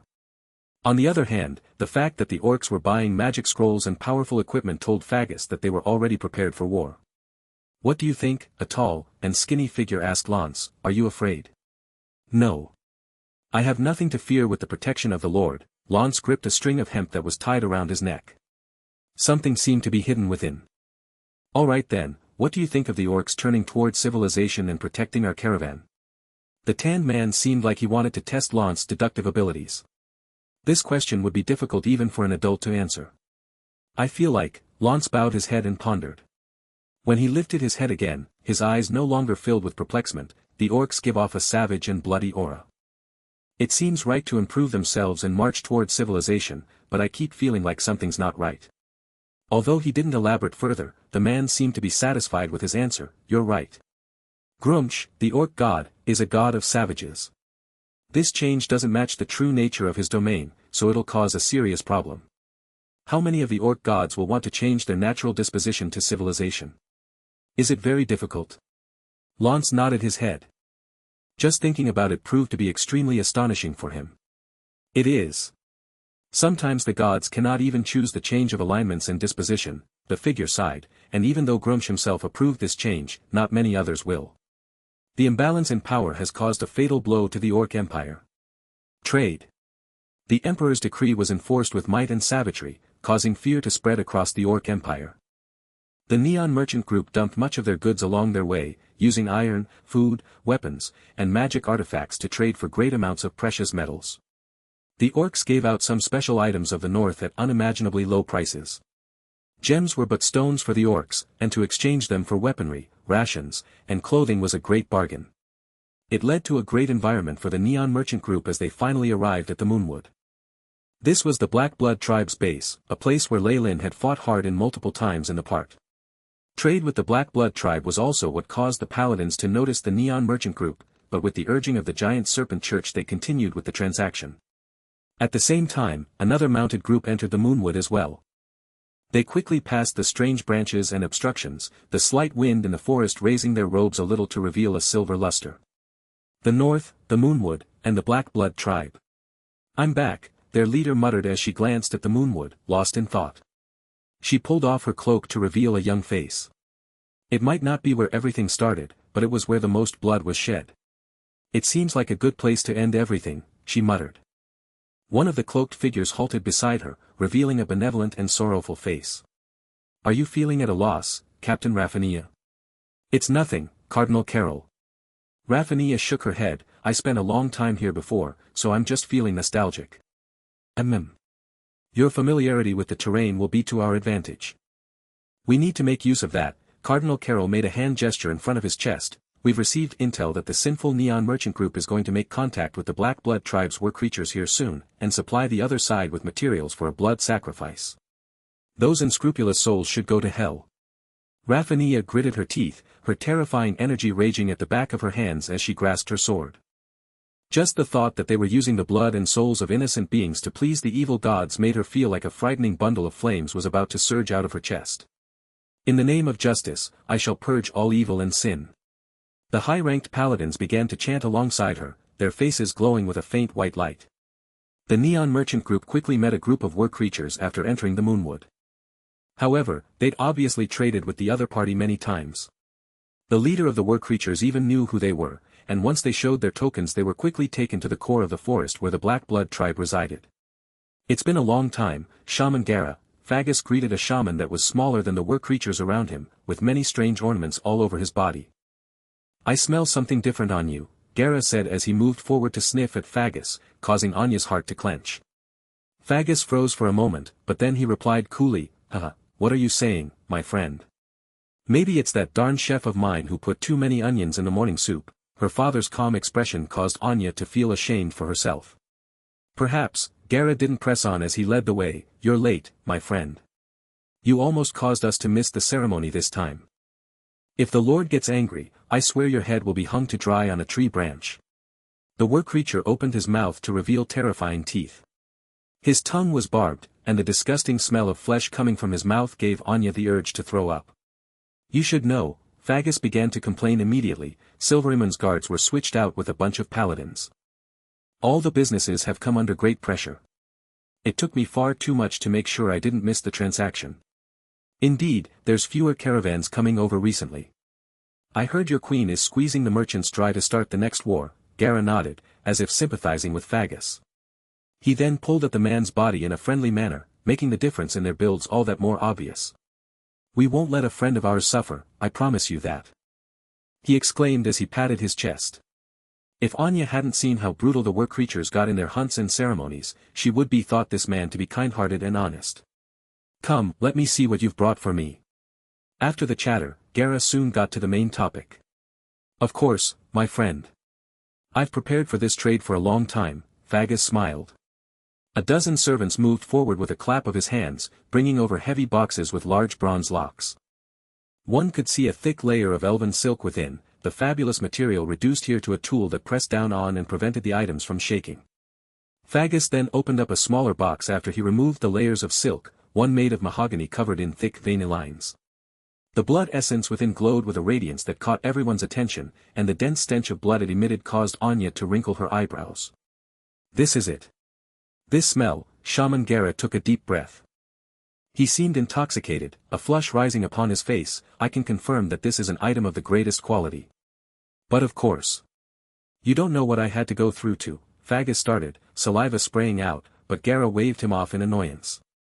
I know what you want, my friend. He gestured to two war creatures, and they lifted a box of items to bring it before Fagus. The wooden box seemed rather shabby, not at all comparable to what Fagus had brought. However, the light shooting out from within dazzled Anya the moment the box was opened. Silver, gold, rubies, emeralds. All sorts of precious materials were within the box. It stroked a thirst for wealth within the group, the kind that caused adventurers and merchants to throw out their fear of even death. How is it? Are you satisfied? The war creatures burst into laughter, watching as Fagus practically pounced onto the wealth. This was a box full of gold coins and many other valuable jewelry. With some of it twisted and bloodstained still on some because of a lack of protection, it was easy to imagine how pitiful the original owner had been while the war creatures were collecting them. However, O goddess Joaquin, which merchant cared for that? Enough. It's enough. Shaman Gara, your generosity is as great as the mountains and seas, more beautiful than the stars in the skies. Fagus started to repeat his words. I'm glad you like it. As long as you can bring us even more weapons, magic artifacts and important ceremonial items, you can have as much of this stuff as you like. Gara took charge, and they quickly finished the transaction. The shaman then personally brought Fagus to the edge of the moonwood. You know this. When our Black Blood tribe conducts ceremonies, we never let foreigners stay unless they are offerings to our god, Gara laughed. Of course. I understand. I'll leave right now. Fagus used a white handkerchief to wipe at the oil and sweat on his cheeks. The war-creature shaman stood at the boundaries of the forest, watching as the neon merchant group disappeared into the horizon. His smile had a deep meaning to it. We should have left the territory of the war-creatures by now. Anya watched the forest disappear into the horizon, urging her horse to catch up to Lance and the native next to him. Are we leaving just like this, my lord? Of course. The church will deal with the rest. The Lord does not treat anyone who trusts in him poorly. All that wealth belongs to you. The native who looked like a servant spoke stiffly in the language of the mainland, and his body began to transform. Light flickered as what seemed like a layer of water slipped off from his body, revealing his true appearance. This was the legendary Devil Hunter. Wait. I'm willing to donate half of my profits to the church. Fagus quickly interrupted. The mission he believed to be extremely dangerous had gone so smoothly, and it had left him overjoyed. Even if he gave half his profit to the church, the rest would still be a huge windfall for him. Thank you for your generosity. The Devil Hunter did not hesitate to accept Fagus' donation. A budding church needed the donations of its worshippers. The goddess of wealth even used income as an important criteria to measure the accomplishments of the priests of wealth, and this was used extensively by others as well. While Leylin himself had a great amount of property, the giant serpent church was still developing, and he naturally would not reject this. This is a final warning. There will be a war and conflict here soon. Leave immediately. The Devil Hunter told Fagus before leaving with his men. Fagus waited till the Devil Hunter, Lance, and the rest disappeared into the horizon. He then yelled, "Leave behind all the carts. Bring just the food and gold, we're leaving immediately." The mournful sound echoed in the empty plains, full of urgency. Ambush. My lord. I've already done as you instructed, and completed the trade with the Neon Merchant Group. Gara prayed before Mailer's statue after sending the Neon Merchant Group away. Gur. Roar. A golden light descended upon him, and the statue released a beastly growl. Mailer's conscience had descended to pass a holy decree. The shaman would have to interpret this string of sounds accurately, but that was natural to him. Hara nodded his head from time to time. At the same time, several gods had gathered within Mailer's divine kingdom. The giant serpent church is too arrogant, an orc god sneered, his body shrouded in a strangely tranquil darkness. It was Shargaz, the orc god of stealth. Not bad. A mere lesser god dares to ally with us orc gods. Another tall and mighty orc god smirked, giving off a rugged and barbaric aura. This was Ilneval, the lesser god of combat. Roar. Right at that moment, a series of roars and howls sprang forth from the divine kingdom. We know, Mailer, we know. The massacre domain will definitely come to you. We've worked together for so many years, can't you have a little faith? The god of death Yurtris said from the side. His tone dripping with sarcasm caused Mailer to want to rebuke, but the vengeful spirits around his body somehow did not take away from his calmness. Although they were all lesser gods, most orc gods were suited to fighting. Their only greater god Grunch was busy preparing to fend off Mistra and Tyr, and since they only had to deal with another lesser god there was no need for him to be here personally. The sacrifice of a god's avatar, hee. I can't wait much longer. Several avatars' gazes began to pierce through the horizon, and they peered into the moonwood, where a massive sacrificial ceremony was being held by the Black Blood tribe. The tribe had consumed all the blood essence from the Neon Merchant Group, forming a river of blood in the ceremony site. Vengeful spirits seemed to be wailing in anguish on the surface of the river. A powerful prisoner of another race was tied to the altar, their body filled with seals. The wounds littering it indicated the fierce battle it took for the war-creatures to cause it to submit, and the damage it had given to them before it lost. As a god of massacre, Mailer blessed his worshippers for the deaths of powerful enemies. He'd even personally send his avatar down if they slayed a legendary expert. The ritual being held by the Black Blood tribe now was even larger than that. There were several legendary experts being used as sacrifice, alongside the blood essence of countless humans. The Lord will definitely enjoy this ceremony. He'll even give us his blessings, ranking us up, the shamans assisting the ceremony looked somewhat excited, their eyes filled with delight as they looked at the bound prisoners. However, their leader Gera and several other legendary shamans didn't seem as elated. There instead seemed to be a trace of worry in their expressions. Were creatures had evolved from beasts, and they shouldn't have held such emotions in the first place. That they were appearing now was a sign that the danger they were about to face was extremely terrifying, one that even legendaries would have no control of. Malor, my lord, you are the lord of massacre, amongst the stars and the skies. You are our protector, your name forever sacred amongst our kind. You are the one true lord. More and more of the war creatures prayed fervently, and the ritual slowly reached a climax. Several shamans draped in white robes held short black daggers in their jaws as they walked up amidst the prayers. Malor, my lord, you are the devourer of blood. The fear of your enemies gives you strength, their flesh and blood becoming your divine power. The blood of these legends shall be a source of your glory and strength. Even knowing their fate was sealed, the sacrifices began a futile struggle. There was even a legendary dragon amongst these prisoners, its spiritual force only inferior to the great dragons. However, there were no traces of emotions on these shamans as they skillfully wielded their daggers. "O Lord, please accept our offerings." Kacha. The thick, sturdy scales of the dragon did not seem to have any resistance against the special black dagger, cut open mercilessly as fresh green blood poured forth from the wound. Sigh. The corrosive blood burned a hole into the ground, but the dragon's eyes dimmed as they eventually lost their light. Roar. The war creatures seemed to cheer louder than before at the scene. The shamans expertly dissected the dragon's body amidst the clamor, separating its limbs and tossing them into the river of blood. The corrosive river began to boil, and a crimson glow was soon emanated from it as it absorbed all the flesh. A golden glow had settled around Malor's statue, indicating that the god of the hunt had been summoned successfully. The roars and prayers only grew louder at the scene, so powerful that even the clouds in the sky were shattered apart. As the last sacrifice, an elven prisoner, was tossed into the pool of blood, the glow around the statue strengthened. A golden ape descended upon the moonwood amidst the weir creature's roars, and everyone knelt as they watched their lord with a fervent gaze.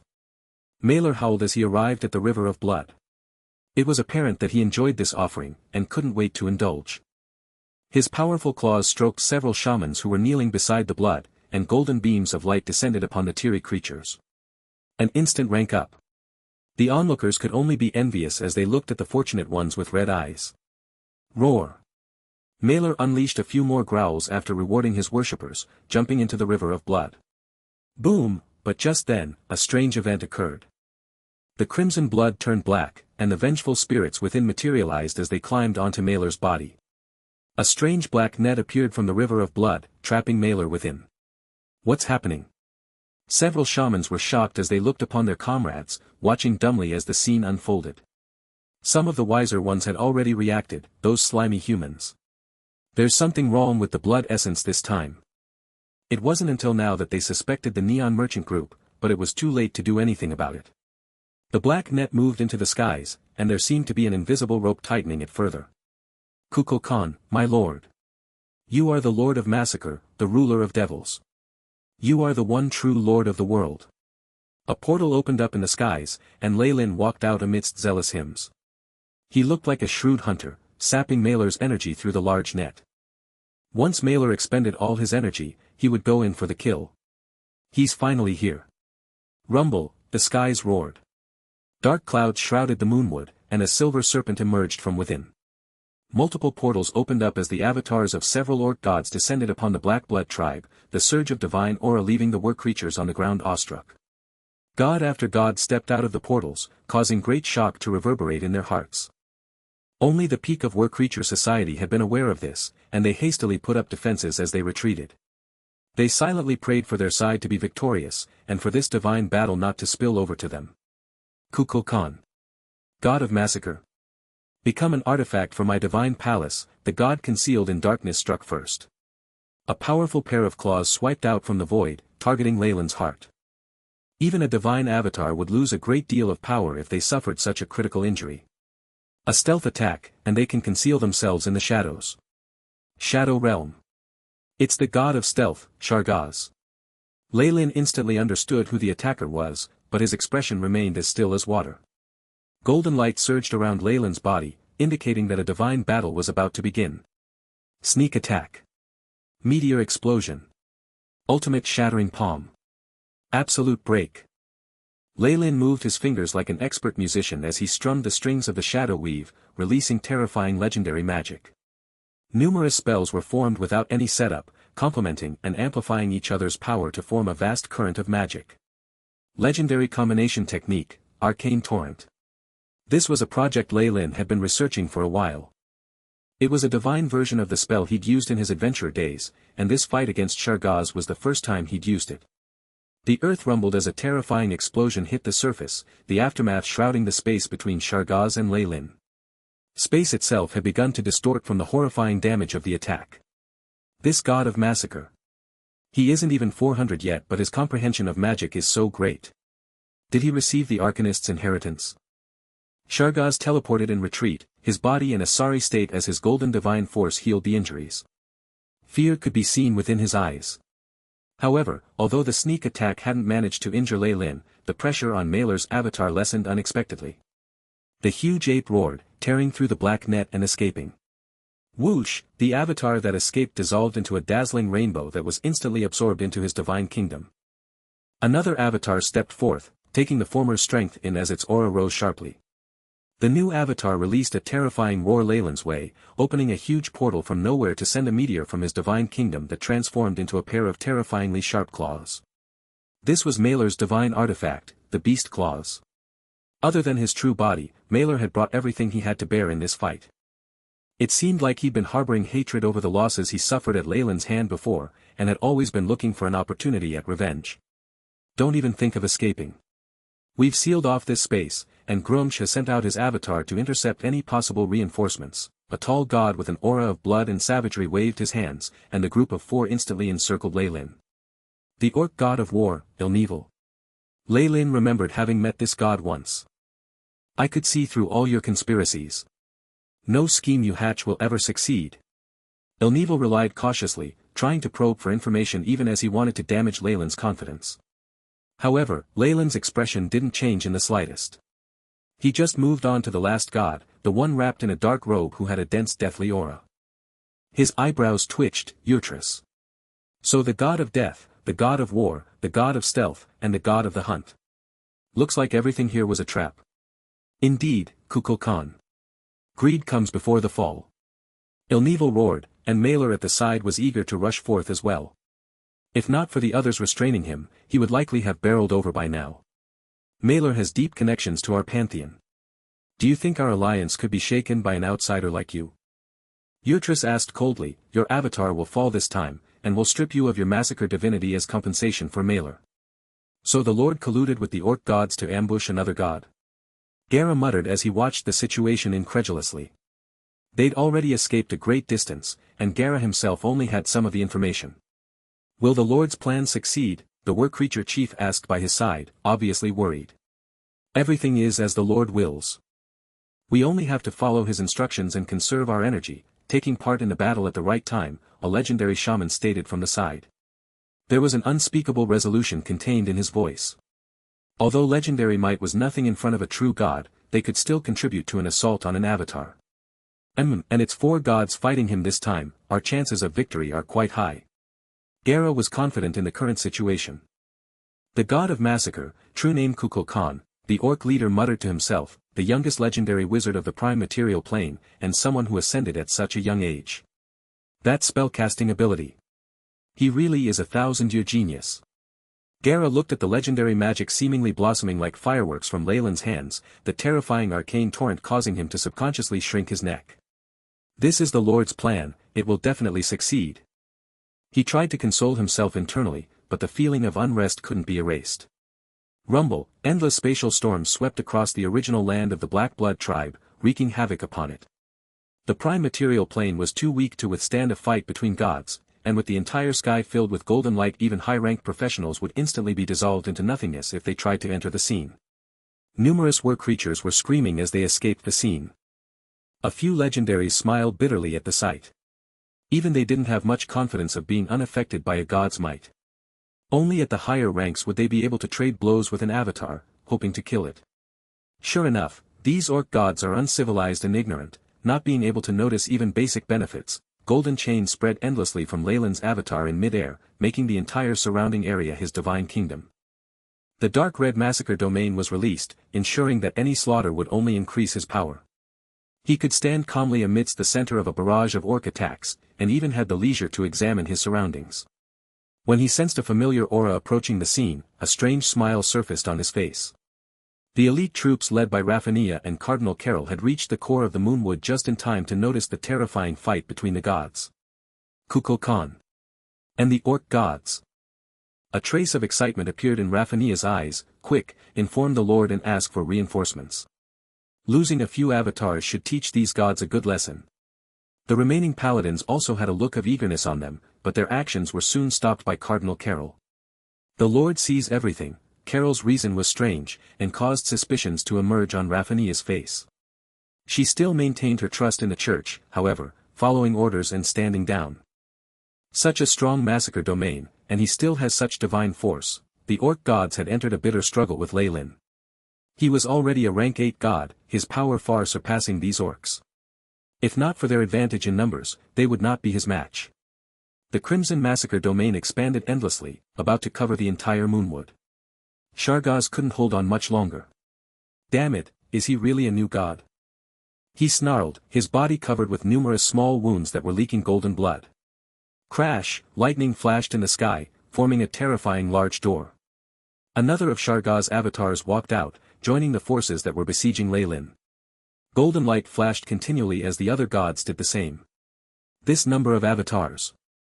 Are they crazy? Raphania and the rest who were watching from afar cried out in surprise. Although the loss of one avatar wouldn't cause significant damage to a god, the number of avatars they were throwing at Leyland would exhaust their divine force. Even as true gods, they would likely fall into a slumber or just die. If their luck was the same as Beelzebub's, having poured a majority of their will and divine force into an avatar that was eliminated, they wouldn't be far off from a true death. These gods were now putting themselves at risk. It's time. A trace of a smile suddenly appeared on Leyland's face in spite of the imminent danger. What's going on? The 4 gods were stunned. Leyland's expression was completely unexpected. However, they didn't have more time to think about it. A loud explosion sounded as 2 terrifying powers descended upon the Moonwood, their strength directly breaking apart the spatial seal that the orc gods had set in place. The whole world trembled as an elderly warrior and a young lady entered the scene, their bodies rippling with the unfathomable power of greater gods. The 2 entrants immediately spread out a huge net, seemingly wanting to catch the orc gods and Leyland in one go. Tyr and Mystra. Where's Grumsh? Ilneval muttered with incredulity.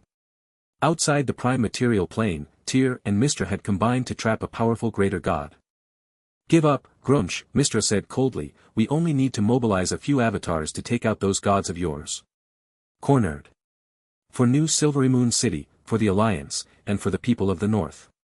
Even as Leyland was facing the orc gods, Queen Illustrial was garbed in her seldom-used armor as she riled up the troops in front of her. The war for the North has come. Ow. Ow. The troops let out a war cry as they banged their swords against their shields. With how slow armies traveled, it would take a few more days of travel to reach the battlefield, but that didn't matter at all. Illustrial was currently boosting her troops' morale, and under Elminster's lead several high-ranked wizards had already ambushed several orcs along the borders. With Silverymoon's strength and the backing of several legendary figures, their powerful spells would teach those orcs an unforgettable lesson. Illustrial's chest was bursting with excitement and pride. You're declaring war. Grumsh roared in rage at the 2 greater gods before him. He'd found out about the events in the prime material plane instantly. Tyr spoke slowly, this is it, you'd better choose to retreat right now. Stalling me here and sending your avatars to defeat my pantheon. Indeed, this strategy will deal me a heavy blow. Was it that god of massacre that told you this? Grumsh immediately understood the situation. He is indeed a crafty and evil god, with no qualms about not keeping his words.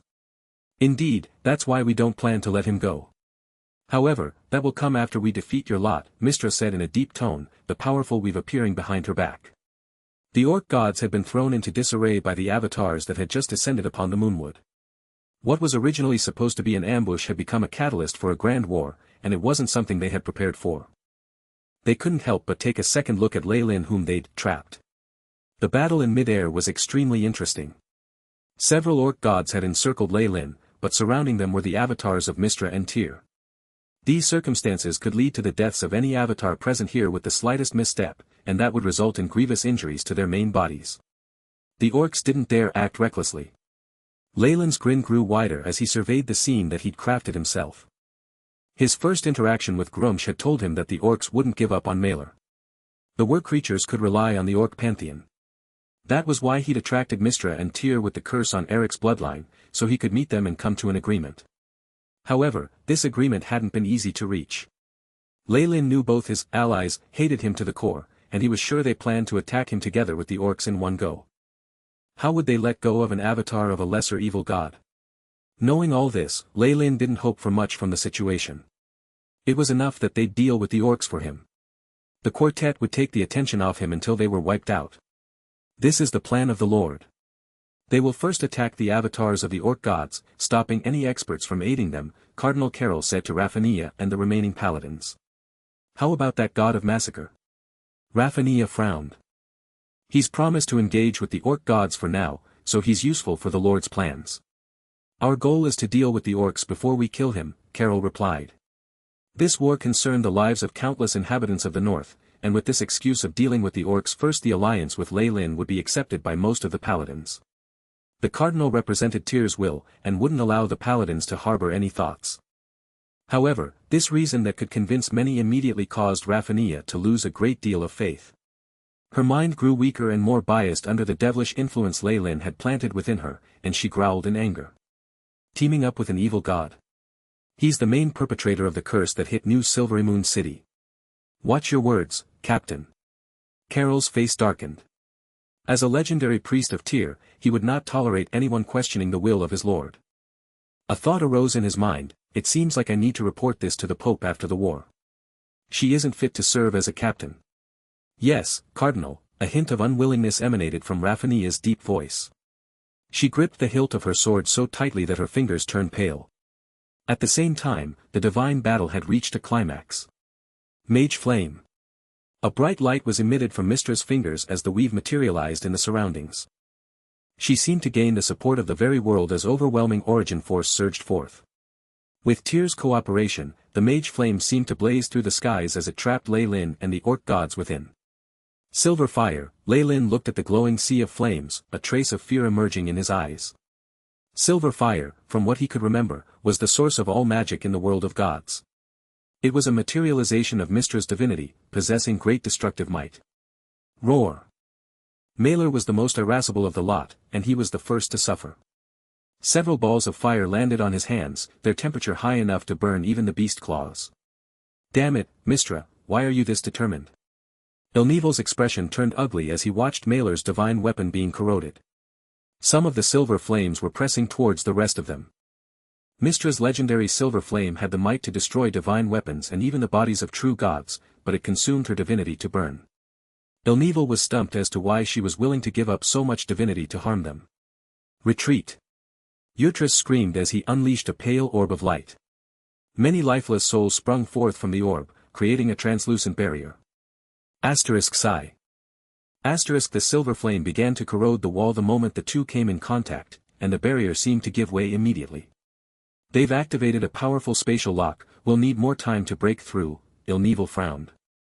They were facing the avatars of two greater gods, and even if all avatars were more or less the same in might, more powerful deities had more efficient ways to dispense their powers. They still took the upper hand in battle. On top of that, their low divine ranks caused these lesser gods to be at a disadvantage in terms of the number of avatars and their recovery speeds. The greater gods would be able to overwhelm them in these aspects. Why retreat?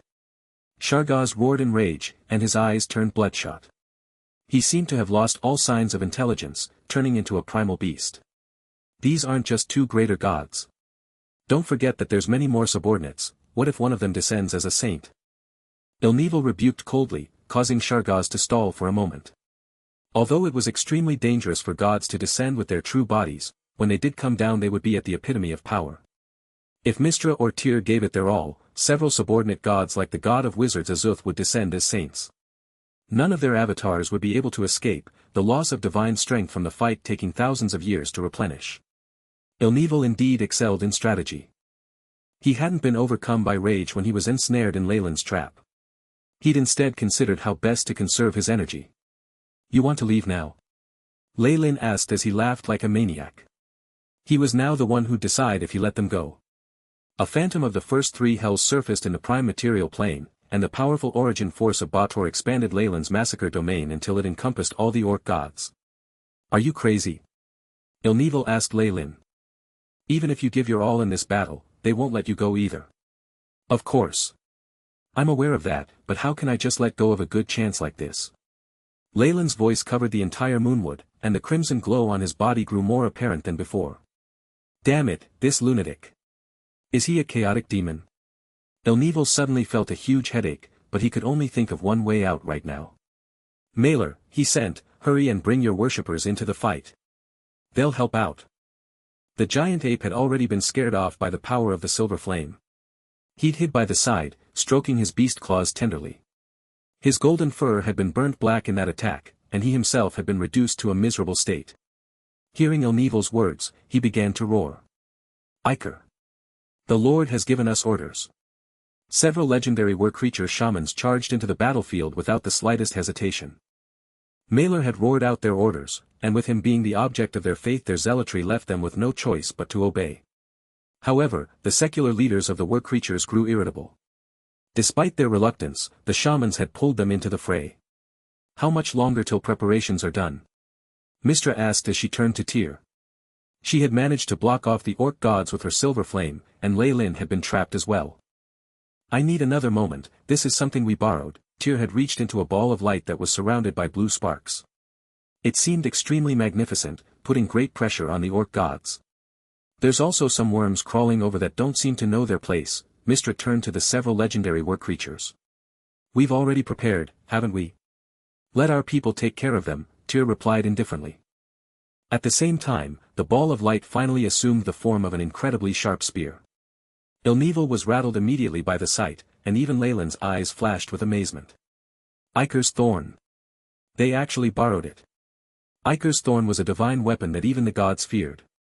It had the ability to ripple out any damage done to an avatar to its controller, and even gods weren't immune to its powers. It had caused the fall of 2 lesser gods in history, and sent a third into deep slumber. Mistra and Tyr had somehow managed to borrow such an ominous weapon. Leyland's brows furrowed as the AI chip retrieved the relevant information from its now almost all-encompassing database. "So it's from just after the dusk of the gods. This ability, and the energy it's radiating," Leyland smirked, "so they actually just took the weapon of a Magus of laws and renamed it. So much for integrity." Despite his smirking, Leyland grew more serious. He feared Magi much more than he did gods, their mysterious powers posing a much greater threat to him even as he was now. On the other end, Ilneval sent a message to his comrades: "Everyone should have heard about Iker's thorn. If you can't get away, it's better to destroy the avatar than to let it injure you. A bit of your energy reserve isn't worth being thrown into a long slumber." "Mailer!" Yurtris shouted, "Stop being so stingy with your subordinates. We'll give you enough compensation later." Pressured by his party, Mailer pulled back the team of legendary shamans he'd sent to deal with Leyland.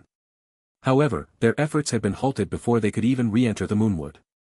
Cardinal Carroll had arrived with paladins in tow, holding a staff made of aged maple. The cardinal chanted a holy spell that caused the paladin's armor to glow with light. "Purge all evil in the name of justice." The war-creatures were a bunch of bloodthirsty savages in the eyes of the paladins, existences that had to be removed from the face of the world. "We don't have much time." Gara looked at the paladins before him, a menacing look filling his face as various runes surfaced on his body. They seemed to be sacrificial rites. Chaotic energy began to descend upon the region as a large fire began to burn in midair. A large metal door materialized, and numerous demons charged out under the lead of a legendary Baler. This was a legendary spell, Summon Demonic Army. Its unimaginable might was only cancelled out by the complicated requirements it posed as a chaotic evil spell. The summoned army wouldn't necessarily obey the orders of their summoner. The Baler looked at Shaman Gara with hostility, but another group in the area stole its attention. Paladins and demons were in completely opposite alignments, and neither group would rest as long as the other side. Just listening to the word paladin was disgraceful, blasphemy to demonkind. "Demons from the abyss!" A paladin screamed as he rushed forward, waving a great sword bathed in holy light. holy slash. %carat, %dollar. The Baylor spoke in an incomprehensible ancient language as it looked at the group of paladins, its voice coarse and unpleasant. The words of blasphemy. A white rune radiated purity from Carol's solemn face. This is getting too troublesome. The Baylor's spell had been cast in an instant, rooting the charging paladin to the ground. The Baylor smiled malevolently as he brandished his sword, cleaving the still paladin in two. He. It's the prime material plane. We can harvest souls now. Many other demons charged out from behind the Baylor, throwing spell after spell as they turned the place chaotic. It all happened too quickly, and that paladin had fallen to the Baylor's sword before anyone could react. Damn it! You evil vermin, you shouldn't exist in this world. Raphania screamed as she recovered from a daze, killing intent boiling to the surface. However, the words the Baylor uttered as it looked at Raphania astonished her. He. A legendary paladin? No, I smell a whiff of energy from those idiots in Bator on you. I am a paladin, protector of justice. Don't try to ruin my reputation. Even Carol didn't put any stock in the demon's words. They only served to agitate the paladin, and she radiated powerful energy as she drew her sword and entered a frontal clash with it. Kill. The other paladins looked each other in the eye before charging forward to meet with the demon army. A scene of chaos began to unfold. The battle of the gods had reached its zenith at this moment. Iker's thorn had absorbed all the light around it, and the spear had come to float in the air as Tyr pointed it at Malor. Whoosh, the spear pierced through space to arrive at Malor in an instant. The beast claws had already been damaged once, and a hole was pierced through them with this attack. The spear moved forward unthwarted, heading towards Malor's brows. Roar! The avatar could only cry in indignance as it exploded, filling the skies with divine light. Seeing the situation worsening, Elneval shouted at Leylin, "Damn it, do you still want to keep us engaged? Malor's avatar has already fallen, there is nothing left here that you would want." Of course. Not. Leylin agreed immediately, just as Elneval expected. He retracted his massacre domain, immediately reducing the pressure the three remaining gods had to face. However, none of the three noticed a spot of red light landing amongst them. That's right, we can still. Before Elneval could heave a sigh of relief, Leylin's next actions left him stupefied. Beep. Silver Flame has been analyzed, beginning protection with the Shadow Weave. Leylin immediately dashed towards the fire in the sky, as if he was committing suicide. However, a dark web seemed to cover his body as he came into contact with the flames, cancelling out with the weave and allowing Leylin to escape. Without the spatial lock of the silver flames, Leylin immediately cast a teleportation spell. White light flashed on his body as he immediately left the moonwood. It wasn't just Elneval that was dumbstruck. Even Tyr, controlling Iker's thorn from the outside, gasped. Of course, the one under the most duress was the goddess of the weave. The weave, Mistra muttered, but then she grew silent for a moment. No, the Shadow Weave. Shar. She spat out the name of her rival. Shar. The goddess of shadows. Tyr seemed to have recalled something. Didn't she fall already? I can't be wrong, that's the Shadow Weave, Mistra confirmed. The Shadow Weave was primal and childish, but it had once been a prototype of the current weave. How could she not recognize it? Heart. Mistra and Shar had never been on good terms. They were both gods of magic, and the natural rivalry between the two had ensured that only one could survive. Shar had been thought fallen in the final war, but she'd actually managed to escape the destruction of her divine kingdom with serious injuries. Some amount of luck had allowed her to flee to the astral plane, stumbling upon the shadow world. Mistra, on the other hand, had established the weave to gain the support of worshippers and other gods. She'd become the guardian of the weave, and the other gods had moved the channeling of their powers to complement the system. Even having become a greater god, Mistra was still cautious of the goddess of shadows. After all, Shar was the one god that could take over her position. The Shadow Weave was a counter to the weave, and it had allowed Leylin to deal with Mistra's silver flame and escape with ease. Since it was but one of his many trump cards, Leylin hadn't been afraid of revealing it. Kukulkan. Shar, it was like a bridge had been connected in Mistra's mind. That fear of death, was it because of Shar? Kukulkan managed to find some clues about her, so it gave me the feeling that he would bring about my demise. Although this conclusion was only logical, Mistra had underestimated the situation. She didn't even realize that Leylin possessed another horrifying ace up his sleeve, once that could truly end her life. It's not a big deal that the god of massacre escaped, Tyr reminded her. the important thing now is to kill all these avatars. Our true bodies are already engaged in battle with Grumsh. Grumsh was fighting crazily ever since he discovered that his pantheon had been ambushed. Their true bodies would not be able to hold him back much longer. I understand. Mistra's face darkened, and the silver flame strengthened once more. Even without Leyland's domain pressuring them, the orc gods couldn't dare to act recklessly. The silver flame net began to close in on them, and try as they may Ilneval and the others couldn't stop Tyr's ambush with Iker's thorn. Shargaz was the one unfortunate enough to be struck by it, killing the avatar and inflicting serious injuries on his main body. Only then did the silver flame crush all the other avatars to death. Mistra. Tyr. Many roars of hatred rang out from the large wasteland that was the combined divine kingdom of the orc pantheon, causing many worshippers and even petitioners to cower in fear. No voice came from Shargaz's divine kingdom. Having suffered the most damage, he'd directly been put to sleep. As for Ilneval and Yurtris, they were a bit better off. However, they'd lost multiple avatars as well, and wouldn't dare act recklessly anymore. *Wo. A mournful and immense bugle horn note sounded in the wasteland as two orc figures wreathed in golden light appeared in midair. Grumsh is summoning us, the male frowned. Mistra and Tyr declared war, and summoned their subordinates as well. But right now, this god was Bogtru, the lesser god of brute strength. The orc pantheon was rather special. Although Grumsh was their only greater god, and the rest of them weren't even intermediate gods, many of them excelled in combat. However, Shargaz, Ilneval, and Yurtris were amongst the fighters, and Bogtru alone wasn't enough to fill their shoes. "Do you have any plans?" he asked the woman beside him helplessly. Although his mother didn't excel in fighting as the goddess of fertility, she had other remarkable abilities that fell under her domain. Shargaz was injured by Iker's thorn. "Even if life and healing come under my domain, his true body has entered a slumber now and I can't heal him. On the other hand, Yurtris only lost a lot of his energy. I can aid him in a swift recovery." Lufik was extremely solemn, "but I'm not sure we've given this opportunity to recover."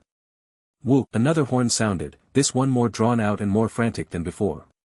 The sound seemed to be filled with restlessness as it spread across the plains. "Indeed, we won't have the time to heal him. We can only stop them for now." Bogtru smiled wryly. "I'll send all of my avatars over. I'll leave managing my worshippers and petitioners to you." Several golden streaks flew out of Bogtru's divine kingdom, joining the large army in the prime material plane. Mistra and Tyr had been plotting to attack the orcs for a while. Leyland's push had finally let them deal severe damage to the orc pantheon, and they'd even managed to cripple one of their gods. If they didn't press the advantage now, what were they waiting for? Wars sprung up on both fronts. The Silvery Moon Alliance attacked even as a war raged in the upper plains. Several subordinate gods like Azuth joined with hired hands from the Good Alignment to wage war on the divine kingdoms of the orcs. This was their chance to teach the orcs an unforgettable lesson. Within the Moonwood, the battle between gods and those of legendary might had already ruined half the region. The forest of twisted dark trees had ceased to exist, replaced by a sea of burning flames. The dismembered bodies of war creatures dotted the landscape. The legendary battle was now drawing to a close. With Maelor's avatar dying so quickly, the war creatures hadn't been useful in the battle between gods. Now, they were facing the paladins.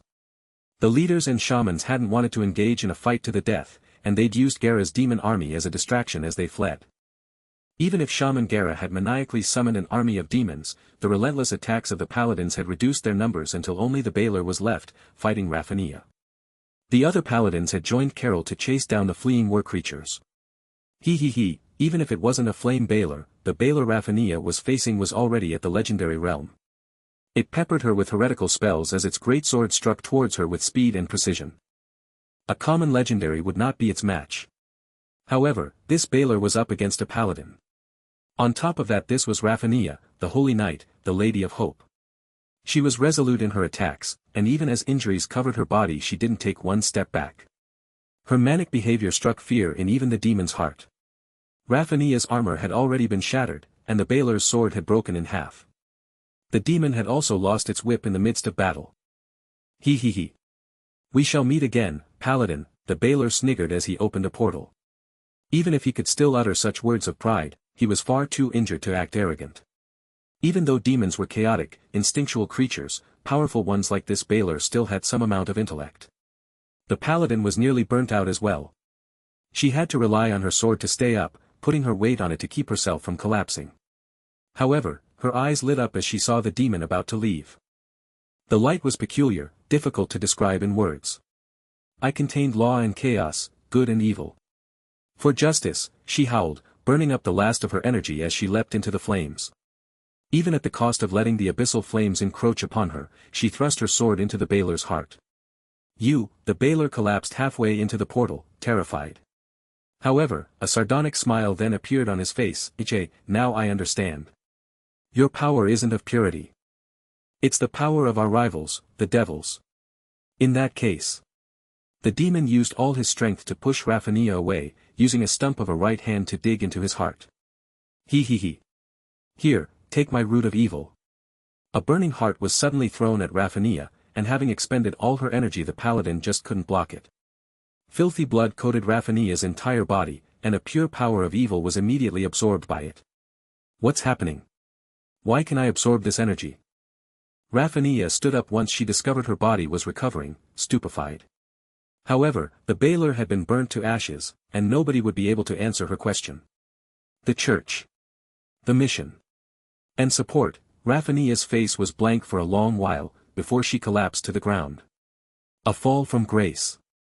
The Baler's root of evil was but a catalyst. The seed of evil Leylin had planted in Raphania so long ago had now erupted, fueled by the weakening of her faith. Bader's world origin force cheered as a legendary paladin fell from grace, turning into a devil. Haha, Raphania knelt and wept, good, evil, justice. What do they even mean? What did all my effort come to? Flames began to burn around the fallen paladin, and a phantom image of Bator appeared as numerous devils and even the lords of Bator cheered at the sight of a legendary paladin turning. Argh, the dark flames enveloped the Lady of Hope, causing her to shriek in anguish. The flames greatly transformed Raphania's body. Her face grew far more enchanting than before, as a pair of dark wings appeared behind her back to make her look like a fallen angel. The origin force continued to roar, turning the pious holy knight into an Irenaeus.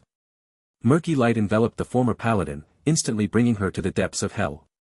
Just as she was about to descend to the fourth hell, a crimson string of light appeared behind her. Leylin's divine kingdom attracted the now Irenaeus, pulling her into the first three hells. The cheering lords and their subordinates instantly began to curse Leylin, but nobody dared step into his divine kingdom to seize her. A legendary paladin turned Irenaeus, Leylin knew best about any events occurring in his divine kingdom. The power of corruption formed at the fall of such a powerful paladin was favored by every lord of Bator. On top of that, the paladin would become a staunchly loyal devil, the most powerful of warriors fighting under their banner. However, Leylin didn't have the time to pay attention to Raphania right now. He instructed Isabel to welcome her, moving into Thultanther as the flying city left his divine kingdom. The battle in the Orc wastelands had reached its peak. Soul after soul was wiped out as the light of their death streaked across the skies of the combined divine kingdom. Hurricanes, tsunamis, earthquakes. Various calamities rocked the place, causing many orcs to weep and cower as if the apocalypse had arrived. An army of valiant spirits had set up a large formation on the outskirts of the combined divine kingdom, several hundred professionals of each class. It was a rare sight in the world of gods, one only enabled by the accumulated power of two greater gods over tens of thousands of years. Give up, Grunch. Leave Silvery Moon and return to your planes. It's your only choice. Mistra was now outfitted in armor, the army of wizards behind her emitting a powerful aura. The array of spell lights caused the orc god's heart to turn cold. However, it was no easy feat to attack the divine kingdom of the orc pantheon, even for two greater gods. Grunch was a greater god as well, and his accumulated power was not to be trifled either. The bugles continued to sound out as the Orcish armies joined up, forming a defensive line under the command of the goddess of fertility Luthik. Grunch and Bogtru sent their clones forward to meet Mistra and Tyr, blocking their paths. The fight for the north wasn't limited to the north. Outside the prime material plane, it had erupted into a war amongst gods. Mistra couldn't give up on Silvery Moon, while Grunch couldn't give up on the orcs. Their worshippers' conflicts had forced them into battle, as was commonplace in history. Since that's your choice, Tyr raised his one hand slowly, kill. Wave after wave of paladins surged forward, charging towards the outermost defenses of the divine kingdom. Damn it. That's Mistra's divine kingdom. Bogtru roared, his multiple clones radiating energy. We're your opponents. A portal opened to reveal the god of wizards. He'd brought with him the avatars of the other gods subordinate to Mystra, as well as giant demigods to protect them. Your pantheon has suffered great losses, Grumsh, you have absolutely no chance of victory. Mystra and Tyr were squaring off against Grumsh. With how the orc pantheon was built, if Grumsh was seriously injured or killed, the entire race would be thrown to the brink of annihilation. Mystra held the upper hand here, able to suppress Grumsh alongside Tyr. On the other hand, Bogtru and Luthik were not strong enough to take on the rest of their subordinates. Grumsh originally had the help of multiple gods from his pantheon, putting his only strength slightly below Mystra and Tyr. However, some of his subordinates had been severely injured now, and the situation had completely reversed. She believed she could push the orcs back in one go. Battles between gods were wars of attrition. Even Mystra and Tyr couldn't defeat their enemies in one go, but they had to at least inflict heavy damage on their opponents, causing them to suffer losses in the upcoming wars in the prime material plane. Damn it! You despicable pygmies! Grumsh's body wavered at the forefront, splitting into over a dozen clones, each of which possessed a terrifying amount of divine force. Even having split up so many times, each clone possessed great power that wasn't inferior to a lesser god's. He could overpower a lesser god just by stacking on them with numbers. However, he wasn't facing a lesser god this time. Mystra and Tyr were both greater gods, and they exchanged a look that showed that they'd expected him to split up.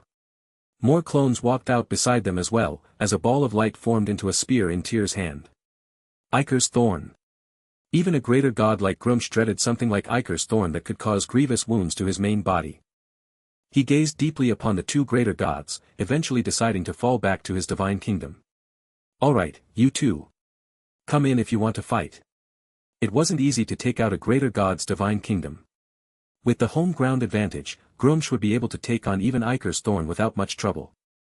On the other hand, his avatars and his sons had bought them ample time, allowing Luthik to stabilize the situation in their divine kingdom and gather a large army of orc petitioners that were just waiting to deal a fatal strike. It still happened. Tyr shook his head in helplessness. This was the one situation that they didn't want to see. How is it in the prime material plane? He asked. Mystra's eyes flickered with light, and the events occurring in the prime material plane flashed before her eyes. Both sides have assembled at the Thunder Valley, and are ready for war any time. Illustrial and Elminster will be barely enough to hold back Saladin and the Thunder God's hammer. Then all the more reason that we can't retreat now. Tyr made up his mind, slashing down with his hand. An explosion sounded as space itself cracked apart, a colorless hole appearing in mid-air with a crescent blade behind it. The attack struck the borders of the orc wasteland. The powerful divine attack caused the entire plains to rumble. A huge rift was formed at the border, large whirlwinds spreading out as paladins charged into the divine kingdom. Charge! The orcs had been waiting patiently all this while, and now they rushed forward as well to meet the paladins. The petitioners in the divine kingdom were the most fervent of zealots, their gazes filled with fanaticism as they met the wave of paladins. They pit the boost from the divine kingdom against the superior numbers and strength of the paladins and wizards, the two armies clashing violently as a chaotic war erupted. The world seemed to stand still the moment they came into contact. Your greatest mistake was to step in here. A massive voice boomed in the void, and the clouds in the divine kingdom turned dark. BZZT, World Origin Force whistled as lightning rained down upon the paladins and wizards, annihilating a large group of troops in an instant. The law of lightning. You actually want to become a lightning god? Tyr cried out in alarm as he saw the lightning in the skies. The lightning contained the power of laws, and wasn't something that could easily be created even in a divine kingdom. What's more, the law of lightning possessed great destructive force. Mark. The fight's pretty intense. Thultanther was flying outside in the void, hidden between spatial rifts out of reach of the powerful lightning in the orc plains. It looked like an indomitable mountain, its strength unfathomable. Beep. Thultanther concealed by shadow weave, setting defense levels to A1, a black net spread out in the surroundings of the Netherese city, slowly disappearing as it intertwined with the weave in the vicinity. It concealed the city's aura immediately, making it undetectable no matter how close it got to the battlefield. Initiate plan, Leylin ordered indifferently, an icy gaze flashing in his eyes. He'd taken a risk with his avatar before, engaging with Malor and the orc gods to help Mystra and Tyr deal with the orcs. However, his intentions weren't to cause trouble for the orcs. After all, they were of the same alignment and were closer to him than Mystra and Tyr. Still, he was an evil god. The only thing that brought his kind together were benefits, and he wouldn't hesitate to betray them for his own gains. With the greater gods embroiled in battle, it was the best time for him to execute his plans. Beep. Mission established, tracking target. Target found, the AI chip intoned, a large amount of information being transmitted to Lei Lin. The backdoor he'd left via that red spot of light activated, allowing the AI chip to execute its mission. Beep. Target confirmed. Kingdom's defenses have been broken, beginning teleportation. A powerful hurricane engulfed Thultanther alongside the AI. Chip's notifications, the violent gales beginning to glow as the city streaked across the void like a sharp sword.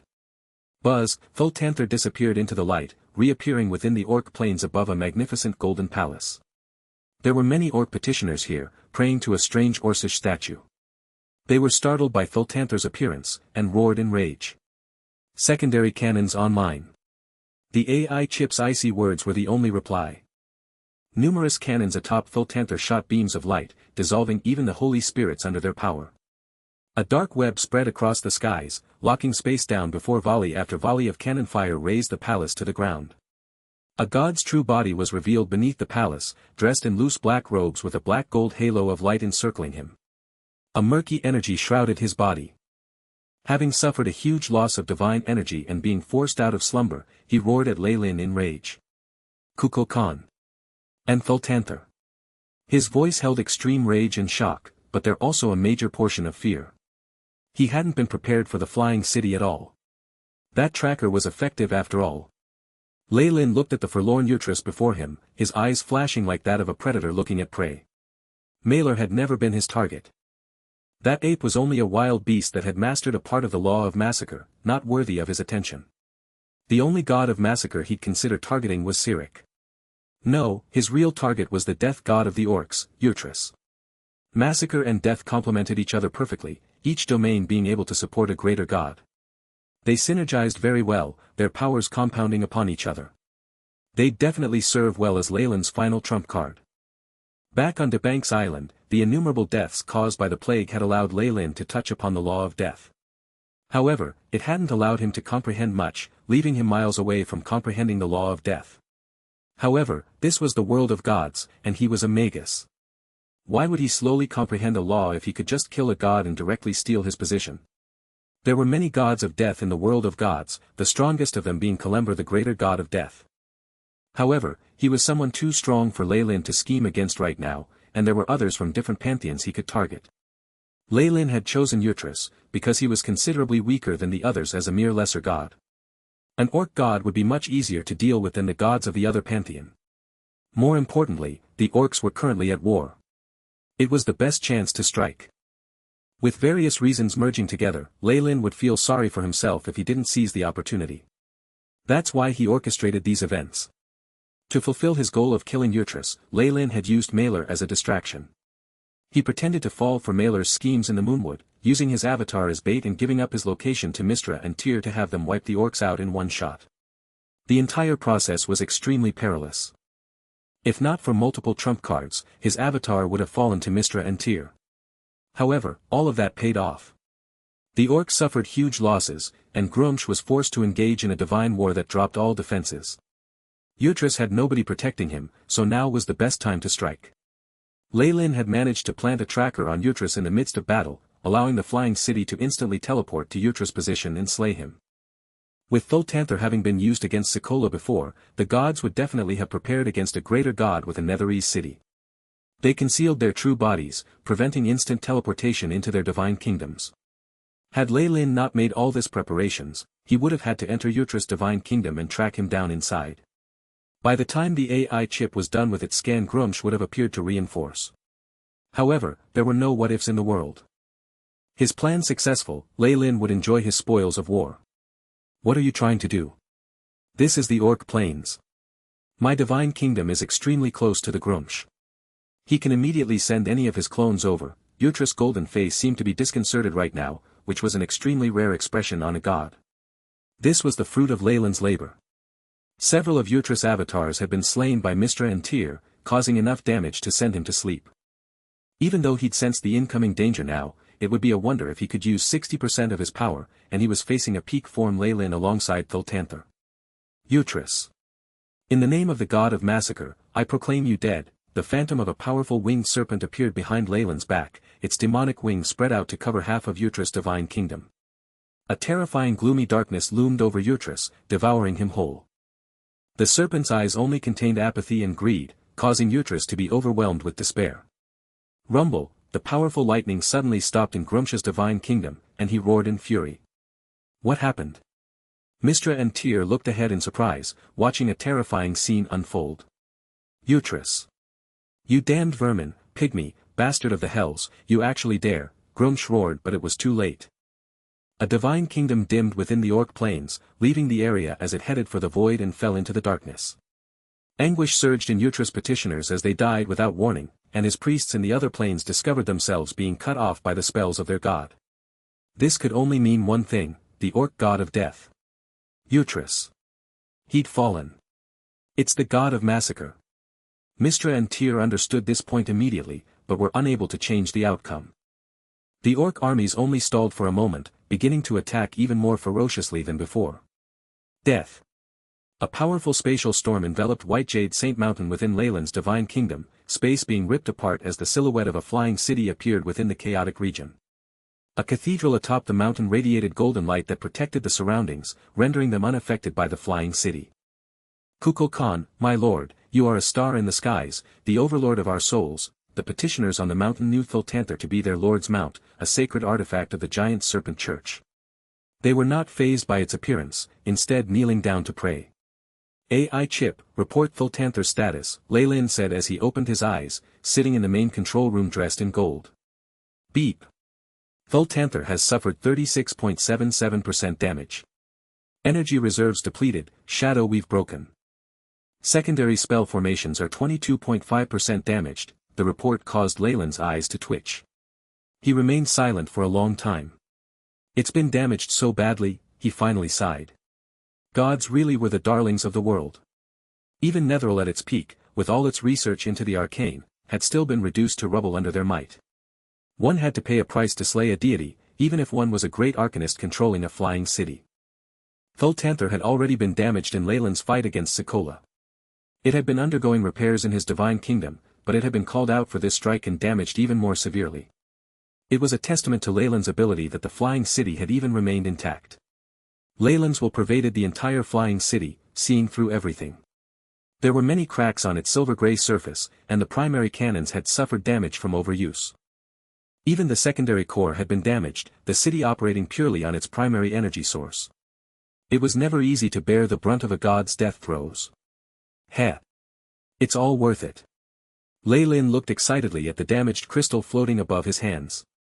The divine domain of a god of death. This was Leyland's reward for slaying Utrus. He'd given up on searching the divine kingdom given how close it was to the other orcs, having to flee the moment he killed the god of death as he saw a raging Grumsh rushing over alongside the other orc gods. If he'd tarried a moment longer, even if he could eventually escape, Thultanther would have been destroyed. However, all these scenarios held no meaning whatsoever. Leyland knew that he has succeeded. And that was enough. Leyland looked at the divine domain crystal ball and sniggered, Kukulkan's words will lose all credibility, and he'll be labeled unscrupulous and crazy. When news of this spreads, there likely won't be any more gods willing to ally with me. If he really was a being of the world of gods, his actions just now would have led to his death. He'd be isolated by the other gods, having to hide himself in Bator forever. However, he was a Magus. Even if he didn't offend these gods, none of them would wish to ally with him once his true body descended anyway. Even if he'd offended most of the gods and had his reputation raked through the mud, he'd managed to get what he wanted, and that was enough. Bator and Thultanther would be enough to sustain him until he had the chance to let his true body descend. Soon, Leyland muttered, resolution flashing in his eyes as a phantom Targaryen appeared behind his back. The power of devouring enveloped the crystal, causing the mysterious power of death to reveal itself. He instantly felt a connection to the world origin force that allowed him to comprehend the captivating law of death. The AI chip flashed with notifications as well. Beep. Host has devoured a law crystal, absorbing divine domain, beep. Transfer completed, host currently has 50% comprehension of the law of death. Unlike other magi who spent tens of thousands years to comprehend laws without much success, their word skyrocketing wasn't sufficient to describe Leyland's comprehension. He'd managed to comprehend half of a law as powerful as the law of death at one go, and he still felt it wasn't enough. A pity. Yutris is just an orc god and his law comprehension is 50% at most. He's also a god of orcs, souls, and other things. If I devoured Kalember, I'd most likely be able to achieve 100% immediately, generating a death domain that belongs to me alone. However, Lei Lin knew his place. He was at his limit scheming against a lesser god, and a greater god like Kalember was beyond his reach. The AI chip's notifications continued. Beep. Host had comprehended 50% of the law of death. Activating death domain, the user becomes the ruler of death, governing all that has to do with it. Any being who perishes within the domain will lose their souls to the user, giving the domain priority. Beep. Host's massacre domain complements the death domain, both domains will experience a boost in power. A simple explanation, Lei Lin stroked his chin, thinking of a devastating possibility. A ruler of death. That is to say that any souls that perish in my domain are mine. And with the priority, I'll have control even before the god they worship. If that's true, then the worshippers of the other churches would be subjected to my control. If I spread the domain throughout the prime material plane, won't it become a new underworld? However, this was all in the future. He still had to finish comprehending the law of death quickly, or it would all just be a grand illusion. Beep. Host status has changed, refreshing, the AI chip sent Lei Lin the latest stats. Name, Lei Lin Fallen. Race, human, lesser god. Divine name, Kukulkan, the god of massacre. Alignment, neutral evil. Domains, massacre, death. Divine kingdom, nameless, located at the first 3 hells of Bator. Divine rank, 8. Worshippers, natives, devils, adventurers, clerics. Worshipper alignments, true neutral, neutral evil, lawful evil. Arcanist rank, 35. Strength, 29. Agility, 29. Vitality, 29. Spirit, 29. Arcane energy, 350. Divine force, 800. Status, healthy. Feats, Herculean strength, master of knowledge, dreamscape vision, epic adaptability. Divine feats, origin force detection, arcane art amplification, illusions. Divine abilities, warp reality, epic massacre. The completely fused domain will come soon. My understanding of the law of death will improve, and it'll only be a matter of time before I finish comprehending it. Death and massacre, 2 extremely powerful roles that lean towards negative energy. What kind of effects will their fusion bring? Lei Lin's face slowly brightened with anticipation. The instant Lei Lin absorbed the law of death, a roar of fury rang out from the fugue plane, within a city filled with souls. Someone is eyeing my throne. The voice was extremely loud, carrying the dignity of a god. Many of the dead souls here couldn't help but kneel, their translucent bodies shivering in fear. This was Kalember, the greater god of death who ruled the fugue plane. He was the one who'd managed to build a kingdom of peace for the dead, his impartial attitude allowing him to obtain the favor of the plane's origin force and bringing him to the apex of the gods. All Kalember had left to do was to weaken the remaining gods of death, obtaining primary control of the domain. He was actually happy to see Yutris fall, as it meant that there was one less god of death in the world. Had Lei Lin offered to trade the domain crystal, he would have obtained the friendship of this greater god. However, Lei Lin had used it for his own. The shift in death's origin force couldn't fool Kalember, and Lei Lin had henceforth made an enemy of another greater god. However, Lei Lin had no plans to negotiate, or deviate from the path he'd set himself upon. There was nothing he could do about Kalember's fury. Of course, he still realized his position. Before his true body descended upon the world of gods to initiate the final war once more, he would sit inside his divine kingdom and not step out. With the protection of Bader's origin force and his divine kingdom, he could still protect himself. Kalember understood Lei Lin's plans, and the only thing he could do was give Lei Lin some troubles with his dead worshippers and petitioners. He was left with no choice but to roar in rage. Resurrection. Several years went by in the blink of an eye. Many events came to pass, the most dazzling of which was the battle between the humans and orcs in the north. Having suffered defeat in the divine war, the orcs retreated between several lost battles. They were eventually pushed all the way back to the old Silvery Moon, with even a natural leader like Saladin unable to reverse the situation. Old Silvery Moon had only survived the assault with its powerful fortifications aided by the Thunder God's hammer. Saladin had finally managed to repel Elminster and Illustrial, causing severe casualties to the Silvery Moon Alliance and forcing them to withdraw in order to consolidate their strength once more. However, the damage was already done and the orcs had to recuperate as well.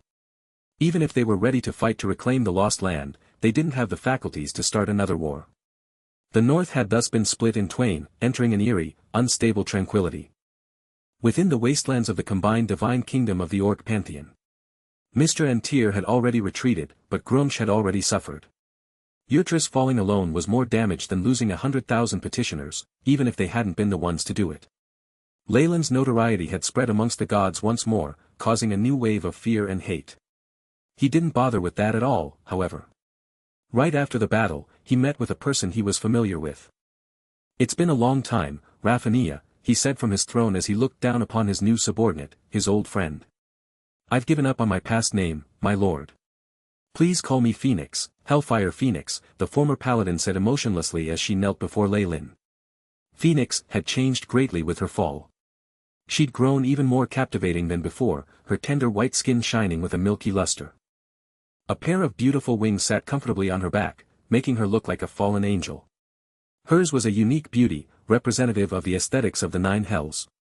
"All right then, Phoenix. Tell me, what do fairness and justice mean?" Leyland asked with a puzzled gaze. "That answer is my life's goal," Phoenix said as she lifted her head, her exquisite face filled with determination. "However, this corrupt, filthy world cannot give me that answer. Equality can only come when the entire world is destroyed and rebuilt from scratch. I shall use my hellfire to purge this dirty world clean." Words of wisdom. Although Leyland was praising her calmly on the surface, he rolled his eyes inwardly, so now she's an advocate of the purge. Raphania is Raphania, even if she's changed, all that didn't matter, however. Another legendary devil who worshipped him was worth it. Leyland waved his hand once Phoenix left with a bow, a mirror appearing in his hands that was connected to the prime material plane. A legendary devil hunter appeared on the mirror's surface, the same one that had traveled with the Neon Merchant Group to the Orc Empire. He greeted Leyland in respect. "Kukul Khan, my lord, you are the Lord of Massacre, the Keeper of Order. You are the ruler of devils. I've done as you wished, my lord. The paladins and priests apart from Raphania are already dead, their souls trapped in their burning skeletons. I can convert them once they're transported to the kingdom." Leyland's mirror showed the prayer and report, causing him to nod his head slightly. Raphania's fall was something he'd orchestrated long ago, but a single paladin or priest would have been able to stop her from turning when she did. That was why he'd had his devil hunters focus on them, rendering them unable to assist the Lady of Hope. That was how he'd gained a new legendary Irenes in Phoenix. "You did well. We've obtained all we could in the north, and now is the time to return. Leave the necessary information paths and priests, but bring Barbara and the other devil hunters back," he decreed. Leyland knew fully well that this incident had put him at odds with both Mystra's alliance and the orcs. The suppression he would face would soon grow several-fold, and in such circumstances it was better to pull his elites back before he suffered unnecessary losses. If Mystra and Tyr mobilized their forces, he would definitely lose quite a few worshippers.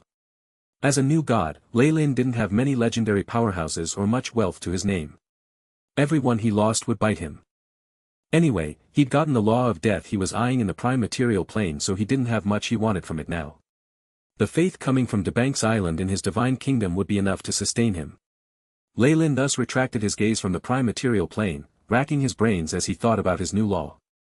Massacre and death, a perfect match. Leyland had obtained a new level of enlightenment regarding his role as a god. The power of the law of massacre is boosted by the deaths of the enemy. There needs to be a catalyst between all this. Either law can support a greater god, so if I turn this into a cycle. Leyland's eyes flashed with wild ambition. His route was that of a Magus, and with the AI chip and his comprehension of laws he instinctively knew the path he had to take. His future advancements had grown completely clear to him. Magi started with cultivating spiritual force, before transforming the soul to let them comprehend laws. Even as a mere rank 7, Leyland already saw the silhouette of his path as a peak rank 8. This was an extremely alarming matter to the entire astral plane. Death Domain, a dark energy spread out from Leyland's palace, entering the surroundings. He felt control over the life and death of everything within its increasing range, able to see every organism within. Death is inseparable from the soul. Thankfully I have enough research into the soul that I'm not inferior to the gods. Leyland smiled. AI chip, what's the progress on the simulation of the law of death? Beep. Law of death comprehension at 50%. Beginning soul simulation with stored data, the AI chip intoned. Another notification soon appeared on the chip's interface. Beep. The law of massacre has influenced the death domain, giving it the Death's Decree ability. Death's Decree, the user of the domain can cause the death of any creature he wills. Those without divine power will lose their lives immediately, and the effects on divine beings depends on their divine rank. The AI chip's powerful calculative abilities had allowed it to derive a new ability immediately. The death domain is really powerful. Leyland inhaled a sharp breath after seeing the results. Legendary powerhouses without divinity would die immediately, and even their souls will cease to exist without exemption. Even demigods have a 50-50 chance of dying. Death's Decree would be rendered useless when facing more powerful gods, but with Leyland's strength it made for a powerful weapon against the other lesser gods. He had a chance to kill them directly, one that increased the weaker his opponent was. Even more terrifying was that this ability would grow with him, its effects growing more powerful over time. Death's Decree. What a magnificent ability, Kalember has it too, huh? However, doubt soon filled Leyland's mind. Wait. I haven't heard of such a thing about Kalember or any of the other gods of death. A possibility surfaced in Leyland's mind, causing him to be elated. Could it be? Only those gods of both massacre and death obtain it, or only if they fulfill some other conditions?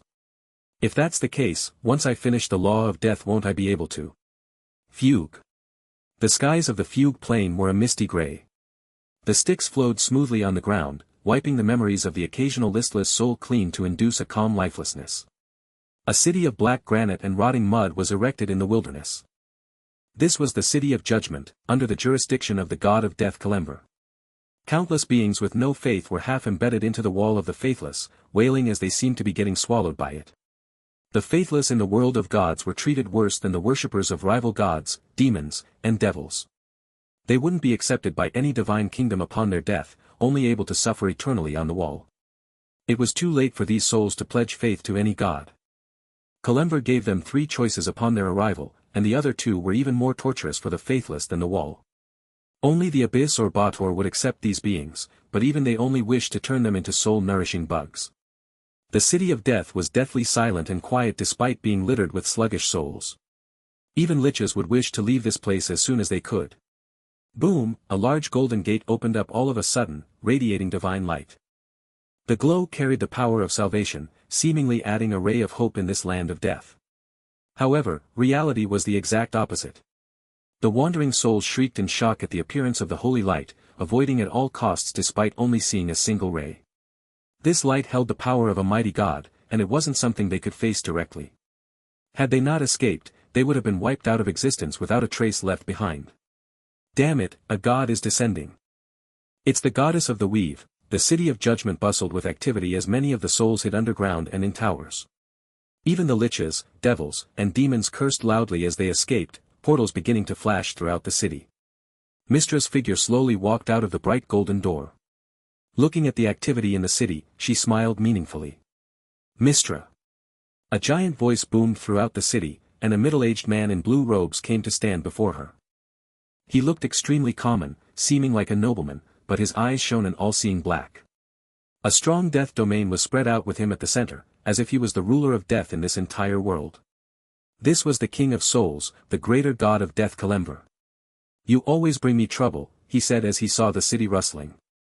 His death domain reverberated with a tranquil power, soothing the agitated souls and rendering them calm once more.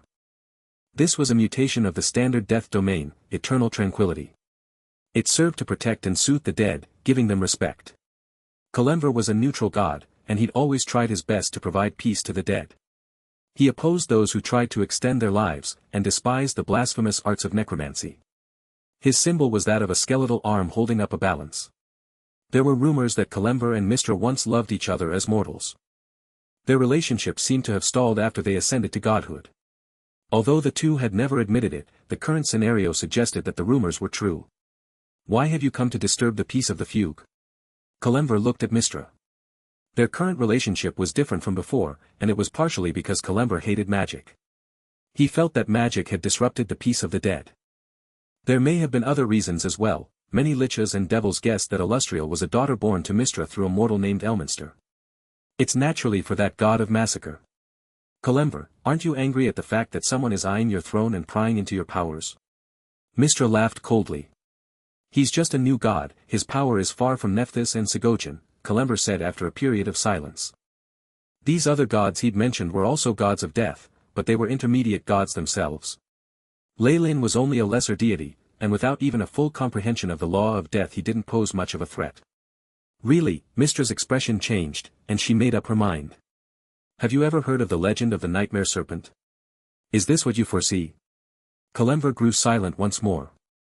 For you, he started after a while, I'll lend a hand once more. However, I once made a pact with the circle of gods, and it prevents me from doing many things. Kalember was a neutral god, and without Leylin even being a god of death yet he couldn't just charge into his divine kingdom. It would be considered blasphemy, and if he tried it the other gods of death would ally together to suppress him. Such was his fate as the strongest god of death. That's enough. I only need you to, Mistra smiled beautifully, and spoke of her purpose. My worshippers are being detained by Kalember. News from the fugue plain soon reached Leylin's ears, and it caused him to frown. This was indeed a troublesome issue. Worshippers would normally enter their god's divine kingdom after death, and this was a pact that could not be violated. However, some things could still be done in between. While pious worshippers had enough strength of faith to directly move to the divine kingdom after death, and priests would directly become powerful holy spirits, things didn't work the same way for regular worshippers. They first had to be sent to the fugue plain, being judged by Kalember. The false would be placed on the wall, and the remaining would be sent to emissaries of their respective deities. Kalember was acting up on his contract with the circle of gods that solidified his position as a neutral god. It would cause Leylin some trouble, after all only a small number of his worshippers were fervent enough to be transported directly. The emissary questioned him before, but Kalember answered with a condition. He expects you to make a trip to the fugue plain yourself before he releases their souls, the valiant spirit reported, trembling in fear. Leylin waved the man away before falling into deep thought. He smelled a conspiracy brewing, and it caused him to smile wryly. They're clamping down hard. Not even allowing me some time, even if he wanted to rest now, they would most likely not give him this chance. His laws clashed with Kalember's own, so the bias would be hard to fight. On top of that Leylin had no friends among the gods, only those who would watch upon his situation with schadenfreude. Thankfully I don't have many worshippers in the prime material plane. Most of them are here in Debank's island, and their souls don't need to enter the fugue plane when they die. He felt somewhat relieved at this thought. The best way to fight his opponent's schemes was to avoid walking into the trap, if not his outcome could only be miserable. Having confirmed that Kalember intended for him to travel to the fugue plane where he could cause even more problems, Leylin prepared to ignore all matters and hole himself up in his tortoise shell of a divine kingdom. So what if his reputation would be ruined? So what if his faith in the prime material plane would be halted? Most of his operations were within the divine kingdom, hence there was nothing to fear. Moreover, Leylin was someone from the Magus world. Becoming a greater god was of no use to him, and the more concern he showed about the threat the easier it was to deal with him. He would only end up losing everything if he acted. Instead, he would enter a battle of attrition. Of course, he still had to attend to the shortage of faith that would be caused as a result of this suppression. At the very least, Leylin knew clearly that the faith from the prime material plane would drop drastically soon. His worshippers in the divine kingdom would slowly turn into petitioners over time, an irreversible process that would rob him of new faith. Although there were profits to holding up inside the divine kingdom, his main source of new faith had been cut off. Alliance. Although his worshippers being in his divine kingdom would benefit him in the short run, over time they'd be whittled away. It'd be akin to a slow suicide. However, Leylin didn't care about that in the least. What he lacked the most was time, and the longer he could drag things out the more benefits he would get. As long as he could finish becoming a god of death before the faith from his worshippers dwindled to nothing, he would be able to bring his true body over and restart the final war. The greater gods would be forced to deal with peak rank 8 magi, and Leylin wouldn't have to worry about them anymore. But I seem to need something more to comprehend the law of death. Leylin's eyes flashed, deep in thought. It'll go faster if more souls are provided as experimental subjects. However, it wasn't easy to find the massive number of souls needed for the AI chip simulation. Leylin estimated he'd need roughly 10,000 regular souls for every stage of progress, and the total count would need him to sacrifice all of his worshippers. Even he couldn't do such a thing. I can only look to the prime material plane, the abyss, or Bator, devils and demons were both formed from soul bugs, so they qualified for the AI chip's requirements. Lei Lin didn't want to help the demons or devils start a bloody war in the prime material plane. Even if it supported his comprehension of death and fit his role, it wouldn't be of much benefit to him. After all, he was a god as well, unlike the other lords of Bator. There was no need to fight the demons either. He already had a third of Bator in hand, and with that amount of origin force sustaining his divine kingdom there was no need for him to dither around. With that said, it seems like I only have one choice left. Lei Lin's gaze pierced through his divine kingdom, looking at the edge of Phlegethos. They seemed to be thinking the same. The place was packed with an army of devils. Lei Lin's worshippers recognized him as the Lord of Bator, so it was a given that he would take over the other levels as well. The remaining lords would definitely prepare against him. Although all of them remained guarded against each other, and with their leader in name being lost scattering them further, they still maintained a unanimous front against Lei Lin. They'd managed to stop him from advancing into the fourth hell, the powerful Samuel most likely able to escape even if Lei Lin tried to use his flying city. By that time, the other lords would come to aid him and stop any other sneak attacks. Now, the armies at the border had grown even more massive. They didn't seem complacent in defense, instead going for the offensive as they moved to attack Lei Lin's divine kingdom. Interesting. The armies of pride and lust as well. The presence of the other lords' aid was extremely obvious to Lei Lin's divine will. They finally decided to ally together against me, he smirked. Even if Asmodeus was in peak form, he wouldn't be able to bring them together like this. They wouldn't join up even if I continued to parade as the supreme. Furthermore, how could Asmodeus recover so swiftly without a greater god helping him? Lei Lin immediately understood the danger this time. Asmodeus had definitely obtained the help of a greater god, unifying the other lords of Bator to deal with Lei Lin. The gods would need to train another 10,000 years to be able to scheme against him. So then, is it Grumsh or Mistra? Lei Lin had immediately listed out the greatest suspects, and his personal opinion shifted more towards the latter. The chances that it's Mistra are extremely huge. She's been after me for a long time. Anger welled up in Lei Lin's heart. He immediately saw through her intentions. First she colludes with Kalemver and stops my supply of worshippers. Next she uses the help of the devils and turns the tides to attack my divine kingdom. She's prepared to bleed me dry until I'm forced to make a trip to Fugue. Then she'll ambush me. However, the only miscalculation you made was my strength. He laughed coldly, his conscience traveling through his divine kingdom to bring two people before him. The devil hunters are prepared and awaiting orders, my lord. Isabel was dressed in crimson armor and what seemed to be a cape of flames, radiating an aura of valiance. She'd grown much more powerful than before, seeming like a massive beast of ancient times as the dragon blood in her body was further purified by Lei Lin. She was now at the peak of the legendary realm. Beside her was the former Lady of Hope, Phoenix. The more devout someone was before their turn, the more power they would acquire with their fall. Raphinia's staunch faith had pulled her up to become a high-ranking legendary when she turned. Although Phoenix could adopt the appearance of a pit fiend, Lei Lin ended up choosing to model her after Glacia. The Iranese form gave her strength equivalent to a greater devil, and Glacia's expression if Phoenix eventually evolved to become an Iranese queen would be delightful to watch. Good. Remember, your mission is to defend and not step out of the kingdom's boundaries. My avatars will assist as necessary. Handing command of the devil hunters to the two of them, Lei Lin continued with his plans. The greatest strength of devil hunters was in their ability to seal devils to use their powers. With a constant war against the other lords of Bator ongoing, they would prove to be extremely beneficial. As long as they stayed within the divine kingdom and remained protected by its laws, they would only grow stronger with every wave of devils fighting them. And if they lost numbers, he could just recruit some more from among his worshippers. Lei Lin had already considered all problems when he designed this profession, so the natural talent required of a devil hunter was not high. Their strength depended almost solely on the devils they sealed. Thus, the devil army was like paradise for those who wished to improve. At the same time, the Queen of Lust was bowing towards an older devil in the endless void. The preparations are complete, father, the Lady of Malbolge said. Cough. Very good, Glacia. The old devil seemed frail, wrought with illnesses. He had black eyes, a goatee, and a horn on his head. This was the Lord of the Ninth Hell, the Supreme of Bator, Asmodeus. Samuel, Levistus, Balzabul, Mephistopheles. Thank you all for making it here. We lords haven't met in a long time. Asmodeus looked at the figures of the other devils nearby. With all the remaining lords of Bator gathered together, Even the space around them was screeching with agony under the burden. There's a few faces lost and another gained.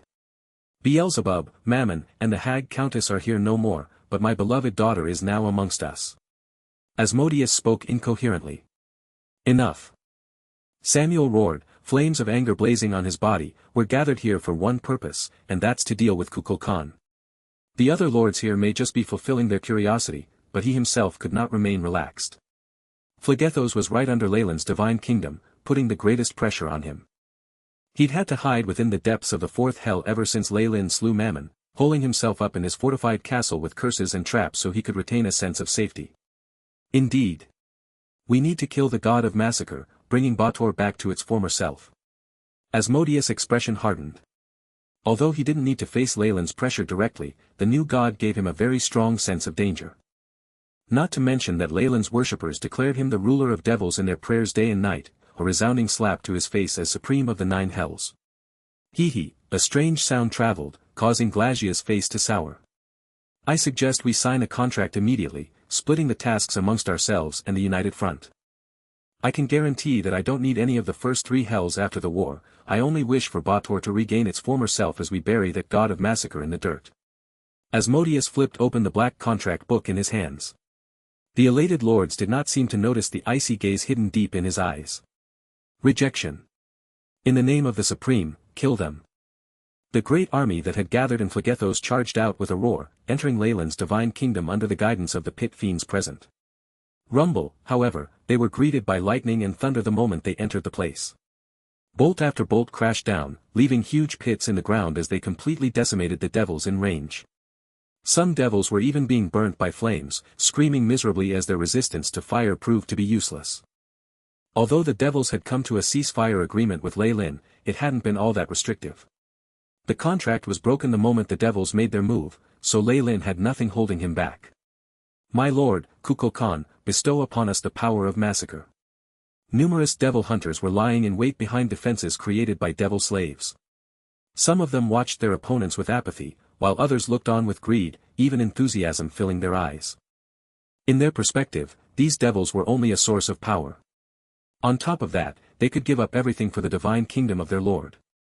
Isabel and Phoenix were completely fixated on a projection of the battlefield within a command center, one of Leyland's avatars at their side. This war shall last a long time, he prophesied. Several decades passed in the blink of an eye. Leyland's divine kingdom stood tall in Bator, and even though the battles did not cease at all, the petitioners and natives of Debanks Island slowly forgot about it. Things were always the same with gods. Divine wars lasted centuries without conclusions, with few instances like the Orc-Human War in the prime material plane.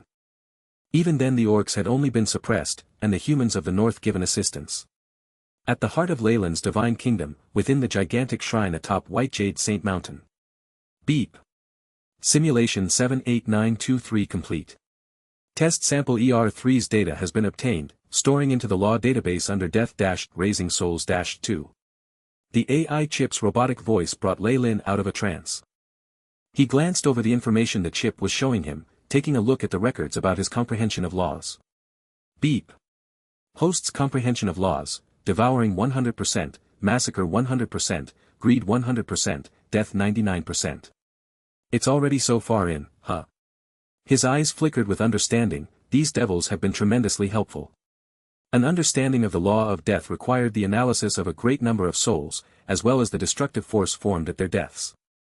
Even if the other lords of Bator hadn't provoked him, Leyland was going to invade himself to kill a massive number of people. Right now they willingly sacrificed themselves in his divine kingdom, becoming free specimens for his experiments. How could Leyland reject their wish?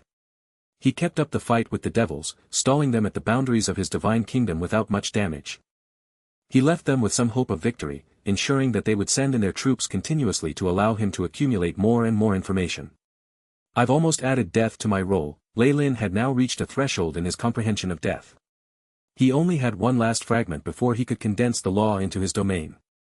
Mistress pressured me a lot lately. Leyland lowered his head, his eyes filled with determination and solemnity.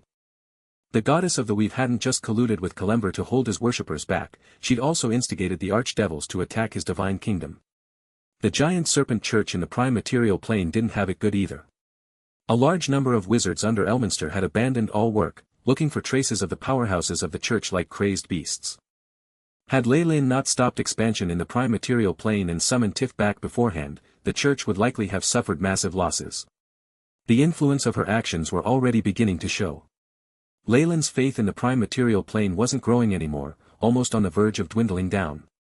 Such a situation would be extremely dangerous for gods, who relied on faith. Without enough, they wouldn't be able to sustain their powers and die out slowly, their divine kingdoms descending into darkness as their soul was destroyed. Without worshippers, a god was like a fish out of water. Lei Lin was mainly supported by Debank's island now, but even then the situation was very dangerous. The mortals in his divine kingdom would slowly all morph into petitioners, becoming souls that couldn't eat, reproduce, or do anything of the like. It would be a devastating blow if that process completed, and with the number or generations of commoners in the fallen empire it was close to being so. Thankfully my comprehension has been smooth.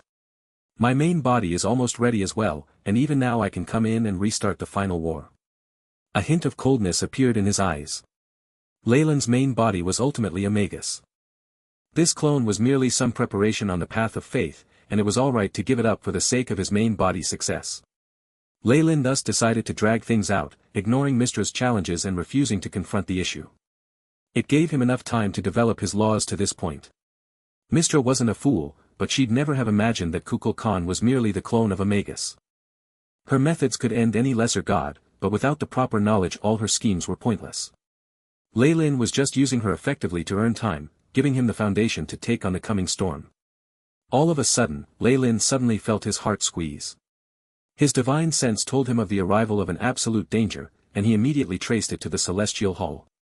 Lei Lin's avatar opened its eyes from up on the throne, looking at Mistra who was making a speech. For all these reasons, I propose the god of massacre, Kukulkan, be removed, she proclaimed loudly, looking towards him with a chilly gaze.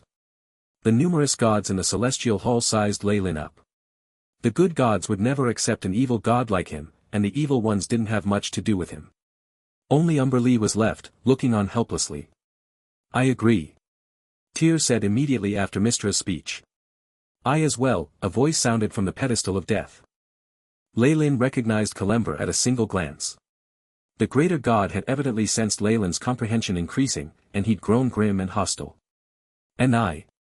Grunch stood up from amongst the orcs, a god that kills his kind so brazenly does not need to exist. His stance was followed up by the other orc gods as well. In the blink of an eye, Lei Lin felt himself becoming an enemy of all the gods. His pedestal was on the verge of collapse as well, and the effects of attacking other gods without allies or a foundation were beginning to show themselves. Agreed. Agreed. Waves of origin force gathered around Lei Lin with the loud clamor of the gods. If the over-god had been present the world would have stripped him of his god fire ruthlessly, causing him to fall. However, with the over-god in a deep sleep, the celestial hall had no power to punish him. The only thing these gods could do was eject Lei Lin from the place, isolating. And isolate him is what they did. Terrifying lightning crashed down on Lei Lin's cracking pedestal, and the avatar was destroyed without any way to resist. Of course the amount of divine force he'd lost was negligible, but the follow-through would be terrifying. Being rejected by all sides, Lei Lin would be left with no space to grow anymore. Lei Lin had no idea that he had unwittingly created a record. Ever since the over-god fell into his slumber, Lei Lin was the only true god to be rejected by both good and evil, being forced out of the celestial hall. Begin. She got the remaining gods to completely exclude me, Lei Lin grinned coldly within his divine kingdom, so that's her power. Indeed, with control of the weave and the backing of the gods of magic she has allies aplenty. His grin only grew wider as he recalled what Mistra had whispered to him after being ousted from the celestial hall. She's threatening me to hand over Shar's location. Lei Lin rubbed his chin in interest as he thought about Mistra's conditions, seems like she's scared. She thinks Shar is hiding behind my back and scheming something. True, she would be an idiot if she did not suspect anything after I demonstrated my ability to use the shadow weave. Lei Lin recalled the information he had at hand. Shar and Mistra had been rivals from before the dusk of the gods, their schemes against each other unending. Mistra had eventually been allowed to become the goddess of the weave, letting her advance to become a greater god.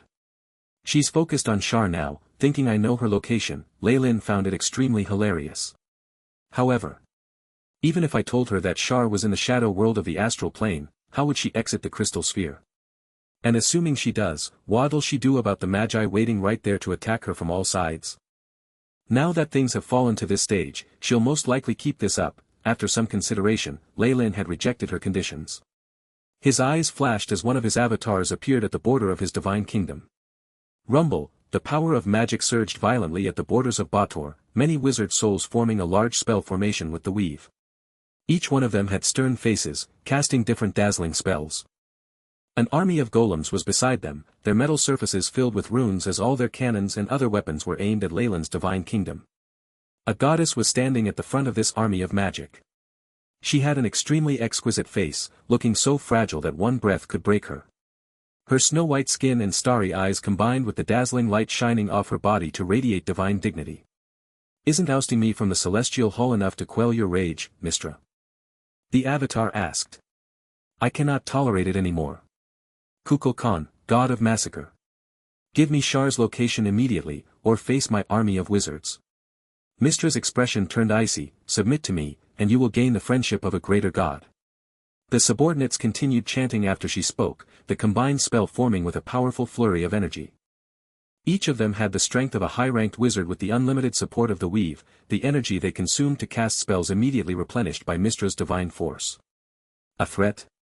This is your usual style." Lei Lin was currently under extreme pressure. His faith in the prime material plane had suffered, and the worshippers he did have were being detained by Kalember. He'd also been at war with the devils for decades, and Mistra had just ousted him from the celestial hall. Even with all this, she immediately came knocking on his door to threaten him. The goddess of the weave thought Lei Lin would submit quickly with the size of his divine kingdom, not costing much at all. However, not everything worked according to this goddess' will. Lei Lin had prepared for this the moment he was kicked out of the celestial hall. "Submit. Submit. Submit to the lady." Lei Lin only shook his head at Mistra and the chanting of her subordinates. "Mistra," he said sternly, "I ask sincerely, consider this once more. Do you really want to wage war with me? You won't be able to face the consequences." "How?" Mistra's mighty will trembled that instant, and she seemed to feel a scary omen. However, she was a greater god. That fear was followed by utter disgrace. "I actually fear a lesser god. Even if he's related to Shar and that legend of that nightmare serpent. Damn it." She had only hesitated for that one moment.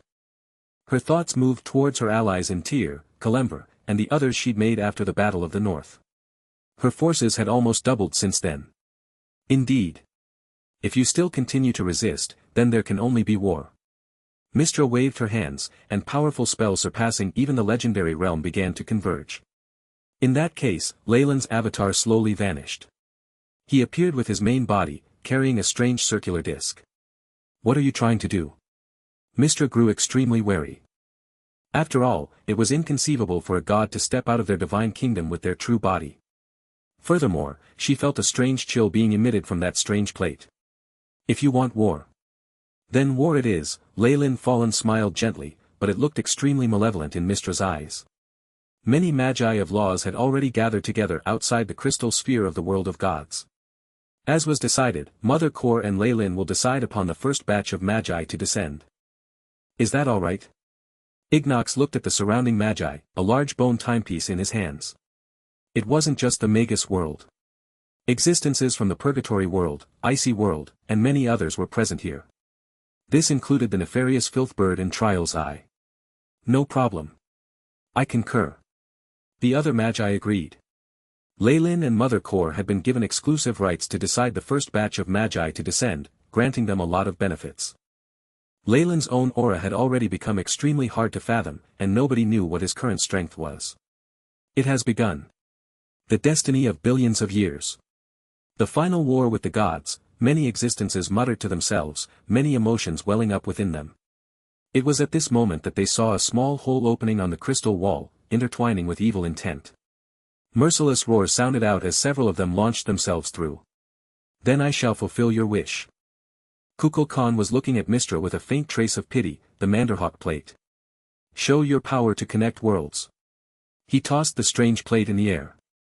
Countless repairs and improvements had brought it to a new level of completion, and it dazzled in the air as milky white light formed a passage connecting the world of gods to outside the crystal sphere. All of the gods watched on incredulously as their eternal wall, the unbreakable wall fortified by the Overgod, slowly melted away to reveal a passage to the outside. Several overpowering auras rushed inside, carrying the power of evil. Ha! It's indeed the world of gods. I can smell the aura of the gods, and these souls. More beautiful than a skylark. Kill. The divinity and ichor of the gods will fertilize my lands, until truth is found and eternity attained. What's happening?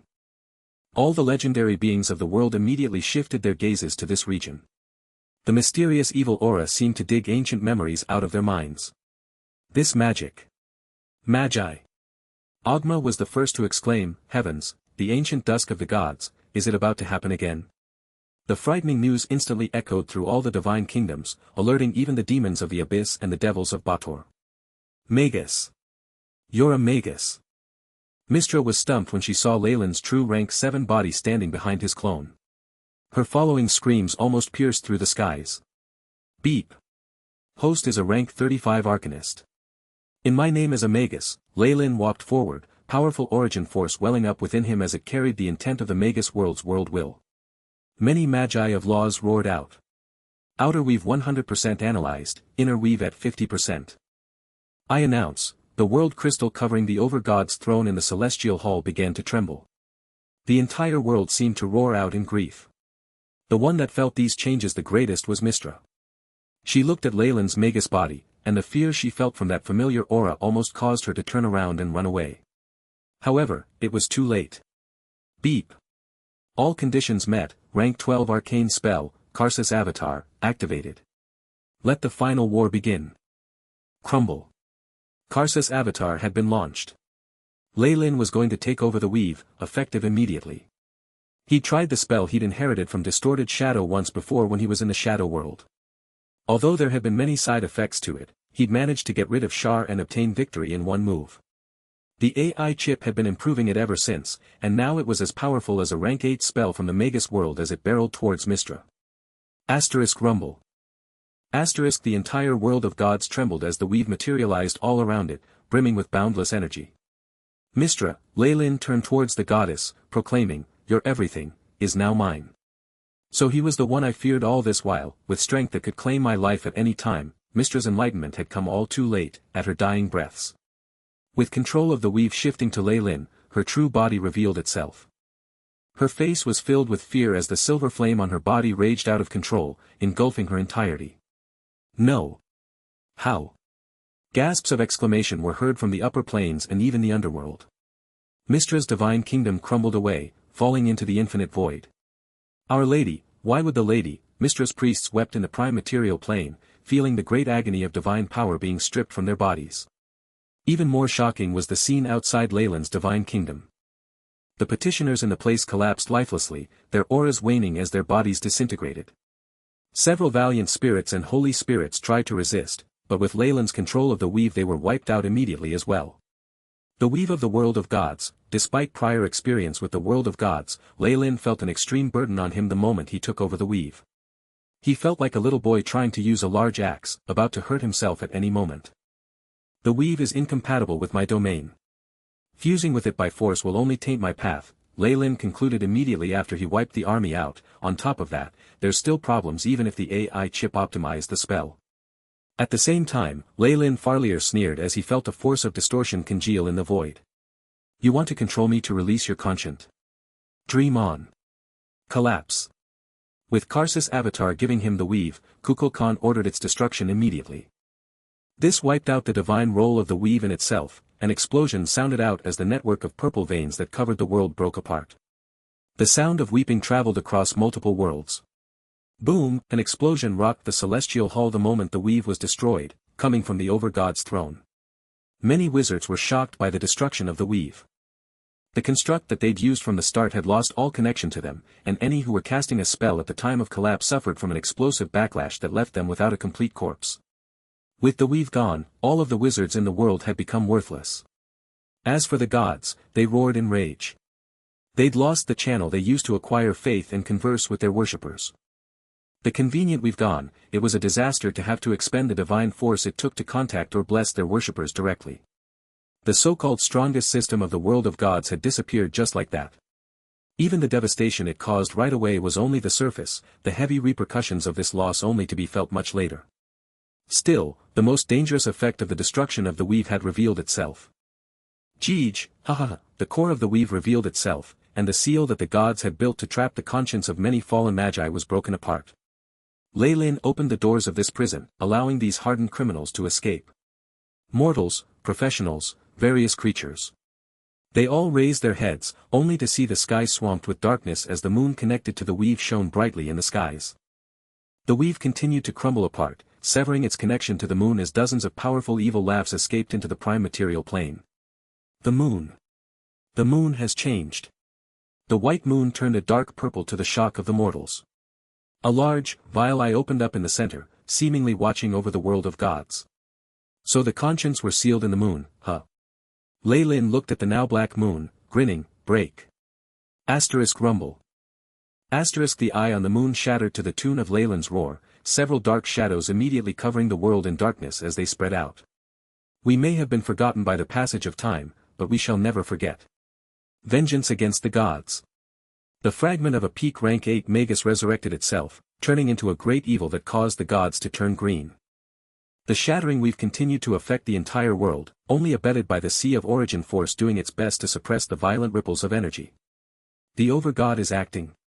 Pity, trying to stop the effects of the weave breaking will only aggravate your wounds, Lei Lin said grimly. The attack that should have destroyed more than half the world had been suppressed by the Celestial Hull. However, Lei Lin felt it more effective to deal the Overgod a serious injury than destroy some planes or kill a billions useless creatures. You dare. Kukulkan moved to encircle the power of distortion, causing a black figure to appear behind him and howl in rage. Distorted shadow. You wish to make use of me and inserted a backdoor into Karsa's avatar. Don't think I'm unaware of your wishes to escape the weave. A golden net began to cover Lei Lin's clone, extending to the warped shadows nearby. My path was never the path of the gods. Here, suffer the backlash of the weave with me. Kukulkan laughed maniacally as several golden lights escaped from his body to be absorbed by the main body. There was a serious flaw to Karsa's avatar. Nobody in the astral plane could withstand an instant transfer of the weave's authority to them, even Shar would need to spend 10,000 years adapting. On top of that, Lei Lin had destroyed the weave after he gained control of it. The backlash from such an act was so devastating even the Overgod would be grievously injured. The spell was but a death wish. But now, Lei Lin's Magus body had begun to reap the fruits of his labor in the world of gods. Although the clone perished together with distorted shadow under the backlash, he remained indifferent. He'd already made preparations to transfer what was important. Beep. Clone's comprehension of laws received: massacre, 100%, greed, 100%, death, 100%. The killing of the greater god to obtain the weave had pushed Kukulkan's law of death to completion. The clone would likely have added death to his portfolio, but as a Magus Lei Lin had no need for that. I was prepared to lose this clone ever since I named it Kukulkan. When he'd sent the clone into the world of gods, Lei Lin had been prepared to give up on it completely. The clone would have to bind its powers to faith and worshippers, something that disagreed with his roots. Even a greater god would die without faith, and Lei Lin considered that simply too sorrowful. As a Magus, he was different. Every ounce of his strength belonged to him and him alone. Nobody could take it away. The path. Devouring, massacre, greed, and death. Various powerful laws converged in Lei Lin's body, causing him to grow without end. The path to becoming a rank 8 Magus was the control of several laws, and with 3 new laws added Lei Lin quickly broke through from the peak of rank 7. Everything fell into place. Even just one of death or massacre could have brought him to rank 8, but with 4 different laws condensing together he broke through to a different realm entirely. A terrifying phantom Targaryen appeared behind his back, hissing like an ancient ruler of beasts. Its body guarded by fine crimson scales covered the skies, and it flapped its devilish wings as its single horn radiated terror. The most intriguing of all was its third eye, the pupil within that was as large as a star containing a trace of cold-blooded indifference. The Targaryen was a representation of the laws Lei Lin comprehended. Every scale contained the power of laws so strong that another Magus could comprehend some of a law just by looking at it. It was extremely precious for Magi ranked 4 to 8. Now, even more laws were infused into these scales. Death, massacre, and greed converged in a whirlpool as the Targaryen continued to grow. The creature hissed as multiple bulges appeared at its neck. Asterisk boom. Boom. Boom, asterisk 3 loud explosions rang out at the Targaryen's neck as 3 more heads popped out, carrying the new laws Leyland had obtained. They were slightly smaller than the original, having neither the horn nor the third eye, but other than that they were identical.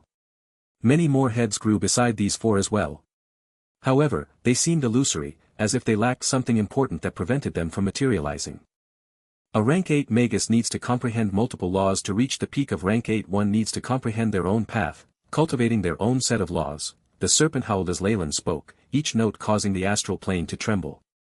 My path is the root of all evil. With dream force as the foundation I shall fuse gluttony, greed, and wrath, pride, lust, sloth, and envy. This shall couple with massacre and death, forming the path of original sin. Henceforth, I am the Lord of original sin. Leyland's voice at this moment traveled across the entire astral plane. Dreamscape trembled with joy, its origin force converging as Leyland unleashed a dark red dream force at the peak of its power. With the nightmare-absorbing physique having sacrificed a Lord of Calamity to the world, Dreamscape gave Leyland the highest level of access to its origin force. Using it to fuse his laws would not be a problem. Asterisk HSSS. Asterisk the four-headed Targaryen roared, using the law of devouring that mutated from devouring to fuse massacre, death, and greed. Crimson Dream Force catalyzed the fusion, forming the basis of a perfect path. An incomplete, seemingly weak light shone right into the Phantom Targaryen. Leyland's path having materialized, the beast underwent a complete transformation. Crimson light covered its body during the act, before fading to reveal a massive and powerful figure in the Targaryen's place. This creature had 9 pairs of devilish wings, each wide enough to cover an entire world. The scales on its body were now black, interlaced with complicated crimson runes. 9 malevolent heads roared in different directions, 4 real and 5 illusory. The head in the center, the one with the horn and third eye, was radiating an incredibly powerful aura. This aura far surpassed rank 7, pointing towards a path that led to truth. Beep, the AI chip sounded out, host bloodline has advanced, approaching the limit of its roots. Retrieving stats. The Targaryen serpent's genes have been transformed, reaching perfection. Analyzing law runes. As if dictated by something like fate, the AI chip returned with a true name for this 9-headed serpent, Beep. Host bloodline's true name is now 9-headed Nightmare Hydra, incomplete. Law of Devouring has evolved under the influence of the bloodline. Devour is now an innate rank 8 spell. 9-headed Nightmare Hydra. Leyland looked over all the information provided by the AI chip. His bloodline had been transformed, but it still lacked the necessary laws to reach completion. It would have to wait until he devoured the remaining lords of Bator, clearing all obstacles to his breakthrough to rank 9. The 7 sins are the basis of vile thoughts. These thoughts lead to violence, and violence causes death. The cycle is thus formed. The Nightmare Hydra roared from behind Leyland at this moment. Every emotion of gluttony and greed, every murder, and every death was absorbed into a black fog that shrouded it, making it seem more sinister and darker than before. The source of these emotions wasn't restricted to Leyland's divine kingdom. Nay, all of Bator, the prime material plane, indeed even the entire astral plane came under his control. Be it worshippers, friends, enemies, or even strangers, the sins of all beings in existence would be absorbed by him. With the foundation of Dream Force, original sin would cover the entire astral plane. As long as intelligent beings remain in this universe, I will never die, Leyland proclaimed. The power of sin would become his strength, a power that nobody could escape from. Put bluntly, be it gods or magi, nothing could ever kill him unless the entire astral plane was destroyed. Even if he was attacked and slain, he would revive from the sins of any being. Such was the might of Dream Force combined with original sin. There were various paths that led to the truth, and thus there had been many peak rank 8s that had survived to this point. However, Leyland's path of original sin was at the top of the list, a result of every move of his being painstakingly planned out. Leyland shifted his gaze towards his divine kingdom. Despite his god clone being devoured by the main body and a small part of it dying with distorted shadow, it had remained upright. This was extremely unfathomable to the world of gods, breaking all known laws. Kukul Khan, my lord, you are a star in the skies, the lord of the natives, the ruler of devils. You have shown mercy on my soul, and are my only haven in death. Many petitioners continued to pray in the divine kingdom, feeling nothing amiss. It was like Kukul Khan's death hadn't affected them in the slightest. Experiment successful. Divine kingdom remains stable, and the power of faith is moving smoothly. Another of Leyland's clones appeared within the divine kingdom, carrying the dignity of a god. However, its voice was the extremely monotonous tone of the AI chip. Indeed, this new clone was being operated by the AI chip, having fused with one of Kukulkan's avatars. Even as the true body fell, this clone took over everything just as Leyland had planned. This was also a decision Leyland had made in the past. He didn't like how faith had so much of a hold over gods, but he didn't just want to toss his divine kingdom and petitioners away. He'd instead have the AI chip take control of an avatar, becoming the god Kukulkan itself. This would be downright impossible for a god, but with the AI chip having fused with his soul, Leyland could do it. The AI chip at this point was another Leyland, even one that had passed the probe of the world of gods as it took over his divine kingdom. Great! Leyland nodded, and the Nightmare Hydra spat out an illusory divine spark that it inserted into the clone. Having gained control of the divine domain, alongside the fact that this auxiliary AI chip was under the control of the central one within Leyland, Kukulkan was reborn once more. Even though the divinity the Hydra gave the clone was only a simulation, it was just like a greater god authorizing their subordinates to manage their divine kingdom. Despite distorted Shadow's plans, Leyland hadn't suffered any repercussions at all. Breakthrough. I am Kukulkan, the god of massacre.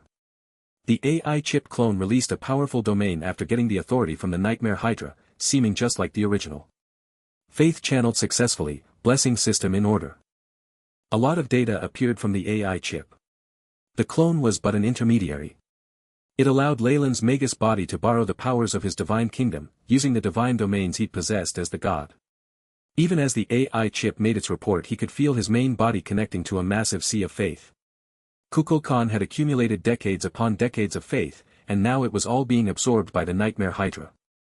It made Leyland feel stronger with each passing moment. Combined with the power of emotions he just absorbed, it pushed Leyland towards a higher realm. Beep. Emotion energy has been accumulated, beginning breakthrough to rank 8. Leyland was a warlock. It wasn't just laws that he had to worry about, his bloodline and power had to be accumulated as well. However, he'd spent all this time accumulating resources, and the fusion with the divine clone brought him up to standard. Advancing was only a matter of course now. HSSSS, the 4 physical heads of the Hydra continued to spew out the energies of their respective laws. A perfect path of original sin took place, forming a phantom behind the Nightmare Hydra that repelled even the origin force of the world of gods. Time seemed to pass in an instant, but it also felt like a million years. By the time Leyland recovered his senses, all the power inside his body had fused, forming an extremely powerful bloodline that filled each and every cell in his body with power. A black stream of energy appeared before him as he raised his hand, carrying traces of the weave. The fusion of bloodline and laws, coupled with dream force. My power has already evolved, transforming my path into one that is completely my own. This strength, this path, the feeling of extreme power caused Leyland to grin widely. It shall henceforth be known as the power of original sin, something that can only be used by its lord. The AI chip had a lot of information as well. Beep. Host has advanced to rank 8, obtained the strength of original sin.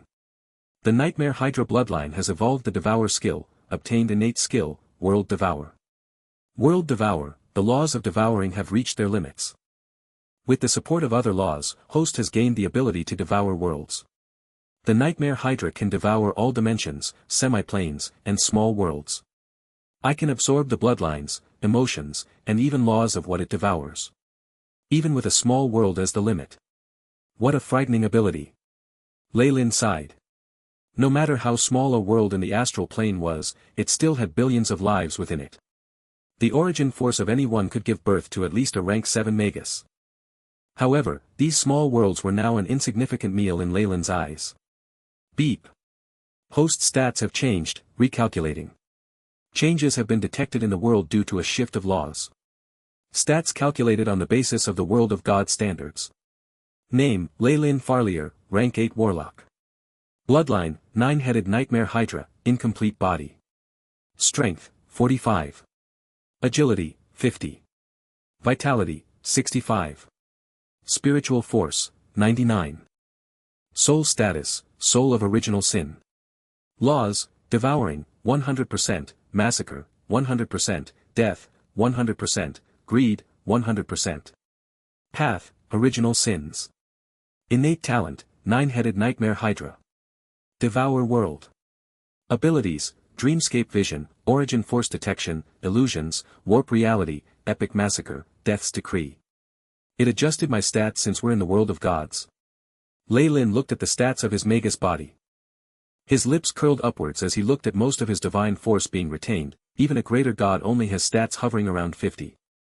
I'm only a new rank 8 warlock, but my stats already surpass so many of them. This was quite logical. The power of a god came from their divine kingdom, their power being distributed by faith, unlike magi whose power was their own. The gods were thus weaker overall, only able to contend with the magi due to the buffs from their divine kingdoms. Additionally, Lei Lin himself had overpowering strength. He'd formed his path before even approaching the peak of rank 8, ensuring that his path of advancement smooth and his battle prowess exceptional. He was almost a peak rank 8 fighter himself, so he was vastly different from other magi. This power. I can determine the life and death of a divine being. Lei Lin no longer bothered with the prime material plane after his advance. It had already turned into a land of screams, being ravaged by the magi new and old. With Mystra's fall and the collapse of the weave, the world had turned into a mess. With distorted shadow and the goddess of the weave taken out, there remained nobody foolish enough to challenge Lei Lin outright. The region around his divine kingdom was actually relatively peaceful. How can a warlock's advance not be celebrated with blood? Lei Lin smiled lightly. He took a step into the fourth hell, where the devils and devil hunters were still embroiled in war. He looked at the armored devils, only speaking 2 words, original sin. HSSS, the phantom of the nightmare hydra appeared behind Lei Lin's back, seemingly turning into a black hole. The dark power of original sin that contained a trace of blood turned all the devils into ashes in an instant, even absorbing their souls.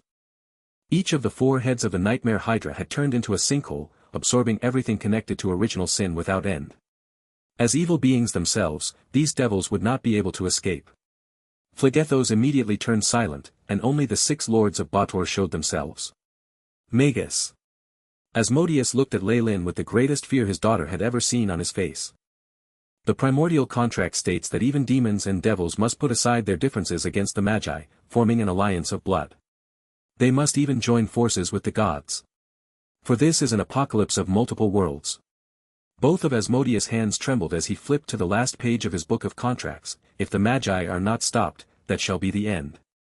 Devils were naturally lawful. Looking at Lei Lin's Magus body, every cell in their body radiated fear and rage, even their souls trembling. The lords showed themselves without the slightest reservation, all 6 putting aside their differences as they roared in unison, more evil than the devils, and more chaotic than the demons. Magus, scram from Bator. Each lord of Bator was a being of laws, and Asmodeus had inconceivable might.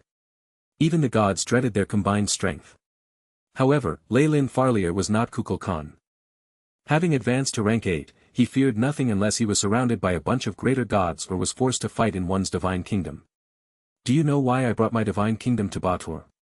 Indeed, I wanted to avoid the gods, but there's more to it. I wanted to collect your power. A phantom hydra appeared behind Lei Lin, the ravenous manner in which the illusory heads looked over at them causing the archdevils to feel fear. Your strength will define me. Be honored to be a part of my path. The void trembled with Lei Lin's proclamation, as an extremely sharp weapon descended from the skies. The weapon was extremely strange. It seemed to possess the distinctive traits of all weapons at the same time, like an ancient beast of times past thirsting for blood. Dazzling origin force radiated around its body, cutting apart the very world without end. Dazzling origin force radiated around its body, causing the void to be cut continuously. This was Lei Lin's origin force weapon, similar to the over-god weapon once attempted in the world of gods. It had the power to kill gods, being the result of an ancient civilization's research coupled with the AI chip. This was something Lei Lin had taken several centuries of hard work to create. HSS, the nightmare hydra roared, and the 9 different heads each spit out a black gas that formed more runes atop the weapon, as though celebrating its birth. You are now my over-god weapon, the 7 sins. 7 sins. With the baptism of the nightmare hydra, 7 sins let loose a terrifying buzz of origin force. It roared with power, thirsty for the blood of beings of law. Beep. Information on 7 sins has been added to the database, the AI chip reported. 7 sins, over-god weapon, origin force weapon. Source materials, world crystals, blood of Apollo, dream force, shadow force, mermaid scales, prophet's bones. Abilities. Gluttony's devouring. 7 sins can devour the blood and souls of its enemies, obtaining their power. Blessing of greed. The weapon's greed boosts the user's powers. Massacre amplification. The souls of any beings of law killed by 7 sins will be dispersed. Silence in death. Any existences killed by 7 sins will be wiped from the passages of time, removing all chances of resurrection. Further effects remain locked, respective laws required. This weapon is bound to the Lord of Original Sin. No other existence will be able to wield it. The weapon that Lei Lin had devoted hundreds of years to finally reared its head, showing off its viciousness to the world. Ha! Good abilities, I like it. Lei Lin grasped 7 sins with both hands, and the weapon buzzed in harmony as it revealed a sword's blade. This. Over God weapon. The archdevils gasped in fright, looking at the weapon's splendor with fear. Indeed. Your blood shall become its power. Lei Lin's eyes were filled with indifference as he appeared before Samuel, the Lord of Wrath who ruled the 4th hell. Damn it! What have you done to my land? Samuel roared in rage. His strength increased in the midst of his fury, flames howling forth from Phlegethos as a massive wave of origin force surged into him. You may be an archdevil, but the origin force of just one level of Bator will not protect you from my weapon's terror. Lei Lin swung the massive sword without fear, the weapon buzzing violently as phantoms of dreamscape and the shadow world took form behind it. The rage of 2 large worlds immediately shattered the phantom of Phlegethos behind Samuel's back. Ha! 7 sins was baptized with the origin force of 2 large worlds in its creation. What can a mere 9th of the origin force of Bator do to it? Lei Lin was laughing like a maniac, the huge sword easily sweeping away the surging flames to sever Samuel's right hand. At the same time, it left a deep gash on his chest. Arg! Samuel screamed in agony, not daring to face Lei Lin directly anymore as he retreated. A being of law, an archdevil, had been severely injured and sent into retreat in a single strike. How would Lei Lin give up on such an opportunity? Come back! He howled, 7 sins transforming into a bladed chain with a black hook at the end. It hooked onto Samuel, culling him back. Blessing of greed. 7 sins transformed continually, becoming a horned hammer. With the blessing of greed and 2 large worlds backing it, it immediately crashed down Samuel's head. The overwhelming attack caused Samuel to finally feel despair. He lost all confidence and dignity, beginning to plead for help from the other lords. Quick, save me. Stop him. He'll become harder to stop if he gets Samuel's powers. Everything had happened too quickly. A lord of Bator had been defeated in almost an instant, and even Asmodeus didn't have the time to react. By the time he moved together with the others to surround Lei Lin. A pity. It's too late. Lei Lin laughed loudly, a layer of origin force melting off from 7 sins to cover his entire body in armor. With that protection and his own might as a rank 8 warlock, he had no fear of the devil's attacks. Cry, scream. Your resentment and anger shall become my power. Even Asmodeus won't be able to save you now. Asmodeus was indeed a crafty old devil. He was much more powerful than the rest, his blazing fists breaking through Lei Lin's defenses. However, Lei Lin was still a step ahead. Even if he was injured by hellfire, the hammer continued to smash down. Asterisk boom. Asterisk Phlegethos seemed to freeze in that moment. The other archdevils cursed, screamed, and roared in rage as one of their own fell to Lei Lin in front of their eyes. Lei Lin didn't care about all that, however. He was focused on the AI chip's notifications. Beep. Host has killed Samuel. 7 sins has activated Gluttony's devouring, absorbing new law. Law of Wrath currently at 100%. HSS, the nightmare hydra behind Lei Lin hissed loudly as another head materialized from its neck. It absorbed all of the fury in the astral plane, quickly healing itself of its injuries. Beep. Host has comprehended the law of wrath, 7 sins has gained the fury amplification ability. Fury amplification, the user can double their stats by consuming the powers of wrath. It really is great to battle devils. I can get stronger and gain more abilities as I kill them. Lei Lin was extremely elated by the acquisition. He immediately activated the new ability. Asterisk rumble. Asterisk Asmodeus felt Lei Lin's strength doubling in an instant as it pulsed with fury. The archdevils were immediately pushed back. Samuel's strength. You absorbed it so quickly. Glagia cried out in shock. The other archdevils, including even the haughty Levistus, turned pale. How could they deal with an enemy that got stronger the more he fought? No. He's only putting on a strong front. Even a greater god can't escape our combined attack without injuries, he's nothing. Asmodeus was indeed a sly old devil. He saw through Leyland's disguise immediately. Let's attack together. We'll be able to take him out. I am indeed injured. Leyland's broken armor merged back to form 7 sins, and the weapon grew in size. But before I die, how many of you will pay the price and join me in death? Is it 2 of you? Maybe 3. Leyland's mocking gaze swept past Levistus, Mephistopheles and Beelzebul, causing their expressions to change. Even average humans would double-guess themselves in a time of death, let alone these powerful devils. Asmodeus almost vomited blood at this. Even now Leyland hadn't forgotten to pick at their natural disposition. With him and his daughter being together, the ones being sacrificed would most likely be the other 3. They wouldn't want to die just like that. The other lords began to have second thoughts, exposing the fatal flaw of their unreliable alliance. With this thought in the back of their minds as they faced powerful opponents, Leyland could even turn the tides and corner him instead. Damn it! Let's retreat. Asmodeus said as he looked at the evident mistrust in the eyes of his allies. He seethed with fury, but all his preparations had come to naught and he had no choice but to retreat. The other archdevils retreated as well. Seeing the divine light from Leyland's clone covering the entirety of Phlegethos, they felt extremely humiliated. The lords had spent decades and sacrificed countless life to besiege Leyland's kingdom. The result? They'd ended up suffering devastating losses. Forget conquering Leyland, they'd even given him the 4th hell now. Snot dripped from their noses as they cried in shame and agony. Leave now. It'll be too late when his divine kingdom covers this area. Levistus transmitted to his subordinates. As the lord of the 5th hell, he was the most affected by Leyland's actions. He would be Leyland's next target, and this Magus was more fearsome than Kukulkan, and much harder to deal with. Not you. Levistus had never thought a single sentence would crush all his hopes. He'd only been slower than the rest by a beat, but Leyland caught up to him immediately. The razor-sharp blade of 7 sins was pointed at him, carrying the power of death. Divine ability, Death's Decree. Leyland didn't even attack him. Levistus' consciousness just stopped in an instant. Powered by the laws of death and massacre, Death's Decree was an ability that grew with its wielder. With Leyland now being a rank 8 warlock, he was at the peak of intermediate gods, rank 17. Levistus was a peak lesser god at the most, and with the sheer difference in power he was incapacitated at once. Intermediate god. Levistus was actually extremely lucky. Perhaps because they were both at the level of gods in the end, Death's Decree didn't have full effect. However, the ability had still stalled him for a moment long enough to determine his fate. By the time he recovered his senses, the sharp blade of 7 sins was already at his neck. Beep. Host has killed Levistus. Gluttony's devouring has been activated. Host has gained a new law.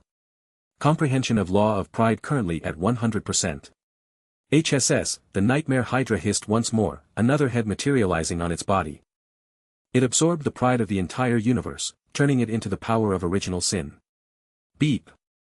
The law of pride has awakened a new ability in 7 sins.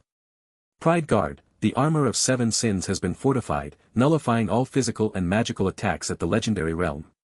Remember this. The hatred of an archdevil cannot be ignored. Asmodeus said in his fury.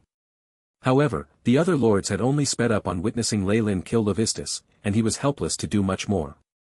The light of Leyland's divine kingdom didn't stop at the 4th hell, instead spreading out to shroud the icy lands of Stygia as well. Alright. With the 5th hell in hand the devils won't be able to turn the tides. Leyland had possessed an advantage in power before, but now he'd become the absolute dominant force in Bator. With 5 of the 9 hells in hand, the remaining archdevils wouldn't be able to perform a miracle. I need to return. There are many things to do, and many comprehensions to be had. I need to heal up as well. I should be at my best for the coming fights. Leyland seemed to be warning himself. He soothed 7 sins down, and vanished into the void. By this time, Kukulkan's divine kingdom already covered the first 5 levels of Bator. The world origin force whistled as it was absorbed continuously, turning the 5 separate levels into one whole. Many devils wept and wailed as they scampered further below into the last 4. Those who couldn't escape were given 2 options: they would either be sealed and killed, or they would become slaves as they pledged themselves to the god of massacre. They would then be turned into devil petitioners. By the time Lei Lin returned to White Jade Saint Mountain, his gigantic divine palace was giving off a very imposing aura. His worshippers felt the effect of his increase in strength, causing them to kneel on the ground and pray from the bottom of their hearts. Kukulkan, my lord, you are brighter than the stars in the sky. Your powers of massacre and death maintain order, and our souls belong with you in your haven. Massive amounts of faith surged forth, forming a golden whirlpool around White Jade Saint Mountain. The entire divine kingdom cheered as Bader's origin force gushed in as well. Did the clone just advance? It makes sense, it added a lot to its portfolio and its divine kingdom advanced greatly as well. Although Lei Lin could govern the divine kingdom himself, he was unwilling to bind the power of faith to his body. Using a puppet clone was a much better choice. Even if faith in him collapsed, the most he would lose was an auxiliary AI chip routine in some energy. As he was right now, he wasn't afraid of such minute losses. The power the Nightmare Hydra relied on was far more astonishing than the power of faith. Each of his heads could absorb certain emotions across the astral plane, and its reach wasn't limited to those who worshipped him. Even though the power of emotions was weaker than the power of faith head-on, the sheer magnitude more than made up for the gap. With the Hydra already having 6 heads, Lei Lin no longer needed to rely on the power of faith. Divinity would at most be some additional support at this juncture, so it was important to adopt certain measures to help with that. Lei Lin was happy at the thought of his clone becoming an intermediate god. After all, the auxiliary chip was under the direct control of the AI chip in his soul. The clone only had a simulated god fire anyway, so even if the clone wasn't a real divine body it wasn't different from one given his control. *BZZT. * A special tremble rippled throughout the world of gods, the energy emanated as a lesser god advanced to become an intermediate god. It would be an event noticed by many powerful beings in the past, but now there were few with the time and energy to mind such things amongst the gods. The origin force of multiple worlds gathered together, forming a faint, distant hymn. Petals of gold light fell to the ground as Lei Lin's Magus body shut his eyes, feeling the benefits of the advancement. With this clone not being a separate being like, Lei Lin could feel his advancement himself, to indescribable benefit. Immersed in the energy of the world of gods, he saw a bunch of notifications from the AI chip. Beep. Clone has advanced, currently at rank 12. Class rank increased to level 39. The multitude of divine domains have amplified the power of the clone, +4 to all stats. Clone body has undergone massive changes. Recalculating stats. It wasn't long before the AI chip with new information. Divine name, Kukulkan, God of Massacre, controlled by auxiliary AI chip. Race, unknown, intermediate god. Alignment, lawful evil. Divine domains, massacre, death. Divine kingdom, first 5 levels of Bator, nameless. Divine rank, 12. Worshippers, natives, devils, adventurers, clerics. Worshipper alignments, true neutral, neutral evil, lawful evil. Domain powers, massacre, death, devour. Arcanist rank, 39. Strength, 33. Agility, 33. Vitality, 33. Spirit, 39. Arcane energy, 390. Divine force, 1000. Status, normal. Feats, Herculean strength, master of knowledge, epic adaptability. Divine feats, origin force detection, arcane art amplification, illusions. Divine abilities, warp reality, simulate reality, supercomputing. Not bad. I still have most of the abilities, and the battle prowess only went up. Lei Lin stroked his chin in appreciation. The clone didn't just inherit Kukulkan's abilities and name. It gained 2 new skills of its own, namely simulate reality and supercomputing. Of course there were also losses, most of his abilities had been transferred to his true body causing it to weaken. Death and massacre, alongside 4 of the 7 sins. I would have gotten to rank 17 immediately, but the laws were integrated into my path. It's already great that I could push up all the way to rank 12, Lei Lin felt rather regretful, but he got over it quickly. Moving along on his own path was far more rewarding than becoming a peak intermediate god. With these thoughts in mind, Lei Lin looked behind his back. The Nightmare Hydra had grown more solid than before, but there was still some illusory darkness around its neck. It seemed like as he walked further on the path of original sin, the power of evil from the path grew greater. Only that one part of his path seemed to be missing something. So, Lust, sloth, and envy, huh? The most convenient way for Lei Lin to obtain the three sins was to steal them from the archdevils. It was a matter of utmost importance to him. After all, they were in the midst of a war. This was a precarious situation, and it was hard to say whether some furious gods or magi would intentionally slay them to stall his advance. It would then take him up to tens of thousands of years to comprehend them, delaying his entry into the final war until it ended without giving him any benefits. He thus made up his mind. The outside world didn't matter to him, his body would camp within his divine kingdom until he had Bator under control and absorbed the remaining archdevils. The outside world now would be facing complete disaster, and nobody would bother him at this time. Naturally, this was the best time for him. Glagia, Balzabul, and Mephistopheles, Lei Lin muttered the names of his targets, that will finish off the 7 sins, but I also need Asmodeus as well. Although the self-proclaimed supreme of Bator didn't actually have any laws to his name, he was in fact shrouded by them all, making him a true embodiment of evil. He was the core of Lei Lin's path of original sin, so Lei Lin held him in high regard. My worshippers, the clone declared, pick up your weapons. Help me conquer Bator, turning the entire place into a true paradise. The clone was still trying to adapt to its current rank, but it didn't sound different from before. Tiff, Phoenix, and even Isabel who was the closest to him didn't feel anything changed. With their lord's commands, the entire divine kingdom began to counterattack. Countless devil hunters surged into the 6th Hell Malbolge, causing the devils to wail endlessly. The Abyss. The Magi had appeared once more, and the final war had resumed. There would be no news more terrifying to the gods, and Mystra would never in her dreams have thought that cornering Lei Lin would cause him to open up the world of gods to the Magus threat, leading to her own death. The chaos began at Bator, quickly spreading to the other planes. Calamity befell the prime material plane, and even the Abyss was affected. The 45th to 47th floors of the Abyss, also known as Azagrat, were covered entirely by a single palace that represented a power of order amongst the chaotic demons. Furies circled the skies of this triple realm, with innumerable demons guarding on the ground. The Argent Palace was built from white stone of the celestial plains, and rumor had it that its owner once tricked an entire city of celestials into entering the mountains and mining ore for him. They hadn't even known it was going to be transported to the Abyss. The archfiend that guarded these 3 levels was named Graz-Zt, nicknamed the Devilish Demon. In spite of being aligned to chaos, he possessed the wits to plan far ahead, his vast lands filled with so many elite demons they could frighten multiple worlds. As one of the 3 abyssal lords, Graz-Zt's name had spread across the prime material plane. He had many worshippers, ruling from his proud throne within the Argent Palace. Only after Lei Lin's actions did the peace this archfiend maintained in his realm get challenged. The Argent Palace was covered in flames, chaotic green energy spreading through its entirety. Furies were crashing to the ground like airplanes, splattering blood as they hit the surface. Countless demons were decaying to death, wailing in agony as they were turned into a putrid liquid that eventually formed a river. The 66 ivory towers of the Argent Palace were collapsing one after the other, the attacker powerful enough to wreak chaos across Graz-Zt's lands. Explosions sounded out as altars fell, eventually forcing someone out of the core of the Argent Palace. 7. The person looked quite human, the only differences in appearance being the small horn on his head and his 6-fingered hands. However, the power of evil surrounding him easily gave away his identity.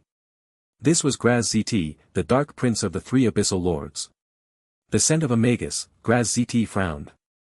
Even the Abyss knew of the dusk of the gods, and he'd feel nervous fighting the Magi that had caused the fall of countless gods regardless of his personal strength.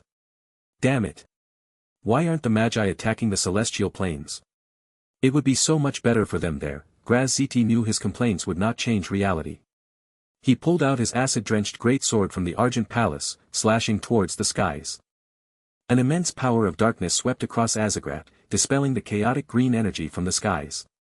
The green clouds parted, but as the sky brightened they revealed a green eye in the air that was filled with wisdom and greed. I am the Chaos Lord of the Astral Plane. Graz-Zt of the Abyss, your power and authority are mine. The Chaos Lord's conscience swept across the triple realm, causing Graz-Zt's expression to darken.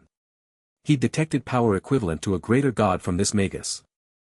Magi can even kill gods. They definitely aren't simple.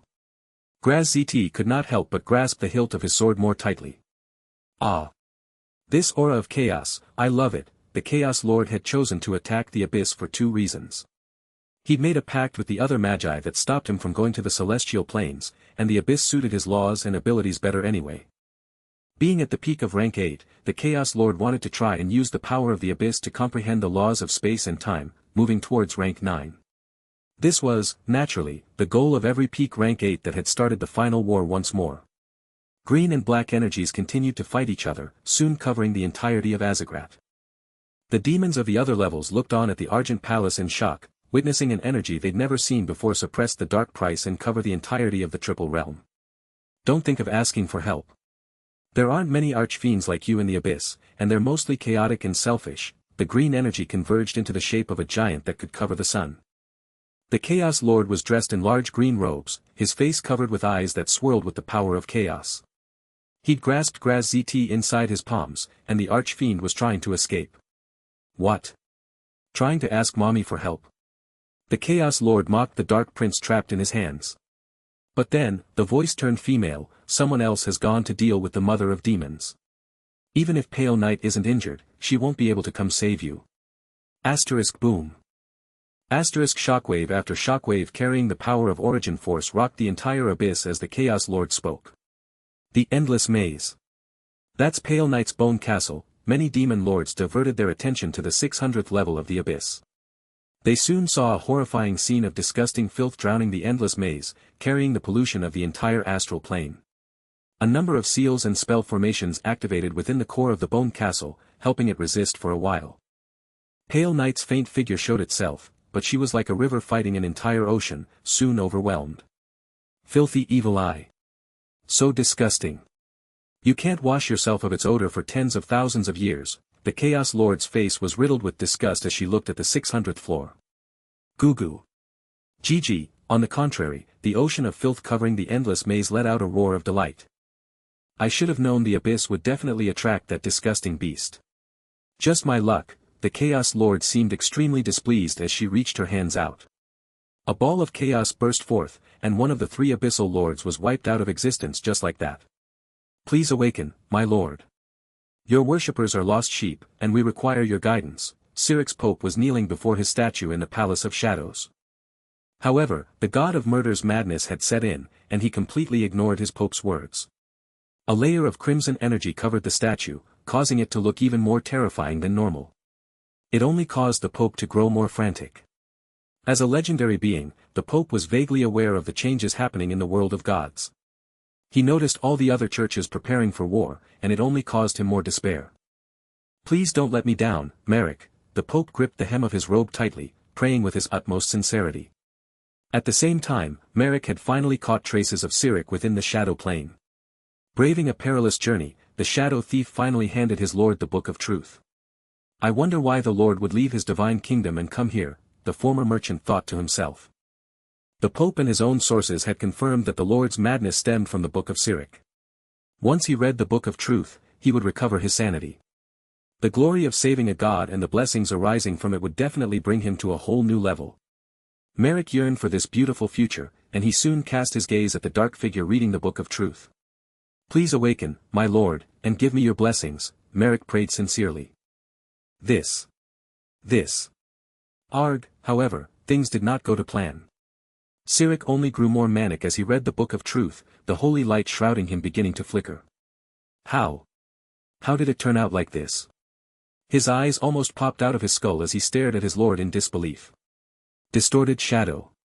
Arg. Just who am I? Cyric. Distorted shadow, terrifying divine force was launched in all directions with Cyric's screams, disintegrating Merrick's body and soul without pause. But then again, it might have been kind to this worshipper that he didn't have to see what happened next. A faint red light enveloped Cyric's body. The Book of Truth transformed into astral light that ignited upon contact with the red light, forming faint red flames. Cyric's body abruptly split in two. The new being was a hazy shadow that radiated the might of a Magus. I'm back. Distorted shadow proclaimed, the world of gods, and that puny Magus. I've returned. Being at the peak of rank 8, Distorted Shadow wasn't someone who'd die so easily. How could resurrecting with the Weave's destruction be his only plan? He'd inserted some of his power into Cyric's true body before, giving himself a chance for revival as he killed the god. Using the remaining pieces of his soul, he'd successfully fooled the Pope of the Church of Murder and Merrick into bringing him the Book of Truth. Even if some of his conscience had been eliminated by Lei Lin, his thousands of years of bitter plots had finally succeeded.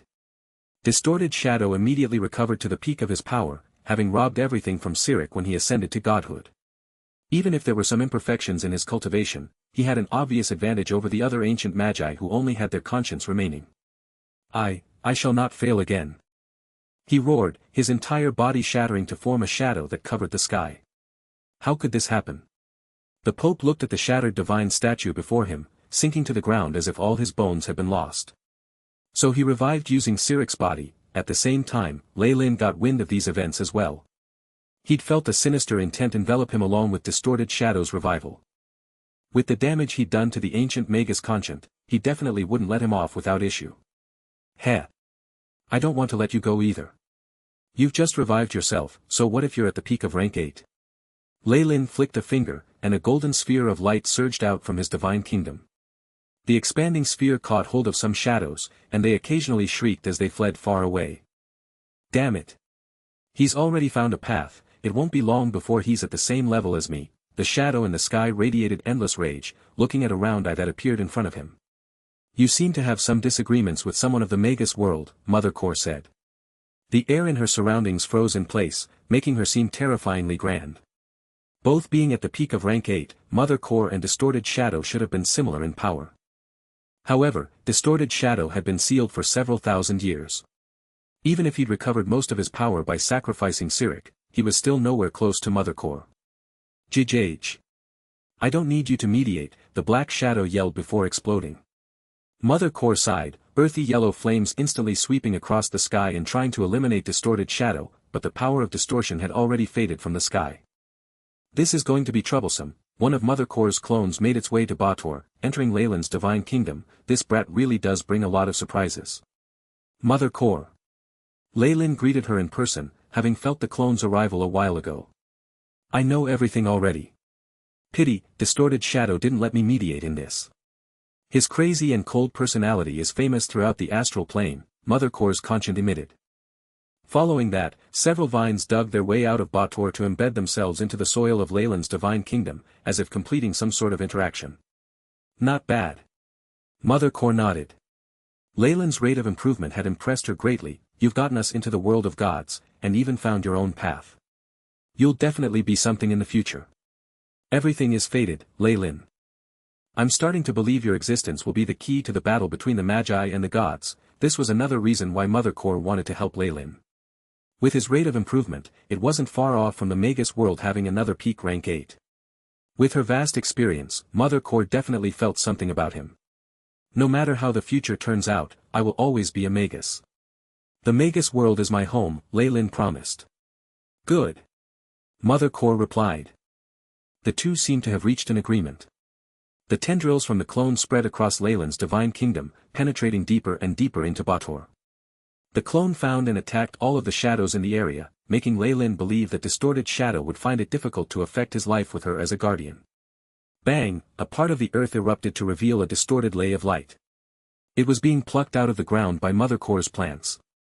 This is a seed of distortion, Mother Core explained calmly. It's the usual kind of move Distorted Shadow makes. Lei Lin heaved a massive sigh of relief. Distorted Shadow had already been spying on his divine kingdom, something he could never have thought of. If he wasn't careful, he would have suffered major losses in the future. Even though divine kingdoms are powerful, they pose too many restrictions to their owner. Take now, for example. We've learned from experience, and are attacking the prime material plane instead of the divine kingdoms. Lei Lin nodded at Mother Core's words. One would only be seeking death if they wished to fight a god in their divine kingdom. The smart thing to do was to attack their churches in the prime material plane, destroying the people's belief in them. It was easy for Magi to bring about disasters, inflicting damage and disease that even the goddess of the plague could not match. This was similar to how Lei Lin had attacked Debank's island before. The divine kingdoms would lose their source of faith in the prime material plane, some even falling from the celestial planes directly. Such was the result of relying on faith. It left a big gap in one's defenses, allowing them to suffer severe blows without any good way to prevent them. This was why Lei Lin decided not to become a god. Of course, it's best that we don't make our move at the beginning. We should wait and see how the others act, Mother Core reminded him. I definitely don't plan to participate in the final war before I've forged my path completely, breaking through to the peak of rank 8. Lei Lin naturally understood Mother Core's intentions. He followed the statement up with a request, I hope you can protect this place well after I leave. Asterisk boom. Asterisk Lei Lin instantly left his divine kingdoms, carrying 7 sins in hand as he infiltrated the 6th hell with Mother Core protecting his base. There had been a huge army of devil hunters in this place, and Lei Lin's arrival caused all of the lords of Bator to be alarmed and angered. Of course, Lei Lin had pondered the consequences of having Mother Core protect him at home. He could rest assured that Mother Core didn't interact much with Distorted Shadow in the past, and that the two had some animosity between themselves. On top of that, he was from the same world as her. But then, they also had a contract between them. This protection was also an exchange of sorts, and Lei Lin believed that what he brought to the table was enough for Mother Core to do her best to protect him. I don't have to worry about my divine kingdom. Be it Distorted Shadow or any gods, Mother Core will be able to stop them. Even if she fails, there's the AI chip clone there as well. Undaunted by worries, Lei Lin moved to attack the rest of Bator to complete his path of original sin. At the same time, Distorted Shadow let out a terrifying roar from within a secret dimension. Damn it! Mother Core dares to defy me, the master of distortion who's annihilated 3 Magus alliances and 5 different worlds. Despite his anger, he felt somewhat helpless. Mother Core wasn't an existence he could provoke right now, and even Lei Lin himself wasn't easy to deal with. Having been enlightened on his own path, the warlock was already at the threshold of the peak of rank 8. On the other hand, he himself had just been revived. He'd suffered a severe loss in power, and if he tried to make a move he wouldn't have much of a chance of taking out a Lei Lin protected by Mother Core. Not to mention that all magi were extremely crafty, and it was unknown how many trump cards each one held in their hands. It would be troublesome to annihilate them. I should deal with the other gods first to get back my powers. Moreover, I should definitely hinder him from completing his own path. This so-called hindrance was an aim to stop Lei Lin from killing all of the lords of Bator, preventing him from obtaining all the laws he needed. This would greatly decrease his opponent's rate of improvement. Evacuation. Magi were a patient breed. Since he couldn't deal with Lei Lin directly right now, Distorted Shadow would instead wait at the side, recovering to full capacity. If Lei Lin did not increase in power himself by that time, he would have a chance for revenge. The commoners of the prime material plane treated powerful existences like the gods and magi like they came out of a fairy tale. Regardless of what such powerful people did, all they cared about was earning a few more coppers for the next day. They just wanted bread to eat and beer to drink. Doran was one such commoner. He came from a line of carpenters, having been forced into the job due to his background. However, his inheritance was lackluster. In fact, he had to maintain the furniture of the regional lord for free a few times a year, including the mangers of the barn. He wouldn't even be given food. Clearly, matters related to gods and devils were like the epics sung by bards to him. Such events did not have anything to do with him, and listening to them would only be treated as a pastime. However, all of this changed one day. Seeing the purple moon explode as it formed an evil eye, he felt like his quiet life had come to an end. The loss of the moon's light was a minor thing. After all, most normal families went to sleep early because they couldn't afford the oil for their lamps. There were many stars in the sky as well, so it didn't really affect the night much. The only exception were ladies who loved to admire the moon with a midnight drink. No, the important issue was the revelation the moon's destruction brought about. Be it the moon turning into that eye or the terrifyingly large wave shattering along with the moon, this was too similar to the work of demons and devils. The end is nigh. A powerful existence is about to destroy the world. A few deranged minstrels in the town had changed from their usual waltz music, replacing it with a solemn prophecy that made Doran's heart feel heavier. The gods above, perhaps I'm thinking too much. I should head to the church more often and ask Priest Rockefeller for help. Doran looked at the amount of money in his pocket. There were a few copper coins within, shining with how worn down they were. The edges were badly damaged as well. Damned Lady Delise, she must have gotten that fat pig of hers to cut the coppers at the edges. Doran couldn't help but complain to himself when he looked at the meager salary he got for an entire day's work. Of course, he wouldn't dare to directly rebut his employer. Having witnessed the strange phenomenon a few days ago, the uneasy Doran was considering making a trip to the local church, making a donation or something so he could ask for the Lord's protection. The system of church and state ruled the world of gods.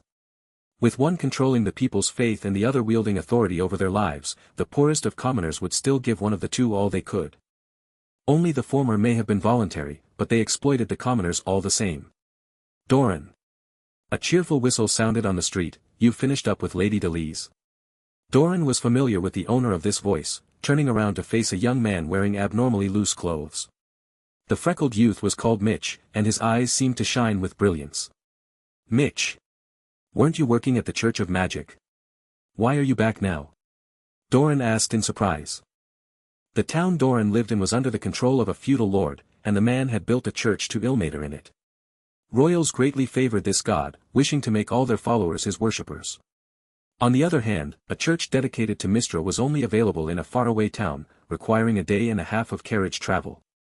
This was basically the distance between the ends of the world to Doran. He'd only been there once and had been deeply stunned by the bustling of the heavenly city. He was extremely envious of Mitch's job. Even if he was only a lowly servant, the man was working at a church. He could one day awaken the power of magic, becoming a wizard respected by the rest. Mitch grew crestfallen upon hearing this, waving his hands. "Sigh. Don't even mention it. I came back because the church closed down." "The church, closed down?" Doran's mouth fell open. He clearly couldn't understand how these words were sharing a sentence. Churches were overseen by their respective deities. Priests all controlled bizarre spells, and the fees of even the lowliest of churches could still make them quite a bit of wealth. How could such a place actually close down? It seems like you don't know. Most of the priests of the church faced a sudden death on the day of the black moon. The rest of them cried all day long. Having come back from the city, Mitch was full of conversation. He shuffled closer to Doran, hiding his mouth with his hands as he whispered, "I heard the goddess of the weave has fallen." The goddess of the weave fell? Doran didn't have much to say about this incident. It was far removed from him, and with Mistra not being the deity he worshipped, he couldn't comprehend the stakes of the situation. Hearing that a true god had fallen, the only feeling he felt was a slight bit of schadenfreude, just like when a king died. The wizards are out of luck." A smile appeared on Mitch's face. It seemed like the bullying he'd faced from the priests and wizards wasn't just occasional. A lot of wizards were already beaten to death by a mob of people. What does this have to do with wizards? Couldn't they use magic to avoid being beaten to death by the commoners? Doran was obviously suspicious of Mitch's secret. Wizards to him were all superior individuals, people whom even the lords had to be respectful and courteous to. Even the domineering Lady Delise didn't dare to offend Wizard Holdman, who stayed near their town. Hee. The wizards lost their ability to cast spells once the goddess of the weave died. Say, would the lords and commoners they persecuted before let them off? Mitch revealed a sharp, toothy grin. "That's why I came back. I didn't have much chance to become an effort anyway, so I'm here to hide. Anyway, let's stop talking about this. We should head to Buck's Tavern to celebrate our reunion." "But," Doran touched his cash-strapped purse, "I still want to visit the church once." "Church? Oh right. Some of the other churches seem to be busy all day, preparing to evacuate or something. Even businessmen and nobles can't have priests cast spells for them right now. The church here should be the same." Mitch patted Doran's shoulder, his look telling the carpenter not to waste his time. "No." Doran's faith was more or less solid. "Okay then," Mitch shrugged his shoulders in frustration, "I'll follow you." The town church wasn't all that large, only the size of a few houses. A small fountain towered at its front, but unfortunately there was no spring water flowing out of it. The shrine looked empty, with numerous items missing. Even the remaining servants gave off a languid air, with few people here to pray. Doran clearly noticed the change, but he still asked a servant, "Hello. I would like to see Priest Rockefeller." Doran still held a good impression of the kind and benevolent Rockefeller. Although the man could only cast a few low-grade spells, he could treat common injuries and had saved numerous lives in town. Doran had decided to donate to him, just in case he'd have to ask the man for something in the future. Priest Rockefeller, the old fellow watching the door, took a long time to react. He rubbed the sand out of his eyes. "He's already left. He took everything, only leaving a few piles of potatoes for this pitiful old baker." "Huh. Nobody took over either." Doran was surprised. There were a considerable number of worshippers in town despite its small size, and no church would let go of a base where its foundation had already been laid. There should have been another priest coming over even if people were transferred. Situations like this one were quite abnormal, and it caused a bad premonition to rise within Doran's heart. Why? Do you want to pray and confess? Perhaps I can help you. Old Baker Tanner's eyes were already aimed at Doran's purse. No. There's no need. How could Doran not understand his intentions? He immediately grabbed his purse and ran away, Mitch following him. Only after they'd left the town did Mitch turn around, fiercely laughing at his friend. Haha, he said between ragged breaths, I'm right, aren't I? Feast. Maybe. Maybe Priest Rockefeller had an emergency. Doran tried to defend his stance, but that didn't last long under Mitch's bantering gaze. All right. Let's head to the bar, I'll pay. Once they arrived at the tavern, Doran and Mitch ordered some liquor and sat side by side, enjoying this flavor they didn't normally get to taste. Even this cheap liquor was extravagant for the likes of them. The bar was evidently a place where information flowed. An unending stream of news entered Doran's ears from all sides. All the wizards are finished. Heves, Arundel, and the city of Minaret, there were waves of wizards perishing everywhere, a burly red-nosed man said. He looked like a mercenary, his voice so loud that it dropped dust from the tavern ceiling. Hey Red Nose. Didn't you come back from outside a short while ago? Is there any news? The world had no lack of curious people. A scrawny figure made a hand gesture to the bartender, having him place a large cup of honey liquor in front of the red-nosed mercenary. Hee. Whose news is more accurate than mine? My reputation is no joke. The mercenaries around the man began to mutter as he got to the point. The world outside is a mess right now. All the churches and soldiers are retreating, they've lost the ability to suppress the chaos. The wizards suffered the worst consequences. Losing their magic, those lofty mages are ordinary people like us, or even weaker. Red Nose chugged down a large cup of alcohol, and his whole face became red. Think about it. Just by getting rid of an shivering old man would allow them to obtain everything of theirs. Beautiful slaves, fertile lands, huge gems and bright dazzling gold. All the commoners are going crazy, and even some aristocrats fell out with the wizards while thinking of how to take action. Power begets power, and influence begets wealth. The wealth of the powerful wizards of the prime material plane would definitely attract the jealousy of others. Those who could use magic were high and mighty, enjoying the best treatment no matter where they went. Wizards no longer had magic with the weave broken apart, and with no power anymore they were just fat sheep attracting greedy gazes. Even the wizards who paid attention to their reputations had slaves, and they'd undoubtedly rely on their power to bully them. Given the chance, those with ulterior motives kicked off a vandalous rebellion. Once it was confirmed that the wizards had no power to resist, the aristocrats were the first ones to take action. They roused the masses into fighting the wizards. The peasants could take away the trinkets, but important assets like land and property would eventually fall into their hands. They could send their troops out at a later date, pressuring the mobs into giving up what they'd plundered. All aristocrats were skilled at maintaining personable appearances on the outside, hiding a bellyful of evil tricks that allowed them to gain the greatest benefits with little effort. Without any more power, the wizards could only sob as their families, their riches, and their lands were taken away. They themselves would suffer horrible punishments before death. Hey Red Nose. Are you sure those wizards have lost their powers? A burly man in a black cloak asked. He had a large scar on his face, and standing up he was 2 heads taller than average. Of course.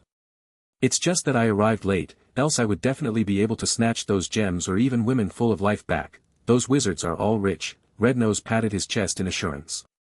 If that's the case, what are we waiting for? The imposing man laughed maliciously. Isn't there still a Lord Holdman outside town? Whoosh, the cold winds caused Doran to shiver.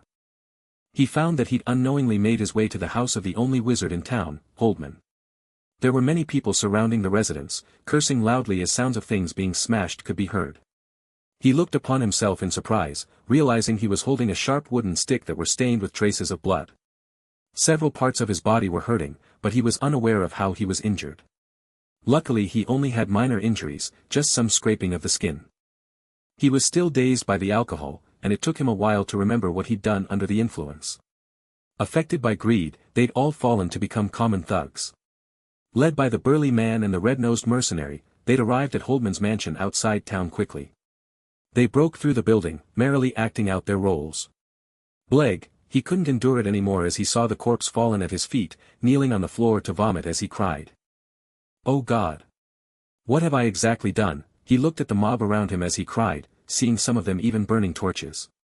This conduct was in stark contrast to the words of Ilmater, almost making him feel like a devil had invaded his body. "Everyone take a look," a man with a red beard and bright mottled clothes threw out a white-haired old man to the tune of applause. The old man's hands were like firewood, and he was hugging his head while his body shivered. It took Doran a lot of effort to connect this to that insufferably arrogant Holdman. This is the old fella. Not only did he instigate the nobleman to construct a wizard tower, he even wantonly looted our wealth and manpower. Take a look at this, Red Nose point towards the open granary. Fragrant wheat filled the entire place, we're all starving, and this old man hoards so much food and wealth through cruel exploitation. Those with wealth were what the mobs hated the most in time of famine. More and more eyes turned red as the mercenary spoke, and even Doran seemed to remember Holdman's butler kicking him and taking away some good wood from his home. Anger surged to his head. Kill him! Kill him! Kill him! Numerous thugs cheered, their voices getting louder and louder.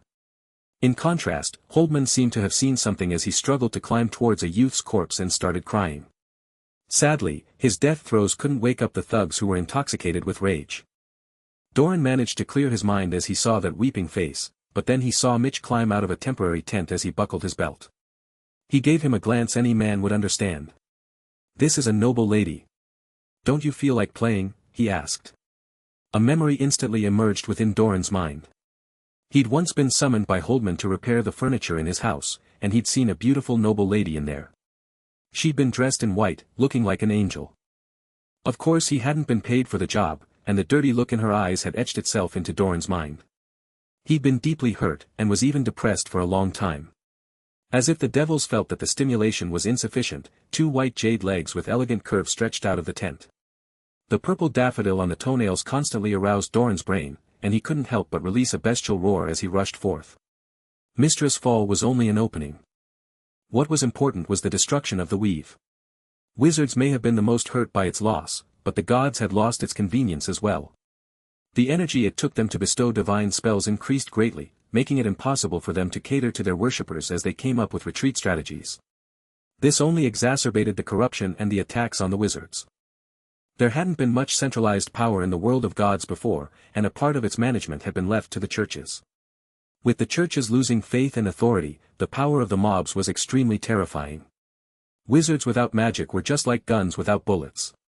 Other than those with enough scrolls and supplements or legendary wizards who'd managed to break away from the weave, everyone suffered the calamity. The aristocrats pushed the simmering anger of the commoners into boiling point, laughing in secret as they toasted their new harvest. When the riots ended, these mobs would only be executed or reduced to their previous, poor state. The nobles would take the greatest wealth, and almost every noble with power would gain something from this. However, an epidemic hit the prime material at that exact time. The raging laughter was replaced by deathly wails, becoming the theme of the world. Some said the goddess of plagues was hatching a scheme, others that this was a curse cast by the dead wizards. The only thing that stayed true. With the plague spreading continuously, the population of the prime material plane was dropping quick. Consensus. The pantheon was in disarray, an imposing atmosphere shrouding the disorderly celestial hall. The gods were all seated respectfully on their pedestals, not one of them missing. None of them were even focused on comprehending their laws, their gazes instead focused on the central region around which the greater god sat. Two formidable greater gods were missing from their position. Sirik was ultimately an evil god, so the others didn't really miss him, but Mystra's loss had struck them hard. With the weave destroyed, they were grieving the fact that numerous ancient magi had escaped into the world. Although only a few had revealed their existences so far, it still caused a huge effect. Ogma. You are the wisest of us.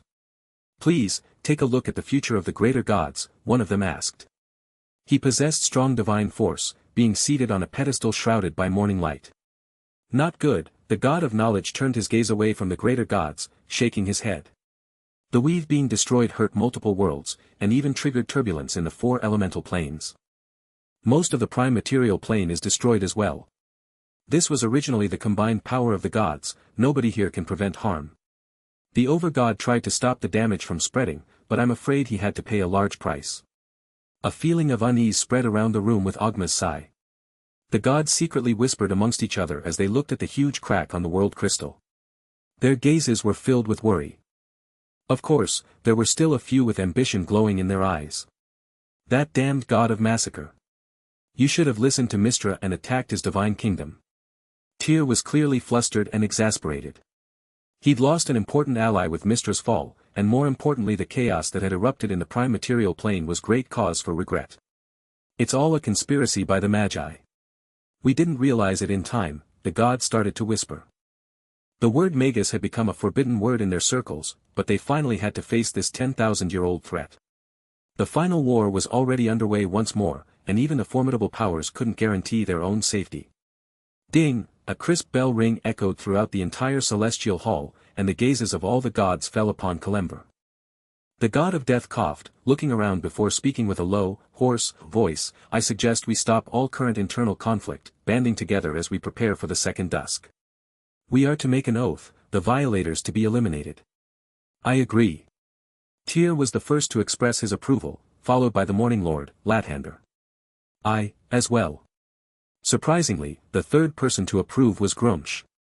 The tall golden orc stood up, every strand of hair on his body erect as he spoke with a resounding voice. The fight between the orcs and the north is only an internal conflict. Right now, we should focus our strengths against our common enemy. The Orc Kingdom will stop all attacks on the Silvery Moon Alliance effective immediately, and the current line of control will be our border. With their goddess dead and the weave destroyed, the Silvery Moon Alliance was on the brink of collapse. They were after all an alliance of wizards, and with a majority of them losing their abilities they suffered devastating damage. As long as the Orc Empire continued to attack, they would definitely be able to chase Illustrial out of the northern lands. With Grumsh proposing this right now, there was no need to suspect his sincerity. Ogma and the other intermediate gods expressed their stances as well, and the evil gods eventually decided that their hatred for the Magi was more important than short-term goals. Everyone made an oath, the Styx being the witness. First we need to verify the number of Magi that invaded the world. Ogma should be able to take care of this, Kalember initiated. My intelligence says those Magi are more cunning than before. Most of them have hidden themselves, leaving only a few revealed. Golden divine force formed a screen that displayed the image of a different world. The filthy evil eye and the chaos lord are in the abyss, while the god of massacre Leylin is in Bator. There's also distorted shadow as well, and the latter two are confirmed to be related to the epidemic spreading around the prime material plane right now. And these are only the confirmed ones. Even more have hidden themselves. Ogma raised his brows, deep in thought. The prime material plane is the foundation of our faith. These Magi have grown smart, starting a massacre there instead of directly fighting us in our divine kingdoms. The many gods grew gloomy. The Magi had directly struck their weak spot this time. With the prime material plane being their biggest source of faith, the death of all its mortals would cause the fall of at least half the gods in the world. These despicable Magi, aiming directly for the mortals, the gods roared in anger, their helpless voices seemingly piercing through the void of the celestial hall. Talona, Ogma looked at a lady behind him, wrapped in layers of black gauze as she emitted a putrid smoke. This was Talona, the mistress of disease. Her prestige within the prime material plane was such that some even linked the current epidemic to her. She was an expert in matters of disease. The mother of all plagues stayed silent for a long time, however, before speaking with a hoarse voice. I am a goddess of poison and disease, not cures. I can only say the Magi are using an interesting thing. It seems to be related to what Kukulkan used when conquering Debank's Island. How could the Lady of Poison not notice what Leylin had done on Debank's Island? His ambitions had been exposed early, or it wouldn't have been a problem for him to get a place in Talona's church. The world of gods and the Magus world were both of equal rank, possessing terrifying suppressive power. A majority of the Magi chose to stay low profile, living quietly in seclusion as they accustomed themselves to the changed laws. It was unlikely for common bacteria and viruses to have such an effect after being suppressed, so the scale and damage of this plague caused everyone to think of Leylin's methods. You're saying Leylin did all this? Tyr stared at Talona. No, Talona chuckled, well, not necessarily. They seem like an inferior imitation, perhaps the work of another Magus. Leylin is currently stuck in Bator, and he won't be able to come out without killing Asmodeus. Talona stole a subconscious glance at Umberlee.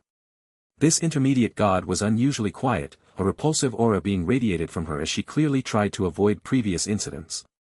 However, I have good news. Those Magi aren't working together, and there are conspiracies and fights amongst them. It's even scarier than our own conflicts, Talona declared loudly. Silence. Ogma saw the disorder in the celestial hall, and had to be loud to stop the gods from whispering in secret. Since the mistress of disease does not have a good method, we can only rely on our priests. Helplessness surfaced on Ogma's face as he said this. Originally, gods could bestow an inordinate number of divine spells as compared to demigods. A single removed disease would be able to eliminate any troublesome plague no matter the complexity. However, that was all in the past. With the weave broken down, spell transmission took far more energy than before. With a limited number of divine spells, the priests could only remain at a loss as huge swathes of innocent commoners died. The gods were losing their foundation. Only now did Ogma realize the depth of Leyland's progress. The weave's destruction had released the ancient magi, yes, but it had also destroyed the strongest class of professionals in the prime material plane. At the same time, the energy consumed in granting a divine spell had increased several-fold, rendering them unable to make an accurate and timely response. Such deep cunning was terrifying, and it left the powerful gods feeling a chill of fright. Isolation. We cannot remain reserved anymore. Everyone, do not worry about the consumption of divine force, the prime material plane is our foundation. Ogma's voice was filled with heaviness. If we really can't handle it anymore, then our only option will be to migrate all our worshippers into our divine kingdoms. Divine kingdoms were indeed only suitable for spiritual existences. Mortals would undergo an irreversible transformation within, but there were still benefits to such an action. At least, for the next decade, the gods wouldn't have to worry about declining faith. They could deal with the Magus assault and then settle their worshippers in the prime material plane once more. Agreed. I agree. The gods quickly agreed with Ogma's suggestion, starting to demarcate lands as they determined times to open and connect their divine kingdoms. Looking at the heated discussion, terrifyingly dark clouds appeared on the faces of Lathander and Tyr. Everyone, Tyr eventually stood up. What we should be discussing right now is how we defeat the Magi, wiping away the disgrace of the dusk of the gods. We shouldn't be acting like cowards, searching for ways to escape. Still, if that's what all of you hope for, forgive my absence. Bang, his avatar slowly dissipated, and the other gods could sense Tears will leave the celestial plane. I agree. However, I agree with Ogma as well, moving our worshippers into our divine kingdoms will protect them to an extent. Having expressed his own opinion, the Morning Lord left the celestial hall as well. Even without two of the greater gods, various decisions had been made in this discussion. The gods quickly instructed their priests to begin executing plans, attracting more worshippers to their divine kingdoms so they could attain eternal life. Leyland naturally learnt of the events in the prime material plane. However, his true body was still taking care of Malbolge, and he had no time to care about this. He instead sent Kukulkan in his place, the clone walking out of the tall church to arrive at the location where Mother Core was. A towering mountain had been formed at her location, flush with a molten core that flowed out of it in endless patterns. The mountain was connected to the earth, seemingly detecting the surroundings. An eye appeared from the lava as Leyland's clone arrived. Great Mother Core, I believe you know why I'm here. The eyes of the AI chip clone were dead and indifferent, like a puppet that could only carry out orders. However, it still had the power of an intermediate god, so Mother Core couldn't afford to neglect it. After all, rank 8s were at the forefront of existences in the Magus world. What's more, the rank 8 puppet in front of her was only an avatar of Leyland's true body. Of course. The epidemic in the prime material plane caused at least 10 million deaths, some even call you the new lord of all plagues now. Even though we know this isn't your doing, Mother Core's conscience released a vast amount of force, and some roots extended out to form an image of the prime material plane. Indeed. I sensed the fear and faith headed my way recently. Kukulkan's expression grew a little ugly. Someone was evidently trying to pin crimes upon him, and there was only one who was familiar with his actions and could evade the laws of the world of gods. Is it Distorted Shadow? We really can't chase him away. Perhaps he wanted to attract the gods' attention towards you. However, he isn't the only one capable of such things. Clearly, Mother Core had even more information. Her path was the path of the world, and nothing could escape her eyes. There's a lot of magi who invaded the prime material plane, and the ancient conscience who escaped are doing the same thing. They wish to strike against the gods' faith, perhaps to gather enough spirits for them to recover. This information left Leyland wondering about something. How well are we prepared, he asked. He was naturally paying attention towards all the intelligence about this. After all, the war between the gods and the Magi was directly related to the path of eternity. It could not be neglected. We've learned our lessons from the last time. Other than a few crazy ones who are attracting attention on the surface, the rest of us are hidden well. We've established contact with the ancient conscience, and they've promised to do their best to conform to our plans. 9 wormholes have been opened up, and the passage connected by the Manhwa plate is quite stable as well.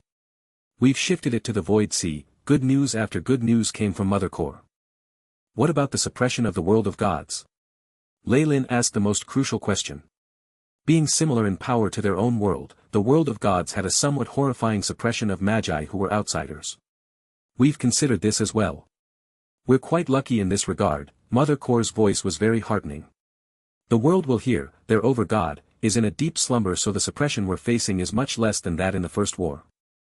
It was hurt more during the destruction of the Weave, and we have you to thank for that. Even if we're not going to drop in rank, it's still a troublesome matter. Lei Lin frowned. Of course, this was all an act. When he merged with his divine clone and advanced to rank 8 with the path of original sin, his bloodline had transformed into the Nightmare Hydra. He was stunned to find out that the world of God stopped suppressing him at that moment, as if he was a native of this place. The laws of the two worlds hadn't been fused before in the history of the astral plane, and it was precisely due to this that a miracle had happened. The current Lei Lin was unimpeded by both worlds, not facing any suppression whatsoever. He'd kept this all a secret, to be treated as the biggest of trump cards. Those who were unaware would be ruthlessly conned by him at the end. Mother Core frankly addressed Lei Lin's concerns, naturally. We've been performing research on how to avoid the suppression of other worlds, and we already have some results. Rumble, the earth split apart, and numerous tree roots formed a palm that shot out to place a silvery white metal ball in Lei Lin's hands. The fluorescent light of the AI chip flashed within Lei Lin's eyes, but several probes only returned with question marks as the screen prompted an unknown message. The silvery white ball's surface was extremely smooth, yet it didn't reflect the world around it.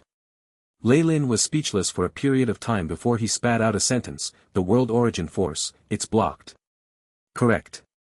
We've called this technology World War Armor.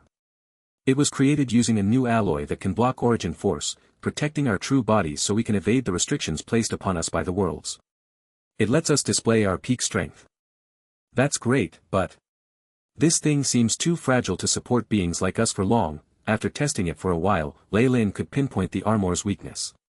It was a film that isolated the Magus from the world around them, but as armor it was useless once broken. From what he'd seen, it wasn't exactly durable. We're still trying to improve on this. However, even this version is enough for us to launch a small-scale war. Take this, it's a gift. Mother Core spoke generously. Lei Lin was after all a Magus, and he'd given up several benefits for their world. She had to display some goodwill as well. Then I'll skip the thanks. I really am interested in this. The alloy entered his skin the moment he pressed the ball to his chest. A strange white pattern appeared on his body, as if an armor protecting him. It's cut off origin force, really magical. There seems to be room for improvement, though. Light continuously flashed from the AI chip clone. Reverse engineering from sample. Possible optimizations deduced.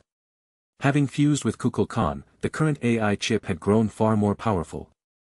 With supercomputing and simulate reality, its calculative powers far surpassed those of a peak rank 8 Magus. It seems extensible into the Magus world and dreamscape as well. The only ability of the AI chip was to deduce. As the user, Lei Lin could do things the chip could not, which was the advantage of out-of-the-box ideas that a mere tool could not achieve. The discovery of this weapon instantly gave Lei Lin another plan. If he succeeded, he could rush to the peak of rank 8 quickly, and even lay a solid foundation for comprehending the laws of space and time. Strategy.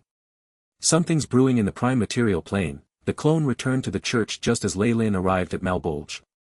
He looked at the tilted floor beneath his feet. The sixth hell was a boundless slope, a plain of constant landslides as the fortresses built on these slanted lands shifted constantly. The plain was blotted out, swarming with devil hunters that had chased the devils out of this layer. Sadly, they couldn't find Glacia. The cunning and beautiful Queen of Lust had been incredibly decisive, abandoning her dignity as an archdevil to give Malbolge up to Lei Lin. She'd escaped to the lower hells. Devils without a leader are a giant without a head or a beehive without a queen. They're a complete mess. Lei Lin didn't encounter the slightest of troubles in taking Malbolge over, but there wasn't any excitement on his face. His brows were instead furrowed, a trace of gloom in his expression. This should have been the best point to block me. My powers would only increase the more layers I conquered, and their powers would weaken. Lei Lin smelt an obvious conspiracy from the retreat of his opponents. He wasn't afraid of a combined resistance. He was only scared they'd abandon Bator entirely to hide themselves within the void. That would be troublesome. Of course, this was not an easy task. Without control of their layers they'd be abandoned by Bator's origin force, the more serious cases losing their authority in Bator and falling from the realm of laws. As long as there was even a glimmer of hope, the lords of Bator wouldn't choose to do this. Glacia's decision to flee made Lei Lin sense something strange. I can't keep going like this, something big will happen. Distorted Shadow is still keeping an eye on me. Lei Lin looked at the occupied land of the sixth hell, and suddenly smiled.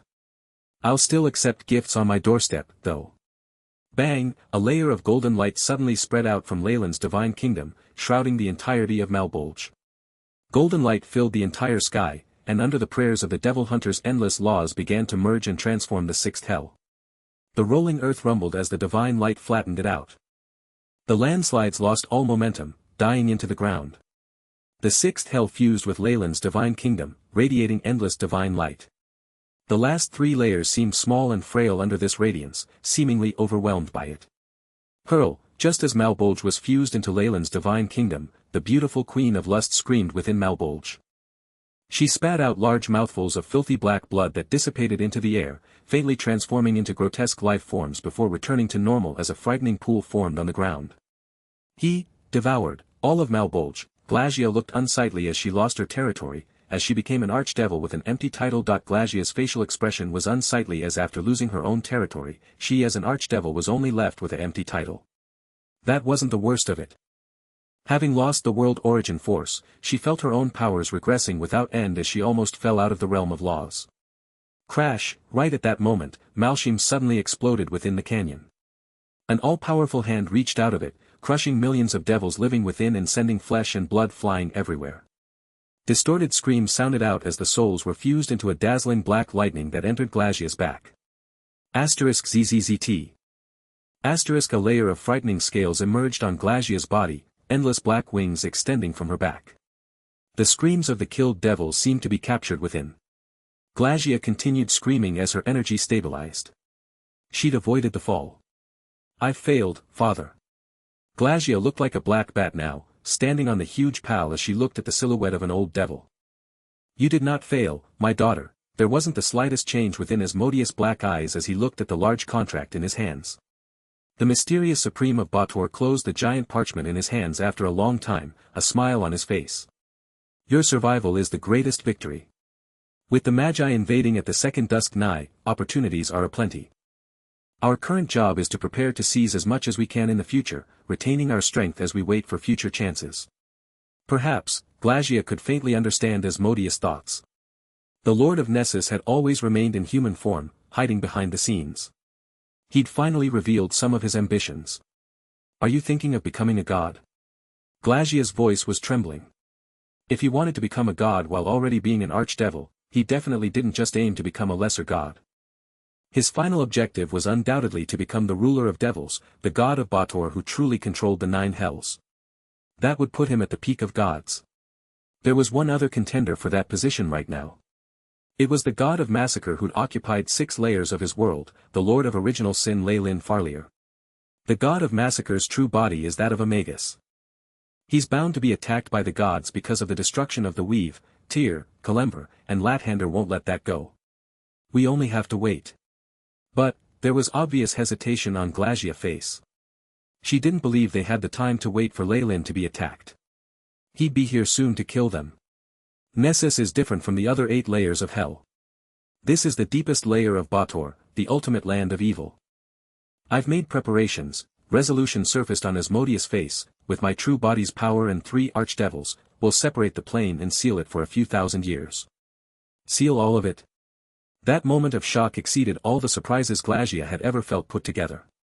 If they sealed themselves they wouldn't receive any more fallen souls. They'd gradually be forgotten by the world, and they'd have to pay a huge price in order to separate in the first place. Kiki. Don't worry, my daughter.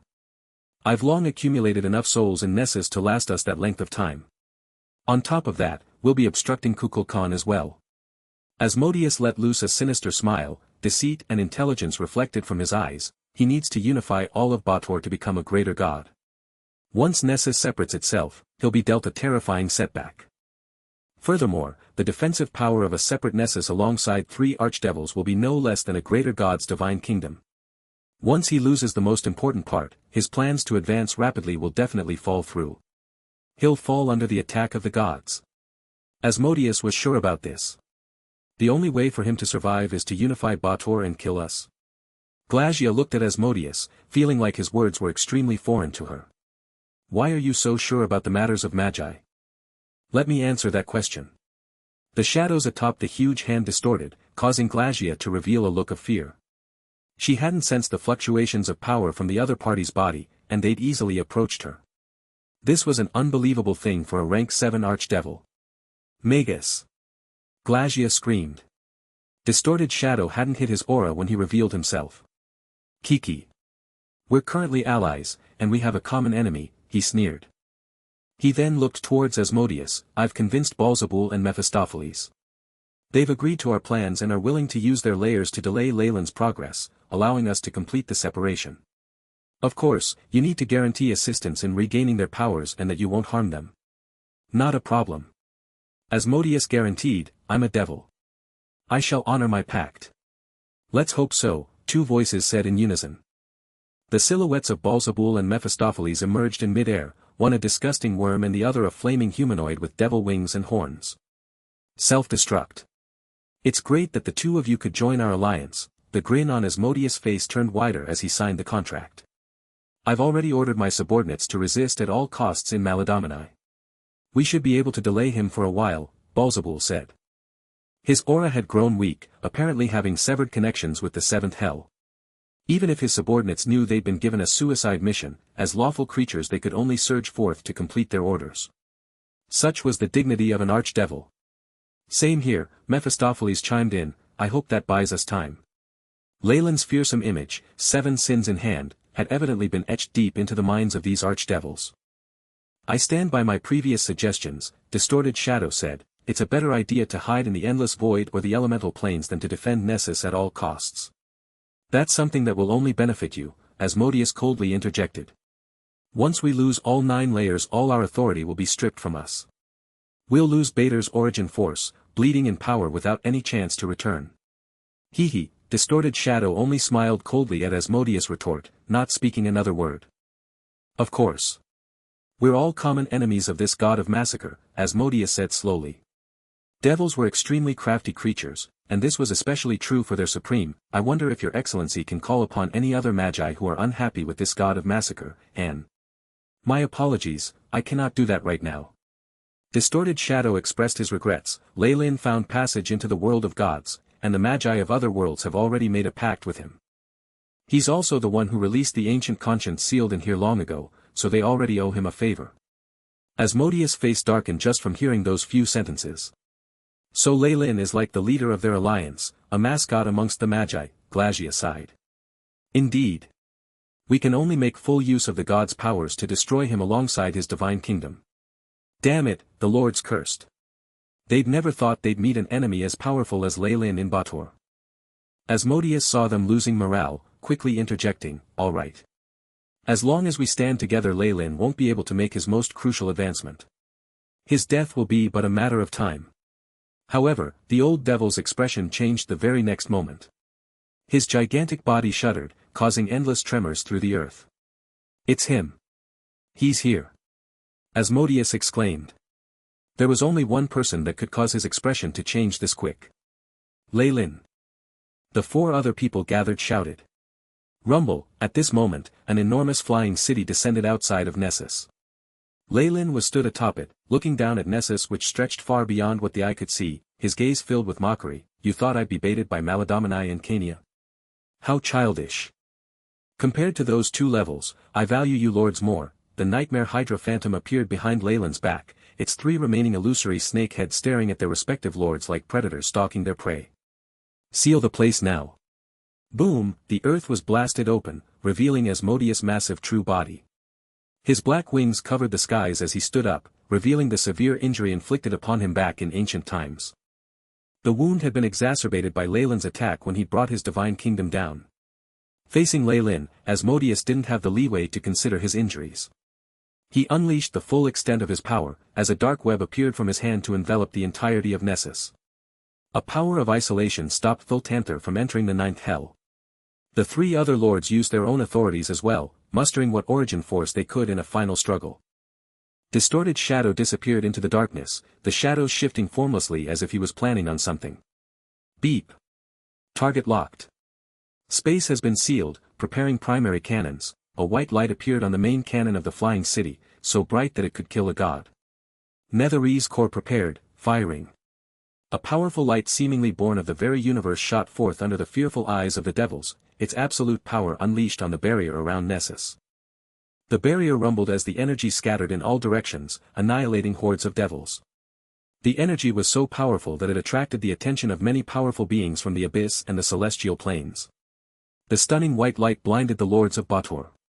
Glacia gripped her hands tightly as the energy waves began to dissipate, sighing in relief after she saw Nessus undamaged. Hee. With us here, Nessus is like the divine kingdom of a greater god. What will you attack it with? The other two lords seemed to be encouraged by the sight. They'd just been far too fearful of Ley Lin slaying them. A weave, origin force, spells, and elemental particles as well. Ley Lin looked at the dark web that stopped his attack, and how it was being replenished by origin force. The AI chip recorded everything he saw. It seems like you've struck quite a few deals with Distorted Shadow, Asmodeus. I can't let you carry on any further, or the consequences will be too dire. Ley Lin stepped forward, leaving the flying city. The gem of Netheril that could house hundreds of thousands began to descend slowly, heading for Nessus like a meteorite. What is he planning to do? Not good. Distorted Shadow exclaimed in shock. He had never lost his bearings like this before. Beep. Authorization valid, initiating self-destruct. Light flashed from the AI chip, and all of Thultanther's energy converged into a massive aura. Explosives prepared, beginning collapse of secondary dimension. Preparing Netherese core, there was no expression on Shaylin's face. The city continued to descend, growing faster and faster. Preparations complete. Impact in T-3, 2, 1. Boom, the light generated this time was far brighter than before, unleashing great explosive force upon Nessus. An indescribable scene occurred as the pinnacle of technology destroyed itself under Ley Lin's orders. It was thousands of times more powerful than the Tunguska explosion back on his old world, feeling like the Big Bang as its undeniable might seem to shoot the force of the entire world at Nessus. You think losing the city hurts me, the nightmare Hydra phantom roared, dark clouds appearing above its head. This being that absorbed strength from the emotions of all beings protected Ley Lin. Seeing this explosion, Ley Lin smiled. Material things are just that. So what if it can kill gods? A flying city is nothing on my path to power. Ley Lin had been extremely clear on the situations. If he hadn't taken Nessus out immediately, the lords of Bator would very likely hole up like tortoises and render him helpless. Hence, he did not hesitate to use his trump card as he sacrificed Thultanther to kill his enemies. Even if multiple renovations had given Ley Lin full control of the city, he couldn't help but be wary of any backdoors Distorted Shadow had placed into it. The safest way forward was to destroy the city, just like he'd killed his divine clone after using Karsa's avatar to avoid harm. The deed was done now anyway, there was no need to analyze costs anymore. Distorted Shadow grew extremely impatient when Ley Lin sacrificed Thultanther. A large writhing shadow with boundless power headed to the boundaries of Ley Lin's divine kingdom. Leave, the void flickered, and Ley Lin's clone appeared alongside Mother Core. The two gave him a strong warning at the border. Ruthless. Facing the powerful Mother Core, even Distorted Shadow had to retreat. Having ousted his true body, the two returned to the divine kingdom, shattering any and all wild dreams from the other powerful beings. A large hole had been blasted into Nessus by the explosion of Thultanther. The entire plain was badly damaged, and even the deep gorges and valleys had been destroyed. Even if Nessus was as powerful as the divine kingdom of a greater god, it had still been damaged. Half of its powers of law had been destroyed, weakening it significantly. Shing, Ley Lin darted in through a gap in the skies, seven sins howling as he killed Distorted Shadow's clone immediately. Now that I'm here, what else have you guys got to say? Ley Lin looked at the four devils before him, weapon in tow. His smile caused them to shudder in fear. Asterisk rumble. Asterisk the earth continued to tremble underneath them, Asmodeus' clone having been destroyed with the explosion of the flying city. Having been the greatest contributor to Nessus' defense, he was the one who was hurt the most by its destruction. And now, his main body was forced to face Lei Lin. He looked extremely miserable, multiple scars on his body from the explosion alongside cuts from when the rift was destroyed. The wounds had grown bigger than before, and a part of a wing had been torn off. Hurry and leave. Don't let him gather all our power. Asmodeus howled. He knew well that Lei Lin had already broken through Nessus, destroying their last hope. Their only counter left was to leave Bator entirely, stopping Lei Lin from completing his path of original sin. He would lose momentum, and the war would come to an end. However, how could Lei Lin give them this chance? The phantom nightmare Hydra appeared behind him, each of its head releasing a deafening roar. Boundless power of laws surged forth from 6 of them, forming a powerful web of energy that trapped Nessus within.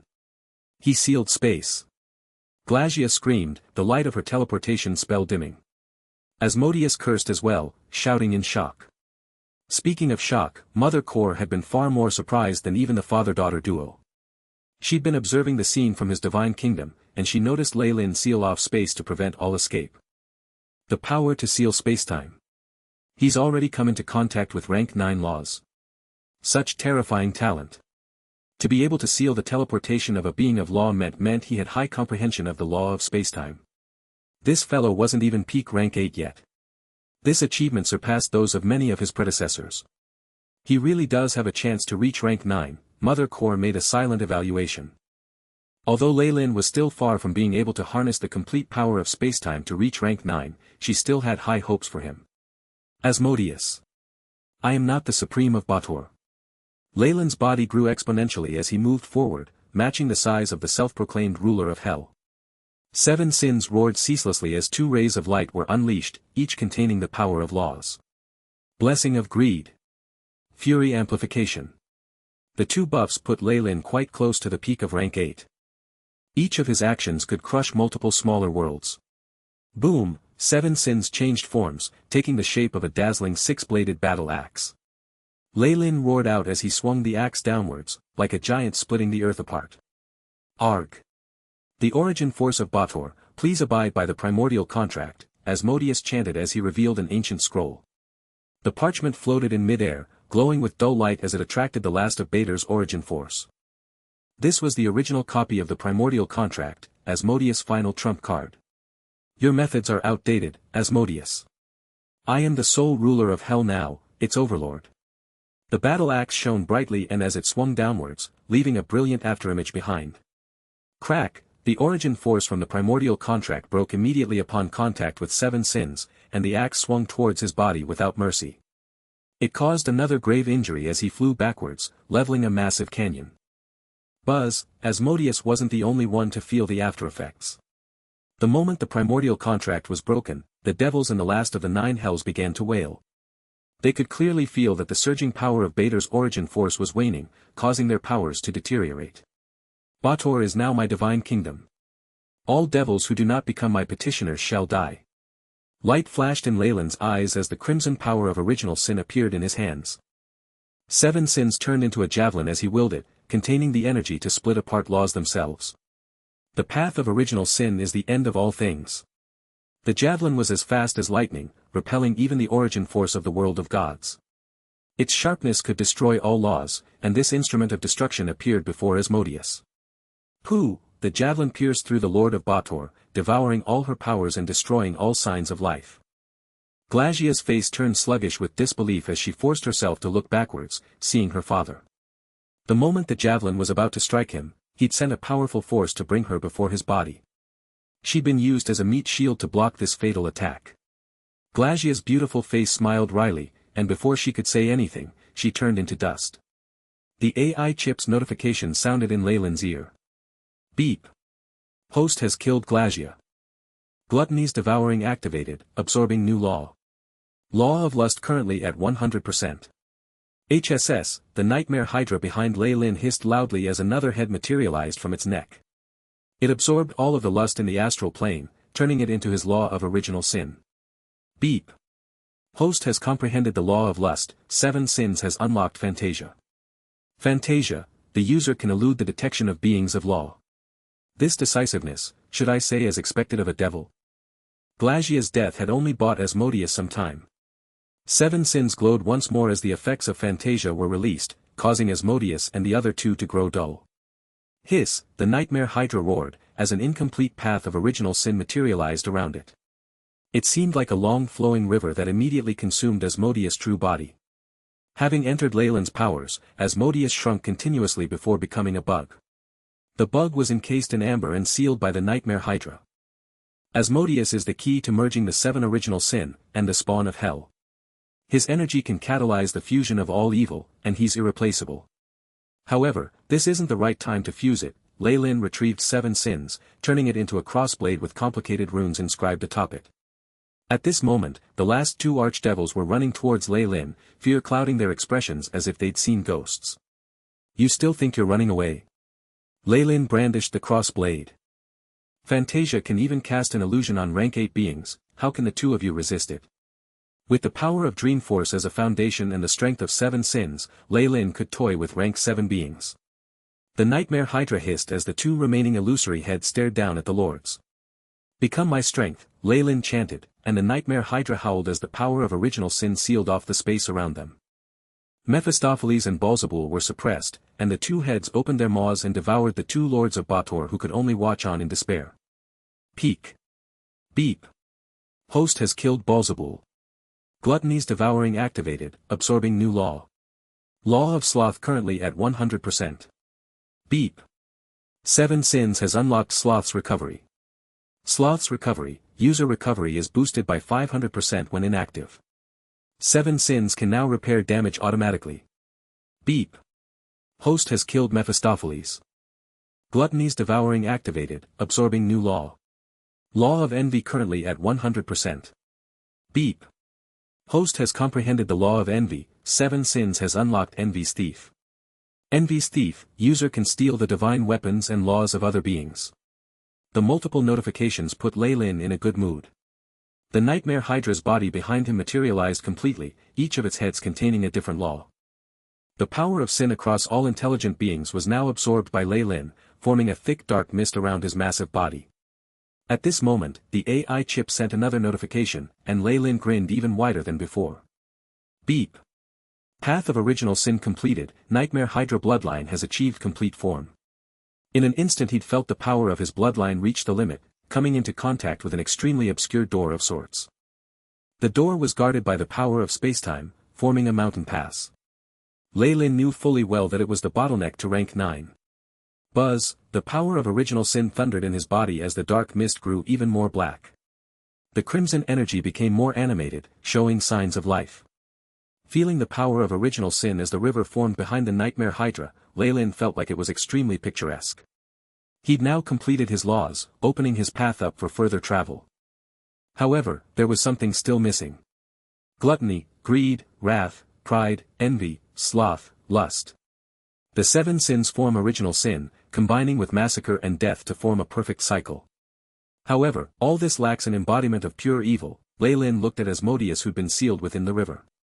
Once he extracted the essence of this devil, his path would be completed and allow him to become a peak rank immediately. However, Leyland's incredible willpower stopped his urges. Although I can wield Dreamforce at its peak, it's still not perfect. I need to subjugate Dreamscape's world will, and get it to hand over the essence of Dreamforce so I can lay a perfect foundation for my advancement. Since he'd achieved everything he set out to, Leyland naturally intended to do things to perfection. Although peak Dreamforce allowed him to harness the powers of spacetime, Leyland wanted more. He didn't just want to become rank 9, he wanted to be the absolute best of rank 9 magi.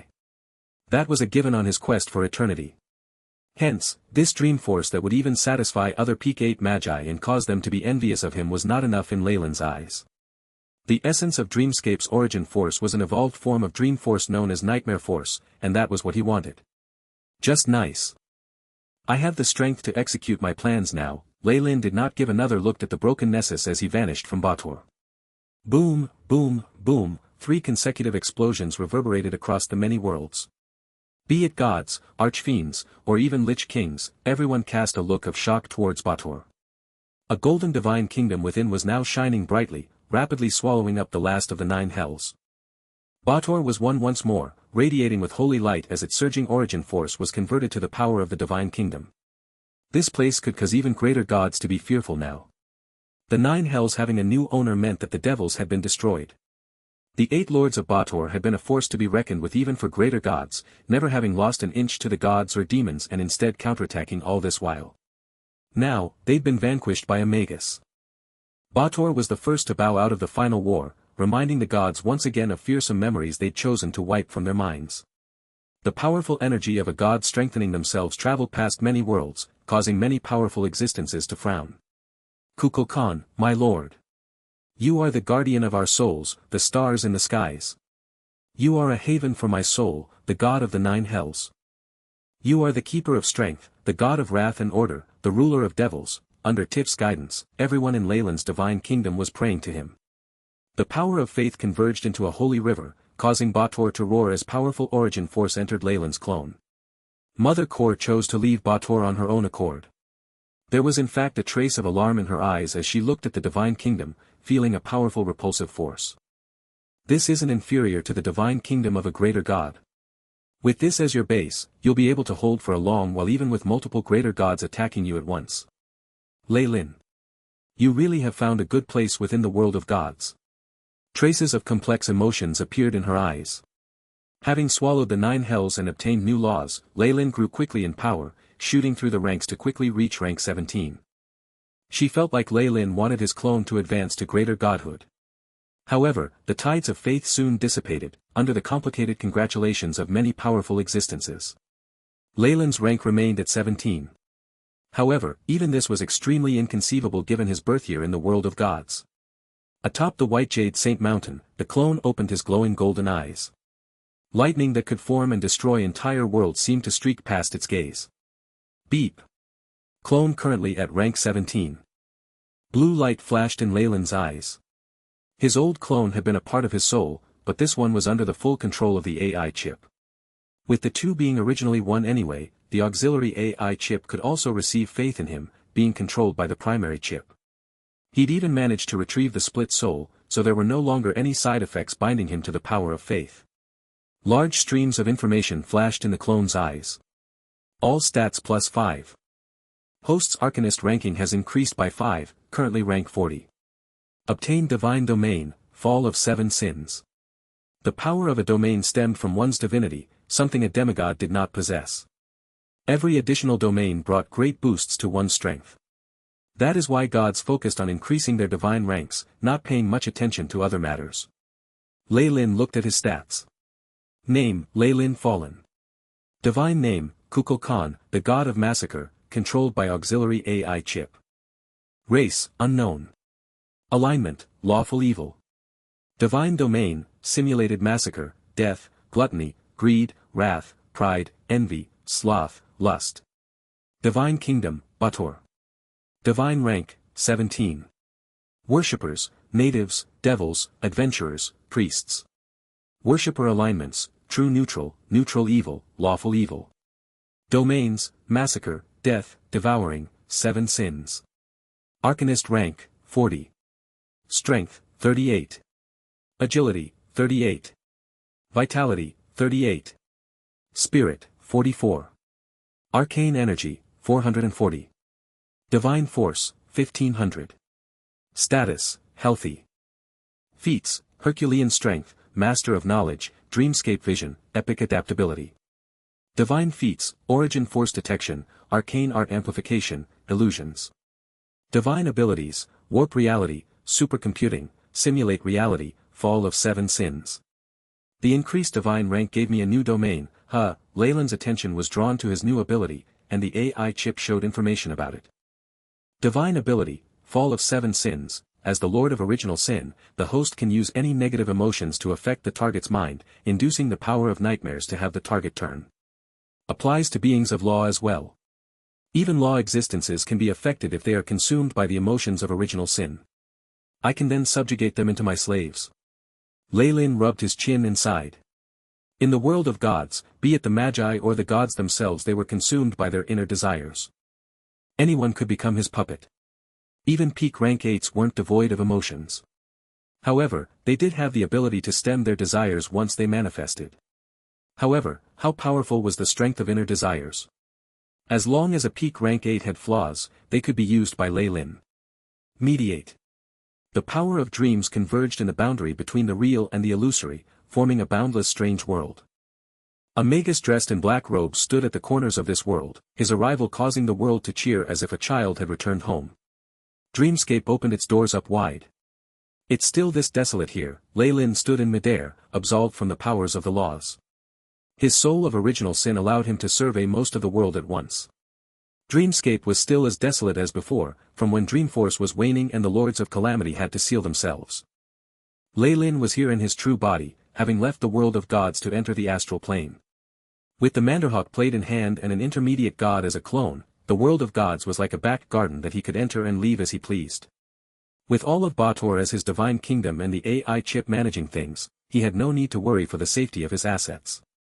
Unless the gods could find another flying city from somewhere and have it explode on him, his defenses were airtight like those of a greater god's divine kingdom. Lei Lin could leave and come to Dreamscape at ease.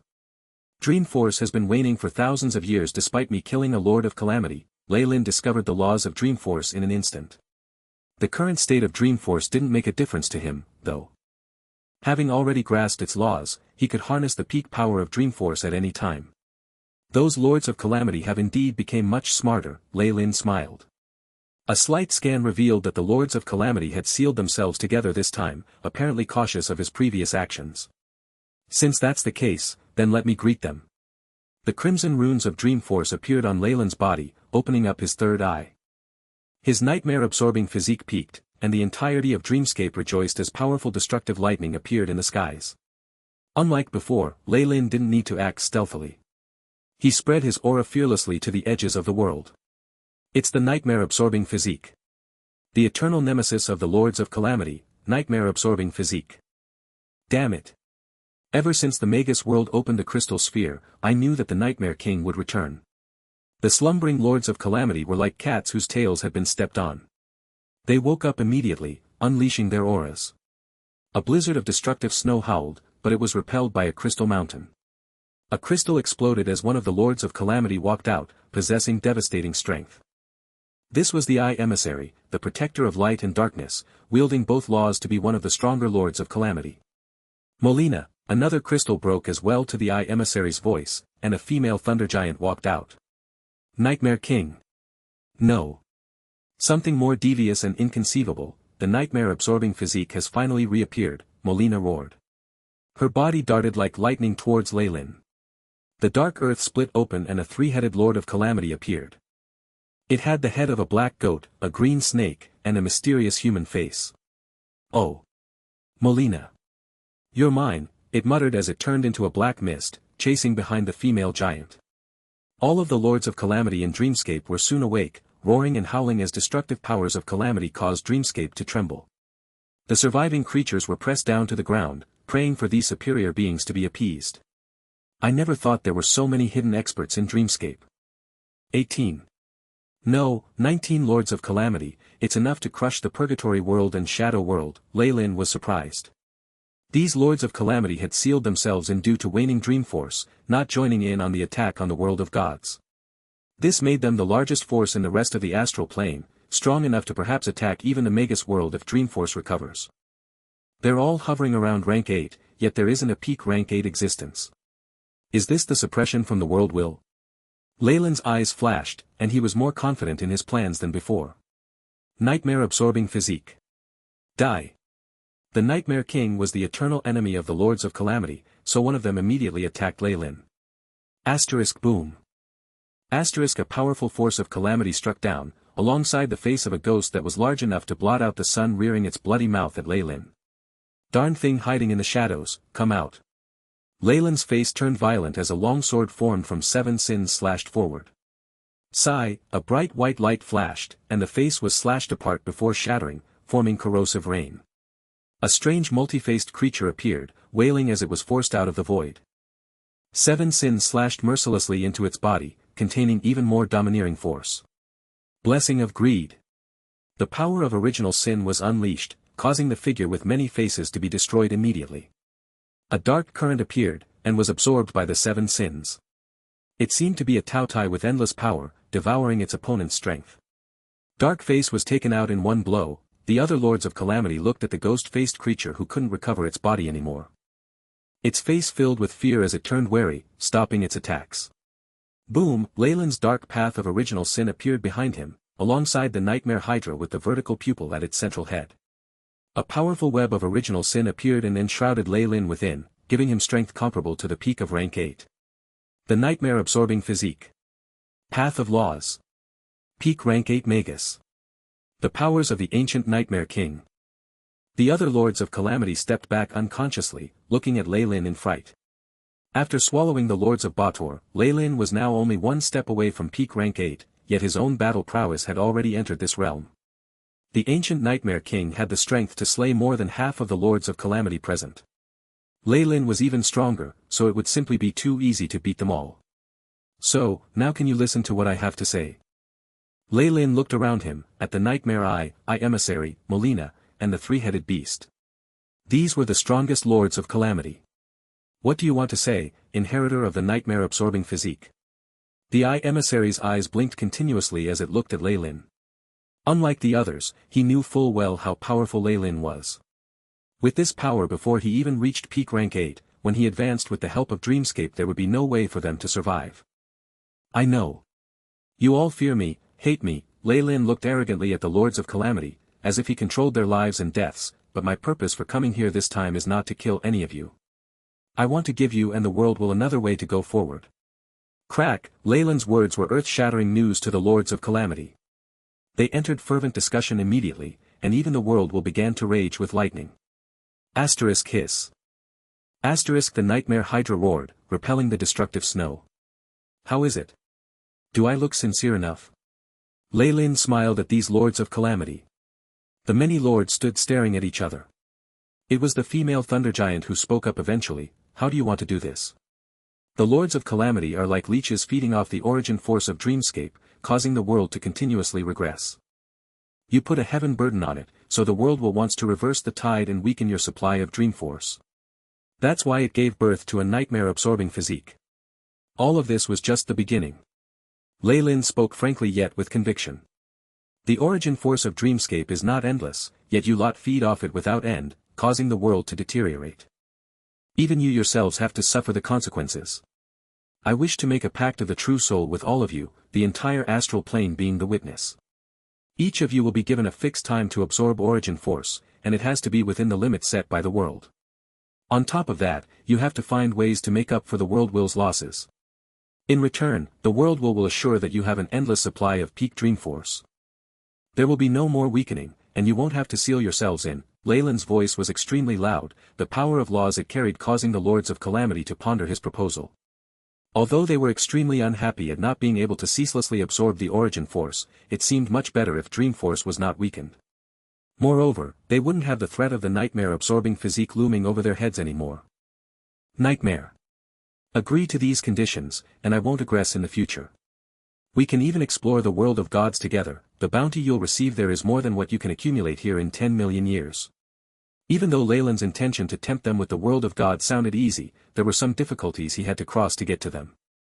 The hardest was to showcase peak rank 8 might, suppressing all these rogues with the fear of death. He then had to deal with Dreamscape's world will. Molina looked at her peers, answering after a period of hesitation, this matter. We have to discuss. Of course, discuss away. I'll be here waiting. Leyland smiled and waved the Lords of Calamity on, watching their conscience converse. These conscience conversed at the speed of thought, discussing 1,000 years of information in but a second. It wasn't long before they gave Leyland a reply. The three-headed beast came forward, its goat head speaking as the human one showed a strange expression. We accept, on the condition that you ensure the world will honors its side. Of course. Although he knew what this creature was scheming, Leyland still readily agreed. Very well. Upon our true souls as beings of law, in the name of the astral plane, the Lords of Calamity looked at each other and nodded their heads, making an oath with their true souls. There was simply no pretense from the reverberation of the true souls, and they also could not mask themselves in front of Leyland's power of original sin anyway. All right. Lei Lin turned around and looked at the endless void. Oh, mighty dreamscape, I will need you to honor this agreement. Rumble, boundless dream force gathered, forming a pair of furious eyes. The entire dreamscape was seething in rage. From the world will's point of view, the successor of the nightmare-absorbing physique was supposed to kill these lords of calamity. Yet here he was, making agreements with them instead. This was blatant betrayal. Purplish gold lightning made of origin force converged in the area, possessing enough power to destroy beings of law. The crimson runes on Lei Lin's body writhed, as if wanting to break free. Rumble. A mighty bolt of destruction crashed down, and the three-headed creature sniggered, You're just a lackey reared by the world will, and you actually want it to subjugate? The world will is strong enough to take your bloodline back and not allow you to ever resurrect. Everyone, attack now. This nightmare-absorbing physique has a death wish. The human face of the creature guffawed. As for the green snake head, it opened its giant jaws and the laws of corrosion formed an acid rain. Don't you think I'm aware of your thoughts? However, Lei Lin remained extremely calm under the double team of the lightning and rain, rendering the other lords of calamity uneasy. I am different from the Nightmare King. All of my powers are of my own, and that is the same for Dreamforce. He reached out, and a platinum barrier formed around him. The origin force armor that could repel world wills showed its prowess, pushing Dreamscape back as the power of original sin rumbled behind his back. The Nightmare Hydra roared, continuous streams of attacks shooting forth from its 9 heads to destroy the lightning in the skies. Don't think that you can control me like you did the Nightmare King. Lei Lin had always enjoyed freedom, so how could he have been made an example of by the world will? Having obtained Dreamforce at its peak, Lei Lin had constantly conducted research into absolving himself of the world will, controlling the crests and troughs of the energy himself. With his power nearing the peak of rank 8 and his being within the world of gods, Dreamscape had found out about it too late. Right now, Lei Lin wished to suppress the Lords of Calamity and the world will, becoming an arbitrator between the two parties. The power of original sin rumbled and repelled the Dreamforce, causing the clouds in the skies to dissipate. Having repelled the world will, Lei Lin turned around and faced the three-headed beast. What are you trying to do? The green snake head muttered, and the black goat head looked at Lei Lin in disbelief. It had never imagined that the nightmare-absorbing physique formed of Dreamforce could repel the world will itself. Impossible, it raged silently, but it was too late. Watch, this is the outcome of betrayal. Pride Guard was activated, forming a silver-white armor around Lei Lin's body strong enough to repel the attacks of some beings of law. Lei Lin moved through the corrosive rain unaffected, turning 7 sins into a morning star that roared mightily as it landed on the creature. Boosted by the blessing of greed and fury amplification, a mountainous force smashed the human head down in an instant, following up with the other 2 heads as well. Massacre amplification and death's decree erased all traces of the creature's existence, completely removing any chances of its revival. Gulp, gulp, the Lords of Calamity just stared blankly as Lei Lin's mace devoured the flesh of the beast, augmented by Gluttony's devouring and Sloth's recovery. Even his armor was repairing itself. What had they just seen? One of their strongest fighters had been killed by Lei Lin just like that. I don't feel any of the black goat's aura. It has 3 lives, and was supposed to be able to be reborn in filth. The Thunder Giant grew extremely conflicted. Although she'd never liked that creature, she did acknowledge its power. However, it had died just like that. Its chances of revival were taken out, and it had been done in for good. So, who's next? Having restored his peak Dreamforce, Lei Lin looked around in satisfaction at the fearful faces of the Lords of Calamity. We will comply to your wishes, mighty Nightmare King. The Eye Emissary yielded first, bowing towards Lei Lin with newfound sincerity. Don't call me the Nightmare King, I am the Lord of Original Sin, the controller of all evil across the astral plane.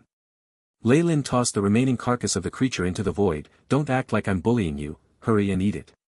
The greatest difference of a world will from a mortal was that it was an artificial intelligence, caring only about benefits. Seeing that it couldn't take Lei Lin down, and with something to gain from the agreement with the Lords of Calamity, it would acknowledge reality. Space ground the body apart like a millstone, using the creature's energy to replenish the world. Giving your leftovers to send the world will away, that's really. The other Lords of Calamity criticized Lei Lin quietly, but they very soon changed their attitudes. Mighty Lord of Original Sin, you are the arbitrator between us. In my name of the Lord of Original Sin, I promise to bind both the Lords of Calamity and the world will of Dreamscape together fairly, all for the sake of the world's development. Lei Lin raised 3 fingers of his right hand and swore an oath. His voice was imposing yet dignified, and the dark path of original sin that had traces of blood rumbled behind him. With my path as a witness. Rumble, the entire dreamscape trembled, as if excited upon seeing a new future, and it cheered. Powerful dream force circled around Lei Lin, peaking with the support of the world. It turned denser in color, as a sort of innate change occurred within it. It turned into a higher power, containing an indescribable strength. It was like all of the world's evil and dreams had been fused together, surging into Lei Lin's path of original sin and making it look even more perfect than before. Nightmare force. The Eye Emissary exclaimed. This was the peak of the world will's essence, something even the peak rank 8 Nightmare King hadn't been granted in the past. Be it the Lords of Calamity or the Nightmare King, they had only a vague understanding that Nightmare Force was the essence of the world. Even if they were the spawn of the world, they could not receive the power of Nightmare Force. Lei Lin had instead obtained it through his own powers. The Lords of Calamity stared at Lei Lin, each with different feelings. Each of the 9 hells in Lei Lin's divine kingdom had been separated up in an orderly manner, large groups of petitioners scurrying around the place performing their own tasks. Everything was being built up for the future, and this divine kingdom of epic proportions gave them the best protection. Disasters wrought havoc in the prime material plane, and the gods were restless, giving them valuable time to carry out their missions. Lei Lin's clones walked out of the borders of his divine kingdom, where Mother Kor's clone had been waiting for some time. This new power that you speak of is about to come. Mother Kor looked at Lei Lin. Of course, do wait and see, the clone laughed in reply, opening a passage in the crystal sphere. Mortal realm. Rumble, the sheer number of rank 8 auras that appeared at that moment caused Mother Kor to be startled. The power of calamity. You managed to get the Lords of Calamity on your side. Lei Lin only smiled, shifting the conversation as several powerful figures passed the crystal sphere to enter the world of gods. The world of gods. A place of eternal obscurities and mysteries. The final war has begun once more. The Eye Emissary and Molina led 6 more Lords of Calamity into Bator, standing proudly in the void. Just the gathering of such powers caused calamity to spread throughout their surroundings, causing space itself to wail. Having reached an agreement with the world will, their powers had been restored. Free of their constraints, they no longer had to seal themselves in that jail of a world. Lei Lin, the arbitrator of the contract, was someone neither side wanted to offend. He could suppress the world will himself, and with Nightmare Force his power had only increased. The Lords of Calamity came along as free help. These 8 are about as strong as intermediate evil gods. Combined, they have the power to topple an entire continent, Lei Lin smiled. Of course, he didn't oppress or exploit the Lords of Calamity. He was working together with them to gain more benefits. Dreamscape had given them a tremendous supply of energy to restore their powers, and now they had to go look for resources to replenish the world's origin force. What better a place to plunder than the world of gods? There were 2 other people here alongside the 8 Lords of Calamity. One of them was a young lady with extremely fair skin, her face quite exquisite and impish. She surveyed the world around her, and eventually sighed, the world of gods. I've returned. This was Shar, the goddess turned Magus who had come to rule the shadow world. She had become Lei Lin's subordinate after being forced into submission, being brought here for the war. Humph, another young lady harumphed from beside Shar. She had a bewitching expression on her face, looking more mature than her companion as each strand of her hair hissed quietly in the air. And the Snake Dowager. Mother Kor recognized this familiar face. The Snake Dowager did not dare to be tardy when speaking to this peak rank 8 Magus, and she bowed slightly, mighty protector of Earth. We meet once again. 10 rank 8 Magi, together with your clone and Magus body, Mother Kor was now completely in shock. This force could have helped them greatly in the last battle. Now, it was even more important to her, being able to influence the entire war. And you? Your path is already perfect, and you can advance to the peak of rank 8 at any time you want. Mother Kor looked at Lei Lin with a complex expression. Although she'd regarded Lei Lin highly, she'd never thought he'd come to be of the same realm as her so quickly. His strength could not be ignored. The Nightmare Force completed my foundation. Now all I have to do is completely devour Asmodeus' essence, fusing all my laws together to form the perfect law of original sin. Lei Lin didn't bother to conceal his path and plans, there was nothing now that could stop him. I won't participate in the war before I'm at the peak of rank 8, and nor will they. Lei Lin pointed at the 10 rank 8s following him, and none of them raised an objection. This surprised Mother Kor even more. She'd originally thought they were just allies, but he had astonishing control over them, so it couldn't be. With 11 rank 8 magi now standing guard at Bator, even greater gods could do nothing about Leyland's advance. This was an absolute confidence, garnered from the strength Leyland blatantly displayed. Each of these existences would be of great use to entire factions. I'm about to finish up with my preparations. How are things on your end? Leyland looked at Mother Core. You can be at ease. I already called out to the world will, it's slowly recovered over time and will be ready. The world of gods was injured once again recently, so it'll be at a disadvantage. Mother Core's eyes reflected the depths of the Magus world. We're in the process of preparing the spell formation to bring the will here. 5 magi of laws are standing guard, and will soon be able to bring the Magus world's will into the world of gods immediately, changing the laws of this world. The few sentences that Mother Core spoke revealed a groundbreaking plan. The audacious magi actually wanted to bring the Magus world's world will into this world, destroying the over-god in one blow. It's hard to predict success, but even in the worst case both parties will suffer grave injuries which will reduce the suppression on us. Leyland naturally knew what these magi were planning. Just like the gods, they didn't want their world will to awaken completely. Even he wasn't willing to just let the world will wake up and suppress him. He thus had no objections to their general plan. Alright. I'll enter a long period of seclusion now. I'll leave this to you. A phantom of the nightmare Hydra appeared, bringing Leyland's Magus body to the deepest parts of his divine kingdom. Let's go, everyone. The AI chip's clone body had already reached the peak of intermediate godhood. Bringing the 10 others, it shot into his divine kingdom like a shooting star. Even without the defense of a divine kingdom, this lineup would put fear in the heart of any god. He'll most likely be peak rank 8 the next time he appears. Mother Core looked at the divine kingdom, and light flashed in her eyes before she slowly vanished into the void. All these events had been noticed by the gods. However, a force of 11 intermediate gods with the additional support of 2 greater gods and a divine kingdom derailed all their plans. Even Tyr and Lathander wouldn't dare to fight them within Leyland's divine kingdom. As for Distorted Shadow, all traces of him had vanished. Nobody knew what he was scheming. The plague in the prime material plane continued to spread, and the plans to move the worshippers into the divine kingdom had begun. The filthy evil eye and the Chaos Lord stirred up even more havoc in the abyss, joined by new beings of law as they headed deeper and deeper. The aftershocks of dazzling fights lit up the skies of the various worlds, but Bator remained abnormally silent. Leyland immersed himself into finalizing and perfecting his path of original sin, and the others had their own tasks to carry out. His clone managed everything else well. Within the prime material plane, Doran struggled to bring the last of his belongings to a cart and tie them with a rope. He felt like all the events of the recent past were a dream. Having expressed their rage, the burly man and red nose had disappeared. Farmers and even more thugs surrounded old Holdman's villa, taking everything. Not even the door was left behind. They'd plundered everything in sight before setting the house on fire, reducing it to nothing. Doran pitifully dragged himself back home, hiding in there endlessly in fear that guards would barge into his house and hang him at any moment. After several days of silence, he had realized one fact. The Lord had forgiven them, not arresting them at all. The event caused him to kneel on the ground and pray to the gods for their blessings. However, everything in old Holdman's house had been recovered a few days later.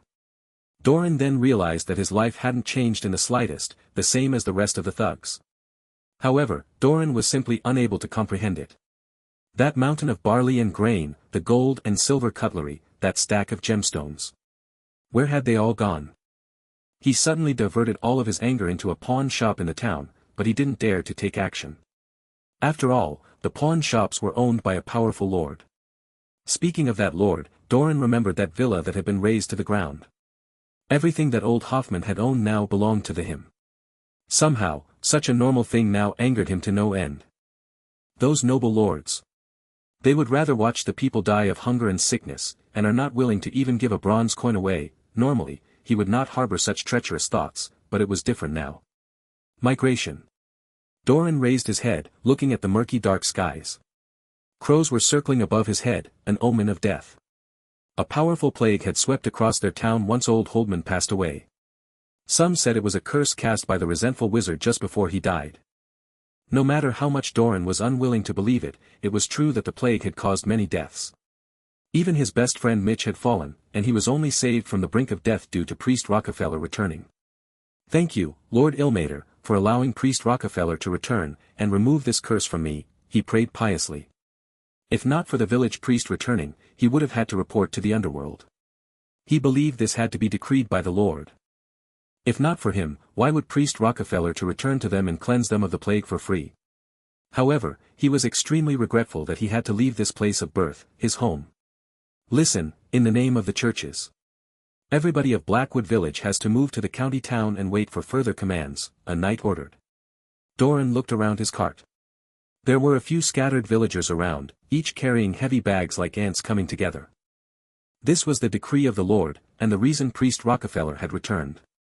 All of Ilmater's worshippers were to be moved to the county town, an order that made Doran feel like the feudal lord had gone crazy when he first heard it. Were there enough homes there for them to live in? Rockefeller had promised them that there were. As the plans for migration began, the members of the cities were given priority before the villagers. Woo! My lord, look at the wheat here first. They've grown so well. Let old York reap them before leaving. A farmer was carried out of the fields by a knight.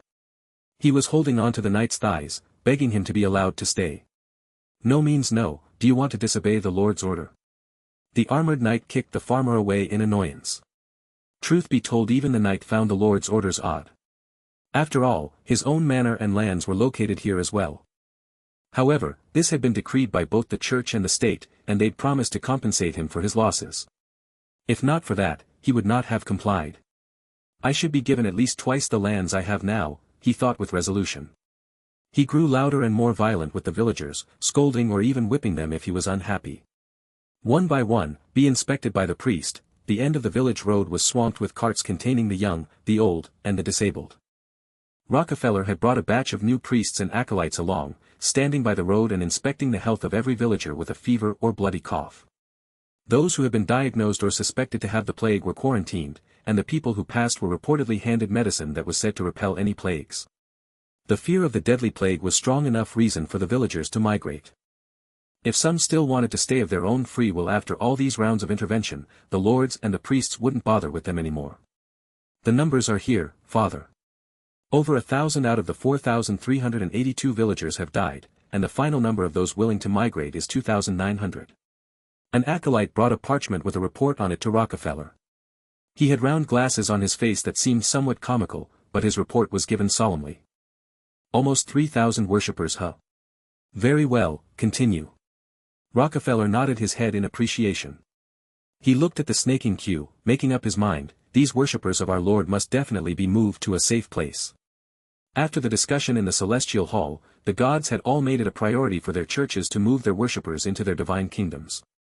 Separating the worshippers by God and moving them proved to be an extremely complicated process, troubling even the almighty gods themselves. Such big movements couldn't ever be completed without several hundred years. The Magi wouldn't give them such time. Plague after plague struck the prime material plane, ravaging the lands and killing countless lives. Several rounds of discussion later, the gods had just decided to demarcate areas and move everyone within. Towns like Blackwood Village with only one god were easy to move, which is why they were the first to be moved. Rockefeller had been sent back to the village to perform this task. Why, Priest Rockefeller, why? I am devoted to the Lord, but my son and daughter were taken from me. Why? An old man in ragged clothing appeared at this instant, kneeling before Rockefeller as he cried. How dare you?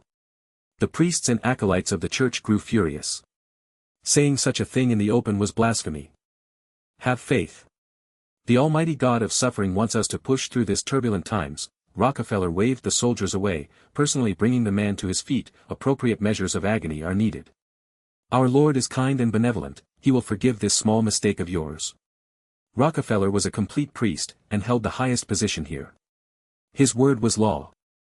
Oh God, I have sinned. The white-haired old man wept even louder than before, causing Doran to feel sorry for him from the side. That small crooked body reminded him of something he tried to forget. He shook his head and managed to push his cart forward. Just then, Rockefeller's voice entered his ears. This tribulation is not something that the gods gave mankind. It is instead the beginning of the end. The end? Doran was startled, and he halted unconsciously. Plague, war, famine, death. These are things long recorded in the prophecies of the church. Light glowed from Rockefeller's face, causing him to look even more holy than before. The end of the world is fast approaching, and evils of foreign worlds have infiltrated our lands. Only the most pious of worshippers will receive salvation, obtaining eternal life in the divine kingdoms of the gods. Rockefeller's proclamation of the end of the world had been prepared by the church after a long period of work. The scenario it described frightened Doran out of his wits. So the plague that they had experienced was not the end, but just the beginning. Under such an influence of the proclamation, coupled with the threat of the plague and death, even the free spirits now obeyed orders and hurried along to the county town. Rockefeller's proclamation continued, "These evils will infiltrate our earth and plunder everything we have. Life, flesh, and souls. These perpetrators of the end, these reapers of death. They are called Magi." After many millennia, the taboo of the Magi finally began to circulate around the world of gods once more. The second dusk was fast approaching. Black County Castle was only a day and a half of a horse ride from Blackwood Village. It was where Mitch had worked as a servant to Mistra's church, a place Doran had visited once before in his life. When he saw the tall limestone walls, Doran heaved a sigh of relief. He had never expected that this journey would feel this long. He looked around apprehensively, noticing the tired and weary villagers. Some of them were even injured, and the group looked like refugees from a disaster. This poorly formed procession of villagers would never cover much in a day of travel. Even Doran himself had tossed away many of his belongings. With the mess of this migration, many bandit groups had tried to rob them along the way. There were too few guards and priests to protect them completely. A bandit had even charged up to Doran himself once, something the carpenter never wanted to experience again in his life. "We can move to the divine kingdom of the Lord now that we're here, obtaining eternal life." Doran's resolution had only lasted this far because of Rockefeller's constant boasting about the divine kingdom. However, very soon he discovered that he had been thinking too much. Asterisk bang. Bang. Bang. Asterisk there were large groups of troops around the city walls, all carrying spears that put great pressure on the villagers. "Listen up. There's too many people coming over, so there will be a queue. Nobles will have priority, before villagers with an identity. As for the rest, wait outside the walls." Many knights were shouting orders from horseback as they moved around the group. There were simply far too many tents outside the city right now, making it seem like a massive refugee camp. Priests could be seen from time to time, casting spells or passing medicine on. Temporary church buildings glowed with a golden light, protecting the area around the city. The churches protected the people from the plagues. If not for them, with the weak immunity of these refugees and the large numbers of people, the plague would reap all of them and ruin the gods' plans. All right then. Nobles first, the carriage of the Lord slowly entered the city, as Doran watched on outside. He didn't know why, but the fires in his heart blazed even stronger. Peak. Doran felt like there was an endless sea of people around him, more than he'd ever seen in his life. Villagers continued to stream in towards the city from the regions nearby, quickly forming a grave problem with law and order. The food in the city was limited, so the villagers had to find ways to feed themselves. Almost every day there were some corpses being carried out of the refugee camps. In such harsh conditions, Doran waited another 2 weeks before it was his turn. "Listen up. Across you is the divine kingdom of the Lord, Ilmater. Listen to the valiant spirits and petitioners when you enter." A bishop was stood upon a platform, a large gate radiating golden light beside him. The church ordered the refugees into a line, having them make their way to the gates. Behind that gate is endless fertile soil, free from plagues and disaster. Doran looked at the people ahead of him and the golden gate, eyes brimming with hope and longing. Finally, it was his turn. New life, here I come. His eyes had grown wet. He sighed, preparing to bid farewell to his former life. Rumble, it was then that a massive earthquake occurred. What's happening? Doran was knocked to the ground. He looked on blankly as his surroundings turned dark. A winged serpent with 9 heads blotted out the sun as it projected a shadow on the ground. The entire prime material plane trembled, and the god seethed in fury. It was at that moment that the connection between the celestial planes and the prime material plane was cut off. Looking at the golden gate shatter, Doran cried out in utter despair, "No." Some time ago, within Leyland's divine kingdom in the 9 hells. Shar slowly walked into Leyland's church, looking at the clone seated on his throne. "I'm done with the construction of the Shadow Weave. The wizards can only download rank 9 spells and below right now, but that should be enough." The impish girl handed over a ball of purple essence to Kukulkan.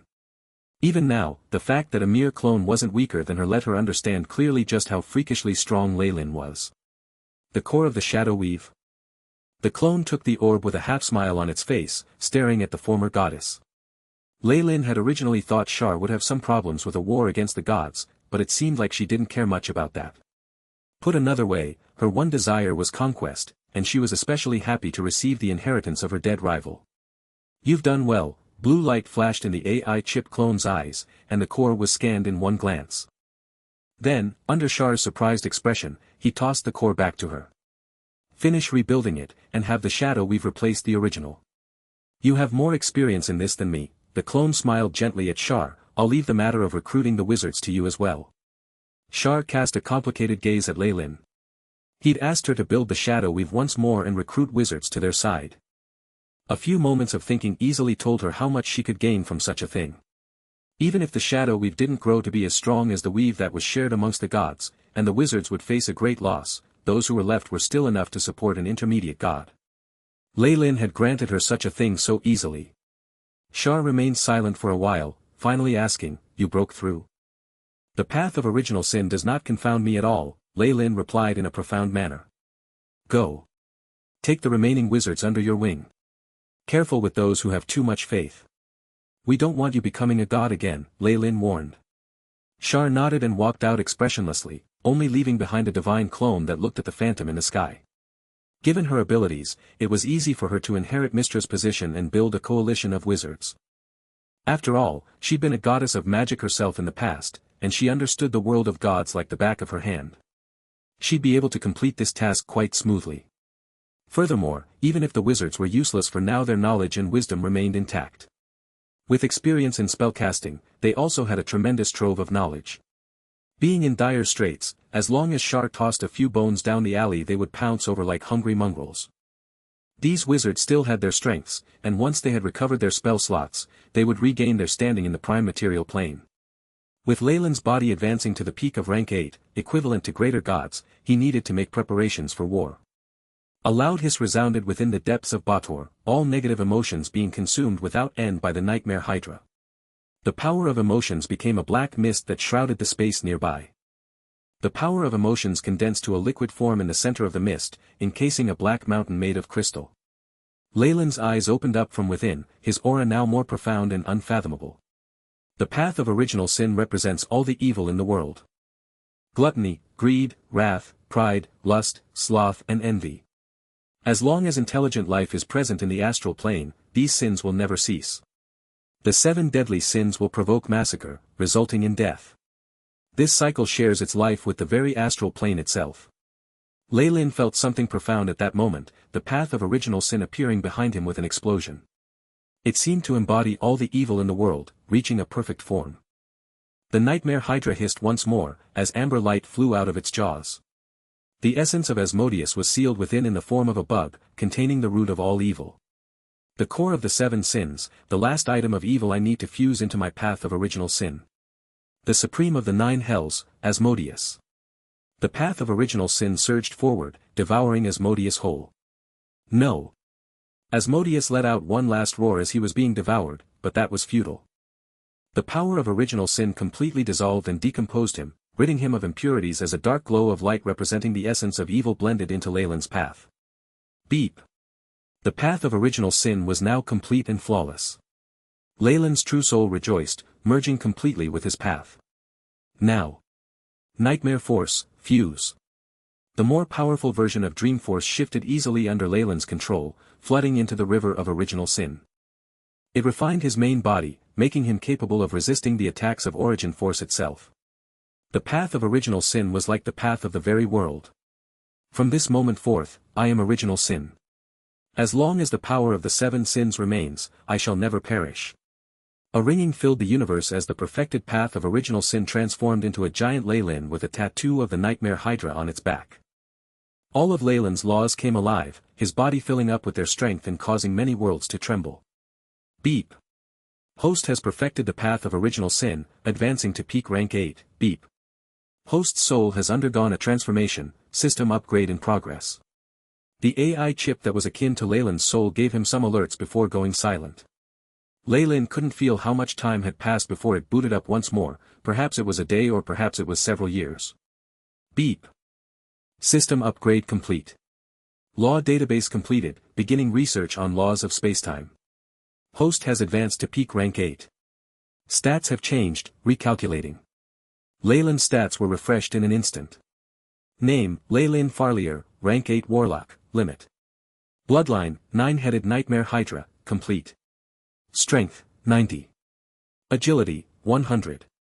Vitality, 130. Spiritual force, 200. Soul status, Soul of Original Sin, peak. Laws, Devouring, 100%, Massacre, 100%, Death, 100%, Greed, 100%, Wrath, 100%, Pride, 100%, Lust, 100%, Sloth, 100%, Envy, 100%. Path, Original Sin, perfect. Innate talent, World Devouring. Abilities, Dreamscape Vision, Origin Force Detection, Illusion Proficiency, Warp Reality, Epic Massacre, Death's Decree. Leyland took a quick glance at his stats. He was overweeningly powerful now, far surpassing even greater gods, but he was more concerned with the other information that was displayed. Almost everything says I'm at the peak. Does that mean I've walked to the end of my path as a Magus? Devouring. The path of Magi was a path of truth, each and every step wrought with peril. Many, many worlds of all sizes and powers existed in the astral plane, but few could climb to the peak. A peak rank 8 had reached the limit of all aspects, leaving no more room to grow. The only way to advance further was to use their own bodies to nurture the power of spacetime, successfully advancing to become rank 9 Grand Magi. Fail and one would be wiped from the sands of time completely, without even a chance to resurrect. My path shall not stop at the peak of rank 8. I will become a rank 9 Magus, an immortal being that transcends all existence. Leyland's giant figure shrunk back down to the size of a normal human being. The dark mist turned into a regal robe that draped itself around him. The Lord of Original Sin. Everyone congratulated Leyland upon his return. His advancement caused waves of energy to ripple throughout the astral plane, his proclamation as the Lord of Original Sin being heard by every being of laws. There was no pretense in the congratulations of Mother Core and the rest, only containing respect for truth and improvement. You've waited long enough, Leyland said with an apologetic face, seeing the suppressed killing intent in the Lords of Calamity, but now, we may rejoice. The real battle is about to begin. Leyland had promised Mother Core that he would participate in the final war once he advanced to the peak of rank 8. Now was the time to fulfill that promise. Asterisk boom. Asterisk the perfect power of Original Sin spread out from Leyland's arms, turning into a crimson-veined darkness. The Lords of Calamity avoided his gaze with fervor. Seeing Leyland seemed to remind them of their worst nightmares. The same went even for Mother Core, her large eyes shifting away as she didn't dare to make eye contact. Innate spell, 9-headed Nightmare Hydra transformation. Leyland's body was wrapped up by the power of Original Sin, expanding as it morphed into the physical form of the Nightmare Hydra. As the primogenitor of the entire bloodline, each piece of his flesh was incomparably real. Hiss, the Nightmare Hydra spread apart its 9 pairs of wings, blotting out the entire world as it vanished from the Divine Kingdom. The black mist whizzed through the air, roaming freely around the lower planes as he reached the Barrens of Doom and Despair. Leyland followed the oozing river, flying across the fugue plain before the gods could even react. He'd reached the end of the Barrens of Doom and Despair in an instant, arriving at a large door located at the peaks of flame. The Nightmare Hydra roared as its 9 serpent heads spat out the powers of laws, immediately blasting the large gate into bits. It continued moving all the while, not even stopping at the entrance. The gods entered a frenzy the moment the Nightmare Hydra crossed the gates. It was like a calamity had befell them. It's the nightmare of the gods. The Night Serpent is here. Many avatars arrived at the celestial hall, their eyes filled with worry. The final prophecy of the goddess of prophecy before her fall, the serpent of the end. Are we at the end times? Ogma clutched his beard in vexation. Forget why he knows about the secret in the Barrens of Doom and Despair, do we have the time to get there?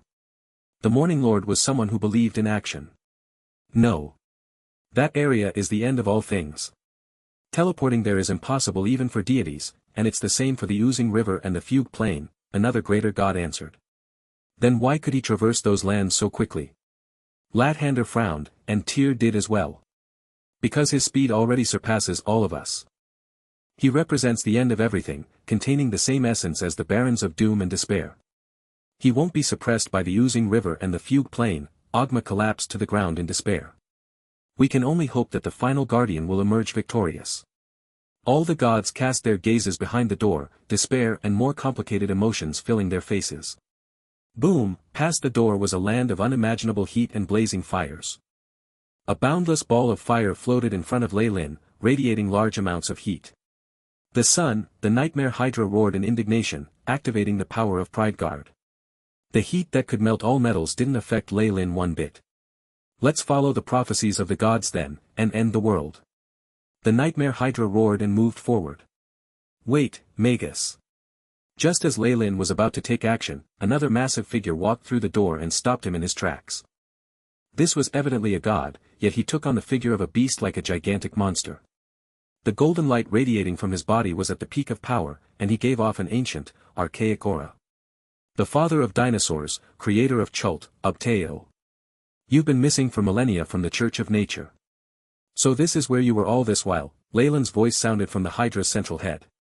To stop the serpent of the end and protect the world is my calling. Even if this monstrous god looked extremely malevolent, he actually radiated the power of justice and hope.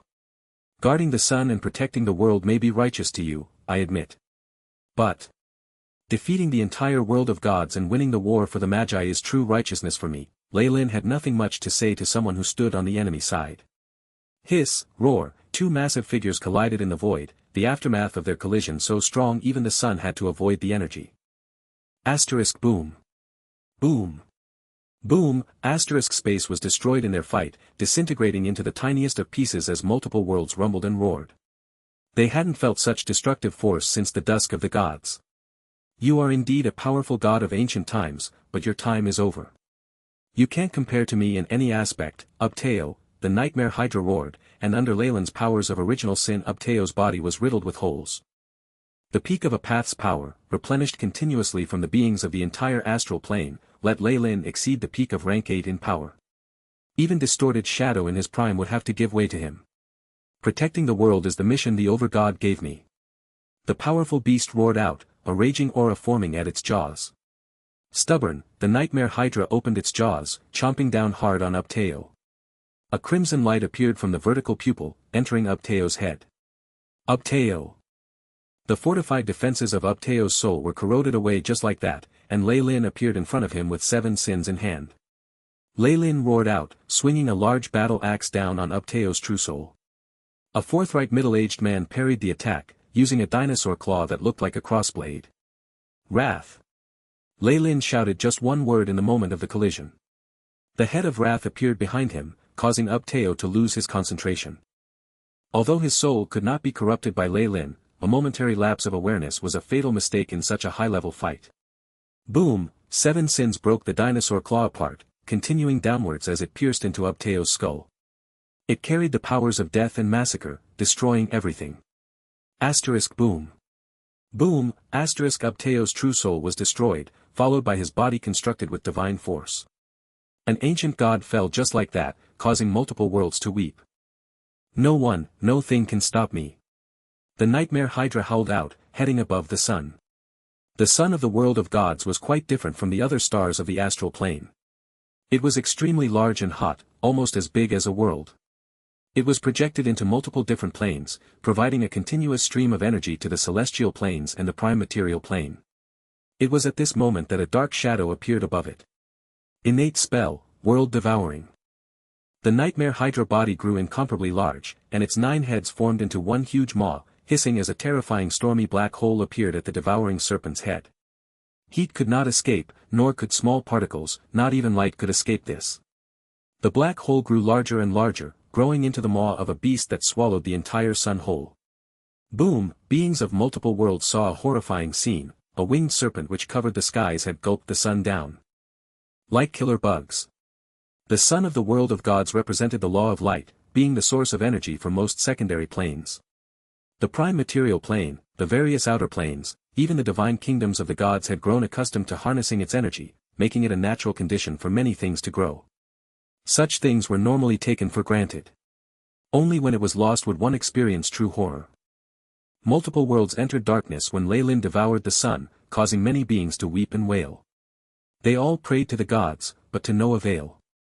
Lathander's face grew ashen in the celestial hall. He was the Morning Lord, someone closely connected to the sun's glory.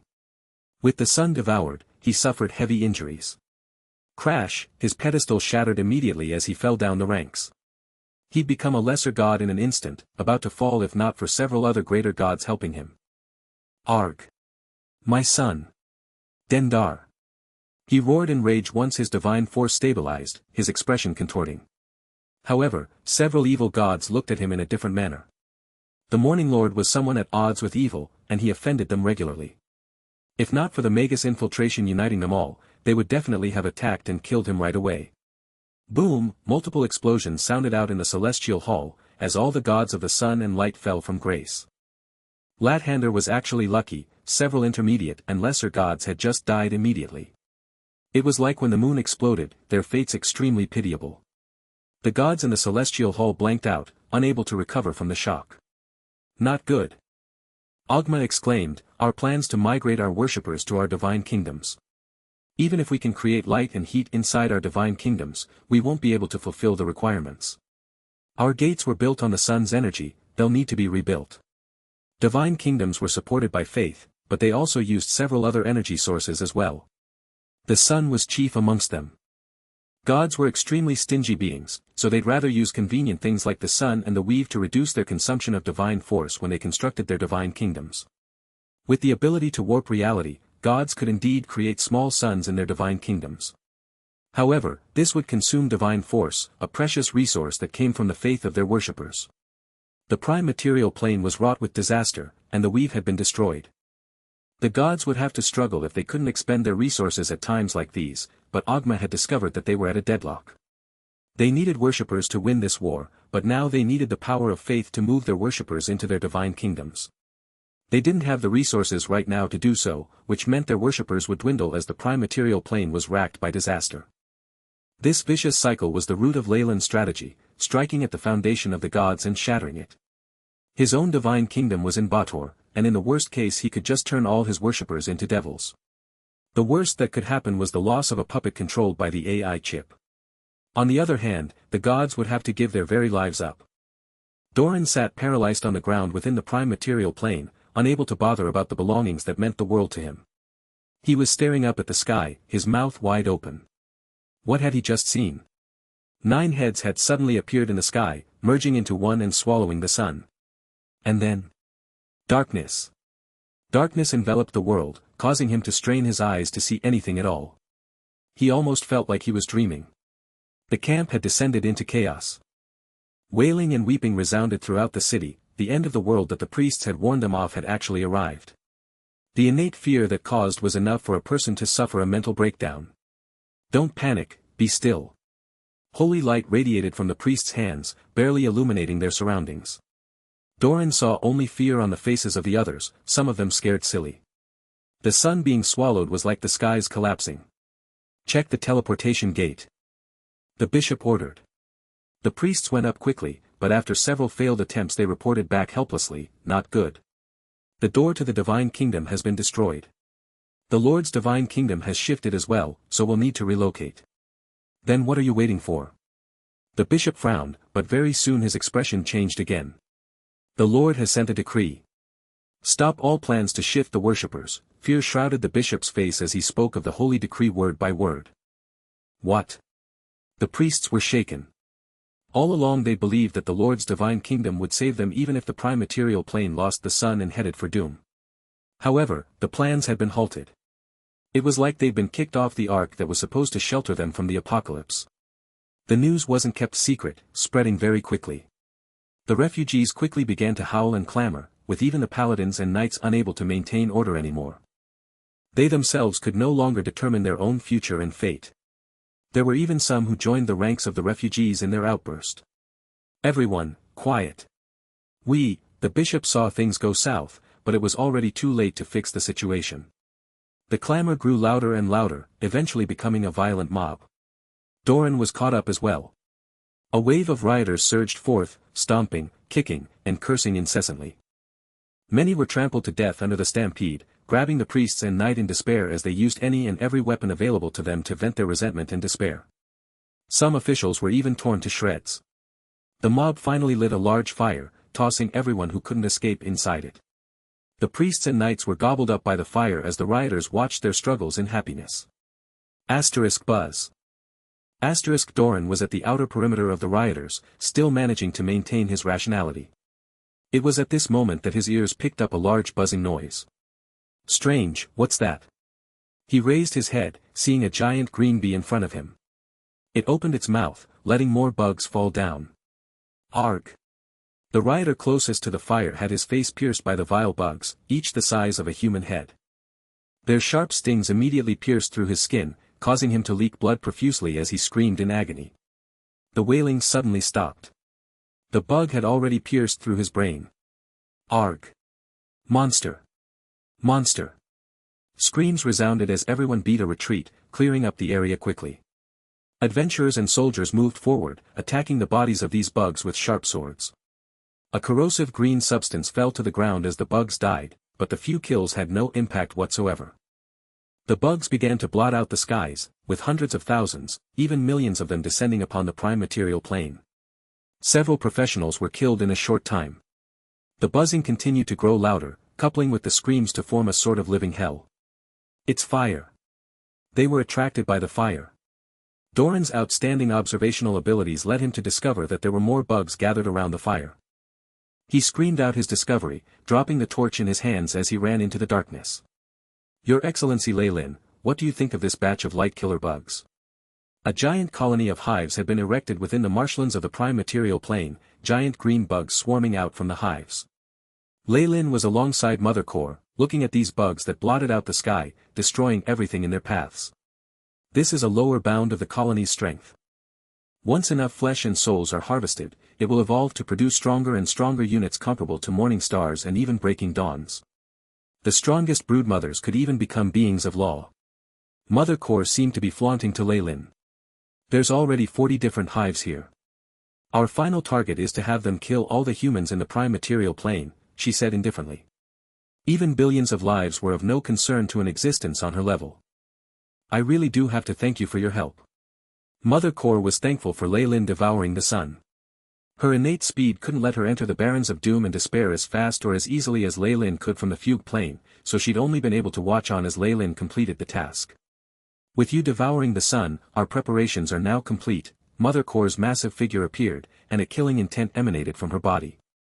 In this final war, we must destroy the glory of the gods. Darkness. Darkness. Many worlds had been thrust into a sudden darkness.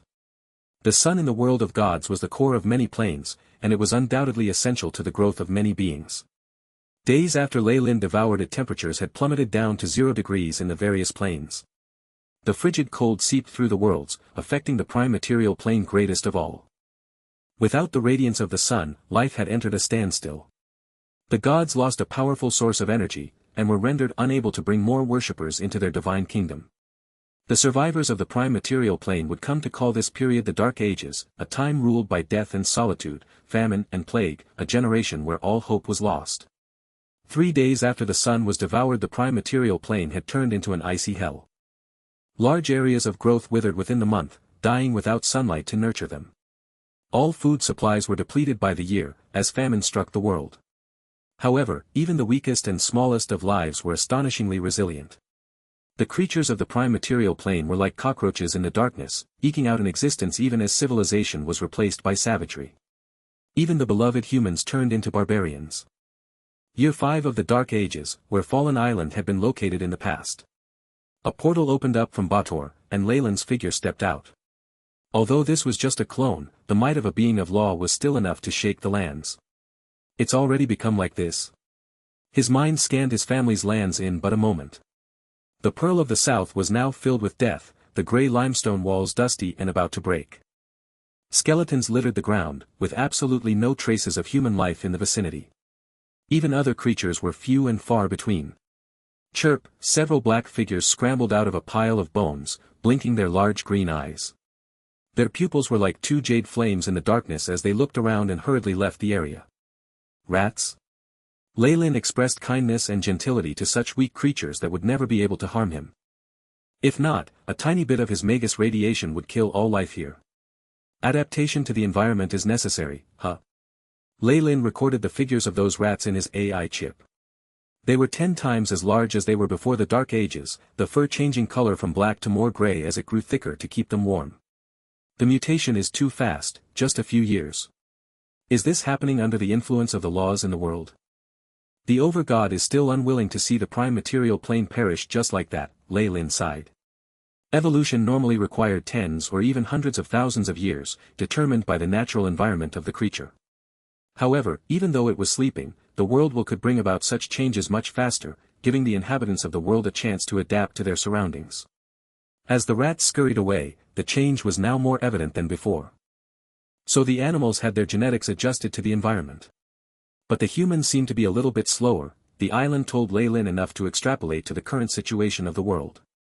The gods are paying more attention, it seems like they still want to migrate their worshippers.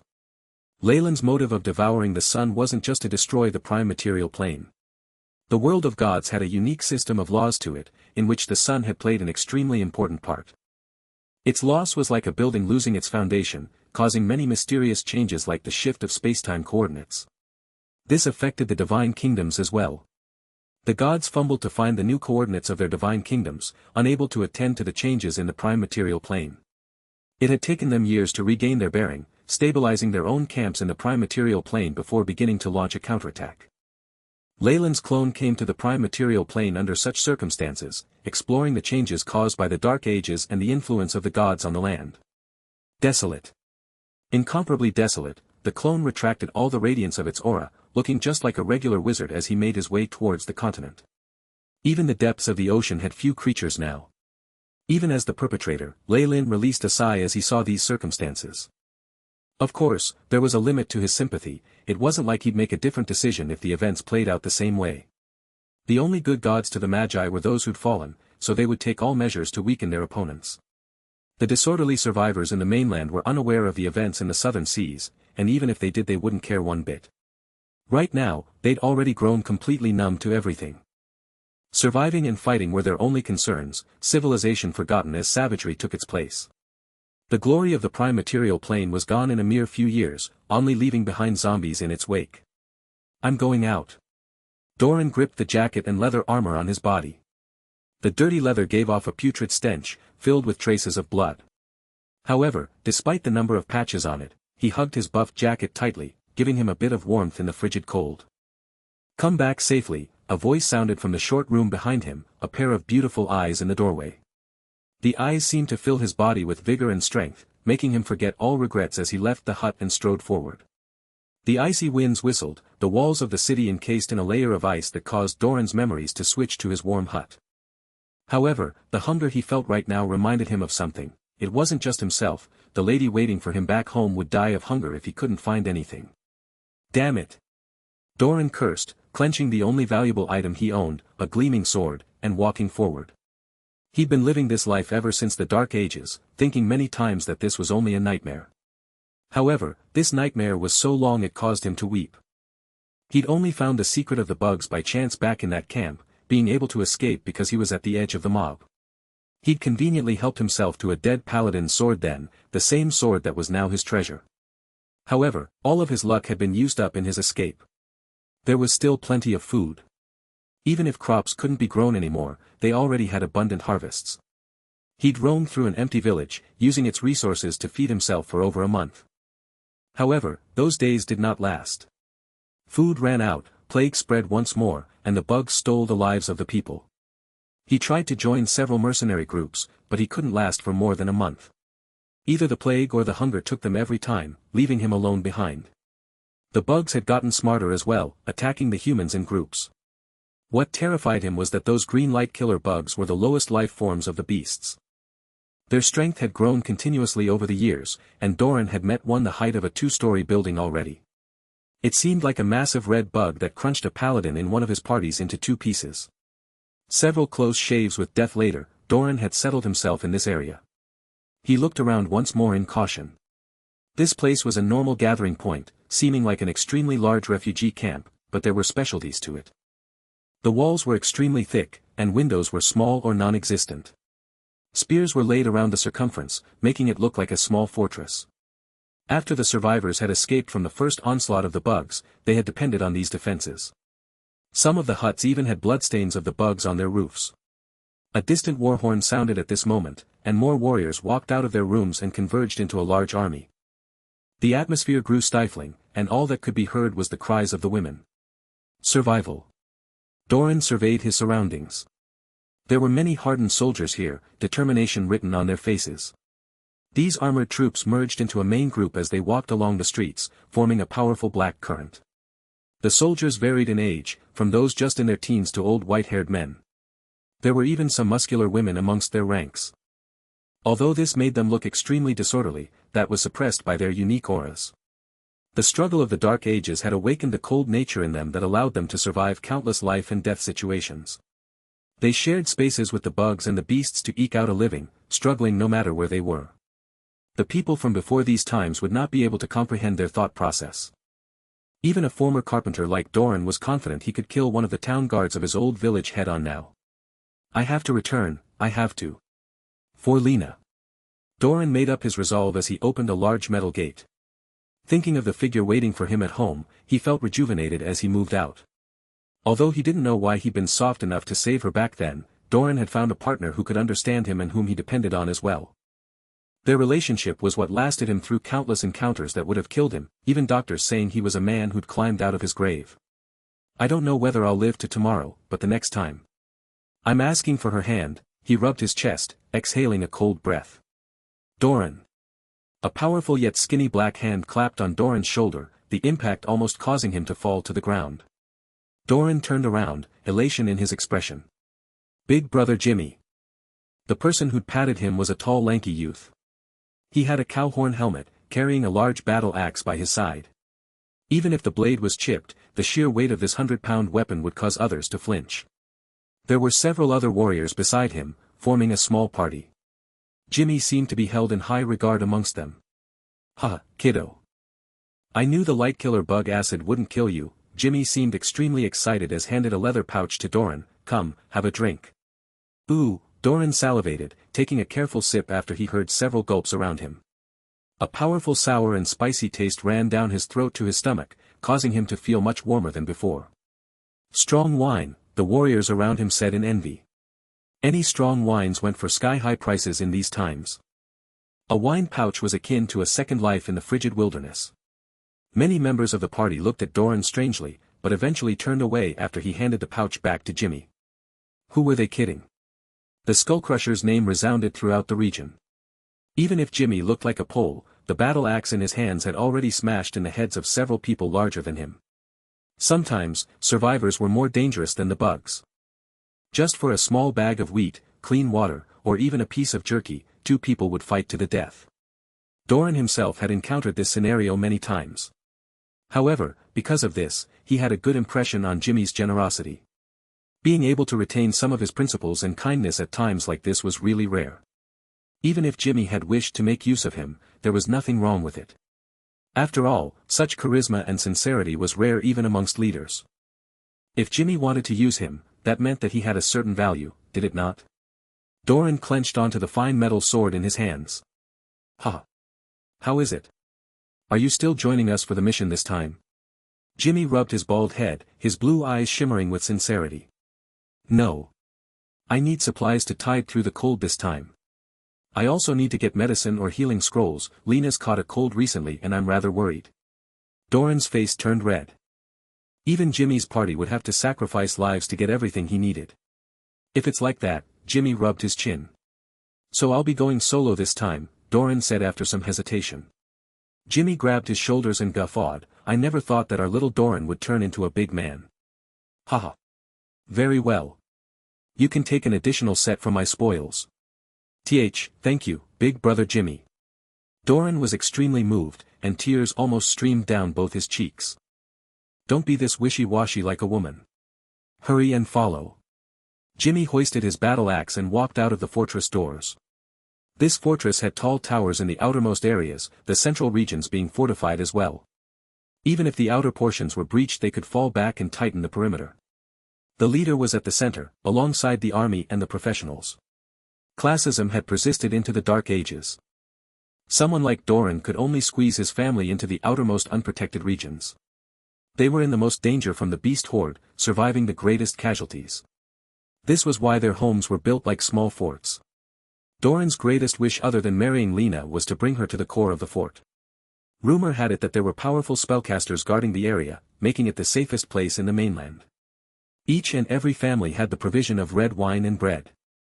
Even before the Dark Ages, this was something that Doran had yearned for.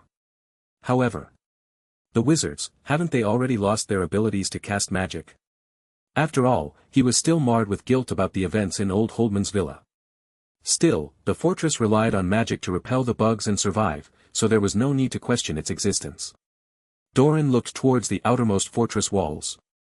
A sturdy granite tower was present there, with traces of blood and internal fluids of the bugs. Each platform had a small black cannon perched atop it.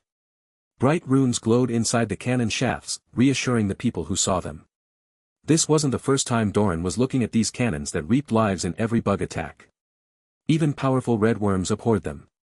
Rumble, a powerful mechanism was unlocked, drawing down the bridge as a large troop of cavalry wearing exquisite armor trotted out in rank and file, causing many mercenaries to look on in envy. This was a regiment of professionals, possessing astounding battle might. Once someone was drafted into the army, even if they weren't sent to the core, they'd be sent to relatively safe areas and given a steady supply of food. This was a lifelong dream to many commoners. The strongest adventuring parties paled in comparison to the soldiers, making them look like a counterfeit product. Few people, like Jimmy, didn't feel inferior to the troops, instead competing with them on the same level. One bug is worth 1 contribution point. I already have 90, so I only need 10 more to enter the inner areas and become a member of the army. Doran blazed with desire. After all, this meant that he was one step closer to his dreams. Big brother Jimmy had already amassed the necessary contribution points, but because he had several brothers staying outside, he has remained there too. Doran was extremely impressed with Jimmy. Asterisk thud. Thud. Asterisk. The army entered formation at this moment, causing a solemn atmosphere that silenced the adventurers. Whoosh, the cold wind blew, causing the silvery moon flag held by one of the knights to flap in the wind, radiating a strange glow. Jimmy blinked his eyes, and saw several black spots in the skies. Without knowing why, even with the absence of the sun, his eyes had grew accustomed to the darkness. At the very least, with the help of the stars in the skies, what was said to be the light of the gods' divine kingdoms, he could already see clearly in a 50 meters radius. Those several black dots grew larger, and when they closed in, the onlookers exclaimed in surprise. It had been the figures of several wizards flying in the air. "My people," a female wizard wearing silver-white armor spoke. Her appearance was obscure, yet her voice carried the vicissitudes of time, drawing the alarmed voices and gasps of the people.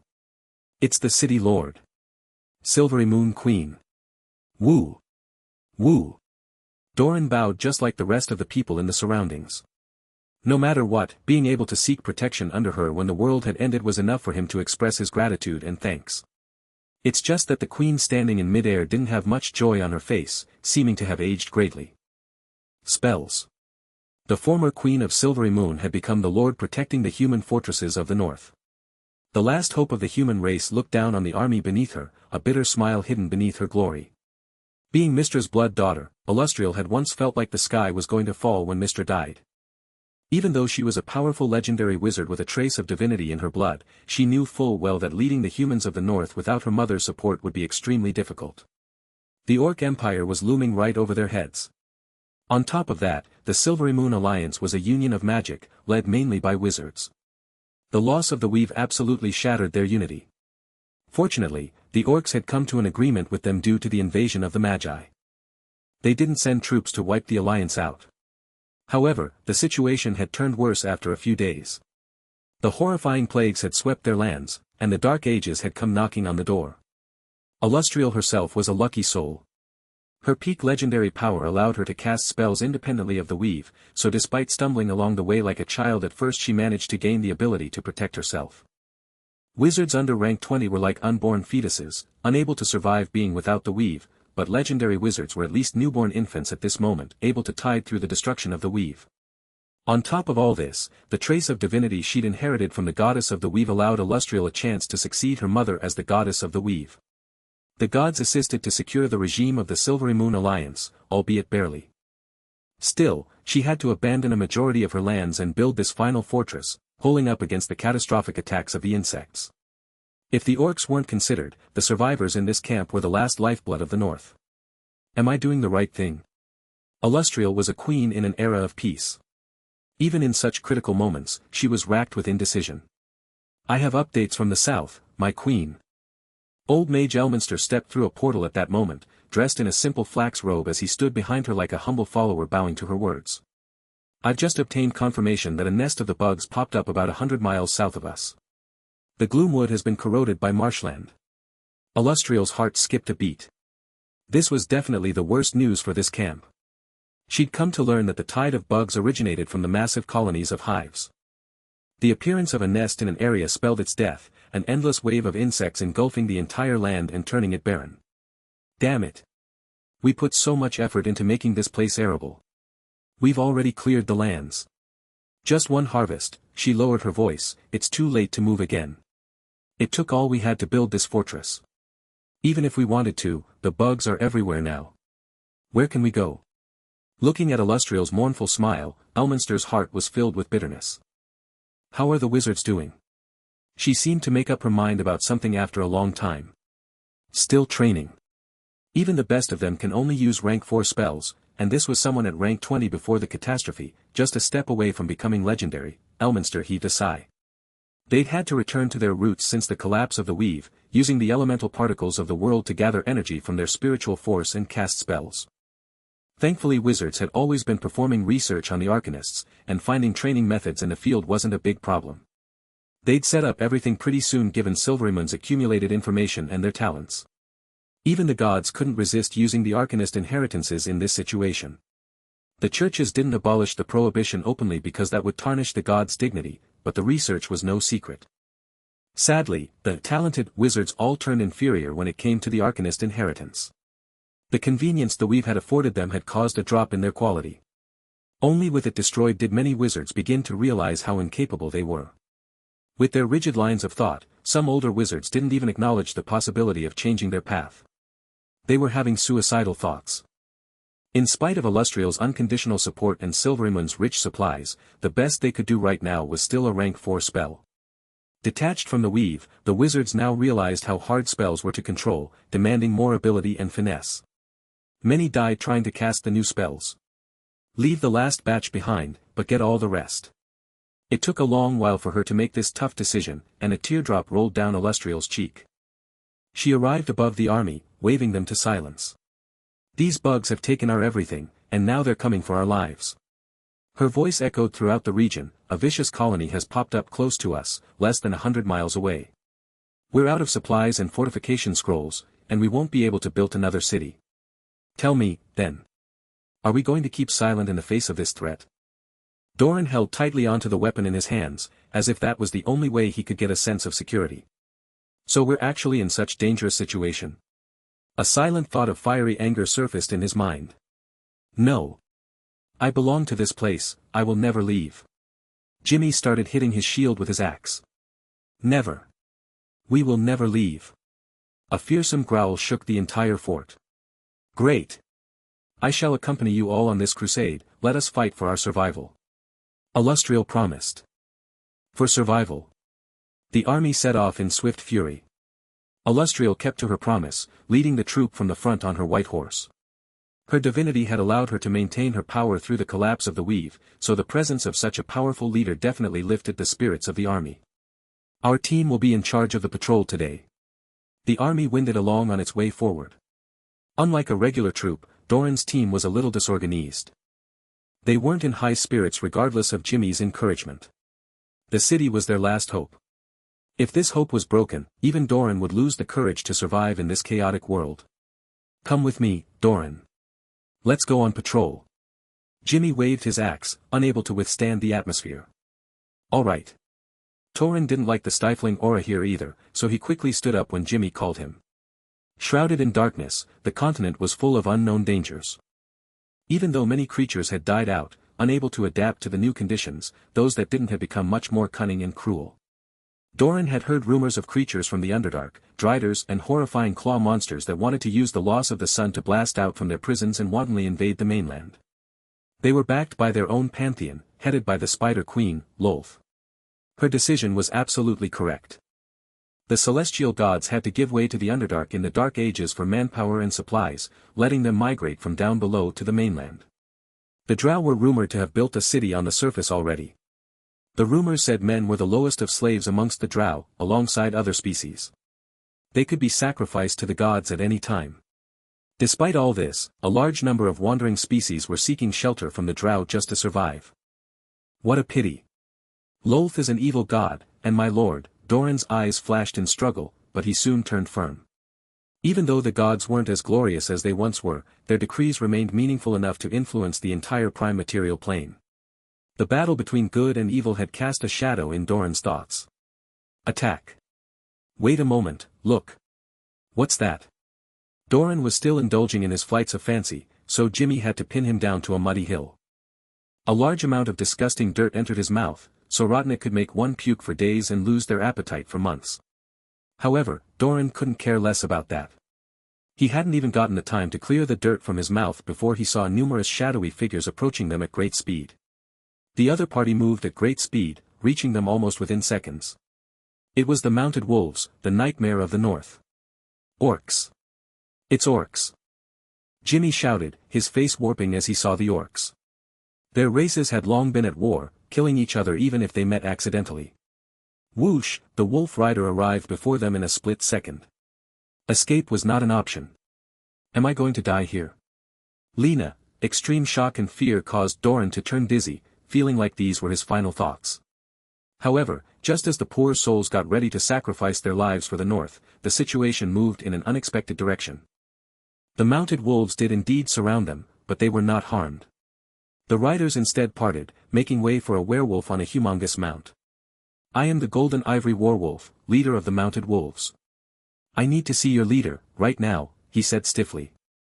Jimmy and Doran looked at each other as they heard this, feeling like they'd gained a fresh lease of life. High up in the sky, Orc Emperor Saladin was looking into Illustrial's eyes. The survival of the orcs has been threatened by the colonies as well. The Lord has ordered us to stand on the same side as you, facing the threat of the Magi. Saladin. Your hands are stained with the blood of the North. Your people are our arch-enemies. Even if we're wiped out by the bugs we won't, a wizard beside Illustrial tried to intercept them. This is an order by the gods, Elminster expressed a different opinion, slowly taking a pipe from his mouth. My queen, the other wizard shouted eagerly, looking at Illustrial's hesitant face. He seemed to hate the orcs greatly. I'll have no more from you, Illustrial waved the wizard off, turning to Saladin, I agree. Great. Saladin nodded, I've brought the Thunder God's hammer, and I'll also send out the best of the mounted wolves and battle orcs. You'll be grateful that you made this decision today. I only hope you'll keep to your promises, Illustrial looked Saladin deep in the eye. However, we still have been enemies for a long time. I need your army to take a different route, we can meet at the swamp. You did well, Elminster sighed in gratitude after Saladin left. No.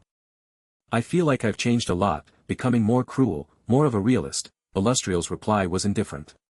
Trust me, my good daughter, this is all part and parcel of our lives, the old mage blew a ring of white smoke.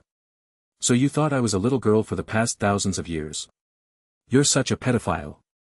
Illustrial stared at Elminster, an unnoticeable redness covering her face. An agreement was made with the orc armies, and Jimmy and Doran took the chance to return safely to their team. However, Doran seemed to have his reservations about something.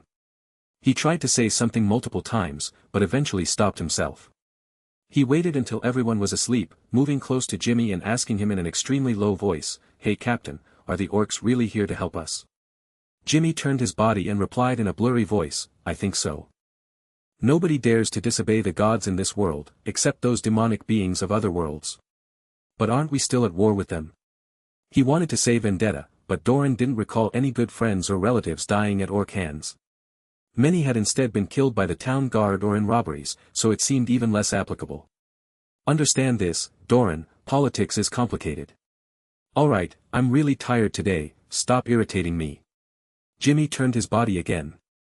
Doran just looked over the flap of the tent, an extremely complicated emotion in his gaze. Asterisk thud.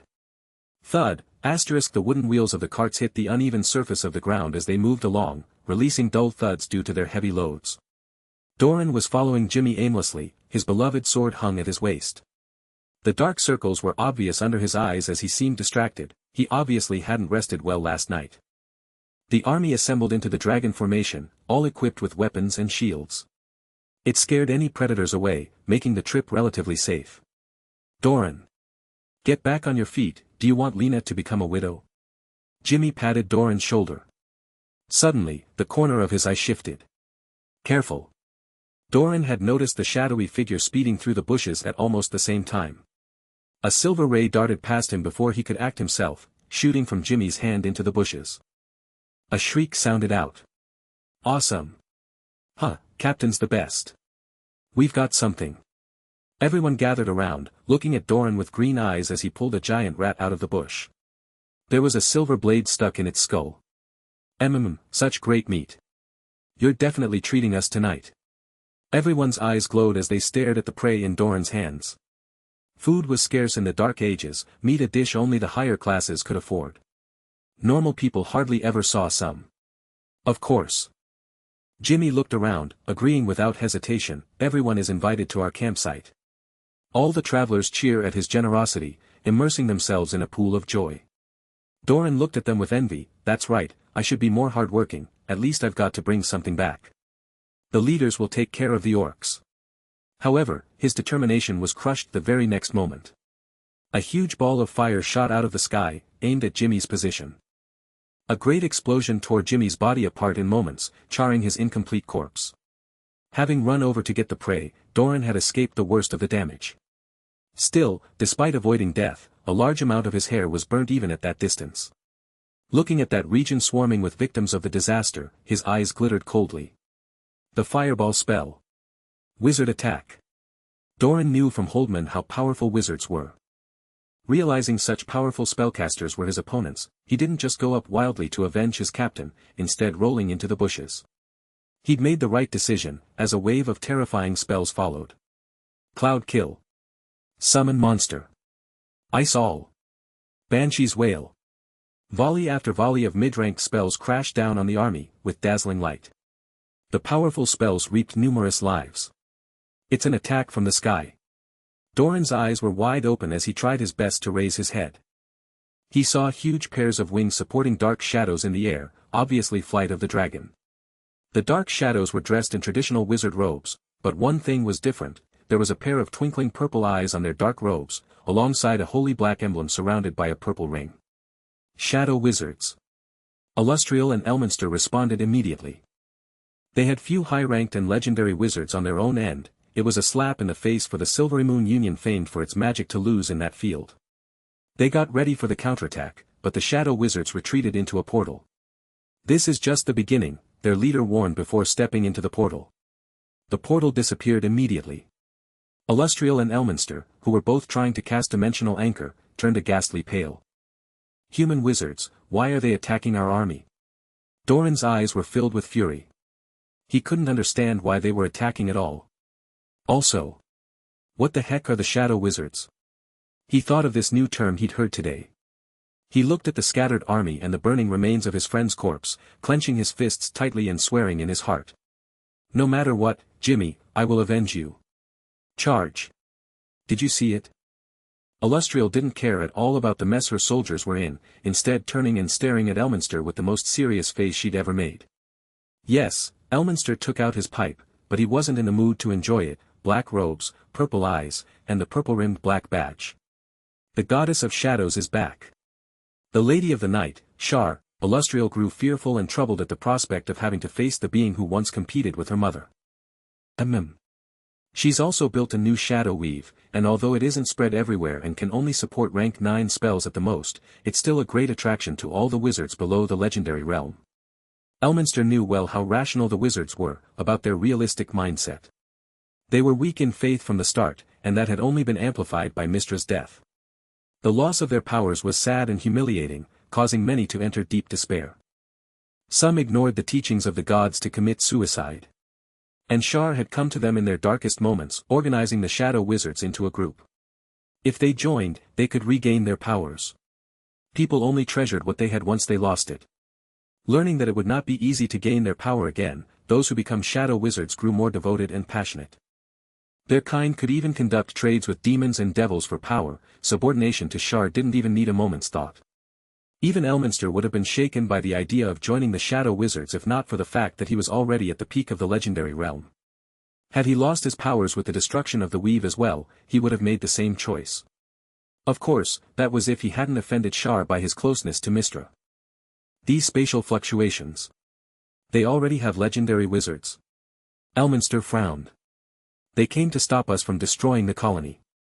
They've joined up with the Magi. As a peak legendary wizard with the blood of a goddess of magic, Illustrial had a lot of information channels in this regard, far more than the others at the same level. The shadow wizards have joined the Magi. Does that mean Shar defected? The fact weighed down on the father and daughter far more heavily than anything before it. Magi and gods defecting had never happened since the two races had first made contact. If Shar had joined the Magi, it would cause great pain to everyone in the world of gods. Those who disobey the gods will be punished by the celestial hull. No matter how weak his faith was, external factors forced Elminster into becoming an absolute devotee. I hope so as well. Anyway, this attack exposed our shortcomings. We need more guards, and an emergency plan. Illustrial was tired. Please invite Saladin here. We need to combine our armies immediately, or at the least keep in contact. We can't afford another attack. Illustrial had just ignored the hatred between the humans of the north and the orcs, throwing away her reputation and the trust of her men with this invitation. The appearance of the shadow wizards obviously had great impact on the Silvery Moon Alliance. 2 days later, the combined army of humans and orcs finally arrived at the swamplands. The purple silt here was putrid, streaks of green mist wafting in the air to form endless hallucinations. The insect colonies caused the complete destruction of their environments, turning the lands into a poisonous swamp that was a haven for the bugs.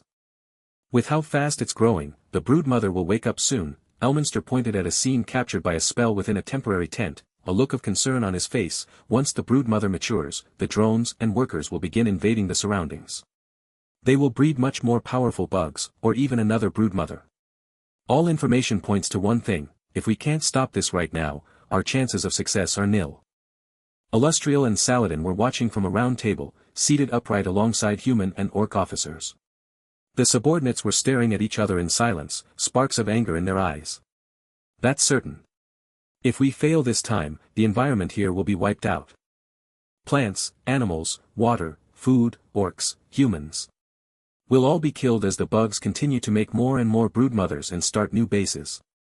Illustrial continued slowly. If this continues, the entire prime material plane will be gone. I ask you. No, I beg you. Please let go of past hatred, and focus on the fight for the future. I agree with the Queen. Saladin looked at the orc leaders. If you disobey, I'll behead all of you and shove your heads up your asses. With the great pressure of the light killer bugs bearing down on them, as well as Saladin's authoritative power, things worked out quite well. The orc leaders acknowledged his words even faster than the humans. How much time do we have left? Saladin looked at Elminster. 20 hours, maybe less. Elminster blew out a few white rings of smoke. Then let us begin right away. The Lord is ready to descend. Numerous runes appeared on Saladin's body. He's promised to give us more power, sending an avatar to help out in the operation. Thank you, for all you've done. Illustrial stood up and bowed deeply. The army prepared itself quickly under the great pressure. Wizards, prepare. Breeze. Elminster took charge of the wizards, having them gather all the wind elemental particles around them. A gentle breeze swept past the region. With the help of a giant formation and his own legendary might, he amplified the wind as he fused all the minor spells together. The product of hundreds of years of study into the arcane. Legendary fusion spell, Tornado. Strong gusts of wind quickly formed a tornado, blades of air howling as it sucked in everything around it. The storm swept across the huge swamp, dispersing the green mist and sending the endless water flying into the sky. Once the tornado dissipated, Illustrial appeared in front of the swamp. Mass summon earth elementals. A ring of brown light shimmered in her hands, pulling the elemental particles and teleporting several earth elementals to the prime material plane. The elementals roared out as brown energy particles gathered into a spell. Transmutation, dirt to stone. The assistance of the many elementals allowed a large amount of brown light to cover the swamp. Soft rotting mud began to condense, hardening into granite. It forced the bugs out of the mud, into a final battle. Loud buzzing resounded from numerous pairs of wings, a horrifying green cloud of insects approaching their position. From weak bees to powerful beetles and terrifying longhorns, the sheer size of the army caused a great commotion amongst the troops. Standing tall amongst the insects were numerous wizards, all dressed in black robes. These bastards, they came to help the colony. Illustrial flushed with anger. Even if she'd known they were working together, their actions had stepped past her line. You've done a great job, leave the rest to me. Saladin stood up, moving to the front of the. In the name of the Lord, please grant me power. An enormous hammer with violet lightning around it appeared in Saladin's hands, an unseen power showering down upon him that caused his body to grow in a split second. Asterisk rumble. Asterisk the very next moment, the strongest of orcs had become a towering giant. This was the legendary spell, God's Descent. Boom, the earth shook with every one of the giant's steps, countless streaks of lightning crashing down from the sky as the thunder god's hammer grew to match its owner. You bloody bugs, I will slaughter you all. Saladin shouted, swinging the hammer down. Purple lightning swept across the sky, covering almost everything in the region. A streak of silver shot through the darkness, bringing light and hope as wave after wave of insects were burnt to the ground.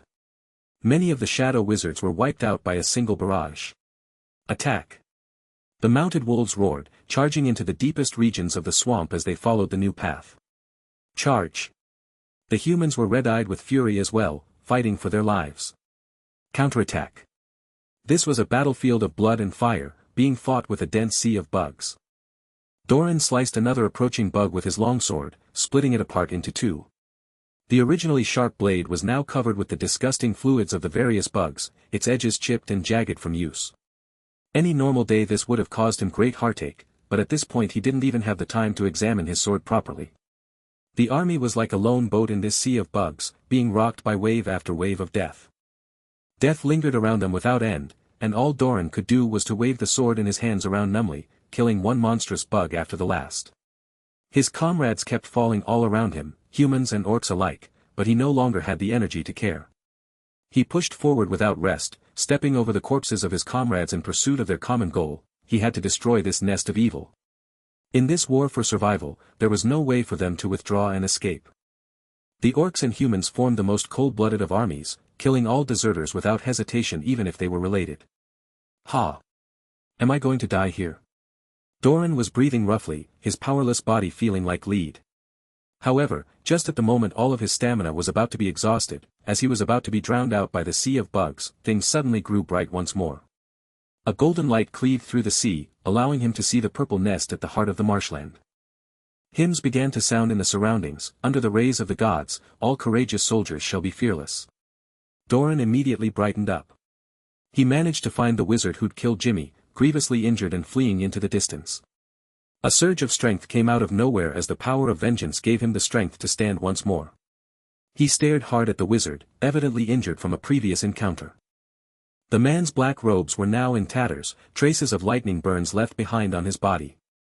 He didn't even have the strength to open a portal anymore, only able to crawl to the depths of the swamp.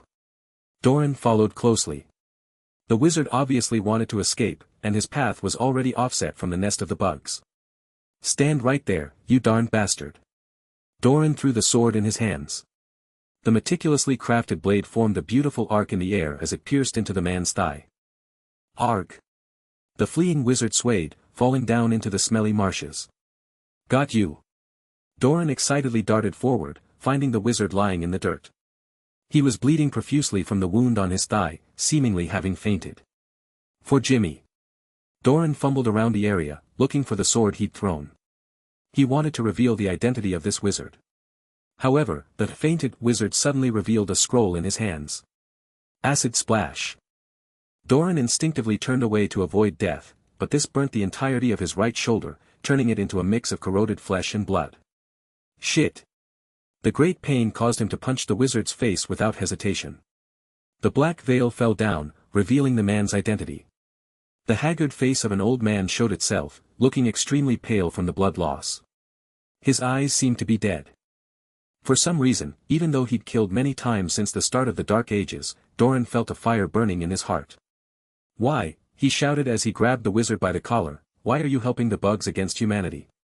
Cough cough, wizards were naturally weaker than fighters.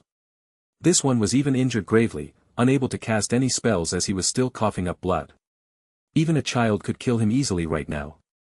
The wizard looked slightly confused for a while, but after hearing Doran's questions he suddenly began to laugh.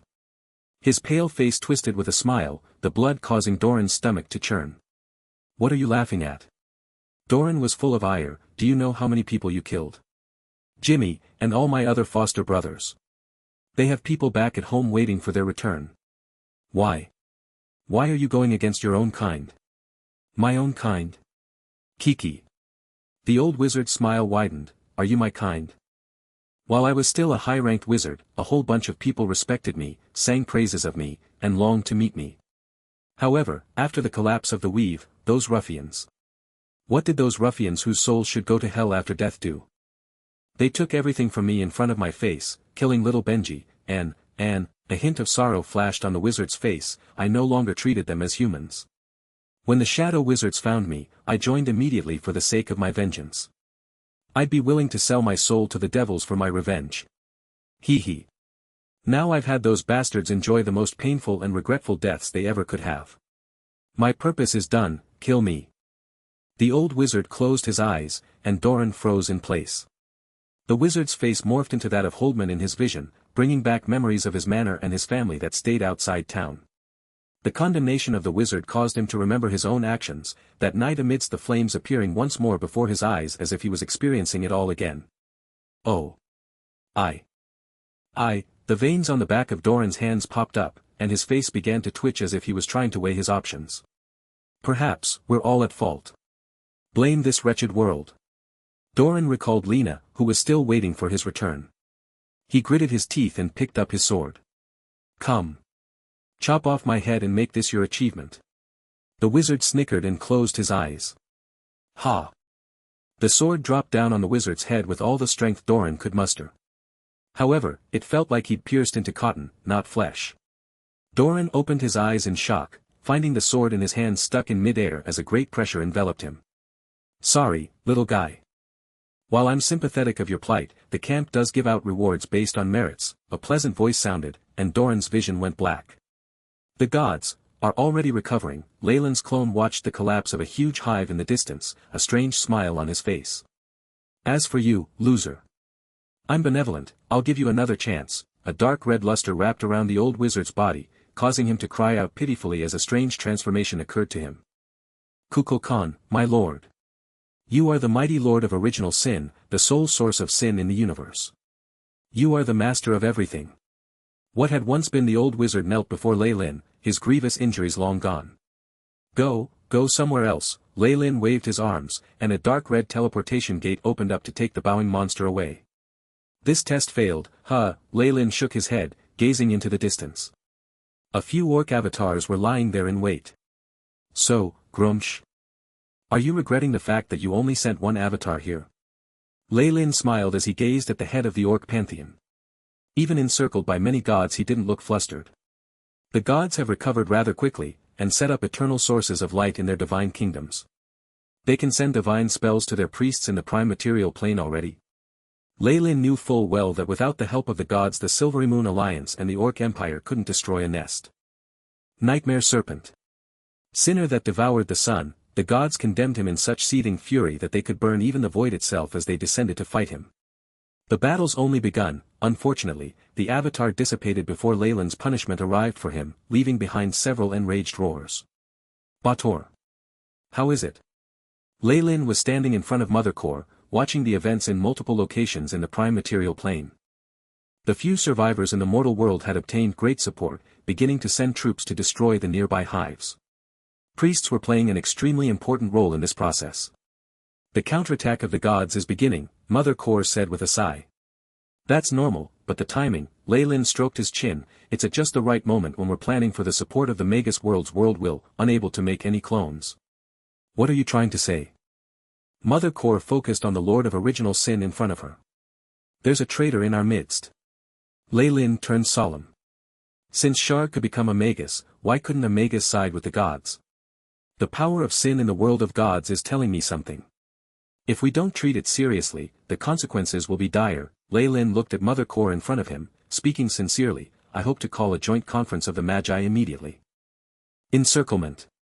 Numerous powerful conscience gathered within a secret space, their powerful auras forming huge black silhouettes. There were a few new figures amongst them, containing unfathomable power. Rumble, space split apart at that moment, and the powers of the world and original sin entered the space. Everyone. Leyland fashioned a form out of original sin, looking at the silhouettes around him. Every person here was a peak rank 8 existence. The gods have stabilized their divine kingdoms, interfering with our actions in the prime material plane. Even as the world combination project was underway, someone divulged our current situation. Kiki. So you're saying there's a traitor amongst us? Another voice Leyland was familiar with sounded, carrying obvious hostility. Of course, distorted shadow. Furthermore, it could even be you. Leyland stared fearlessly at the peak rank 8 Magus, exchanging thoughts rapidly.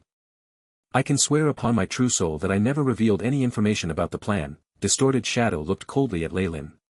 Instead, Lord of Original Sin, why did you not devour the entire prime material plane and destroy the gods in one fell swoop? You seem quite suspicious. The sun is one thing, but the prime material plane is a whole other matter. It's the foundation of the world of gods, the base of all existence.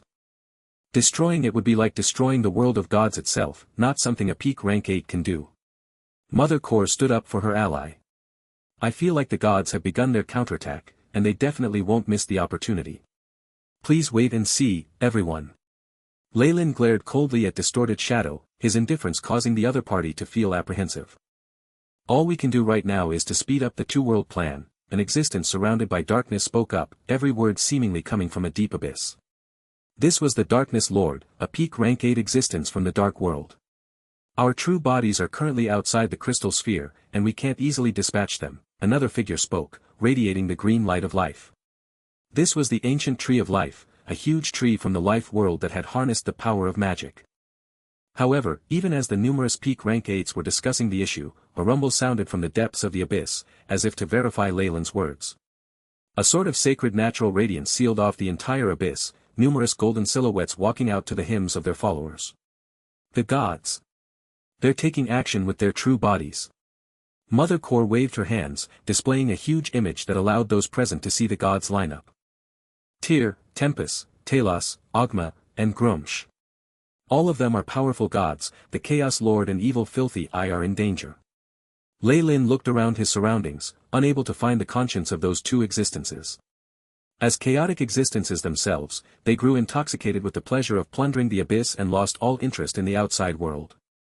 They didn't realize the crisis they were in. Kiki. It's rare for such strong existences to be willing to step out of their divine kingdoms, the Darkness Lord sneered. If we push the two-world plan back and move out together, at least half of them will fall. Peak rank 8 Magi were equivalent to greater gods within the world of gods. The difference was that their powers belonged to them alone, so in a fight outside of the divine kingdoms the Magi would definitely win. One had to agree that Darkness Lord's suggestion was enticing, causing a few Magi to stir. I wouldn't do that if I were you, Leyland stood out at that moment, speaking coldly. Substantiate. Why?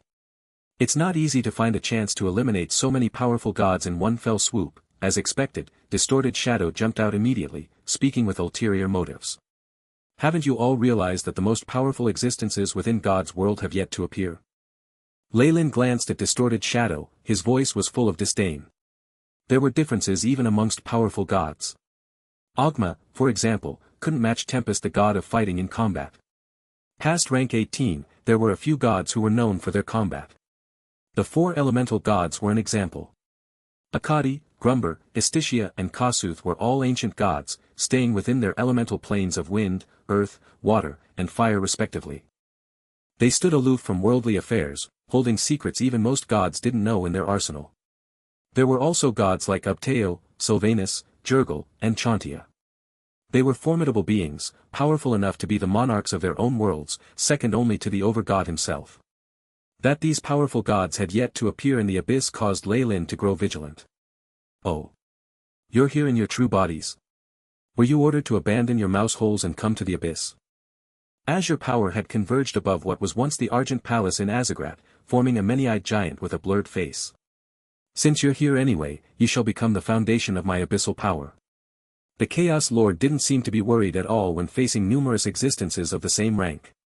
A majority of the eyes seemed to be filled with reckless insanity. The Chaos Lord didn't seem to even care as chaotic origin force sprang forth from the depths of the abyss, mixing with dark energy as it spread around its giant leg. I've restricted its actions. I'll leave the rest to you. A golden radiance was spreading from Ogma's body, shrouding the entirety of Azagrath.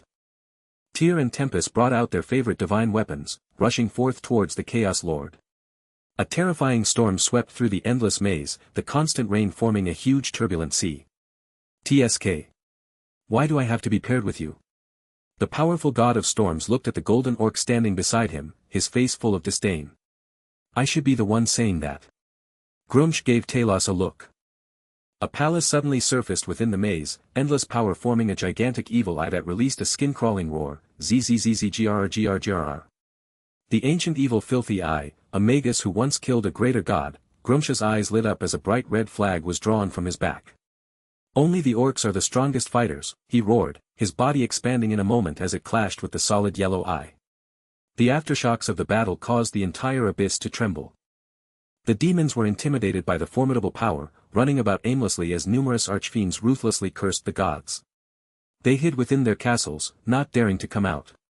The silhouettes of two powerful archfiends emerged at the edge of the abyss, one of them the two-brained Demogorgon and the other the king of the undead, Orcus.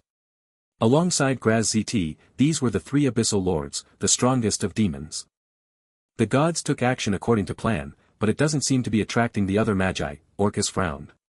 If not for them meddling with the origin force of the abyss and helping the gods, they wouldn't at all have been able to infiltrate into the abyss so quickly, sealing the Chaos Lord and the evil filthy eye where they were. The Demogorgon's two heads glanced at each other, surprisingly not arguing. That's fine as well. The gods want to use the abyss as the main battlefield, but the magi weren't baited. After the chaos is settled, the abyss will still be ours. It's rare for both your heads to reach an agreement. What else should I say? Orcus' undead body laughed, the power of death mixing with an aura of chaos to fragment the surrounding space. Ha! That's right, the abyss shall belong to us demons. Only we can stay here. No one can take it away, not magi and not gods. The Demogorgon parroted. Let's kill those gods afterwards, one of the heads said suddenly. No. We shall dominate the abyss first, the other retorted, causing Orcus to suddenly shake his head. The unity of these heads seemed to be temporary. The chaos of the Demogorgon would be revealed once more as the threat passed. However, this is indeed a good opportunity, a strange light flashed past Orcus' eyes. The demons had always coveted the prime material plane and the gods. The second dusk would prove to be a great opportunity to attack. As for their contract with the gods. Since when did chaotic evil have the concept of contracts? With their demonic natures, even the Styx could not hold them to their vows and stop the deaths of their enemies. Probe. Currently, within the conference of the Magi. I'm afraid the Chaos Lord and Evil Filthy I won't be able to hold up, we need to send reinforcements. Distorted Shadow shouted frantically, but then he felt awkward when nobody stood with him. After all, Leyland's words had made sense. It was impossible for Magi to take the risk to sacrifice themselves for others. If there's still some doubt in your hearts, maybe I can prove my point. The power of original sin shot forth from Leyland's body, carrying traces of blood with black spots. This power that carried all the sins of the mortal world attracted numerous gazes. Even if everyone here was a peak rank 8, some were shocked by Leyland's aura. The path of original sin. This power, the ancient tree of life, seemed to recall something. The blood dripped down in the void, forming into the 7 sins as it seemed to acquire a life of its own. The dense fog shrunk to form a few tall figures. Leylin, the Darkness Lord, Mother Core, even Distorted Shadow. They were all imitated to perfection, including the energy waves of their true souls. Such was the mercurial power of original sin. Even the faint auras being leaked by these rank 8 existences could be analyzed and imitated. Identical auras, numerous rank 8s were surprised by the skill Leylin displayed, Mother Core most of all. He's grown stronger again. Even if it's only an avatar, one can see the changes in his true body as well. It's like he never met a bottleneck after reaching peak rank 8. She sent her tendrils out to gather information, finally getting to the crux of the matter. This is the influence of the Dark Ages. The negative emotions generated in the end times are the best nourishment for the Nightmare Hydra. Indeed, that was why Leylin engulfed the sun, bringing about the Dark Ages instead of attacking the gods. The Dark Ages benefited him greatly, giving 1,000-fold the power of sin he would have acquired during times of peace. Massacre, death, greed, envy. All the deadly sins had come into play in the end times. They occurred often, and were intense when they did. Without anyone knowing the better, Lei Lin had actually seized the powers of everyone struggling in the prime material plane to increase his own power. It was like he had an entire world's worth of zealots worshipping him, providing him with unending power. How could his strength not advance by leaps and bounds?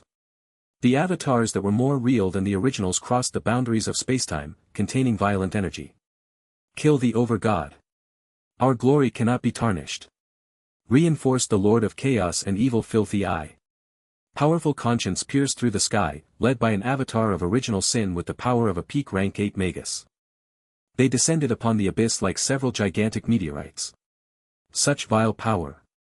As expected of the god of massacre, more chaotic than the demons and more vile than the devils, both the Demogorgon and Orcus quivered at the edge of the abyss.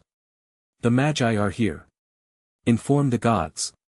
The truth shall verify everything. Several existences were looking at the image displayed by Mother Core. The fake avatars had just arrived outside the abyss, about to enter its depths. A terrifying change occurred at that moment, green light brimming with the aura of life suddenly forming a cage of green vines that trapped the party. The flora of the world roared out, as if a primordial beast had just woken up. The god of the wild, Sylvanus. To think he's still alive, Mother Core's face instantly became unsightly. Sylvanus was second only to the over-god, the number of magi that had died at his hands not few. I didn't expect this. Even if his divine body had been crushed, he didn't fall completely. The Darkness Lord sighed as well, looking at Lei Lin with a gaze of encouragement and gratification. Sylvanus' appearance had proved him right. Wait for it, Lei Lin actually grew even more solemn, perhaps even a little eager.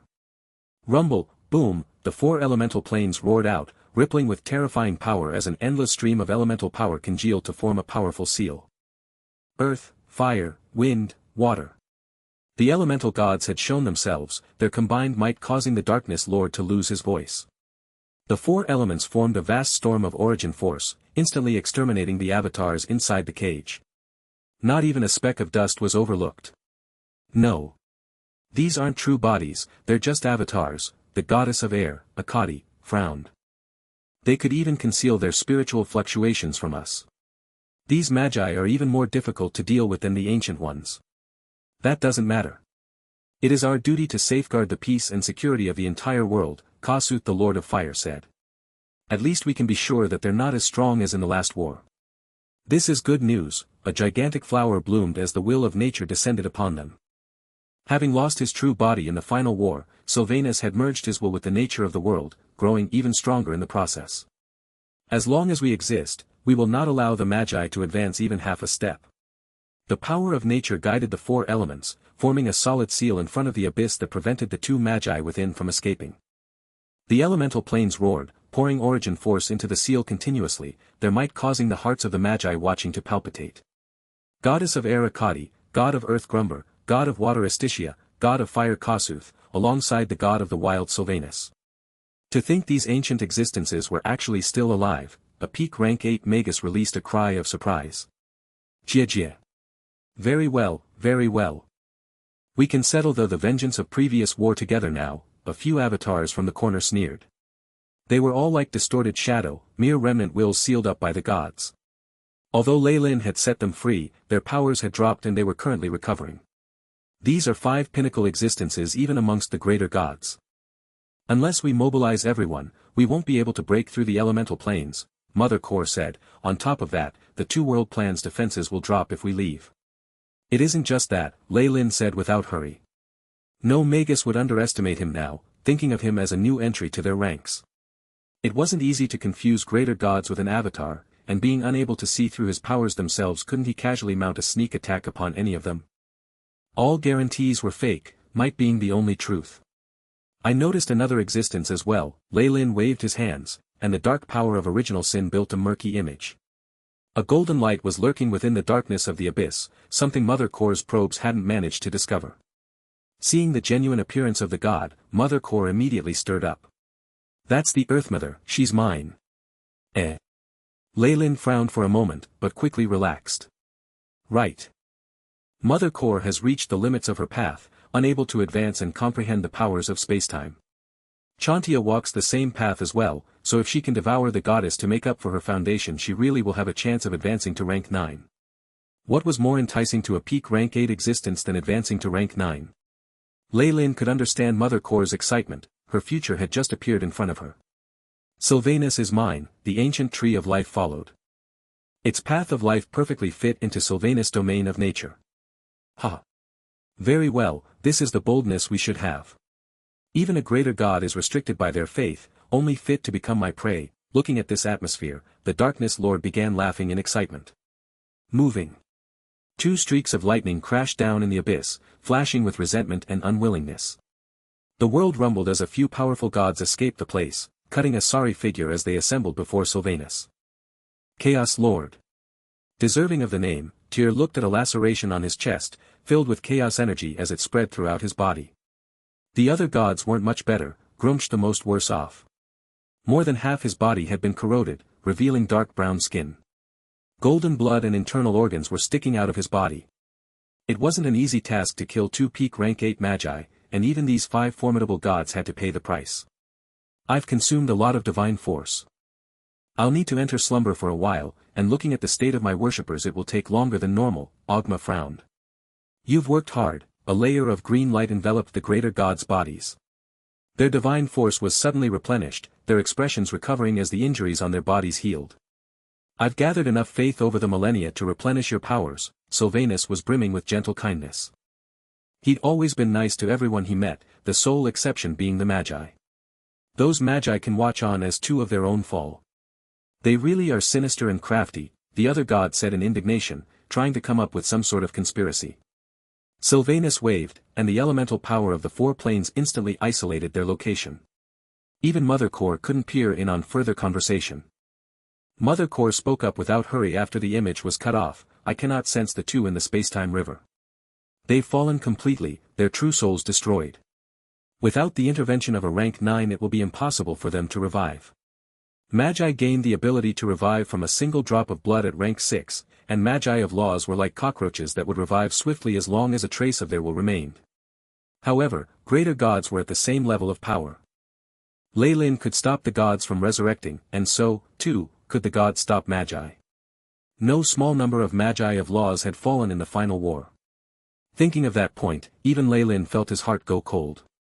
The ability to stop a Magus true soul from entering the river of spacetime. Even Kalemver should be unable to perform such feats. Leyland's face grew imposing. There's only one possibility. Jurgil has appeared once more. Is the final war already at that stage? Jurgil was an ancient god of death, the oldest god alive. Legend spoke of his weariness of his job that led him to create Kalemver to assume his position, letting him enter seclusion somewhere in the ghost world. Even the ancient dusk of the gods hadn't aroused Jurgil. Any existences harboring ill will towards him could only die miserably, and as time passed his name had become a taboo secret. However, this renowned god had exited seclusion right now, participating in the final war at such an early stage.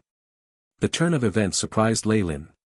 It wasn't hard for numerous greater gods to kill 2 peak rank 8 magi. However, it was far more difficult to wipe their souls from the spacetime river, something only the ancient god of death was proficient in. Lei Lin felt like the coming battle would be intense, determining victory or death. However, these were all results he had to achieve. All obstructions on his path to truth and eternity would be crushed without hesitation, regardless of identity or power. A dull glow shone out of Lei Lin's eyes. Starting with the fight in the abyss, the gods completed adjusting their divine kingdoms quickly, beginning their counterattack against the Magi. All gods, regardless of rank and power, turned out in full strength to purge the Magi from their world. Although Magi of laws were stronger on average, the gods had the home field advantage. They didn't hold back on their divine force at all, using everything in their arsenals to take the Magi out.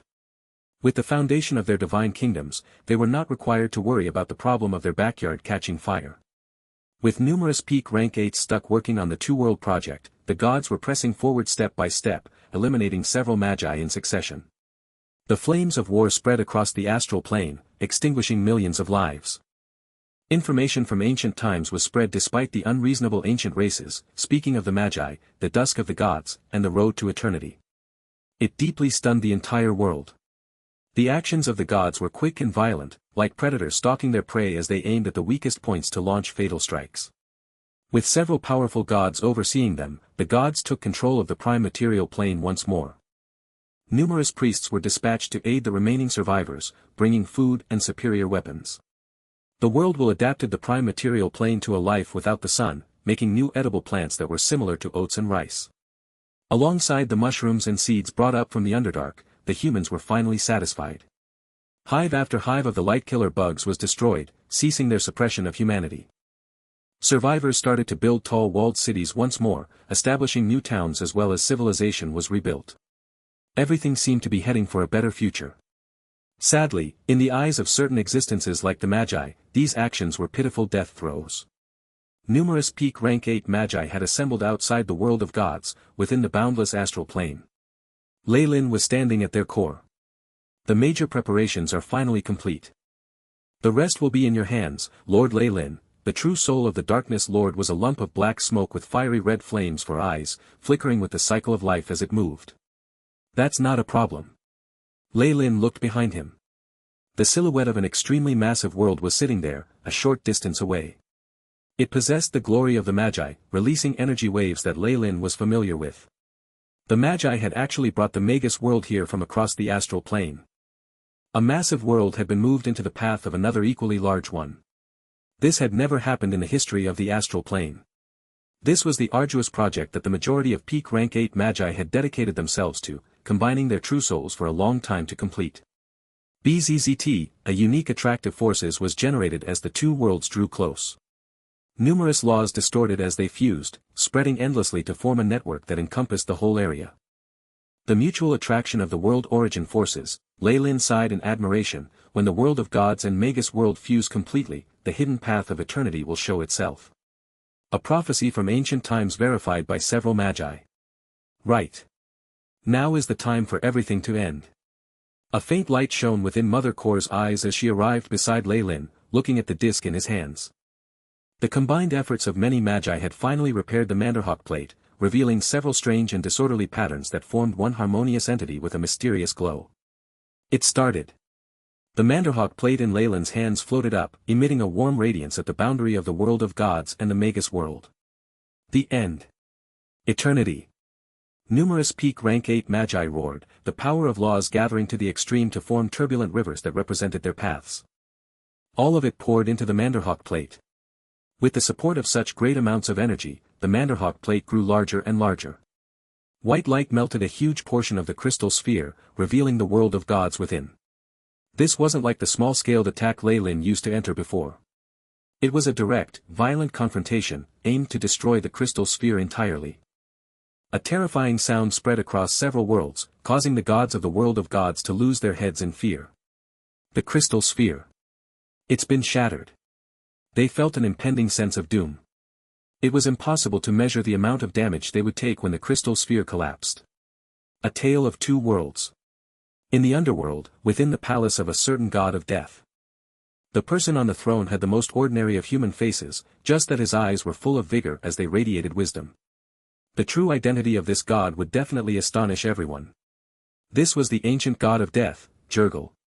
Even the Kalember had to greet him with respect, calling himself Jurgel's student. The appearance of the nightmare serpent has declared the beginning of the end. Jurgel sighed slowly, a trace of light seeming to appear within his pitch-black eyes. And it is when the end arrives that the light of eternity appears. Rumble, the crystal sphere shattered like a honeycomb, smashing apart as numerous Magi of laws rushed forth. The two worlds trembled and roared, and in the midst of the chaos Sylvanus led several strong existences to the border where both worlds met. Vile Magi. You will inevitably be punished by the gods, burning in raging flames for thousands, millions of years. The four elemental gods roared, causing the elemental planes to reveal themselves as they released their powers in a torrent of energy that blocked the Magus invasion. The final war cannot be avoided. Numerous peak rank 8 Magi took action under Lei Lin's lead. Original sin, darkness, earth, life. All sorts of powerful paths combined in the astral plane, becoming a powerful force that pushed the fusion of the two worlds. A massive fluctuation instantly spread throughout the world of gods, overwhelming everything with terrifying earthquakes. The intense collision caused earth-shattering changes to every plane. Many life forms ran around lifelessly, seeing the beginning of the end. The laws of the Magus world forcefully invaded the world of gods, mixing with it in an intriguing change. The two biggest worlds of the astral plane complemented each other, agreeing to the fusion as they showed the path to eternity. World of gods, sea of origin force. The world crystal protecting the overgod in the celestial hall shattered, causing an astonishingly strong existence to awaken with a terrifying roar. It's the overgod. Their world will awaken. The expressions of the numerous peak rank 8 magi tightened. Bang, almost instantly they saw a blurry figure wrapped in brilliant light appear before them, someone that represented everything in the world of gods. Overgod, the remaining god saluted, please exercise your authority, and prevent the arrival of the end. The overgod did indeed wish to merge with the Magus world to advance, however, that didn't mean it was willing to be devoured by the Magus world. There was a big difference in who had the dominant position, so despite being injured the overgod chose to act without hesitation. Lei Lin was a peak rank 8 Magus, only one step away from the ultimate realm of rank 9. Still, only after seeing the overgod in person did he realize that all his supposed overestimations of rank 9 power were nothing. The power of space and time wasn't something he could comprehend. A rank 9 used the power of their path to build a foundation with which they comprehended the laws of space and time, a realm the overgod had clearly reached. Teleportation was sealed at the border of the two worlds, but the overgod had appeared here instantly anyway. This clearly meant his comprehension of the laws of space and time were terrifying. A true rank 9 having revealed their hand, Lei Lin felt like all his speculations were just ridiculous. The sea of origin force of the world of gods rumbled with power, descending as it carried the power of the celestial hall. Space froze entirely, something even peak rank 8 magi couldn't accurately describe. Even many peak rank 8 magi couldn't escape, and only those with the power of their own path could still maintain a stream of thought. Is this the strength of a rank 9? Existences below the peak of rank 8 don't even have the ability to think in his presence. Lei Lin paid absolute attention to the overgod, the AI chip's light flickering frantically. Beep. Observed laws of space, attempting simulation, the AI chip recorded everything at light speed, trying to analyze the power of space from a rank 9 existence to build a path for Lei Lin to follow in the future. However, the terror of the overgod was only just showing itself. The invasion of the Magus world was put at a standstill with the stagnation of space, actually sealing off the Magus world itself. Soon after, something even more terrifying happened. What's going on? Lei Lin was stunned to see the invasion of the Magus world recede, the fused laws separating in what looked like a strange silent film in reverse. Just now. Why did my train of thought derail when the overgod appeared? Unless, Lei Lin focused on the AI chip. Attempting to analyze law of space. Encountered unknown interference, analysis failed. A portion of the power of space has been observed. Analyze. The unfamiliar information surfacing from the chip caused Lei Lin to feel cold sweat dripping from his forehead. Time reversal. Even an existence at my level was affected, my memories from a few moments ago erased. An intense chill suddenly rose within Lei Lin's heart. This type of law, it can cause a peak rank 8 Magus to regress to their weakest state, before they even condense their own path. It can seal strength at the peak of rank 8. The terrifying laws of space and time were like the sword of Damocles, hanging over them constantly. Peak rank 8s are proud of how they fuse their true souls with the river of space and time, giving themselves unlimited life. However, the law of time can bring them back to their most vulnerable moment. Lei Lin now began to understand why the overgod and the Magus will could lead numerous peak rank 8s without issue. Although wielding the power of spacetime wasn't exactly the same as holding the life and death of other magi in their hands, it was essentially no different. The others didn't feel the time being reversed, they don't even remember. Lei Lin sighed in secret. Even at the peak of original sin he could only vaguely sense this, and he'd needed the AI chip to prove it. I can't deal with rank 9s right now. Let the other one handle it, Lei Lin sneered in secret, sending out a signal. The earth of the Magus world cracked open, revealing the 7 levels of the subterranean world. The Magus will in the darkest depths seem to be provoked by the overgod, awakening swiftly. Its power of spacetime finally freed the numerous peak rank 8s, allowing them to recover some of their mobility. Lei Lin. Come here quickly. The overgod's powers exceed our imagination. Mother Core screamed, hurry, activate the two-world plan. Asterisk whoosh.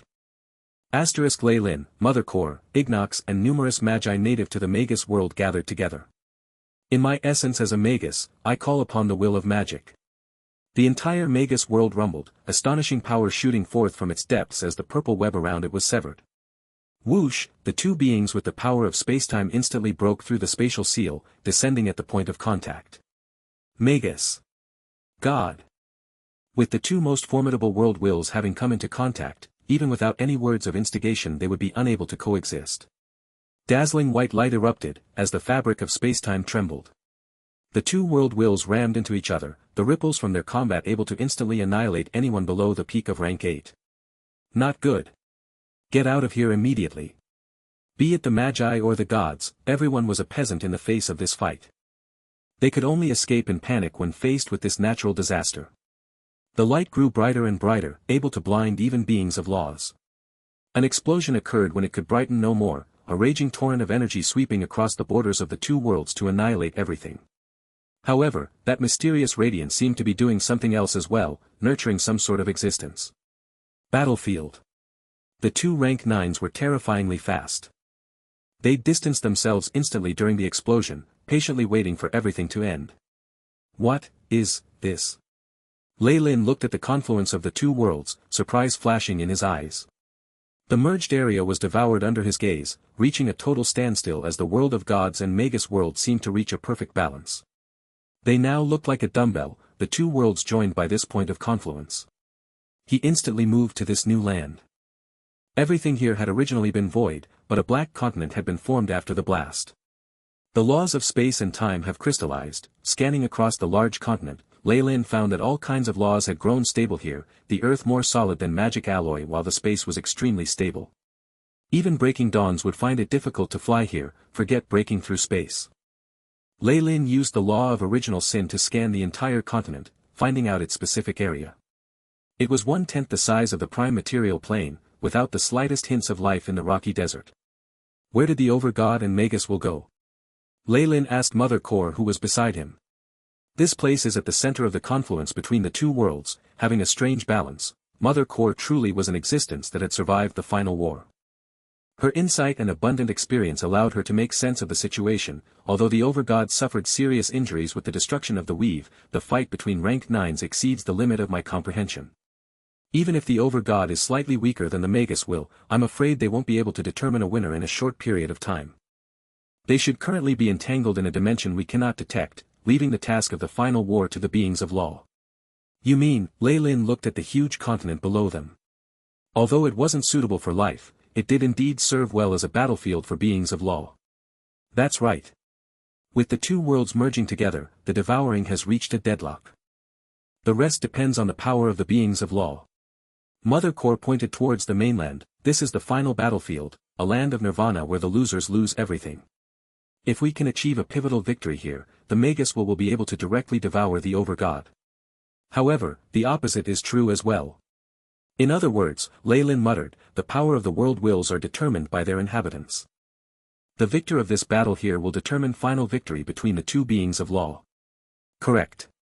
With the two-world plan and our advantage of advancing first, we have a great advantage right now. Don't squander it. I'm afraid beings of law aren't enough. We also need large amounts of cannon fodder, Lei Lin mused. We need a regiment of breaking dawns led by an existence of laws to take out the lesser and intermediate gods. Our reserves consist of all the Magi across the astral plane. We far exceed the opponent in numbers. We'll gather our troops, mobilizing them for war immediately, numerous beings of law promised. Lei Lin, on the other hand, was staring at the huge black continent. This would be the final battlefield, the land of the end.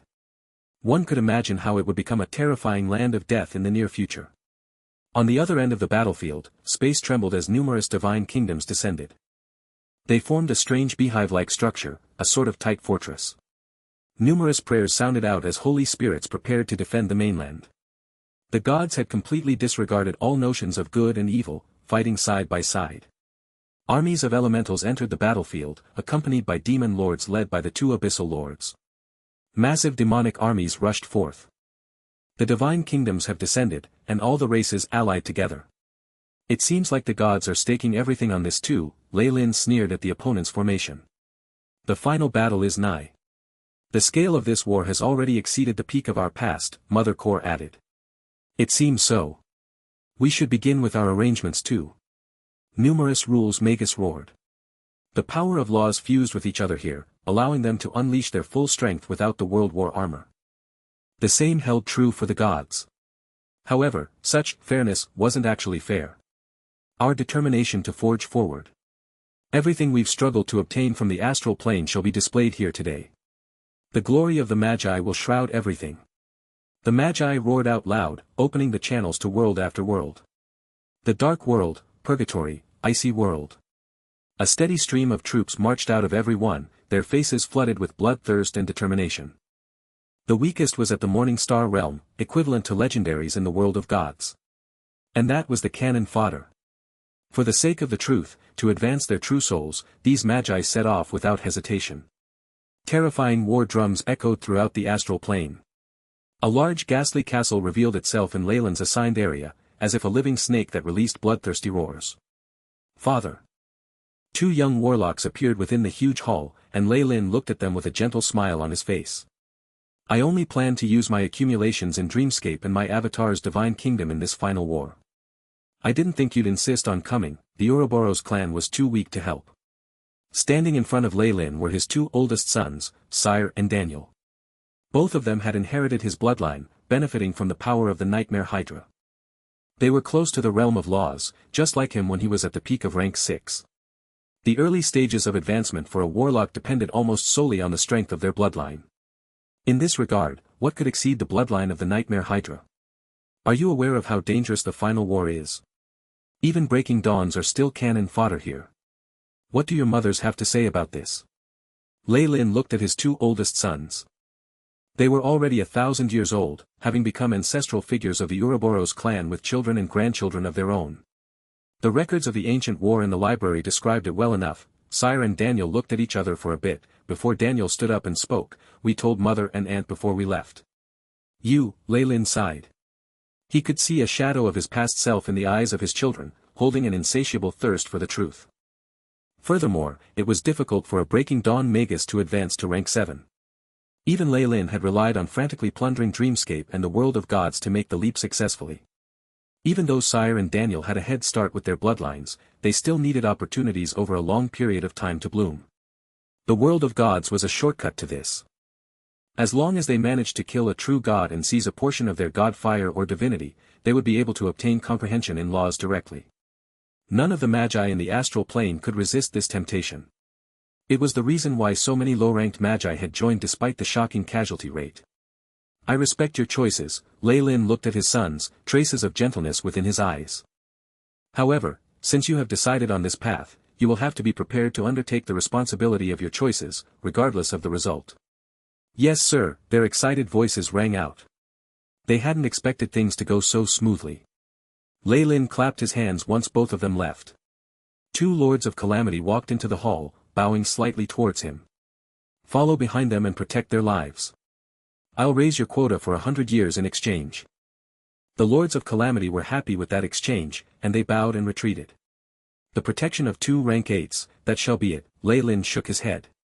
These kids couldn't understand the cruelty of the final war. Even with the Lords of Calamity protecting them, they could lose their lives if they were unlucky enough to meet a greater god or someone of that ilk. However, Leyland decided not to care about it anymore. He'd given them prior warnings and sent guards. His obligations were fulfilled. Discernment.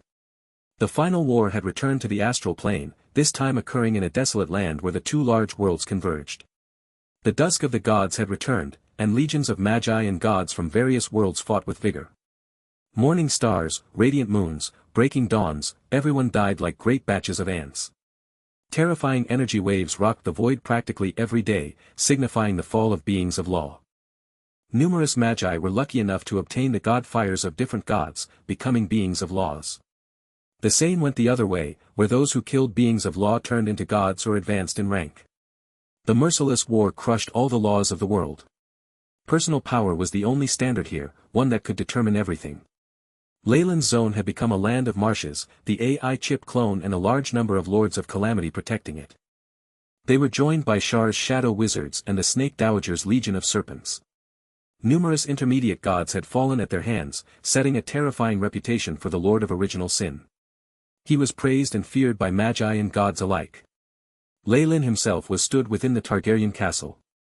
The nightmare Hydra was thundering, absorbing the near-solid power of sin surging in from everywhere.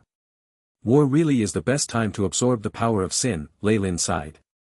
The nightmare Hydra behind him seemed to have traversed some sort of boundary of the world, encountering a more abstruse and terrifying domain. The essence of the entire astral plane was gathered here, the weakest fighters being in the Morning Star realm. The negative energy gathered here was frightening, only boosted by the darkness in the hearts of the weaker magi and legendary fighters. What does even this much strength mean in front of the power of spacetime?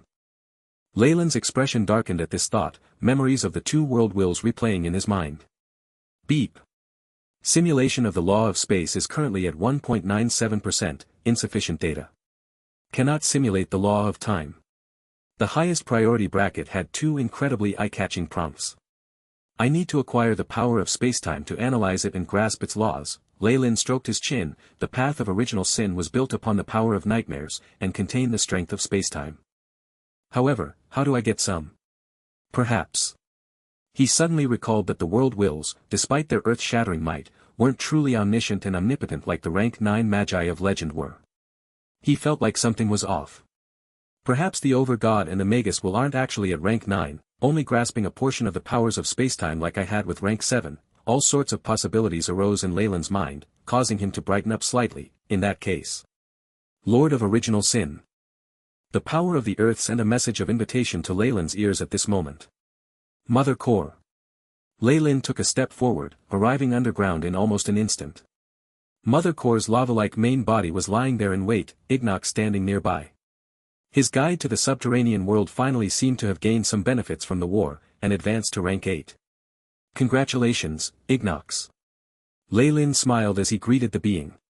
It was just dumb luck. Mother Core helped me kill the elvish god of hate, Piflas, and I obtained his divinity, Ignox answered modestly. Lei Lin gave him a long look. Whatever be the case, it took some decisiveness to choose a path of evil like the law of hatred. Still, the Magus world had its fair share of magi like Ignox. The sigh of admiration didn't last long before Lei Lin shifted his attention elsewhere. Mother Core, is it the appointed time yet? Yes, and I hope to get your help. Mother Core's tone was very humble.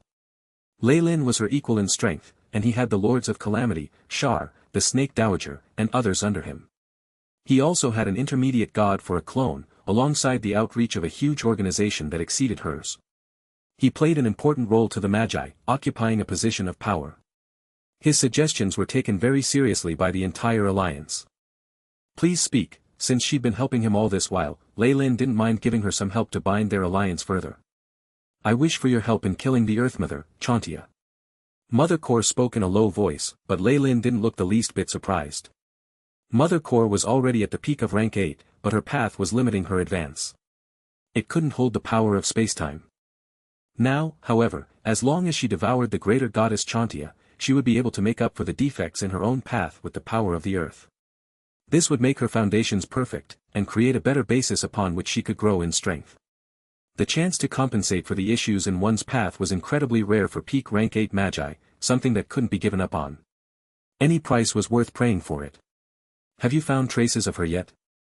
Chantia was a goddess on the same level as Sylvanus. Divine rank held no meaning to them, because they already stood at the peak of the gods. They were only second to the Over-God himself. If he needed to deal with an existence like that, even Lei Lin had to be cautious. Of course. She's an important asset, so she needs to be at the most intense battlefields. Mother Core waved a giant screen into existence, countless hills forming a general map of the battlefield. The green regions have the least intense battles, while red is places both sides are vying for. The darker the color, the more intense the battle. Mother Core pointed at 3 areas that were almost purple on the map: Gale Gorge, the Dark Cage, and your own swamp in the Blade Hills are the areas with the greatest amount of activity. My information says Chantia is at Gale Gorge, and I've already applied to be stationed there. Is that so? Lei Lin stroked his chin, muttering to himself while looking at the map. I defend Blade Hills alongside another peak rank 8. We just taught the gods there a good lesson, so there shouldn't be any large battles in the near future. However, I have few troops I can assign. How about this? I'll give you a portion of my runes of sin. Call for me, and my true body will head for Gale Gorge immediately. Making a deal with Mother Core and discussing a few other issues of cooperation, Leyland's figure disappeared from the underground, leaving Ignox and Mother Core behind alone. You should make some preparations too. Ignox respectfully bowed and left as he heard those words, the black ring on his body glistening even more intensely. The divine kingdoms at the side of the gods were filled with greenery, birdsong, and the fragrance of flowers. I hope you understand your role, Chantia. Flowers bloomed into the face of Sylvanus. Without his true body, he naturally had a better understanding of the path of nature, becoming the goddess guide. Of course, tempting Mother Core and killing the Lord of Original Sin at the same time would be good. Chantia spoke up, radiating earth and divine force. I'm interested in the core of her path as well. Keep in mind that both of them are peak rank 8s from the Magus world. If we kill them, it'll be a huge blow. Sylvanus looked grim. This mission is very important, so there will be other gods aiding you. I understand. Chantia sounded serious as her true form melded into the earth. It was not just the Magi that wanted to hunt the gods. The gods, too, were coveting the Magi's forces of laws, and battles filled with schemes and traps began to spread across the Gale Gorge. The nightmare Hydra hissed from atop the Targaryen castle, absorbing the power of emotions from the astral plane and more importantly the Nirvana battlefield. It was like a black fog, spreading across the battlefield to monitor everything. A power of envy and greed is aimed at me. The heads of greed and envy suddenly opened their eyes, the ice-cold pupils concealing threads of emotional force as they soon entered the heart of a certain someone. Hee, so it's you, Leyland snickered, and circled above the battlefield. The nightmare Hydra that fed on the power of emotional force was like a spider queen in a large spider cave, not even the slightest of movements missing his attention. Even as an existence of laws, as long as there was a gap in one's soul, they would also be affected by the power of sins. However, Leyland had always kept this secret well, using it as a final trump card that could turn the tables. Now was the time that he could make use of it. The earth goddess Chantia, god of nature, Sylvanus, and Leyland stroked his chin. How should I make use of this ambush? Or, perhaps I should do this. If this plan succeeds, there's hope for the final war to end within a century. An intricate plan began to form in Leyland's mind. This was not all. He continued to manipulate the web of emotions and send certain complex feelings out. It began to affect the judgment of some beings of law. With Leyland's current strength, even another god of prophecy would only see a haze in his future. Appearance. Violent winds swept across Gale Gorge constantly, forming a terrifying storm that possessed the power of laws. Even Magi of laws wouldn't be able to hold on for long in this place, making it a choke point where the armies of the Magi and the gods faced off from opposite ends of the canyon. Dazzling runes were emitting energy mid-air. Asterisk rumble. Asterisk the earth whistled at that moment, the entire land trembling as large chunks of black granite condensed to form a female voice in greeting. Mother Core. You're finally here. A few beings of law flew out from the Magus camp, shockingly led by the Darkness Lord. Here, these belong to you now. The Darkness Lord had a grimacing expression as he passed her a seal. Also, you need to give half of the production of Gale Gorge up to the Alliance, everything else belongs to you. Although there were no traces of life within this land of death created by the two world wills, there were in fact other treasures. The Magi and gods realized that the place had an extremely high elemental density, producing veins of precious ores. Of course, even the most precious of stones was of no value to beings of law. However, some items even a peak rank 8 couldn't let go of easily. Gale Gorge, for example, produced some sort of wind elemental crystals that could contain fragmented power of law. It could give one instant success in entering the realm of laws. Leyland speculated that, as the origin of such large worlds, the two world wills were overflowing with excess laws even if they were in slumber. They'd spread out these laws in crystallized form during fighting, something completely normal for them. However, such a normal thing was an unexpected surprise for the combatants. Even if a Magus couldn't utilize these crystals, they could hold on to them for future generations or exchange them with other beings. There were even rumors that fragmented laws of spacetime were being produced in the depths of Gale Gorge, something that the peak rank 8 Magi were unable to resist. Several investigations had revealed 3 possible locations of these spacetime fragments, the same 3 regions becoming the primary battlefield between the two sides. This was how Gale Gorge, the Dark Cage, and the Battle Hills became the Nirvana battlefield. However, despite being at the swamp of the Battle Hills, Leyland didn't have good luck. Although he'd mobilized all his subordinates, he'd yet to see even a shadow of spacetime laws, instead finding several fragmented laws of other domains. These were sadly of no use to him, only to be added to his treasure vault or exchanged with other magi. Mother Core had made several secret transactions in order to be allocated here, paying a huge price. I'm sure the Earthmother Chantia is currently in the opposing camp here. The kind of divine force coming from there is not something normal gods can wield. Having known of Mother Core's target, the Darkness Lords voluntarily sold her a favor. She seems to be fond of entering the Gale whirlpools in search of crystals, attacking our men single-handedly. I see. Once again, I thank you for your assistance. The Magus world shall eternally remember the friendship of darkness, Mother Core guaranteed. A huge core emerged from the earth, spreading its infinite roots out into the land.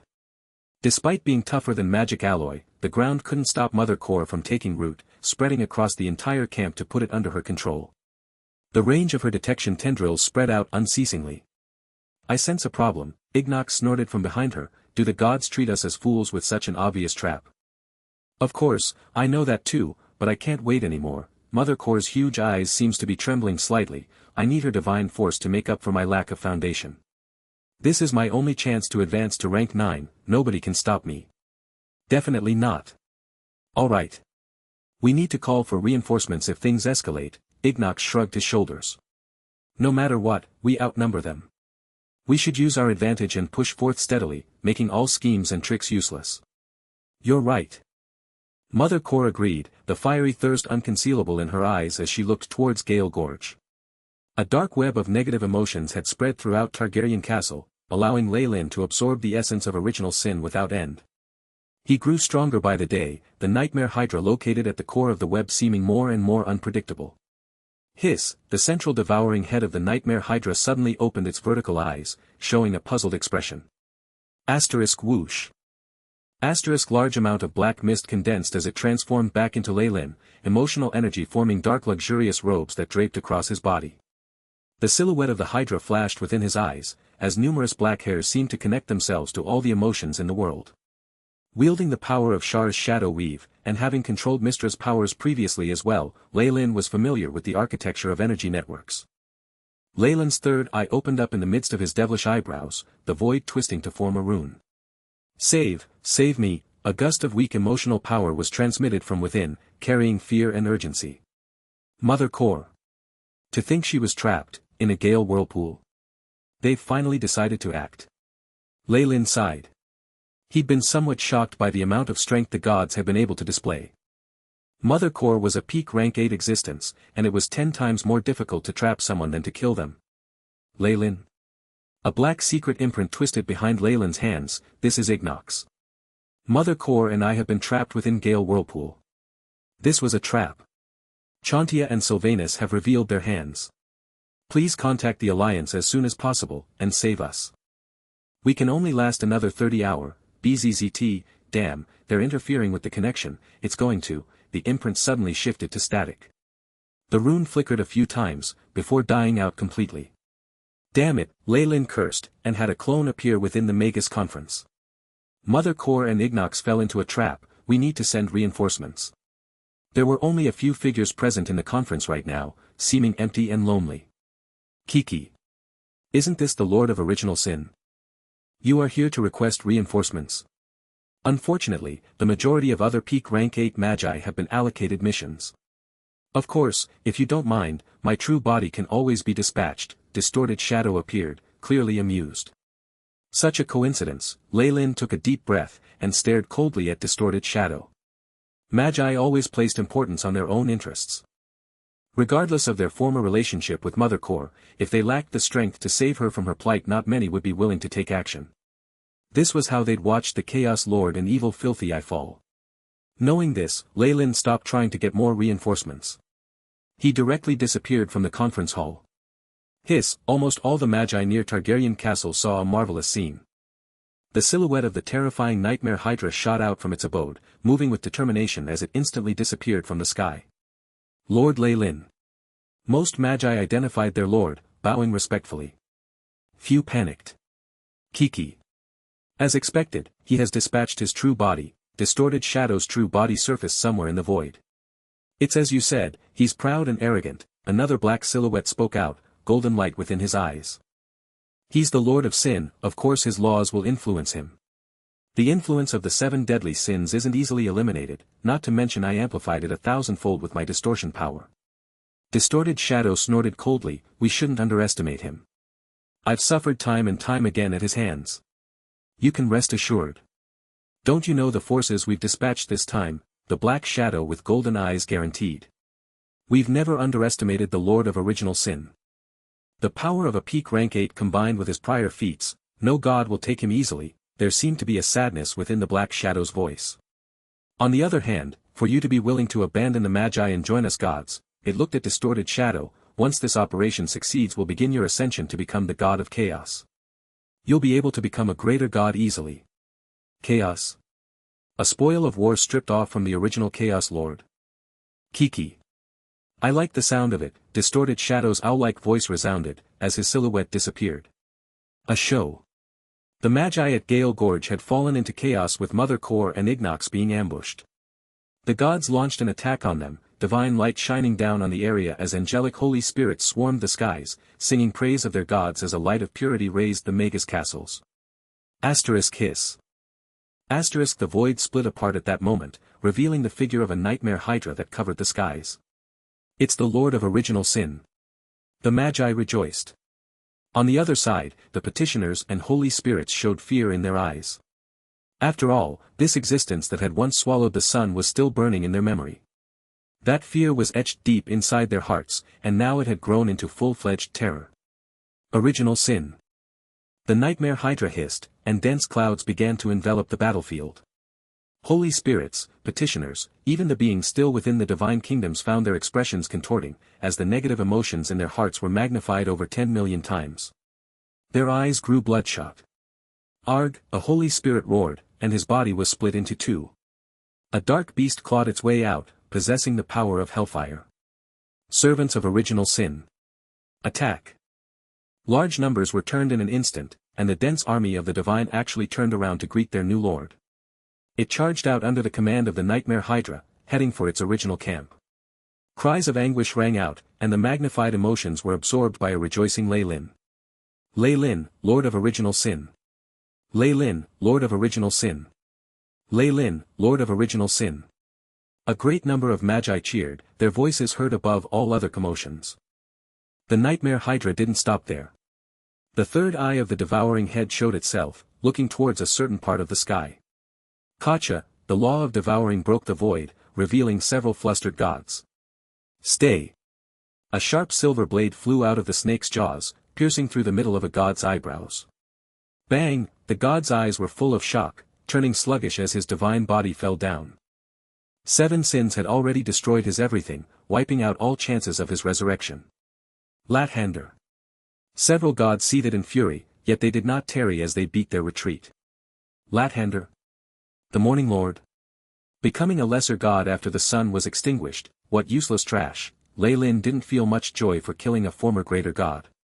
He instead shifted his glance towards a rank 7 Magus, pulling the man closer. Where's Mother Core? Even as an existence of laws, the rank 7 felt fear seep through his entire body in the face of the Nightmare Hydra. The Gale Whirlpools, he stuttered out, here's a map, my lord.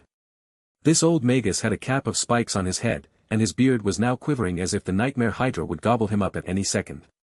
After all, he was just a rank 7 Magus, and this existence before him had killed a lesser god effortlessly just like that. Well done, I'll leave the remaining tasks to you. The dark mist covered the map, and the Nightmare Hydra's figure vanished immediately before the old Magus, entering Gale Gorge. The blades of wind that could repel beings of law couldn't even create sparks on the Nightmare Hydra's scales. As expected of a peak rank 8 like Lei Lin Farlier, the most outstanding Magus in the astral plane, the old Magus muttered, feeling extremely discouraged.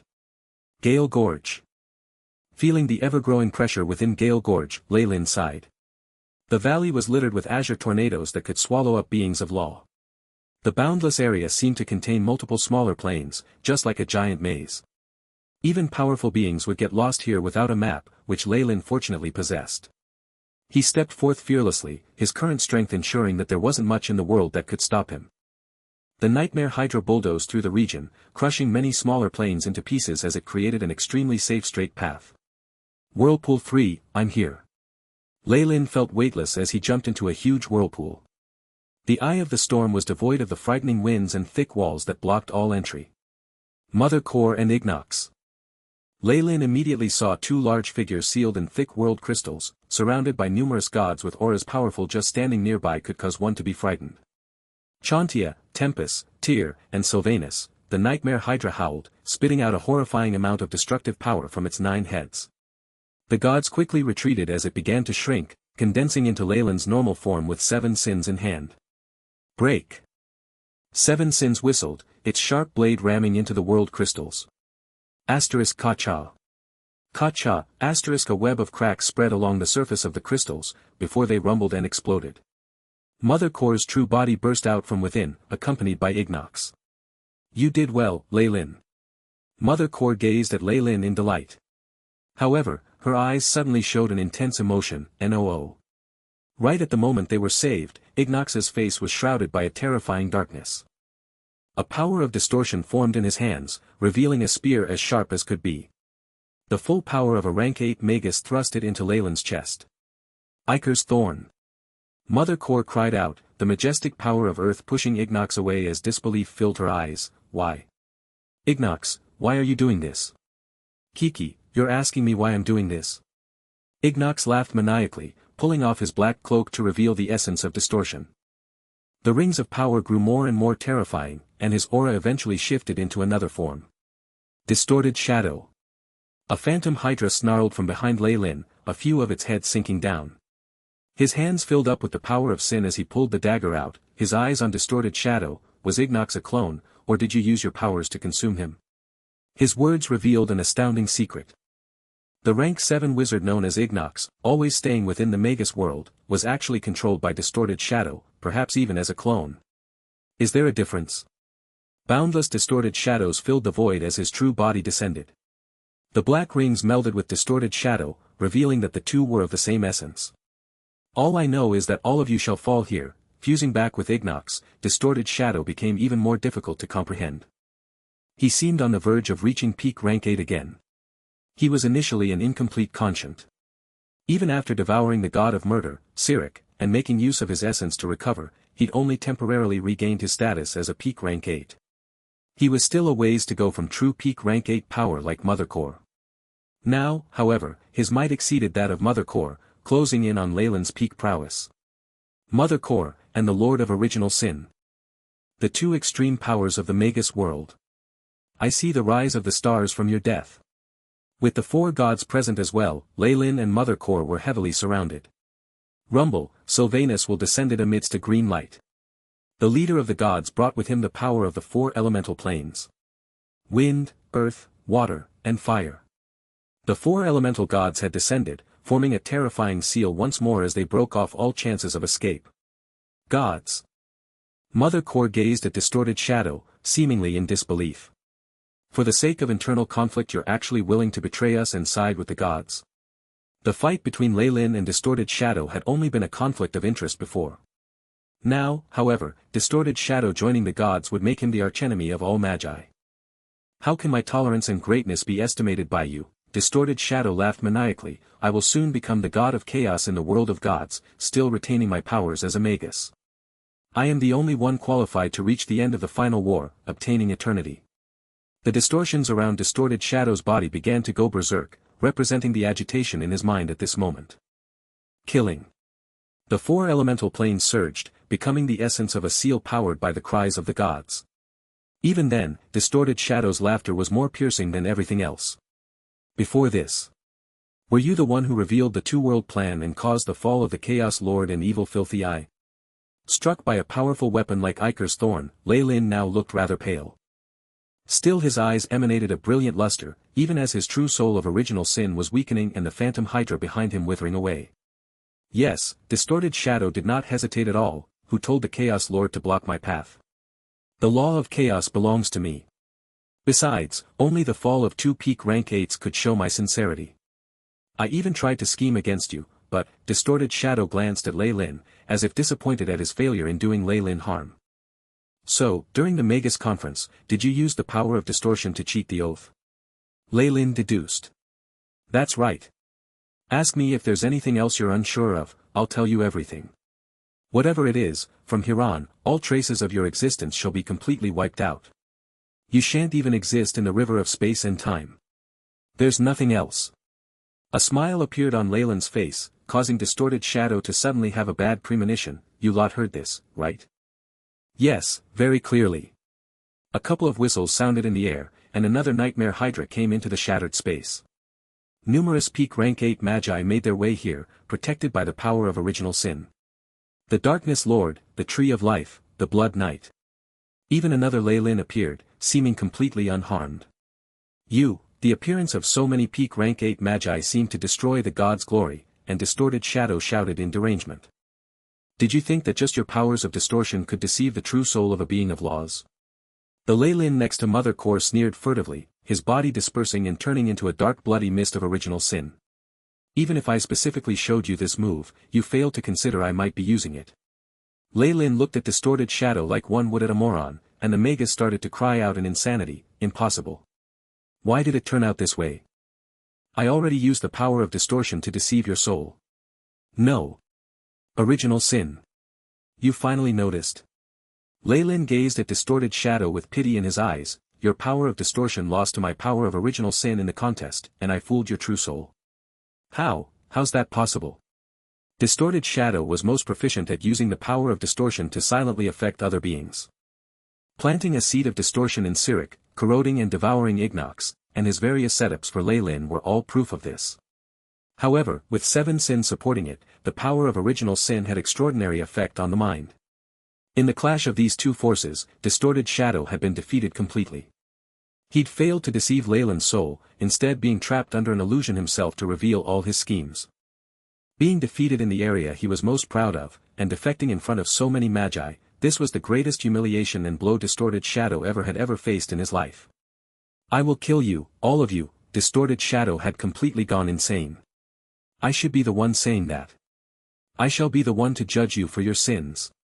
Leyland waved his hand. Asterisk bang. Bang. Bang, asterisk the 8 Lords of Calamity appeared one after the other, followed by the AI chip clone and the Snake Dowager. The number of rank 8 existences present caused the gods to turn grim. For the sake of victory, and his own safety, Leyland hadn't hesitated to give up his swamps and gather all his people here. In the name of the Allied Magus Conference, I hereby announce that Distorted Shadow has renounced the path of truth and given up on the glory of the Magi. He is no longer fit to be called a Magus. The Darkness Lord announced, from here on, Distorted Shadow is a lapdog of the gods, and the enemy of the Magi. The plan failed. Retreat. Sylvanus Conscient descended with green light. Save your strength. What are we waiting for? Now's the best time. If we take them out we'll save hundreds of years in the war. Leyland leapt out and exclaimed, 7 sins emanating a demonic luster. Everyone, act according to plan, the clone bellowed, light flashing in its eyes. Although the Lords of Calamity were strong, they had to join forces to survive amidst peak rank 8s and greater gods. With the bloodline as a foundation. The Snake Dowager opened her arms, and the ball of snakes that was her true body appeared, hissing and roaring as it surged with bloodline force. With the power of Calamity as the structure. The 8 Lords of Calamity roared in range, forming 8 different nodes of a formation as they balanced perfectly with the snakes. Bloodline Calamity. The AI chip clone was at the center, using its terrifying computing abilities to tune the might of the 9 beings of law. It synergized bloodline force and the powers of Calamity, forming the ultimate killing move. Crimson crystals fell from the sky like snow, immediately defending against the attacks of Tyr and Tempest. It created a unique space around it, possessing a trace of spacetime power that separated the two gods from Gale Gorge. Leyland soon moved out, 7 sins in the form of a crossblade. He guided the uncountable crystals in the sky, sending them hurling down on the gods like hail. Pride Guard. 7 sins turned into an armor that deflected Tempest's final attack.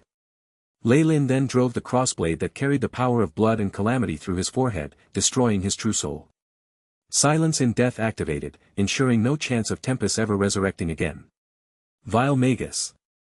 You have killed yet another of our ranks. Even the sticks cannot wash you of your sins. Tyr bellowed, but he continued to retreat. The only thing he was feeling now was regret. If he could go back in time, he swore he'd have given everything to kill Leyland at all costs. However, Leyland did not give him this chance. Tyr, mistress ally. Today marks the end of our conflict. Seven sins morphed through its various forms, eventually settling to become a black-horned hammer. Fury amplification. Blessing of greed.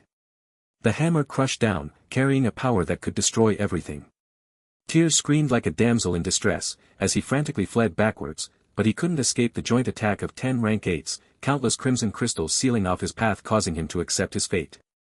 Boom, the divine weapon in Tyr's hands cracked in its clash with 7 sins, unable to bear the burden. The hammer soon smashed Tyr's head in, and destructive force ravaged the god of justice.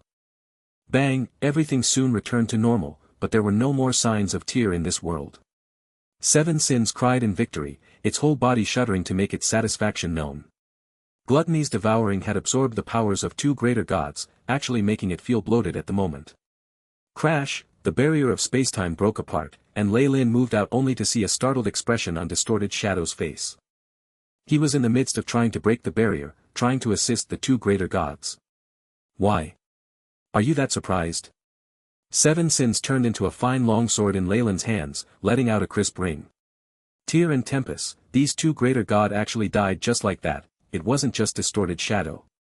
The other gods, even the darkness Lord Leyland had brought along was dumbfounded. Distorted Shadow reacted quickly, giving up on the fight to retreat immediately. However, Leyland would never give him this chance. 7 sins absorbed too much energy, let's use this chance to unleash it. The crimson barrier appeared once more, this time sealing Distorted Shadow. Leyland followed him in. 7 sins had a network of veins on its body right now, squirming with excess energy. Seeing Distorted Shadow ahead of it, it roared loudly. Energy release. The Battle of Gale Gorge would be passed down as an important turning point in the second final war. The gods had lost Chantia, Tyr, and Tempest, and their elemental gods were gravely injured. Their double agent had been hunted down and killed by Leyland as well, delivering a heavy blow. From then on, the Magi used their various advantages to continue the war. As for Leyland, the main force in this battle, hymns of his prowess were passed down through the astral plane. His legend would not fade for millions of years. Death. So the hidden thorn was taken care of. Regardless of what others thought, Leyland was currently in an extremely jovial mood. Having killed Distorted Shadow, he felt like his soul of original sin had grown pure, bringing him closer to the threshold of space and time. Having devoured 3 peak rank 8 experts, he'd felt an indiscernible upgrade to his true soul. Everyone else wasn't injured, and even if Mother Core has to nurse her injuries for a while, she did have gains in the gorge. Leyland rubbed his chin. Mother Core's battle was extremely maniacal this time. She'd given her all in order to stop Chantia from fleeing, suffering severe injuries. It took Leyland's assistance for her to kill the Earthmother and devour her powers. This was going to be a great benefit. Once she healed, Mother Core would be a step closer to rank 9, able to try and use the powers of spacetime. It's time, Leyland sighed and walked out, let's begin the true plan. The underworld of the gods currently stood opposed to him in the swamp, the vast sticks like a moat that stopped any Magus attacks. However, the Nightmare Hydra roared into the skies like thunder at this moment, charging in without the slightest hesitation whatsoever as it stirred up huge waves. The corrosion and attraction of the underworld had no power over Leyland. Crash, Leyland broke the defenses of the sticks instantly, entering a land very similar to the underworld. Lord of Original Sin.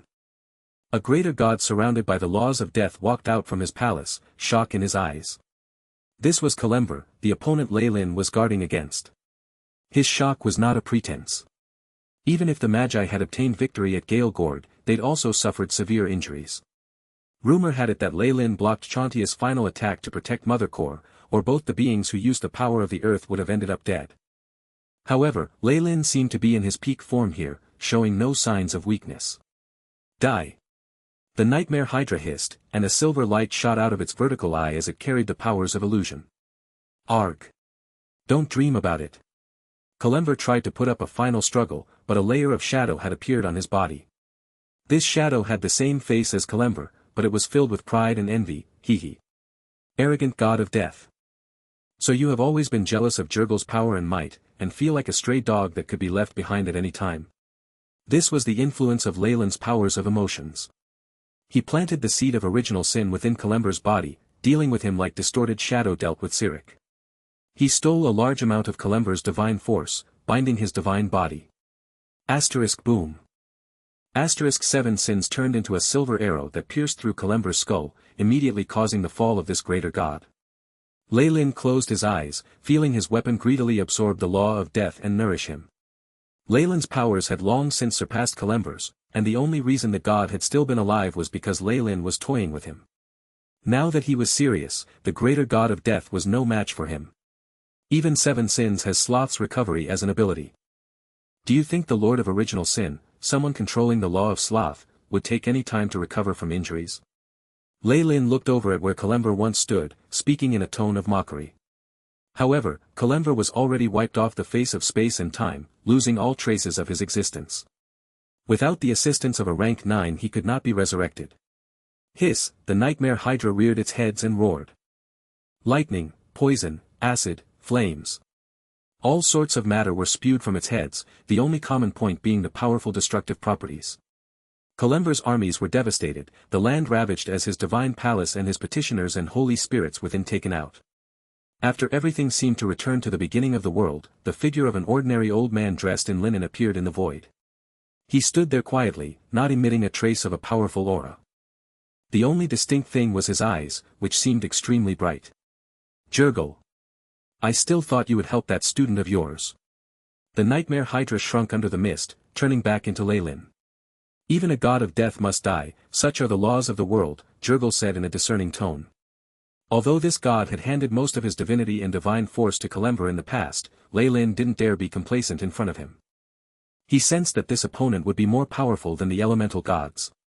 You should know my goal by now, right? Lei Lin waved his hands, and the powers of Original Sin sealed the area, creating an illusion that Jurgle and Lei Lin were just staring at each other in confrontation. Of course, your search for truth and eternity. Even as a god, I'm influenced by your perseverance, Jurgle smiled gently, this endless life allowed me to learn more than the rest.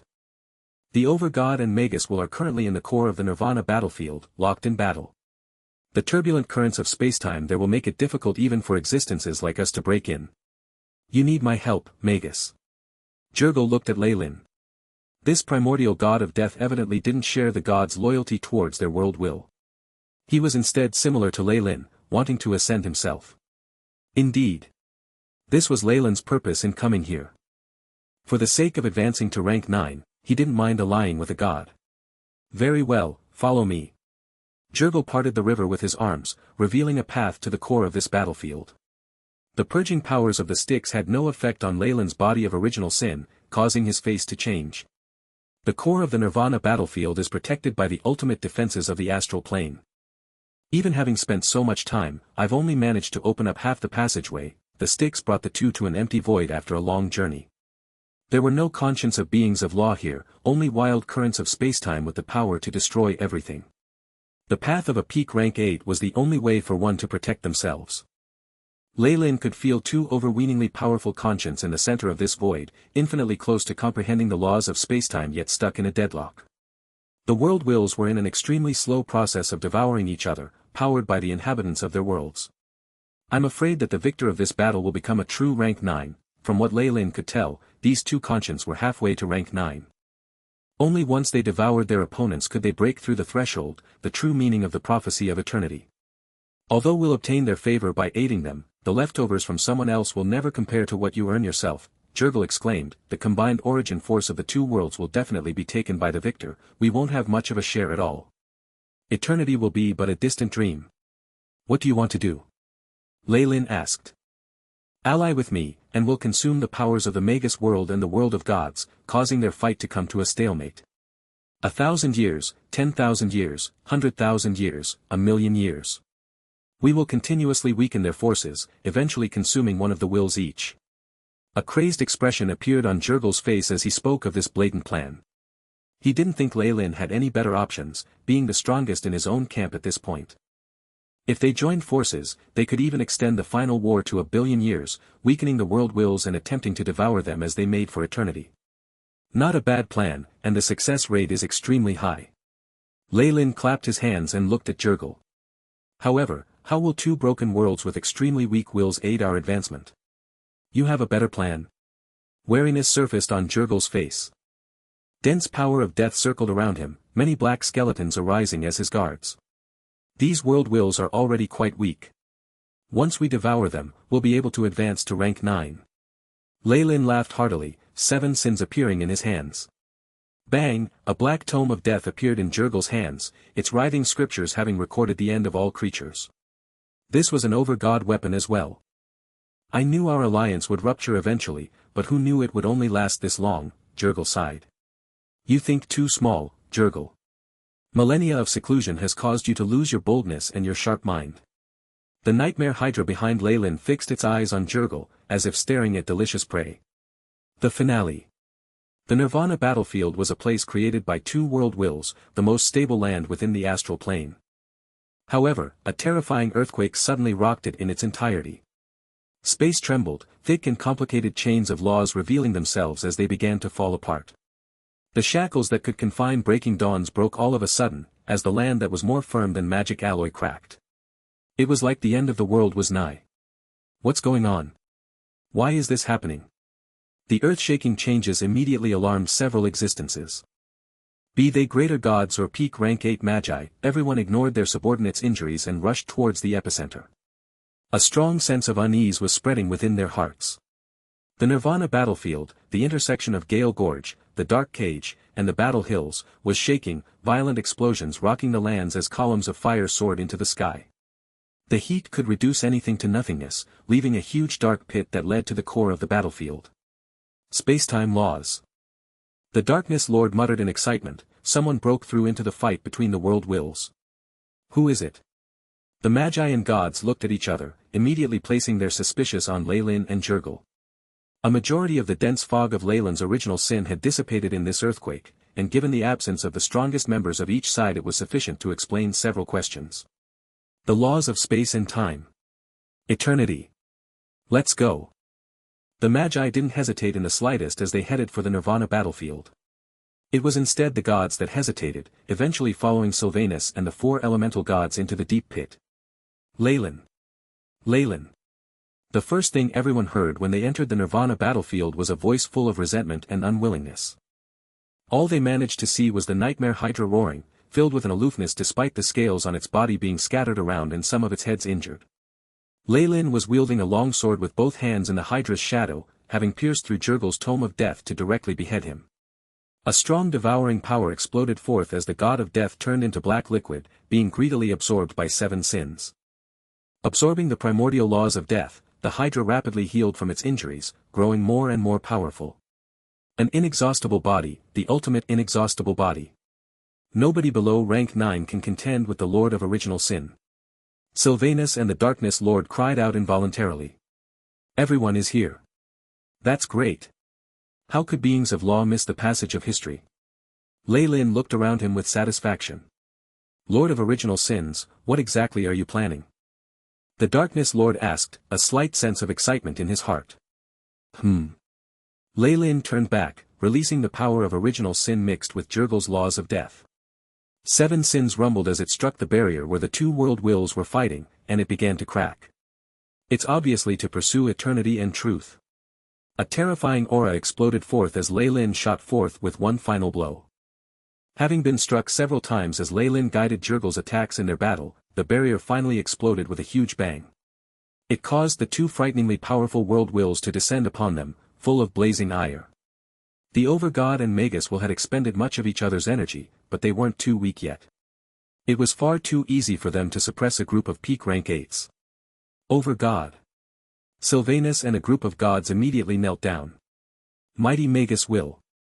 Cold sweat dripped down Darkness Lord's forehead as he bowed alongside the other Magi. Only Lei Lin stood tall in this atmosphere, looking at the glamour of the 2 world wills in earnest. Indeed, only wills with this much power can satisfy my requirements and allow me to advance. Lei Lin burst into a manic laughter, his nightmare hydra growing in size as the power of Original Sin was flaunted. A violent fury emanated from the 2 wills, like giant dragons that had been challenged by ants. A seal of spacetime was formed once more. The Magus world gazed down at Lei Lin, about to mobilize the law of time to thoroughly exterminate this ant who dared to resist. The time has arrived. However, Lei Lin revealed a strange smile at that moment. A while ago, in the 7th subterranean level of the Magus world. Leyland's AI chip clone was present here, surrounding Mother Core alongside Shar, the Snake Dowager, and a host of Lords of Calamity. You know what we need, hand it over. The AI chip clone stood out, looking at the seriously injured Mother Core. I already helped you obtain Chantia's powers. Live through this, and you'll be able to pry into the next realm. Now that we don't owe each other, will you surrender your will fragment or do you want to fall? Mother Core had been seriously injured in the battle with Chantia, and all the other existences had rushed underground.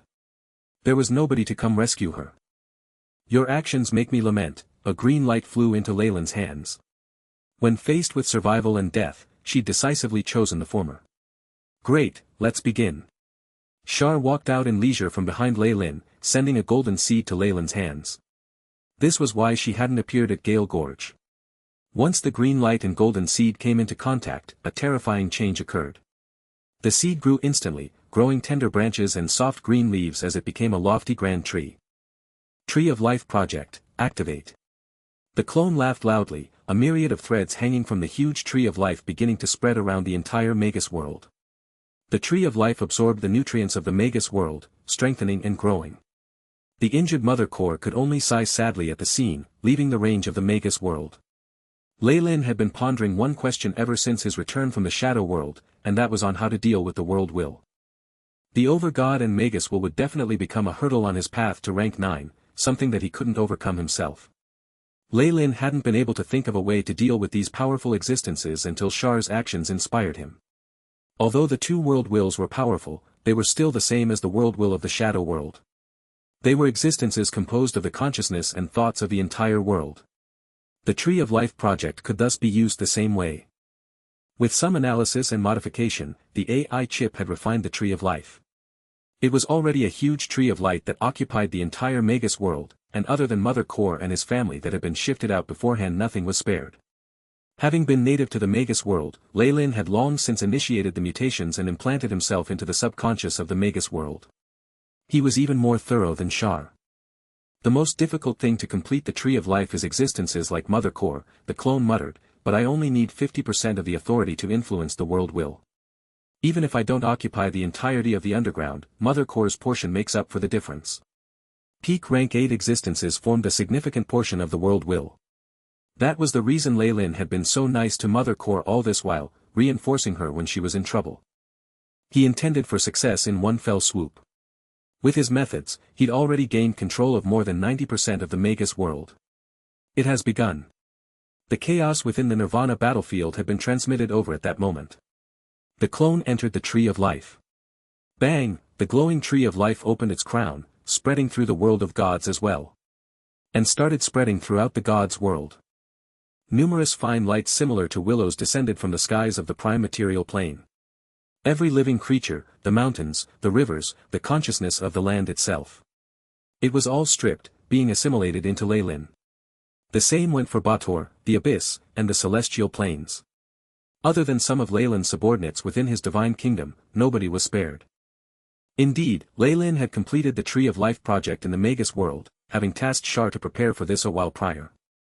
With the Overgod forcing mutations in the prime material plane to adapt it to the darkness, Leyland had been given the opportunity to take action there as well, initiating Project X.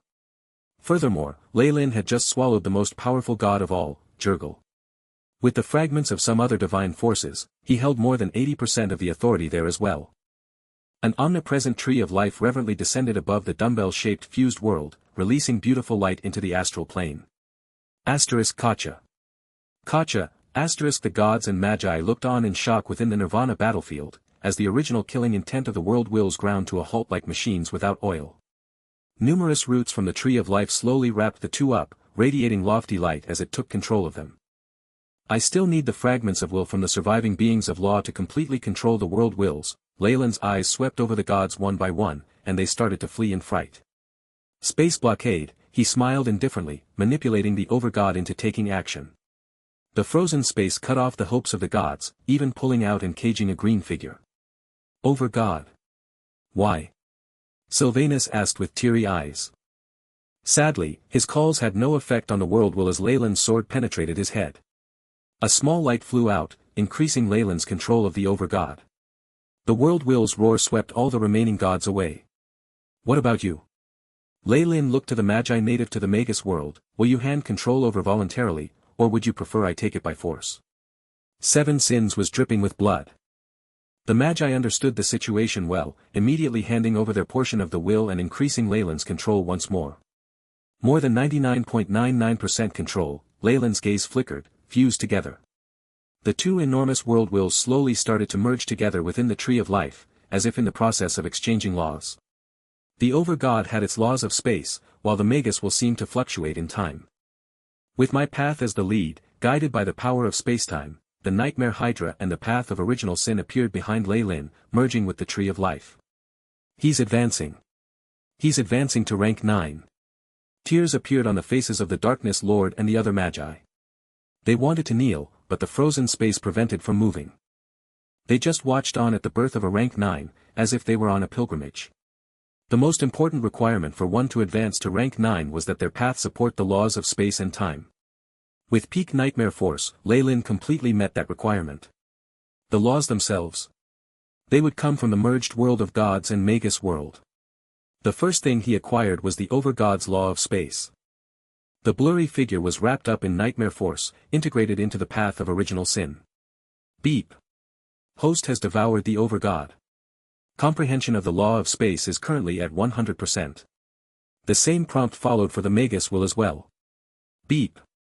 Host has devoured the Magus will. Comprehension of the law of time is currently at 100%. Host path is compatible, space-time laws perfected. Beginning advancement. Asterisk bang.